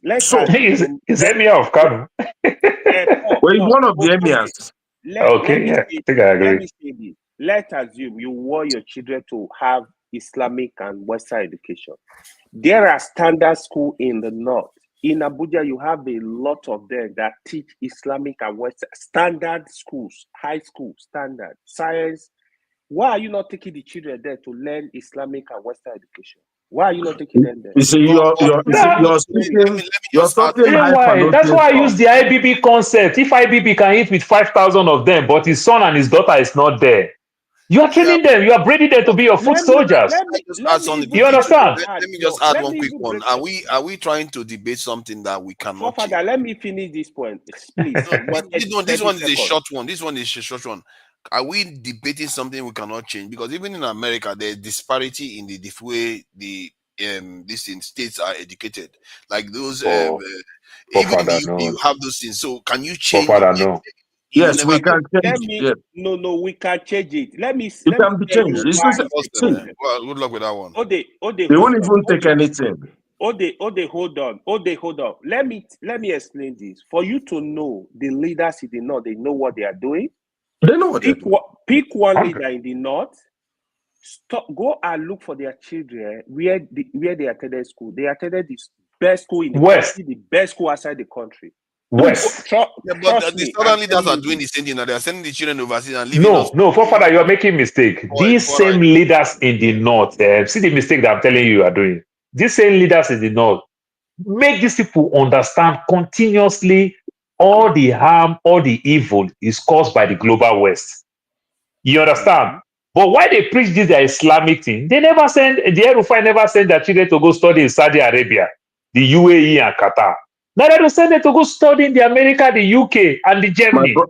My brother, where they condemn to these people very well, not make them want to appreciate. Maybe they will just improve, but they will never change in terms of the disparity between them. They can change. So why are their children? Hold on 1 second. To be saying that can Mississippi become more educated than California? Is that possible in America? Sometimes there are differences in no, Father, now you are making mistake. Okay, now when you talk about this California, now we have the Stanford of this world, we have other schools of this world. The 8 Ivy League, they're all in the East Coast. You understand? The 8 Ivy League schools, they're all in the East Coast. None not one in West. When you look the Alabama, you look the Mississippi, you might call all these poor states. Poor states simply mean they don't have more funding. But you're still going to find good schools there. You're still going to find more, they invest more on the things that they know how to do, like those states that do those farming. They still invest on farming. You talk like the machine state, like back then, the Michigan and the likes. They still invest in training people in terms of skills because you want to work in Ford, General Motors, and the likes. They still train people with their own, the things that they're going to get with advantage. The own resources may not be there like the New York and the California. Well, let me even support your point further. You know, because many times equivocation is the evil of everything, right? You know, nobody is saying that in Nigeria, that even in the next 100 years, Jigawa will have the same educational level as Abia State or Lagos State. But what we're saying is, Jigawa has something Abia State doesn't have. Mississippi has something that California doesn't have. We need to maximize whatever we have in every state in Nigeria.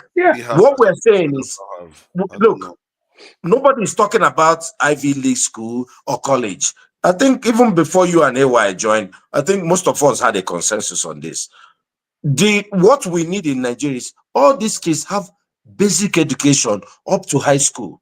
Get a high school diploma. Nobody's asking people in the north to go and become lawyers and doctors, and you don't need if you have doctors from Edo State that will cover Nigeria, we are okay. You know what I mentioned something. I said, how many northerners have you gone to see who have mechanic workshop?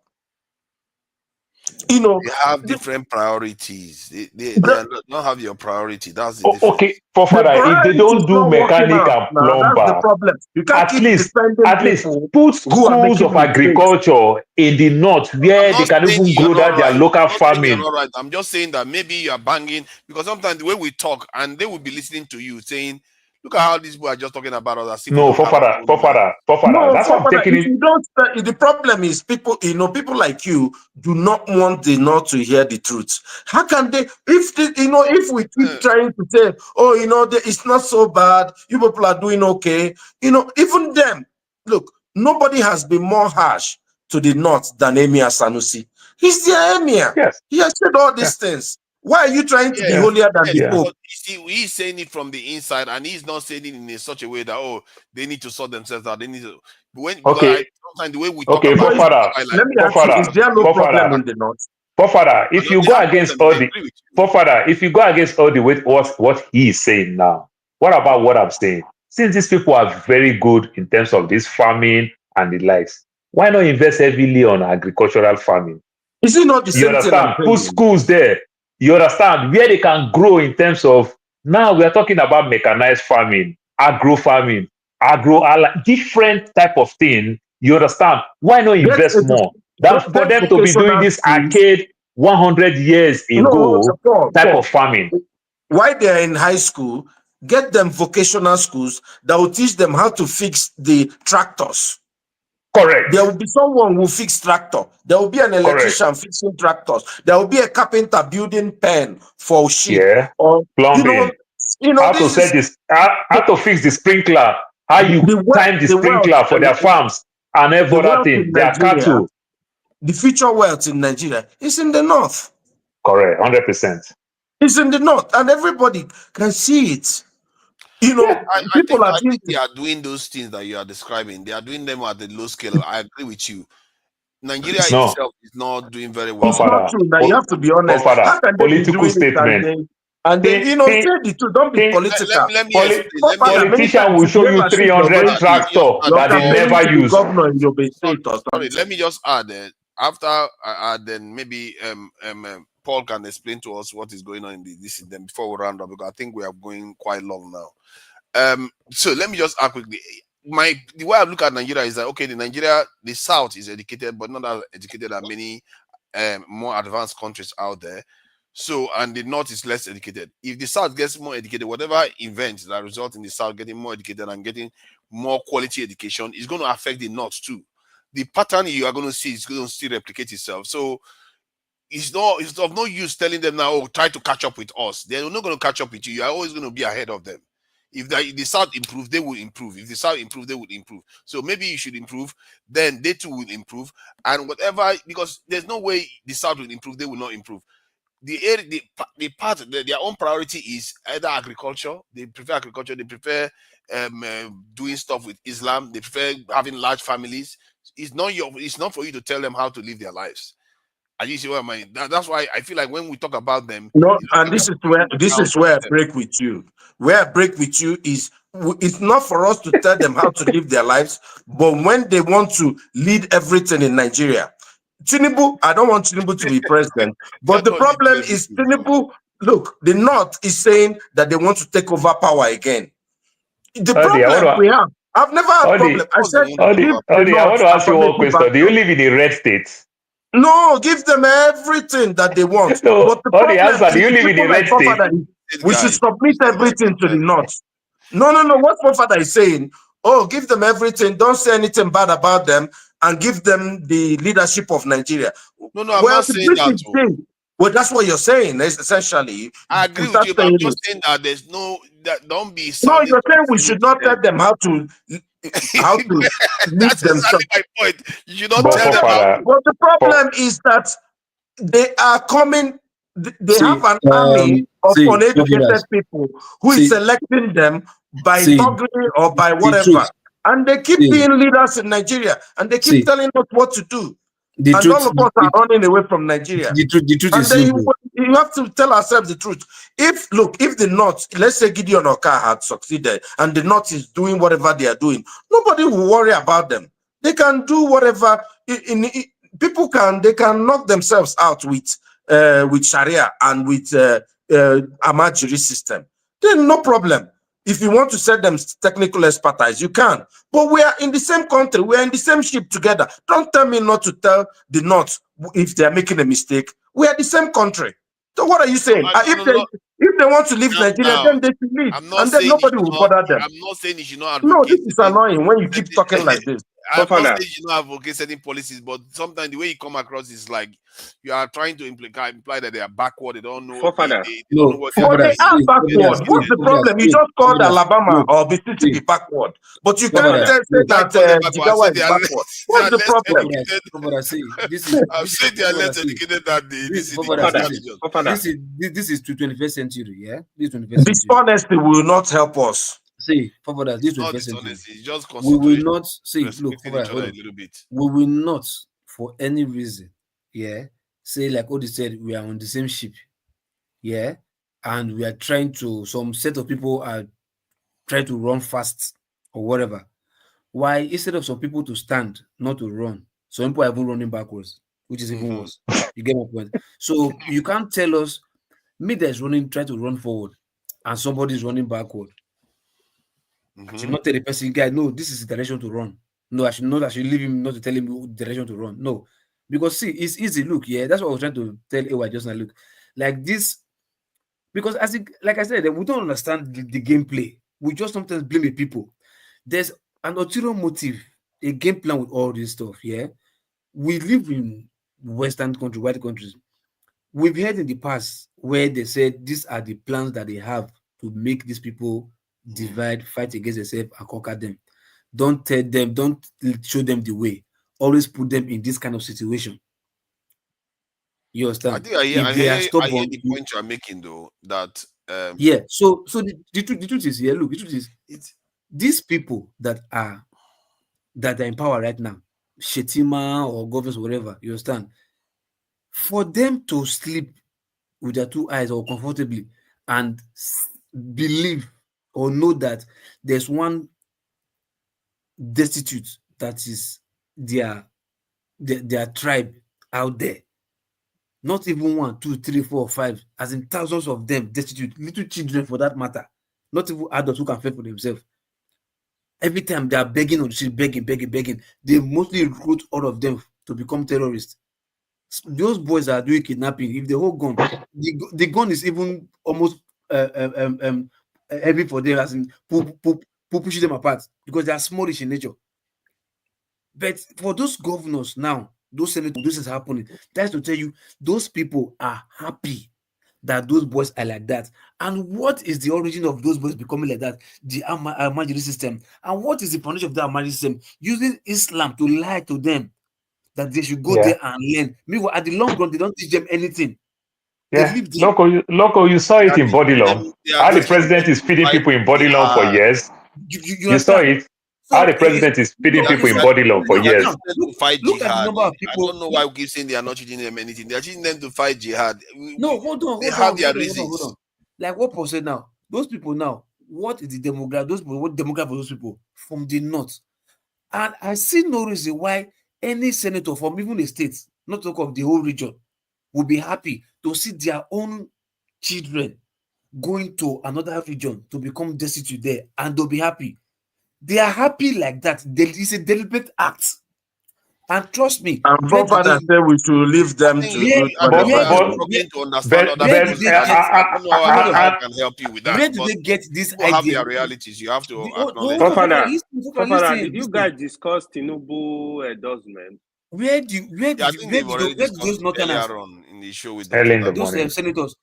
Where did they get their idea? Let me make a comment on Tinubu endorsement. Tinubu cannot have more endorsement than Abacha. And Abacha was even a military man. Daniel Kalu. His learning work. You know, Abacha was the worst. The 05 party endorsed Abacha. Tinubu is just a military man in Agbada. We know, obviously. Yeah. You know, I think he wished he went through the NDA. He carried gun. Sorry to break your heart. It is different. You know why?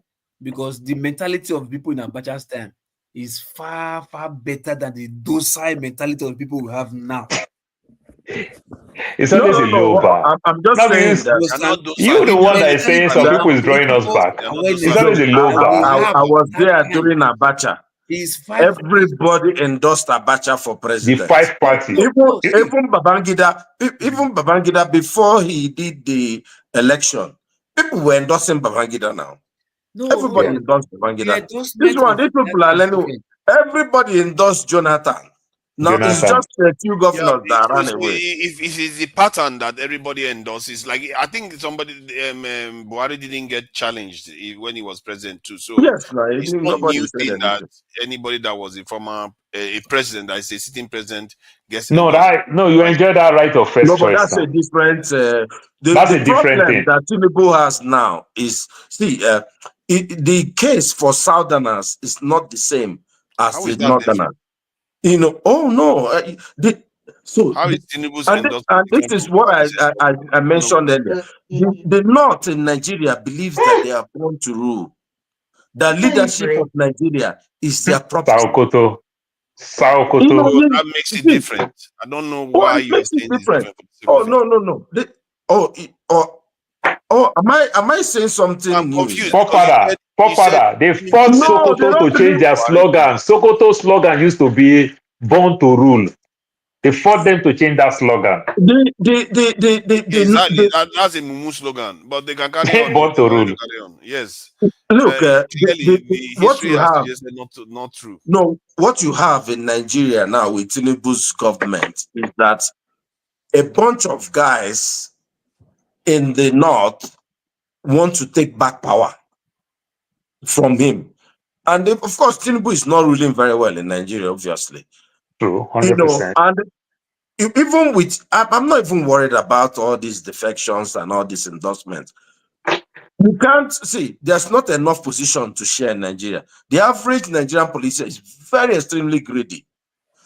As people are coming into APC, you think they are displacing people now. If you take this and put inside water, it will some water that is full. The water it's will simple. spill. It's simple. Leader in my state used to be Omo Agege, Senator Omo Agege. Then the governor automatically the person who fought for them now become is no longer a leader in Delta State. No. And meanwhile, let me just land. Then you continue. And what we are talking about is our elite. The focus for us is our elite. Look, the only thing that will return Tinubu to the presidency in 2027, if this same electoral law remains in place, Nigerians say nothing, and there is no like complete, civil disobedience, going to the election, which if the Northerners get what they want, there will be civil disobedience. You're not going to get as much in the north, in the South, because most people are docile, but you see, if there is free and fair election in Nigeria, you don't have to worry about. You see, this defection is like the Delta people. What are they defecting to? Obi beat them hands and beat them with black and blue even with their governors. Idea of defection, you may not know the way they are looking at it is that even if they don't win the state outright, they'll get significant votes at least. Defection is for rigging. Defection. Defection is just to find a popular thing to defend. Defection is for rigging. Is to have rigging apparatus intact. That's what it is. Simple. And if they want to win, if you want to beat Tinubu, it's up to the other parties too. The other parties, they are not helping the situation. They in short, they are crazy. They don't seem to have. They are not even opposing Tinubu's government. No, Forefather, you are getting it. You are getting it wrong because you are seeing it from the perspective of Jonathan. So when you talk about this coalition now, that's exactly what you are talking. So the defection that you are talking about, what they are doing now, that works. Now we are talking about the coalition to come together, how they can take power from Tinubu. It's a strategy. You understand? 2 years of a time, it is too early to do that. Because if you do it so early, they're going to break you. They're going to make some people compromise. They're going to promise some people things. They're going to threaten some people with EFCC case. These guys are politicians. Their house is stained. They're going to dig deep. Background, the ones that is coming from abroad, they're going to dig deep. So it's too early of a time. That's why you could see, for example, like a patient Jonathan who quick to say, I don't, drive that point. What do you mean it's too early of a time to form a coalition? If they didn't stupidly break apart the first time, maybe Tinubu wouldn't be in government today. 2 years of a time to say this politician, different of them will come together and stay.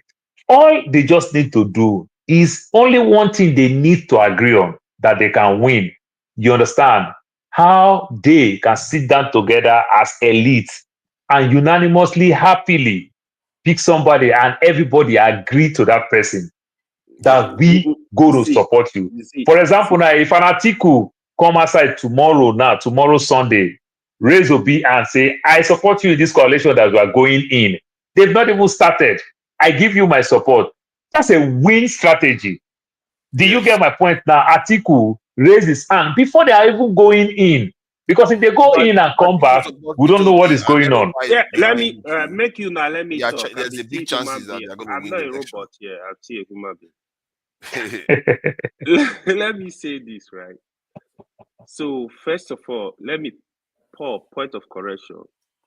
When you see a city governor, the capital a political party, is automatically there must have been some sort of agreement, especially if that's his first tenure, that he's gonna get automatic ticket and he will be the leader of that party. That's why you saw like Omwagege was resisting the governor of the campaign to APC.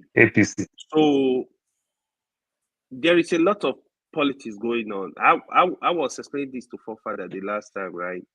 In the South now, almost all the states are lined up for APC. In the Southeast, Forefather, you said? The governors, not the states themselves. The governors, yeah. Bro, okay, let me break this down for you further. All they understand politics better. If you've been listening to political players in Nigeria currently, if you listen to them, their interview, even those that are not in APC, from their statement, from the way they speak, a lot of them are working for Tinubu. You take this to the bank. I can point me for you. I don't know about that. But one thing I can say, let me say something. Come on. Anyway, that is the 2 years is too early. People can play that to get what they also want to. What I know for sure is that Hold on, let me just say my piece. 15 seconds, it's not even that long. One thing you can agree for sure is that no matter how popular PDP or Atiku, APC, Tinubu was, he didn't win the Southeast. He didn't win some states that you would think he should win because he's so powerful. He did. But it's different. Okay, let me break it down for you. It's different. It's different. Politics does not work like that. The governors were in the other states when Can you just calm down? 1 + 1 is not 2 in politics. Tell me how it is different then. Should I break it down for you? It's different. I'll give you an example. Let's take Edo State as a case study. Last election, Peter Obi won Edo State. The governor was PDP. Yes. APC were there, PDP, Labour Party. Yes. The governor was not a politician. Yes. He does not understand what's going on. The APC, they were powerless in Edo State. They got some votes. The Labour Party, there was a big movement. Okay, now, today, as we speak, the whole political structure in Edo State is APC. That's a problem. Yes. The 3 senators, the last one that was labeled, they come to APC. The governor is APC. The local government chairman are APC. That is what Ode was telling you. That is a rigging structure. Correct. Even if Obi take this to the bank, if it will be contest election in 2027, that structure remain, he can do well. He will not be able to get the vote he got last time. Take it to the bank. So you see, hold on, let me break it down for that. Wow. Your education is not ending. Okay, let's see what else. There are people listening. It's not ending. They are like, what else do you have to say? Hold on. In data, it's same thing. The political players, they are lined up for APC. The last senator, the cap to APC, Ned. The former governor is APC. Ibori is unannounced APC. His family are APC. Ibori controlled the political structure of Delta State. To date, he actually controlled the bigger part of the structure because both Oduaga, Ifa Okowa, they were from Ibori political family. Paul understand what is going on there. So now, if Omwagege is not the only person that would destabilize them, Omwagege, if he move out from APC and move to maybe Labour Party or another party, you might see another force. But as it stands today, you have one force in Delta. In Rivers, you know what is playing out there. You know the madman is the head of the chapter there. So, Wike, what the deal they are negotiating right now? Let me break you guys out. You are just supposed to explain one point, not to draw the whole map of Nigeria. No, the deal that is going on. The deal is for the River State governor to your point is not strong. That's why you are stretching it too far. The point you're supposed to make was to say this is why the structure matters. That's the point you were supposed to make. But you know that point doesn't understand what I'm talking about, forefather. I don't think you understand this. No, you are saying is it not okay? Let me tell you what you're trying people to say. People that understand how to rigging politics. Is it not about the structure in the state that the governors, the senators, and everything control for a party? Is that not what it's about? That's what you're trying to say. Yeah, but is there anything else mysterious about it? Can you just let me finish? Okay. In Rivers State, Wike is the guy at the top there. The politics going on in Rivers. One of the things on the table is the governor you have to declare to APC. That negotiation is part of what is playing out in Bayelsa. Wike has considered parallel PDP executive in Bayelsa to compare the state to move to APC. If you don't move, you want to take over the state. So the Bayelsa is not going. Do you know why? You will see. Just watch. No, hold on. You might say you will see. No, you might say you will see on the low level because it is still early. Like I said, there is a good luck, Jonathan, that the North is also talking to come back again. Come back You again. understand? To I run think for Nigerians, president. you are very, very Good cunning luck will not people. run. You are very, very cunning people. No, I AY just made said a the point that North it's not is anymore. talking to him. Not good luck, Jonathan, love politics to come out. They are talking to him. You understand? Because it's a good deal, it's a 110. You understand? They are talking to him. Because the North has already... before 2023, they were talking to him. There was discussion. Not that one. Tinubu, remember, Buhari is still strong in the North. But now we are talking about Tinubu now fighting in the North. No, do you So think good percentage of Buhari is them still will not strong in want the North? Tinubu. I Because don't think if Buhari is Tinubu still rule, strong in Tinubu the will... North. You see how he's laughing? Because he doesn't want me Do to you address do the you point know he one just thing made. you guys don't know? AY, let me address the point you don't mean. You're not going to get away with it. The point you made was that they have structure. Lagos had structure. P2B won it. Abuja, was it Labour that was ruling Abuja? No, it wasn't Labour. It was all PDP and all the rest. Labour took it. Edo State, was it not PDP completely? The reason why, hold on now, you've had your say. The reason why PDP lost this thing, Edo State, it was obvious. PDP is disorganized. It's not because this other PDP is the biggest problem in Nigerian politics at the moment, because they were supposed to be a former governing party and represent a strong opposition, but they completely imploded. If you look, no, hold on now. See, if you look at P2B's party, they are new on the block. You can also accuse him of having a very, very weak party that doesn't stand that doesn't have any backbone to remain standing. So they are the ones creating the problem. It's not the other party. If you look at PDP, the opposition they faced, the opposition PDP faced when they were in office was very, very strong. They were very, very determined. As a matter of fact, if you look at the way Buhari 3 times almost beat them, but he just didn't have that extra vote to win the election. So they were very, very tough. But this other group, they just broke into 4 different places and want to expect to win an election where the other side is the governing party and the other side has all the resources. If they remain like that, that's the only reason why they're going to lose. Not because all these parties are busy joining all over the place. But let me tell you this. Let me first tell you this. All these governors are joining the party. Let me tell you this. In all honesty, since 1999, this is the first time we are having a city president as a core politician. Let me break that to you. Oh, you don't believe it? See, the best politicians that do what you are talking about, they tend to have former military background, not this core politician. You are making it look like the core politician is the one that wins the election all the time. It's not true. It's former military leaders that win election continuously. Actually, like the ones in South Korea. This thing. We are talking of Nigeria. Nigeria is not South Korea.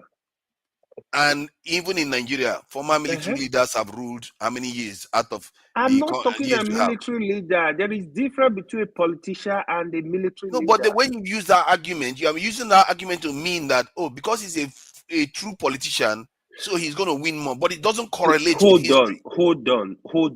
You are underestimate. See, the part of the reason why what happened in 2023 happened. Some people underestimate what Tinubu can do. Tinubu is very ruthless.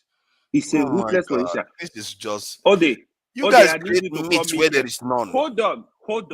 Tinubu is a ruthless politician. Take it to the bank. Of course, he's a ruthless politician. A lot of politicians are ruthless. Let me tell you what. Are you not the one that called them the same? Hold on. Let me. Now they are different, so they are not the same anymore. Hold on.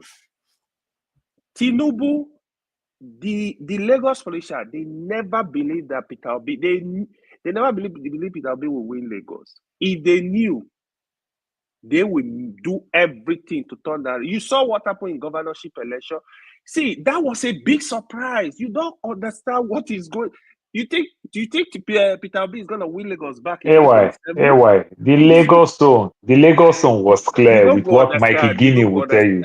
The Lagos zone, even though Obi won it more than that number that they give Obi.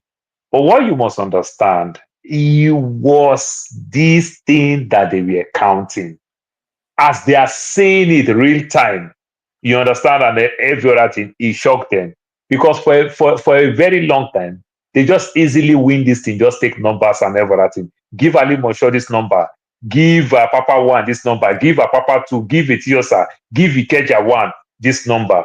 But when they start doing this electronic thing, that's when it's dawned on them that, oh, we didn't really know. You know this thing where you believe that more Yoruba just going to vote for you and everything.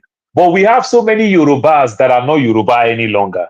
You take it or you leave it. You have to give it to Yoruba. Bella fight his own Yoruba people. Gani fight his own Yoruba people. I'm like AY, I'm not a robot. You know. Nigerians are capable of voting against politicians. I'll just make a quick comment. You know, see, that's impossible. See, you know, to AY's point, you know, yes, Tinubu is an unusually ruthless politician. Maybe we'll say that. Now, you know, he will do if it's possible for Tinubu, just, you know, take this. If it's possible for Tinubu to kill half of Lagos and be next president of Nigeria, I don't think he'll mind doing it. That's how that kind of evil-minded people are. The problem we have here is Tinubu went into government 2 years ago. He knows that if there's a free and fair election, it's not going to win. There's no way. He started campaigning again, not campaigning. He started politicking because it's not a campaign. From the immediately he went in there, you can see he brought the Lagos boys. The idea is to, you'll be shocked that the INEC chairman for 2027 will be a full Yoruba man. You know, you'll be surprised. And there won't be any change of any law, anything. You know, the whole idea for Tinubu is, how do I get back there? Loses in North, can he win an election? Huh? How can he lose in the North if he brings a Yoruba man that is elected INEC chairman? Are you a Nigerian? Are you not like a Ugandan many times? Are you from Uganda? Asking a question. I don't understand why PDP have 28 states while Obasanjo was campaigning for Yaradua. It's a structure to rig. It's not a structure that you say is a structure. It's just, it is the same precedent Tinubu is trying to do. Let all these people come to my party. Let all these people come. If Tinubu loses in North, can he win an election? He can never. He can never. Okay, so if he can never win, and if the North is against him, even if they are in his party, they will sabotage him in the North. Not all the North. Not all the North. History suggests that already. Wait, Paul. The easiest place to actually win election in Nigeria is in the North. Take that to the bank. Yes, now. Let me give you number. I need to give you number. Since Tinubu became the president, 87, the last count, 87 members of the National Assembly have decapped to APC. 87 from Senate and Rep. See, are they the all solution. Northerners? Hold on, I need to summarize this for you. I thought you were talking about it. Okay. I need to summarize this for you. The whole Nigeria. You make a point that makes it look like they are not. Hold on. Here is where the opposition are failing seriously. The solution to Nigeria election: make sure there is electoral reform. Thank you. Make sure the vote of people. Which will not happen. It will never happen. It will never happen. That's the solution. So electoral reform will not solve it. They will still rig it. It's just the electoral reform that Buhari did was good. All they need to do is transmission. That's the only last part. Electronic transmission. Electronic real time. Real time. Once you do that, look. Meanwhile, you keep talking about the North. Look, Tinubu understands. You see, we beat El-Rufai up all the time. Tinubu understands. El-Rufai is the same ilk as Tinubu.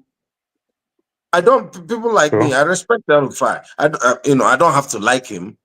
But Tinubu understands that people like El-Rufai will spoil the waters in the North for him. They will even carry axe and be waiting for him on that day on election.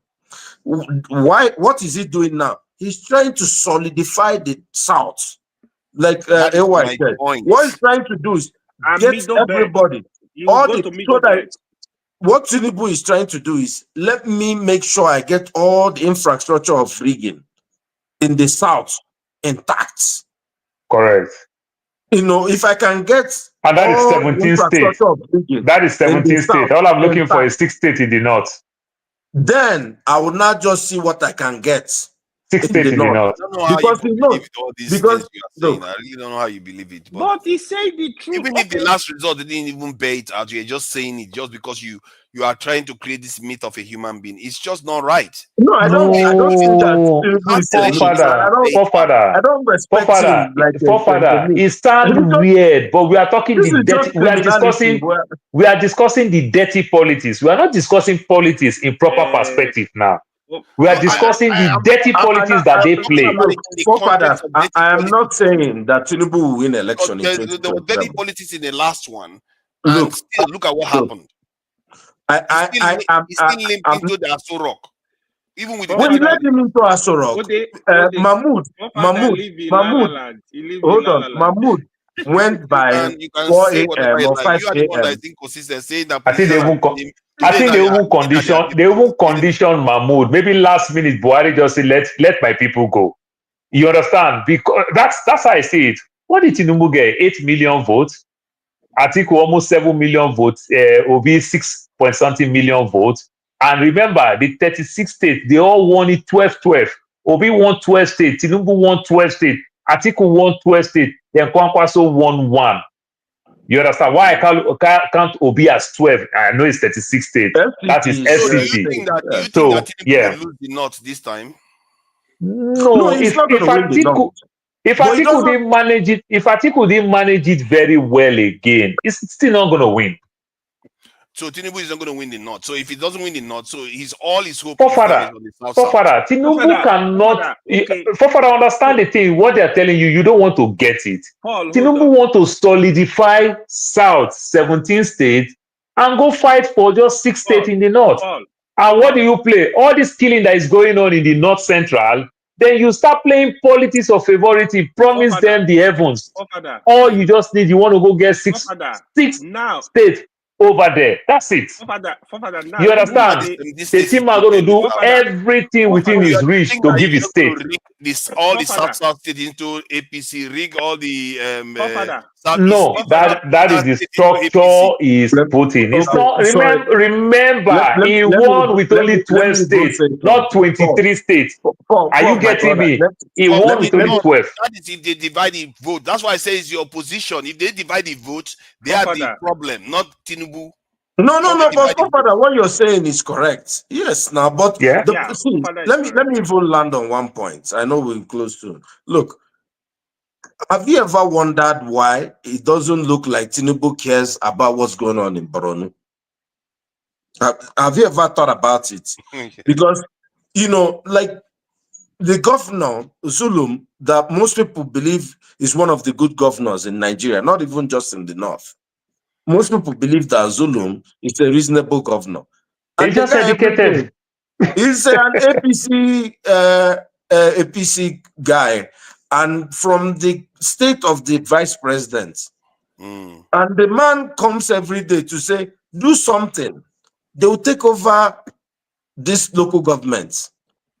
And nobody's doing anything. Every day, if you have people in the military, I do, you know, listen to some of them. What is going on in Borno? It's as if people are just letting things just ride. You know, it is heartbreaking. You see, the whoever, whether it's ISWAP or whatever they have there now, or Boko Haram, those people are having a field day in Borno. Why? If Borno is an APC state, Tinubu is saying whatever. And that's happening in many states in the north, where even where they're fighting insecurity or doing something, maybe it's in the south a little bit.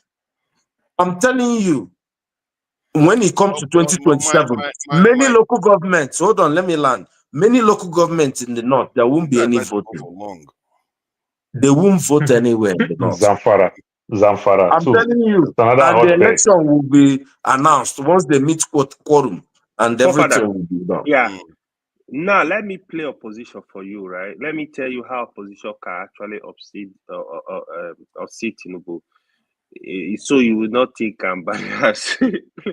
So we were just discussing the dirty politics. Here is how opposition can give problem to Tinubu and force him out of that place. Number one, they should form a strong coalition, talk to all the dissidents in APC across the country, involving Peter Obi, Atiku, El-Rufai. In fact, they will try to talk to Conco, so they should talk to more people. That's number one. I beg, don't talk about Kwankwaso. Kwankwaso is a full APC boy.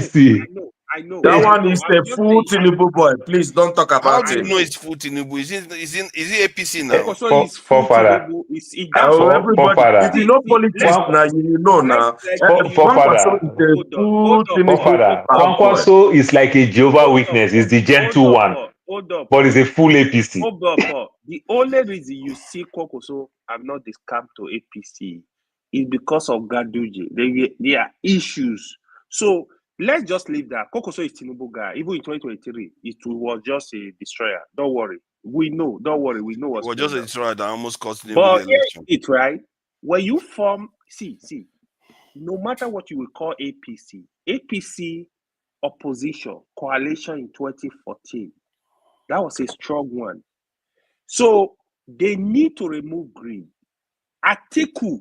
Abubakar Atiku, he needs to address Nigeria, tell Nigeria, I want this country to be good.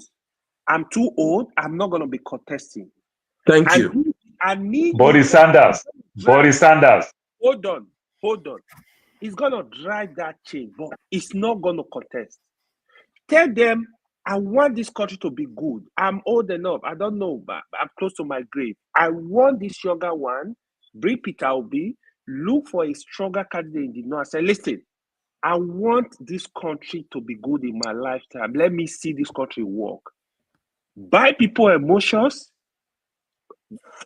Talk to who you got. I think he has political capital. He has structure. Talk to people, galvanize people, encourage people.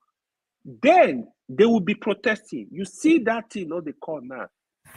Make sure they should do a strong protest in Abuja. Make sure they demand for automatic transmission of results. Thank you. They should make changes to that electoral system. If Atiku go to Abuja and all the leaders and Peter Obi, they stay on the street of Abuja for 1 week, I demand that use the international community, use the civil society organization. You got to put pressure, pressure group to make sure they make amendment to that electoral system. So that greed, they should remove it. If they come with that force, you see that Tinubu self go say, you go sit up. Before you go into the coalition, that's when Atiku will do is say, why I'm going, I endorse this person before I even enter into this coalition. You understand? That's a good thing. But if they go close door and come outside and say, we choose this person, believe me, they're going to betray themselves somewhere along the line. The plan is going to be in the pocket. You got to operate on it. Atiku will remove it. Look, making it very simple. If there were 3 main candidates in the last election, leave Kwankwaso. Yeah. Kwankwaso is Tinubu, baby. You just didn't want to lose Kanu. Kwankwaso is Tinubu. That's just the truth. Yeah, the 3 guys were Tinubu, Obi, and Atiku. Let me tell you, if Atiku goes again in this election, Tinubu will be president. They will lose. Yeah. He doesn't even need to do anything. No. Nobody is going to side with Atiku. That's for sure. PDP is split now. Tinubu already. is gonna be easy right for Tinubu. Let me paint my own way. I agree with you that if Atiku hands up and selects somebody, it's a big one. It's a big one. Change. Yeah, because that one of the flanks that broke in because Nigerians are tired of Atiku. They will feel that you are too desperate. And if somebody like Peter Obi was running at the top of the ticket, because Peter Obi has quite low negatives. Even if you don't want to support Peter Obi, you don't hate him with a passion.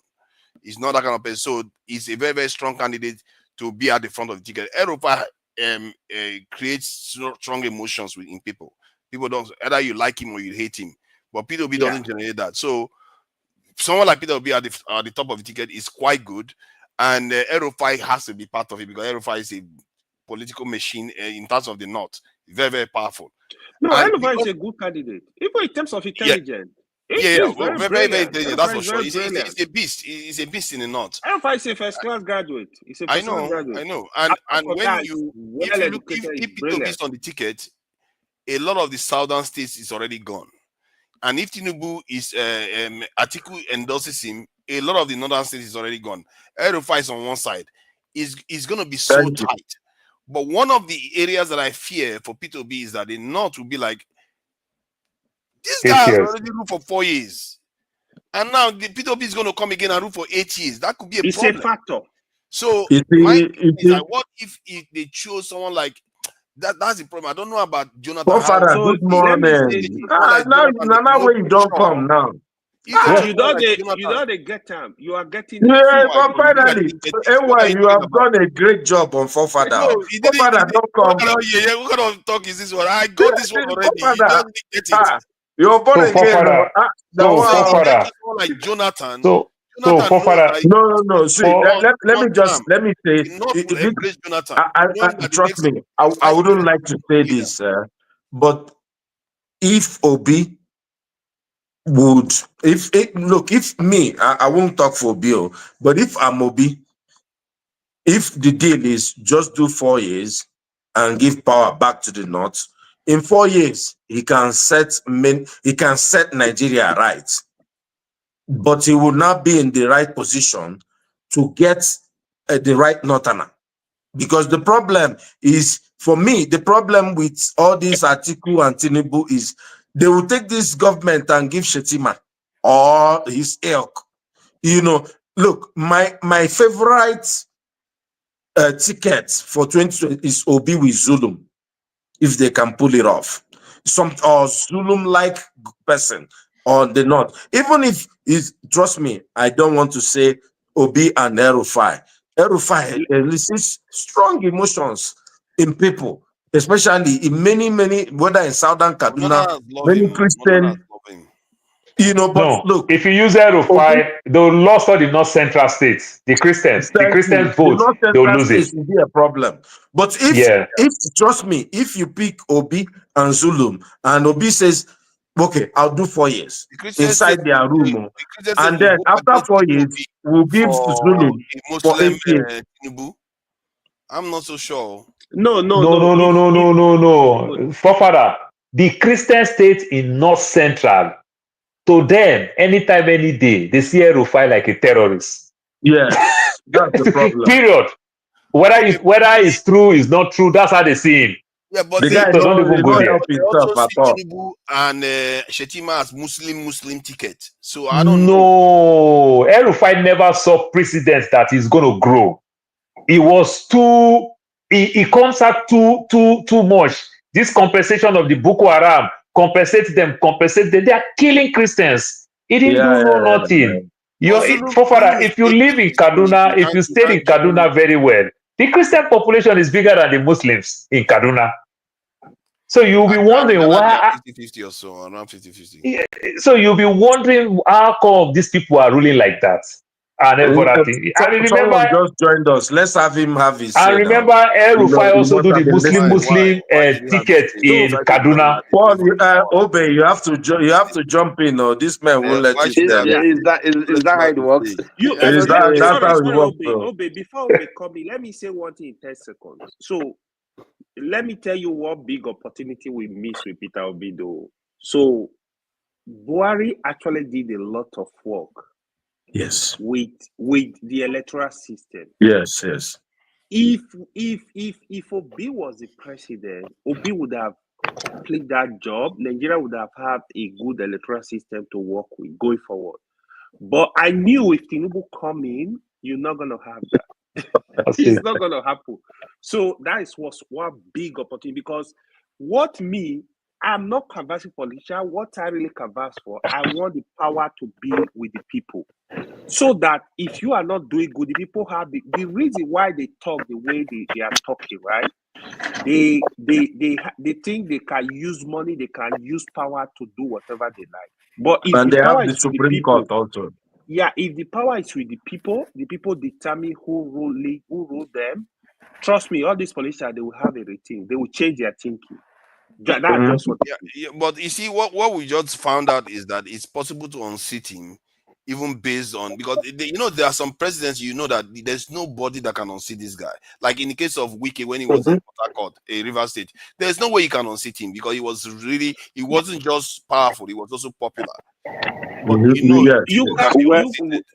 from my own perspective, it's obvious. Hello? Go ahead, Yobe. Go ahead. Everybody from my can own hear you. perspective, it's obvious that he has shown to Nigerian that he stole the election from all his actions. He's not even doing anything along. If you see the character of Yaradua, you could differentiate the personality of these two people. This guy is tactically showing that since I steal that one, stealing is going to be difficult for me. Using another tactic now to do the stealing. It's no longer grab it and whatever he was talking about. So the rate of bullying is just too much. The rate of belittling Nigerians is just too much. They will need to pay him back. That's what I think it will become. But Obi's case, Obi must not be VP to anybody, otherwise division ends at that level.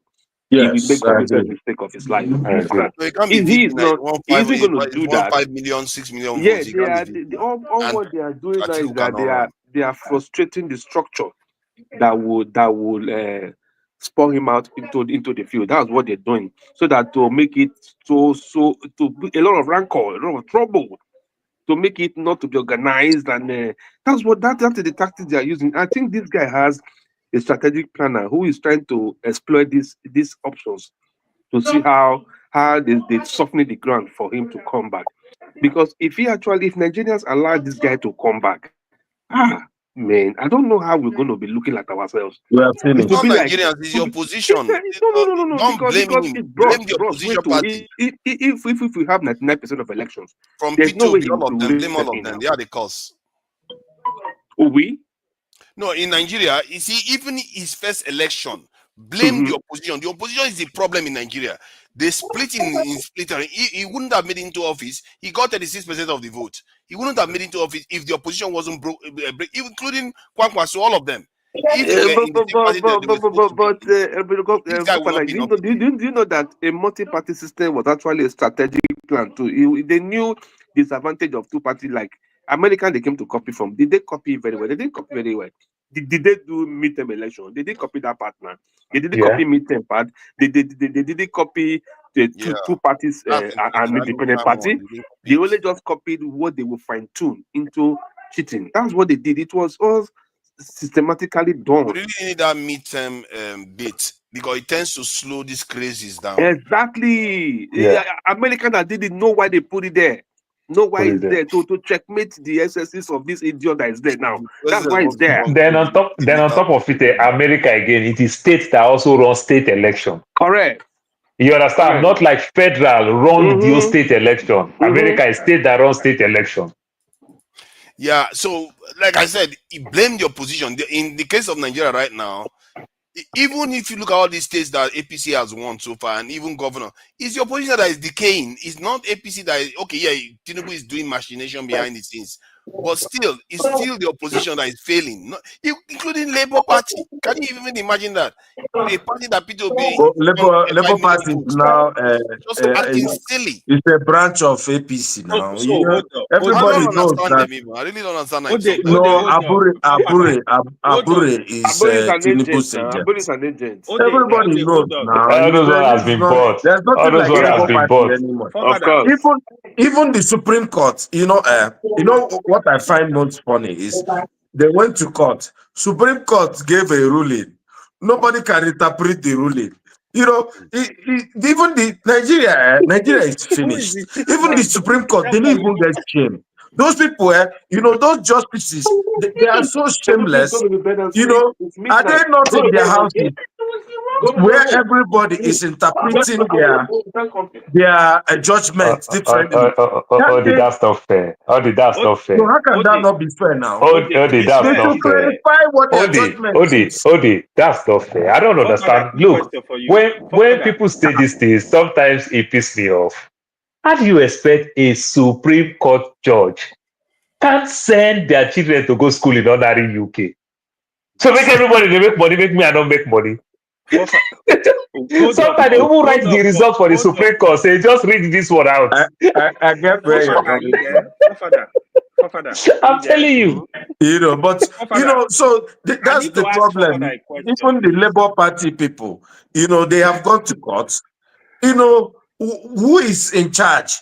Somebody tell us now. You know, everybody's claiming. When you're growing up, have you by chance seen Manowar and Boy Scout fight on the streets? Let me. I need Forefather to answer. This is Manowar Boy Scouts. Answer this question for us. Forefather, are you there? Yeah, I'm here. I'm here. But I think I think the election 2027 is in the pocket of Abubakar Atiku. He will decide, yes. He will decide. My question to you, Forefather, why are you surprised that Labour Party get a movie to APC and all that? Why are you surprised? I wouldn't say totally surprised, but I just feel like the opposition party in Nigeria, because before now they used to at least hold ground a little bit. They did like under APC Buhari. Yes, you see PDP members defecting. After all, Governor Ayade defected to APC. You see that happen. But this one is, I think, especially after Fubara, all of them were like, we surrender. We don't know what's going to happen. Let's surrender. All the way from Edo election, everything was just a signal. Yeah, it was a signal. Yeah, you're right. I need to help Forefather so he will not have an outbreak. No, I think you have fixed my Forefather. You don't finish work. Every time I kept telling Forefather, Nigerian politicians are the same. They will tell me, no, you don't know what you're talking about. So I thought Tinubu was special. These guys are the same. You speak from two sides of your mouth. No, one minute Tinubu is special, the next thing is not special anymore. No, it's made in a criminal way now. It's not criminal way. No. Ruthless politician. No policy statement. No policy. No, Tinubu no ideology. From the other politicians, then. How? In terms of he's better than the others. I said Tinubu is a ruthless politician. You don't understand the meaning. He's not even doing any medication. I thought you are UK. No, I know it's no medication. But you also say. Did you see what Tinubu did with the Speaker of Lagos State House of Assembly? Did you see what he did with the Speaker? Well, guys, I'm going to take my leave. I think it was really a good one. Let's pin AY down now. No, I'm going to take my leave. Good night, guys. Yeah, bye. How old is she? 99. It's P2B. I can't hear you. You have to unmute me or mute and start talking to some other person. Is P2B a ruthless politician like Tinubu? No, P2B is not a ruthless politician. So by saying that they're already different. No. So Forefather, you cannot just generalize. You cannot generalize. They're already different. You are just acknowledging that they're already different. That is my point. We've been saying this to you forever. You refuse to admit it. Hold on. The reason I kept telling you, so you will not be disappointed. That's why I kept telling you, politicians are the same. You don't understand it. So let me tell you the mistake we usually make with bloody civilians. Politicians, they don't think like us at all. If you want to be a politician in Nigeria, they don't understand any logical reason. They don't understand any justice. They don't understand those stuff. So it's we that are talking. No, politicians don't understand it. Politician is interest. Is their interest. That's what they pursue. They don't. So if you talk to a Nigerian politician today, you will be shocked. If you are not careful, you gotta be thinking completely. It's anything that will benefit you. They will knock anything out of the way that will be obstacle.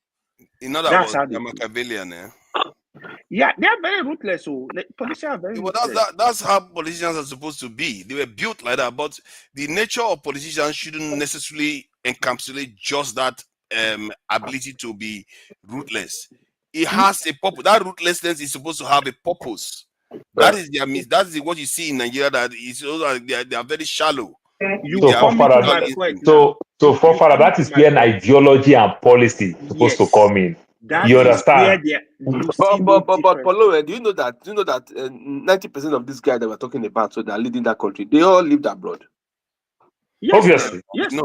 So where is it disconnect? Where is you might understand something. If you know that American government, Obama play a very strong role to make Tinubu win that thing. Yeah. And Tinubu went, they welcome him, give him a red carpet and everything. You mean Buhari? Sorry, Buhari. I am so sorry, Buhari. If you know these things very well, you understand. So where you see the difference now, Jonathan can still leave power, still can't say anything.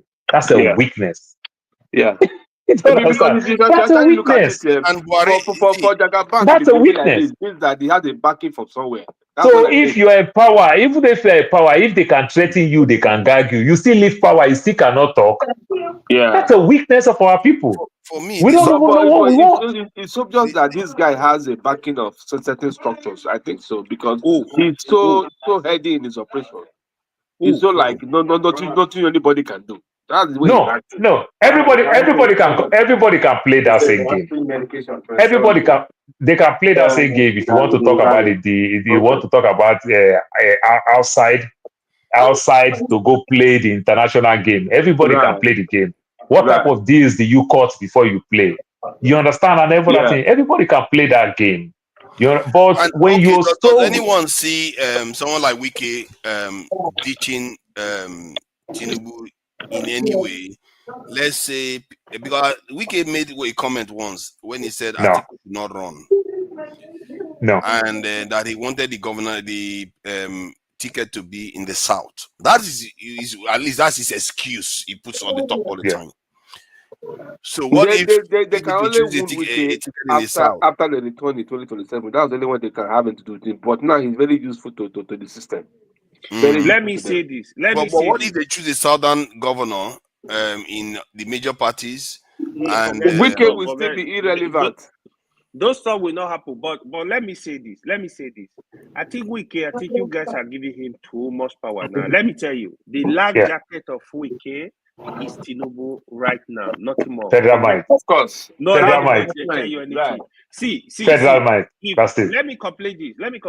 If Tinubu, if Wike was not in power working with Tinubu, what you see in Rivers State will not happen. It's gone. The governor of Rivers State does not understand politics. If I was in that position, oh man, Tinubu will throw away Wike.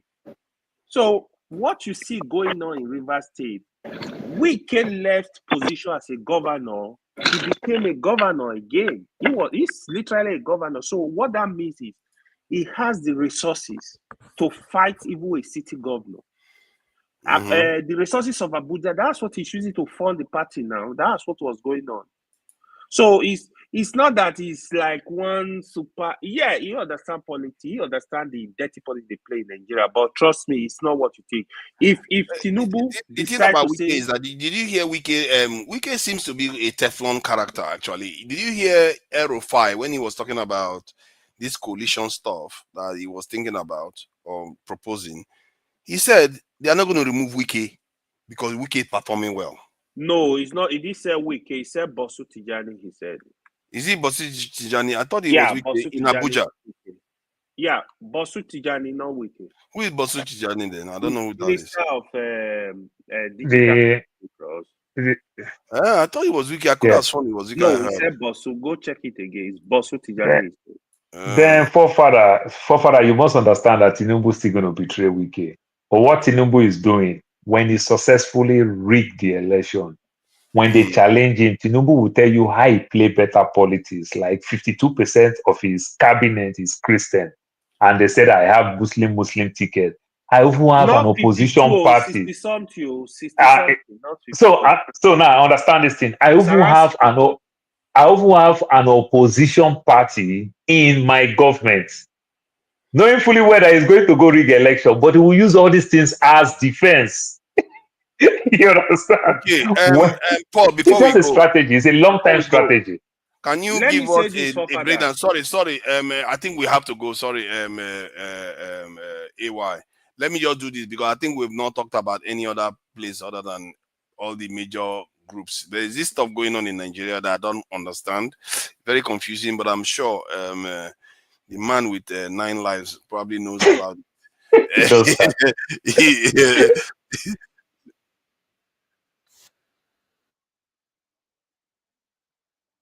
Oh, you take me back. Carried out.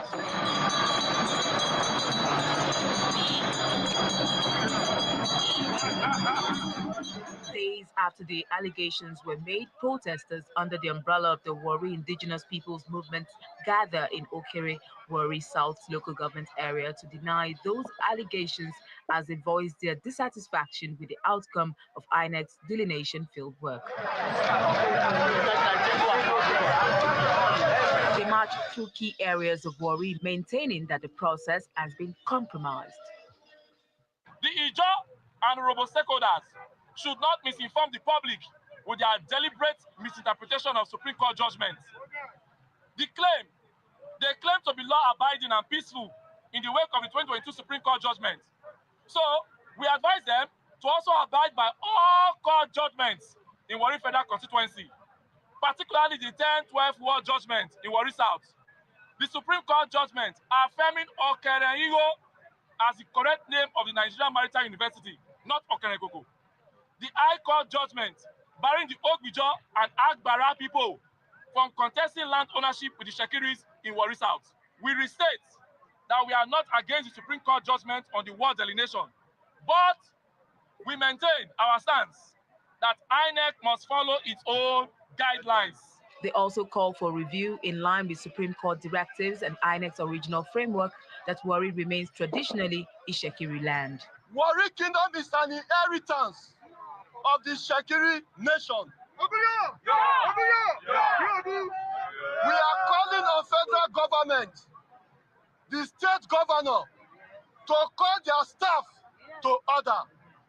Boro Oputu cannot use the instrument of government to oppress and intimidate the Shekiri people. We have been law-abiding for these years. We are not cowards. We are not lazy. In a press statement to correct what it describes as misconceptions about the proposed delineation, INEC says it held consultations with stakeholders in Warri on Friday, April the 4th, 2025, where copies of the draft report were presented to the representatives of each of the parties connected with the issue to give them the opportunity to raise concerns they might have. The overall objective was to arrive at an amicable agreement endorsed by all parties involved. Meanwhile, the Commission says it's yet to take a final decision on the delineation of wards in the Warri Federal Constituency, assuring all parties that all issues will be resolved in their best interests.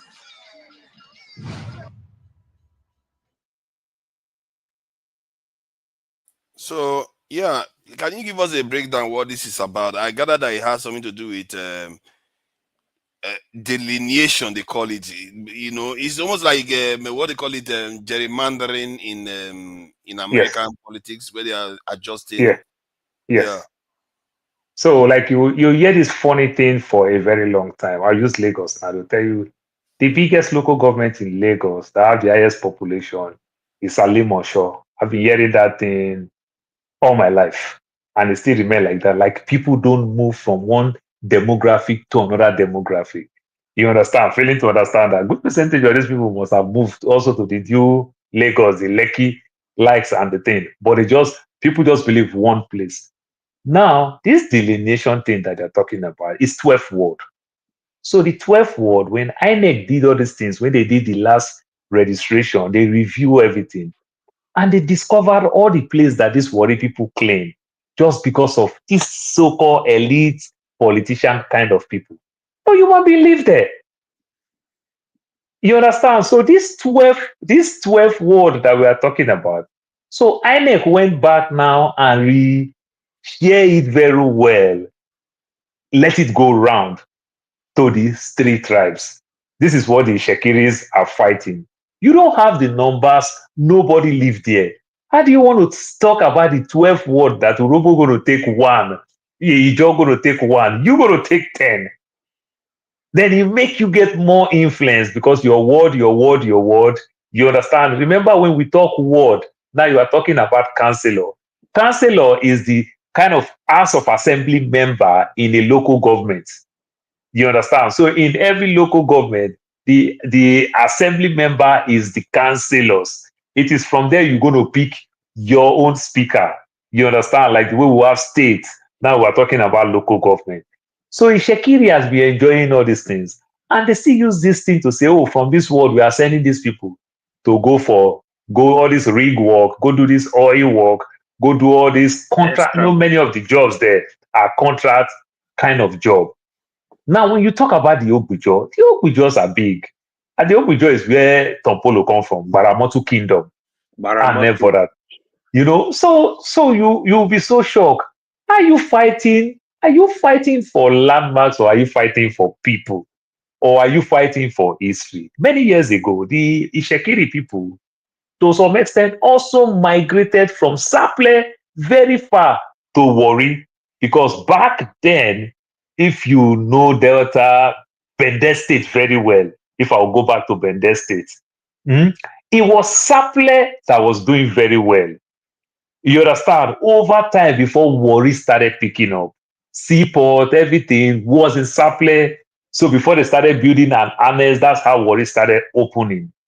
And British people, they deal with the Shekiri more because the Shekiri are the first people, due to this Awolowo thing and everything, embrace education faster. You know, the Ijaw people and the Urobos didn't really embrace education early. And they catch it more during the Awolowo time with the free education. One of the vice chancellor in UNN for many years, you come from Ishekiri. So any Ishekiri fee, just finish secondary school. This thing that we are talking in the north, go UNN. If you make friend with any Ishekiri person, all of them, UNN. You understand? It just is. So are you saying that from the previous conversation we had, something that happened in the South, the legacy still remains today? The Ishekiris are still somewhat more educated than the people Ishekiri around. are very educated. Oh, very, very educated. I mean. Oh, they copy the Yoruba. Yes, they copy the Yoruba because Awolowo is trying to extend the Oduduwa race. So they copy the Yoruba method because they are like Yoruba, they bear Yoruba name. They have the similarity is almost there. Why are you saying that they were slaves? No, you know why I say like Yoruba, because if you tell them Yoruba again, they'll disagree. So let me just stop there.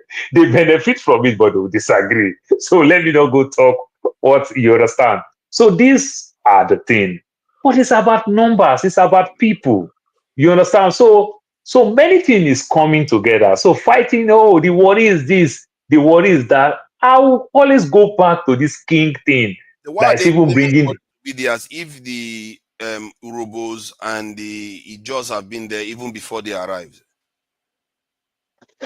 The Urobos has been there. The Ijaw, remember this is a place where to some extent you call a piece of land surrounded by water that we keep pushing and everything. You have to remember it's just a small place, but over time they push it and everything. So this is how this thing comes. And the Shekiri never had problem. You understand? Like when we are talking about conquer, like you talk about I'm deviating now, like you talk about the Oromion, you talk about the Yoruba, you understand, your empire, conquer the Egba people, that is the Abeokuta people, all the way down. That is the history of where you hear this Ogun people called Abeokuta. You understand? The Egba people run under the rock. That is the meaning of Abeokuta, under the rock. That's how your empire was so strong. They conquer. But when you talk about the Ishekiri, they didn't conquer the Urobo where you say, okay, we conquer you, so you become our ward. They didn't conquer the Ijaw people, say, we conquer you, you become our ward. Everybody mind their... They said that is because they were not like a kingdom, that they were just settlements. You know, it's almost like the way Igbo people live. So, where they were just so they are, that's why we say it is Olu of Ishekiri. But because of the Awolowo thing now come become Olu of Warri. where Urobo live, Ijo live, then you now use one big umbrella, say, I am the king of all these places. So now when the multinationals are coming to come do any business, they go straight to the king palace. You go cut a deal where you want to go take something in an Urobo's place, Urobo's land. You want to go get oil from an Ijo's place, you know, but over time, people started waking up. Then people started fighting back. And when they started fighting back, the Shekiri never fought like, so look the word very well. There was no time they fought about land disputes. Is it not funny? Because one of the things where you hear in things like that is supposed to come with land disputes. They didn't fight land. Where Urobo dominates, Urobo were still selling their land peacefully. Where Ijo dominate, they never drag land. But just position and power. You are not saying. There is something you are not saying. Professor, let me yab poor people a little. I know what is the talk. No start. So actually, Shekiri, I don't know the history. I don't know the history of who the land, whatever. But Shekiri, their power long time ago is education. They are very educated. Even their war, that was the advantage. So they have people in position. If you see how they have people in federal government, military, everywhere. They have positions, right? So what I wanted to do, I want to jab Yaba small. I know. When in Shekiri, you are going to school, working hard, the Urobo men, they marry more women. They know to go school. They know to do anything. So the Ijo the same thing, right? So the Shekiri they're doing. That's why you get so many what Nigeria will call half-caste, mixed breed kids. So we call them ashawo. We call all these things taboo. Yeah, exactly. You know, we were so cultured. Culture that never favored us. So now the Ijo and Urobo, in fact, everybody don't get the education, right? So that's why you see they are not challenging the authority, try to. But again, you know, say me, I don't like division. If that place now country now, share the for those they say they want to divide into three now. You see the problem I'm talking about. But however, Ewa, you know one funny thing? Why this thing is going on is a politics of wait, there will be a big disaster. It's a politics. Disaster in the sense that if Tinubu win again, everything will change. Because the first lady is an Ishekiri person. So why this thing, you see the Ishekiri keep running from Arise to channels to AIT every day. They are still using soft power. Let us enlighten people. Let us spend money. Let us do this. But if they use this power now to say, oh, Supreme Court because when Supreme Court judge case, what are you protesting? Is it not the same Supreme Court that said Tinubu president, all of us go to bed and sleep, start thinking of 2027? Look at it now. It was a woman that single-handedly made Kasaba the state capital of Delta State. First lady now. It was IBB wife now. That's why make Kasaba the state capital. So if you look at Delta, the capital could have been Warri, right? So no, Ugele. Because Warri don't even have the land. Yeah. So you see the politics. That is the politics that is playing out all over. People do this. But I think the Olu of Warri and the leadership of Warri in general, I think they need to see that both the Joy Iwobo Shekiri, they need to have peace among themselves. So they will never. It will not happen. The Shekiri are creating an anomaly that is going to remain.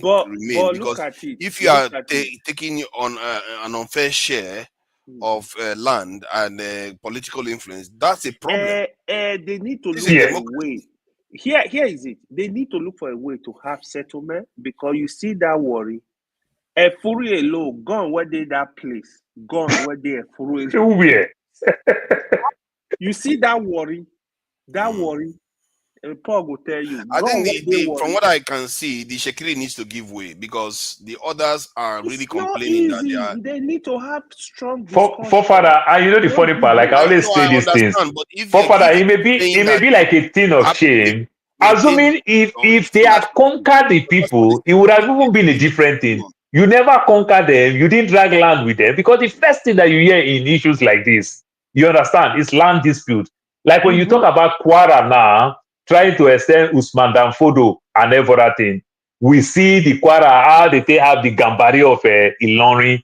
You understand? Where they say Hausa is ruling the Yoruba place. At least they conquer the people. But this one, you did not even conquer the people. There was no land dispute. There was no nothing. Just saying they were slaves. They were this. They were like, see. Let me tell you the honest truth. Even if you conquered them before, you gotta see. That time has passed. You gotta respect them. I was having discussion with my friend today. Astriga, like when you read about the Benin Kingdom, the Oba used to be so powerful that he will pronounce, you can't go against it. Forget now, people Oba will talk, people will like, I bet, stop disturbing the now over the stick. You need to say that with caution. Here, especially this Gen Z, they don't say your papa, they go insult you. You need to understand the temperature of today and try to walk along with people. Because you will not want war in Delta State. The Shekiri, they need to come together. The leadership, the king, try work this out. Respect everybody. That's anyway. I'm so sorry. Fofara, this Olu by far the largest group there. Fofara, yes, Fofara, and I'm so sorry. This Olu of Warri is a young man that just came into the throne 2 years ago, 2023. You understand? Then let me tell you the funny part. The Olu came into the throne. You see dignities all over, federal government presence all over, and everything. And there is no Urobo person there. There is no Ijo person there. Another card they can even play. If I even let them even say Urobo betray themselves. Bring Urobo there into your cabinet. Why are people like that? It's common sense. They are next door to you. Why are you not bringing them in? Exactly. I don't understand. Fofana. I heard when Paul raised that issue today. How can you say, I'm not supporting anyone, how can you say you are Olu of Warri, you have the Ijo, you have the Urobo, you are the Shekiri. As long as you say you are Olu of Warri, you want to govern everybody, you got to bring people closer. Yeah. You got to bring people closer and try to form that unity. Otherwise, if they will just this. I just pray the Christ there will not be crisis, but they need to look for a way to settle these kind of issues. Yeah, they definitely need to do it because they are carrying on. That is actually people. Fofara, and also it's a threat, it's a threat, national security, as Tinubu will say. Remember all the oil installations and everything. Problem will start coming from that angle too. Yeah, they are talking about completely shutting down. One of them was like, "We'll shut down all these wells, everything, all of them." That's what he was saying. I was like, but it turns out that it was sometime 10 months ago. He said it also. So Tinubu wasn't that hot. Now Tinubu is very hot. If anybody says that right now, I have said it right. The only region that can really hold Nigeria to their jugular, to wrestle, now that South region. You see that? Yeah, if they mean business. You see that axis, especially that Delta, Rivers, Bayelsa, Akwa Ibom are peaceful people. You see, especially those 3 states, tri-state, or more. They see Akwa Ibom, I don't know how they manage it. They see as a different tribe. I don't understand how they manage themselves very well. But anyway, another funny thing again, know this governor in Delta State. Just do a German for them. So this governor, this Oborowori, I think that's your father. So anyway, let me make you laugh with this Oborowori. So for that, the governor in Delta State now, in quotes now, some people say is an Urobo man. But in the whole of Urobo Kingdom, which is the majority of Delta states, there are two tribes in the Urobo Kingdom that will say they usually call themselves this Igbo Port Harcourt thing. Where this man comes to, is from Okpe. Okpe will say we are not Urobo, we are Okpe. It kind of make you weird. There's another part again called Orogun. You understand? Near the Delta State, Abraka there. Orogun will say we are not Urobo, we are Orogun. You understand? Right.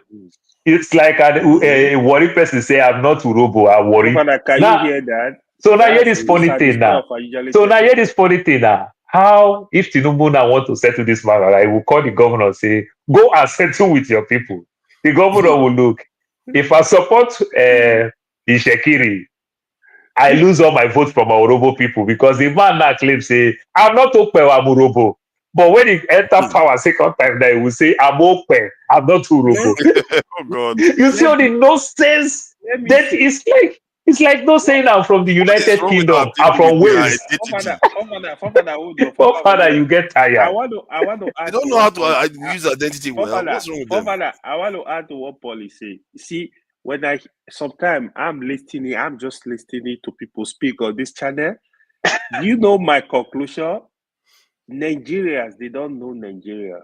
A lot of Nigerians, they only know their region. You see how good they talk about Warri now, right? I don't live in Warri. I've worked in Warri for like a year with Globalcom. I was living in Ogboroke. I lived in Ogboroke for 1 year. I was in Alute. Like, we were literally walking from there down to Kiyama. So I know Patani, I know all those areas, I know those zones. See, you do things. The problem with Nigeria, they don't know Nigeria. So you discussing about Bonu, people just talk. We don't know our people. We don't understand the dynamics of Nigeria. Nigeria is very complicated, bro. They told Ovie. They tell Ovie, say where Ovie come from. Say where Ovie come from is the end of Nigeria. That's what they tell Ovie today. They say where you come, Ososo is the end of Nigeria. Bro, Fofana, I'm telling you real life. You see that worry when you hear. I said gun when they are fully low, they go stop the gun when they are full. Wow. They're even not peaceful. Said before, this small thing you go hear Tatana. Yeah, that's true. Yeah, that's true. Warri has always been known as the hot area. Before, you can drive and go and buy sugar at the store. When you are coming back, they don't block road. God, all the light. They light up on that. They've calmed down now. That's good to know that they calmed down. Father, you don't know the suffer. The military stayed here for over 20 years after the crisis stopped. That's exactly what the Southeast is facing today, that they are complaining that we have more checkpoints than anywhere in Nigeria. You understand? Even when it look like it's peaceful, it become business allocation, people's allowance. So they just stay there. They just turn it to home. You know? Nigeria is a very, very funny place, because if they had like given they break up states so that they don't have ethnic then Father, you know this funny thing now. So let me tell you this funny thing now. You talk about my daughter now. Say, where are you from? She say, oh, I'm from New Jersey. Then you talk about my son now. Where are you from? He will tell you I'm from New York. But me that is born and raised in Lagos, you ask me now where I'm from now. I will say I'm from Delta State, even when there was no Delta State where I was born. Exactly. it used to be Bendel State. Yeah, I was born in Lagos. I have my original birth certificate. But they tell me that I'm from Bendel State. Now, no Bendel. I'm from Delta State. And I'm writing Delta State. Nigerians are not serious. They are fighting for something that they want to. They claim that in a nation, but they want to behave like their own nation within a nation. So that's why we need to keep eye on the ball. It's just like when somebody was discussing the Muslim state ticket. When issue of Muslim state happened in 2023, I kept telling these people, this is a distraction. It's a political statement. There is nothing attached to religion. That's the government you hear now. Tinubu government is like 64% Christian. So it's telling you that these people don't care about it. They don't care about your tribe. They just look for a way. They just play politics. Interest. The politics you saw in 2023 when Tinubu went to pick Shetima, it was purely politics. So it was a distraction for people to even get involved. Oh, he's the one who Islamize Nigeria. It's Muslim ticket. Blah blah blah. Oh, Peter Obi is the. Well, this I want a situation. But they want to Islamize Nigeria too, though. Well, I don't know about that one. No country that is a Muslim nation don't want to Islam. No country that has significant population of Muslims don't want to Islamize that nation. You know that now. Oh, we saw it in Turkey. That's part of their belief. That's how they grow in Turkey anyway. Yeah. Turkey today. It's part of their belief. They don't have a choice. But let me say this, right? Let me say this. One truth we need to tell ourselves, right? When you have population, even the tribe we're talking about, just like today, we accuse Hausa Fulani, they want to rule Nigeria. The truth is, these are power struggle. If you have evil Urobo ruling Nigeria, they have power, they will not give up easily. That's just the reality. That's true. So it's just politics. This thing they also play around it, right? It's just human. Look at what happened in Ethiopia now. You know, minority were ruling Ethiopia, Tigray tribe. Yeah, the Tigray. For a long time. By the time another person, Ahmad, when he became the prime minister, the president, then they were revolting. That was what caused the war you saw in Ethiopia. Yeah. And he wanted to take control of the military. Yes, now. So this stuff sometimes they are power struggle. I will want a situation where I will see somebody. I want a Nigerian president that will look at every nook and cranny of Nigeria as his or her constituency. Like, I want this country to work. Nobody is really saying don't be your tribe, but you can achieve a bigger goal, because what we don't know as people, right? If the whole country is, if any part of the country is failing, the whole country will suffer for it. I'm a bit shocked though how tribal to an extent Tinubu is. I knew it was going to be favor Southwest to an extent, but I didn't know it was going to be this steeped to the point whereby even pissed off the entire North. Therefore, Father, look at another funny thing again. I'll still use America again. So take, for example, now, my daughter was born in New York. You understand? She's living in Arizona. She cannot get any benefits because she was born in New York and she lives in Arizona. She got all her benefits where she resides. She cannot vote in New York. She cannot do anything in New York because you're not a resident there. It's just a place of birth. It is where you resident. She moved to a state, 90 days, you can contest election and you can vote for election. Just simple. The schools, if you want to go to school, you have to use your residence. State on school, your resident. Any benefit, any loan. You understand? Why will I was born in Lagos, but it is hard for me to go to Lagos State University, but it is easy to go to Delta State University. That I never live one day in that state. Only go there for birthday. One other thing that they do, like when you are applying for passport here, like let's say you're a British citizen and you want to apply for Nigerian passport because you have a Nigerian parent, they will tell you after you already got NIN, you think NIN is okay. Then they will tell you that you need a local government letter. God! What is the point of having NIN when you have NIN is your state and local? They will tell you to go to local government to go and bring a letter. Attestation from your local government. Yes. What is the point of that? Me and you will not go there. Just to create stupid farm for people. Did you go there? No. Let me say this, right? Just useless. They was saying one thing, right? So the problem you see in our civil service, in our institution in Nigeria, you have these dumb people that don't know what they are doing. They don't know for the boys. They are not dumb. The system. AY. They create farm for the boys. They are not dumb. If somebody has NI contains all those things. All the information. Before you get NI. And yet they will tell you have to go to the local government to go and get it. It's like, why? So did you go to the local government? But guess what? You got it. But you just send somebody go pay money.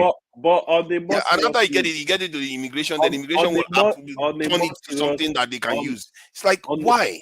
On the more serious note, Nigeria needs a total overhaul. It needs a reset. What we call it. I will tell you this, right? So today, Very Dark Man was analyzing issue in the East. He said, they closed some people's shops. God! You watched that video? Rocks, right? Yeah. Let me say this. Jesus. I want to bring something out. You close their shops, right? Okay, let's assume some of them you are selling fake drugs. Why are you not arresting the people selling fake drugs? Prosecute them. You went ahead, you closed their shop for like a month, then you came back, you are telling them pay 500,000, pay 500,000 to open their store. Why are they paying the money? What do you want them to pay the money for?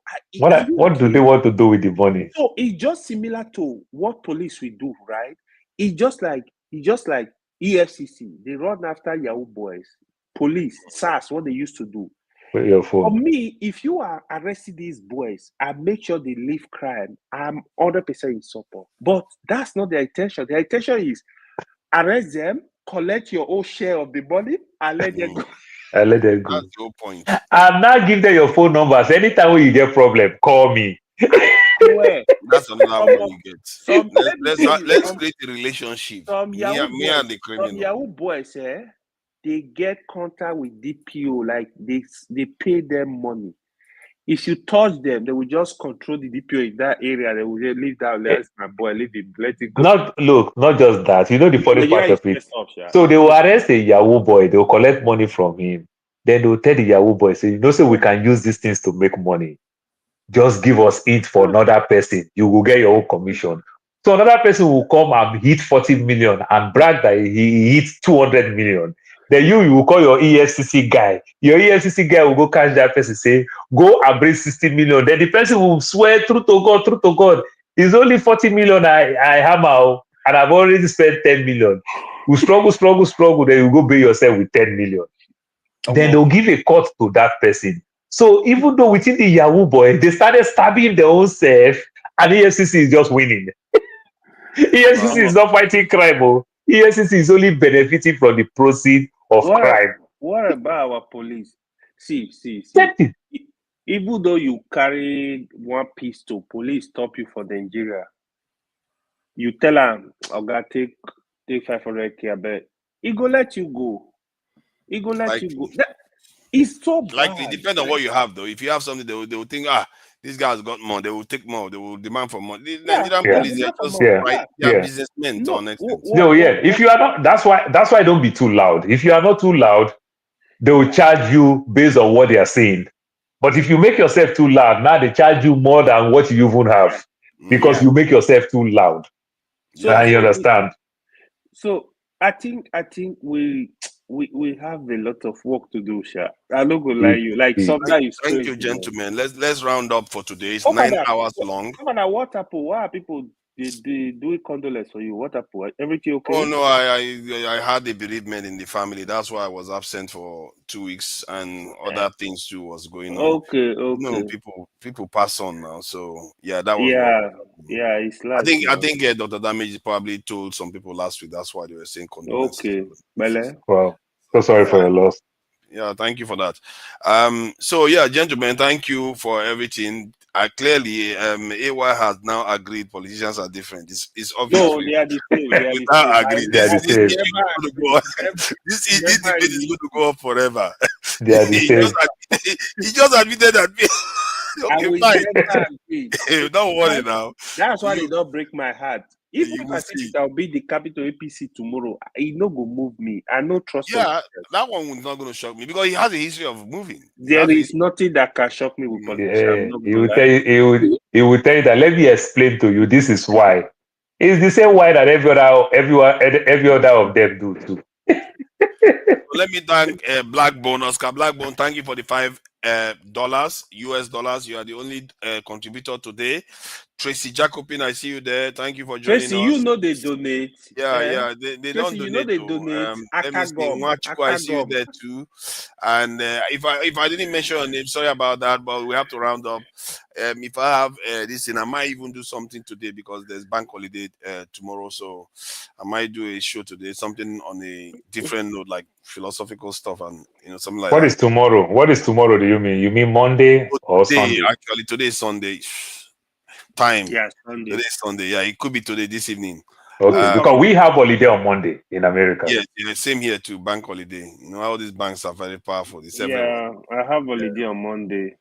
Fofana he don't host show during the week. He is busy with his. Yeah, I think I he have has to extra try to earn a guests now. living now. I have to earn a living. You know, we have to. Are you That's sure why it's living or you have it's living. No, extra side chicks now? there's no extra. You don't say sometimes person they tire. I myself too. I get tired these few days. I just run.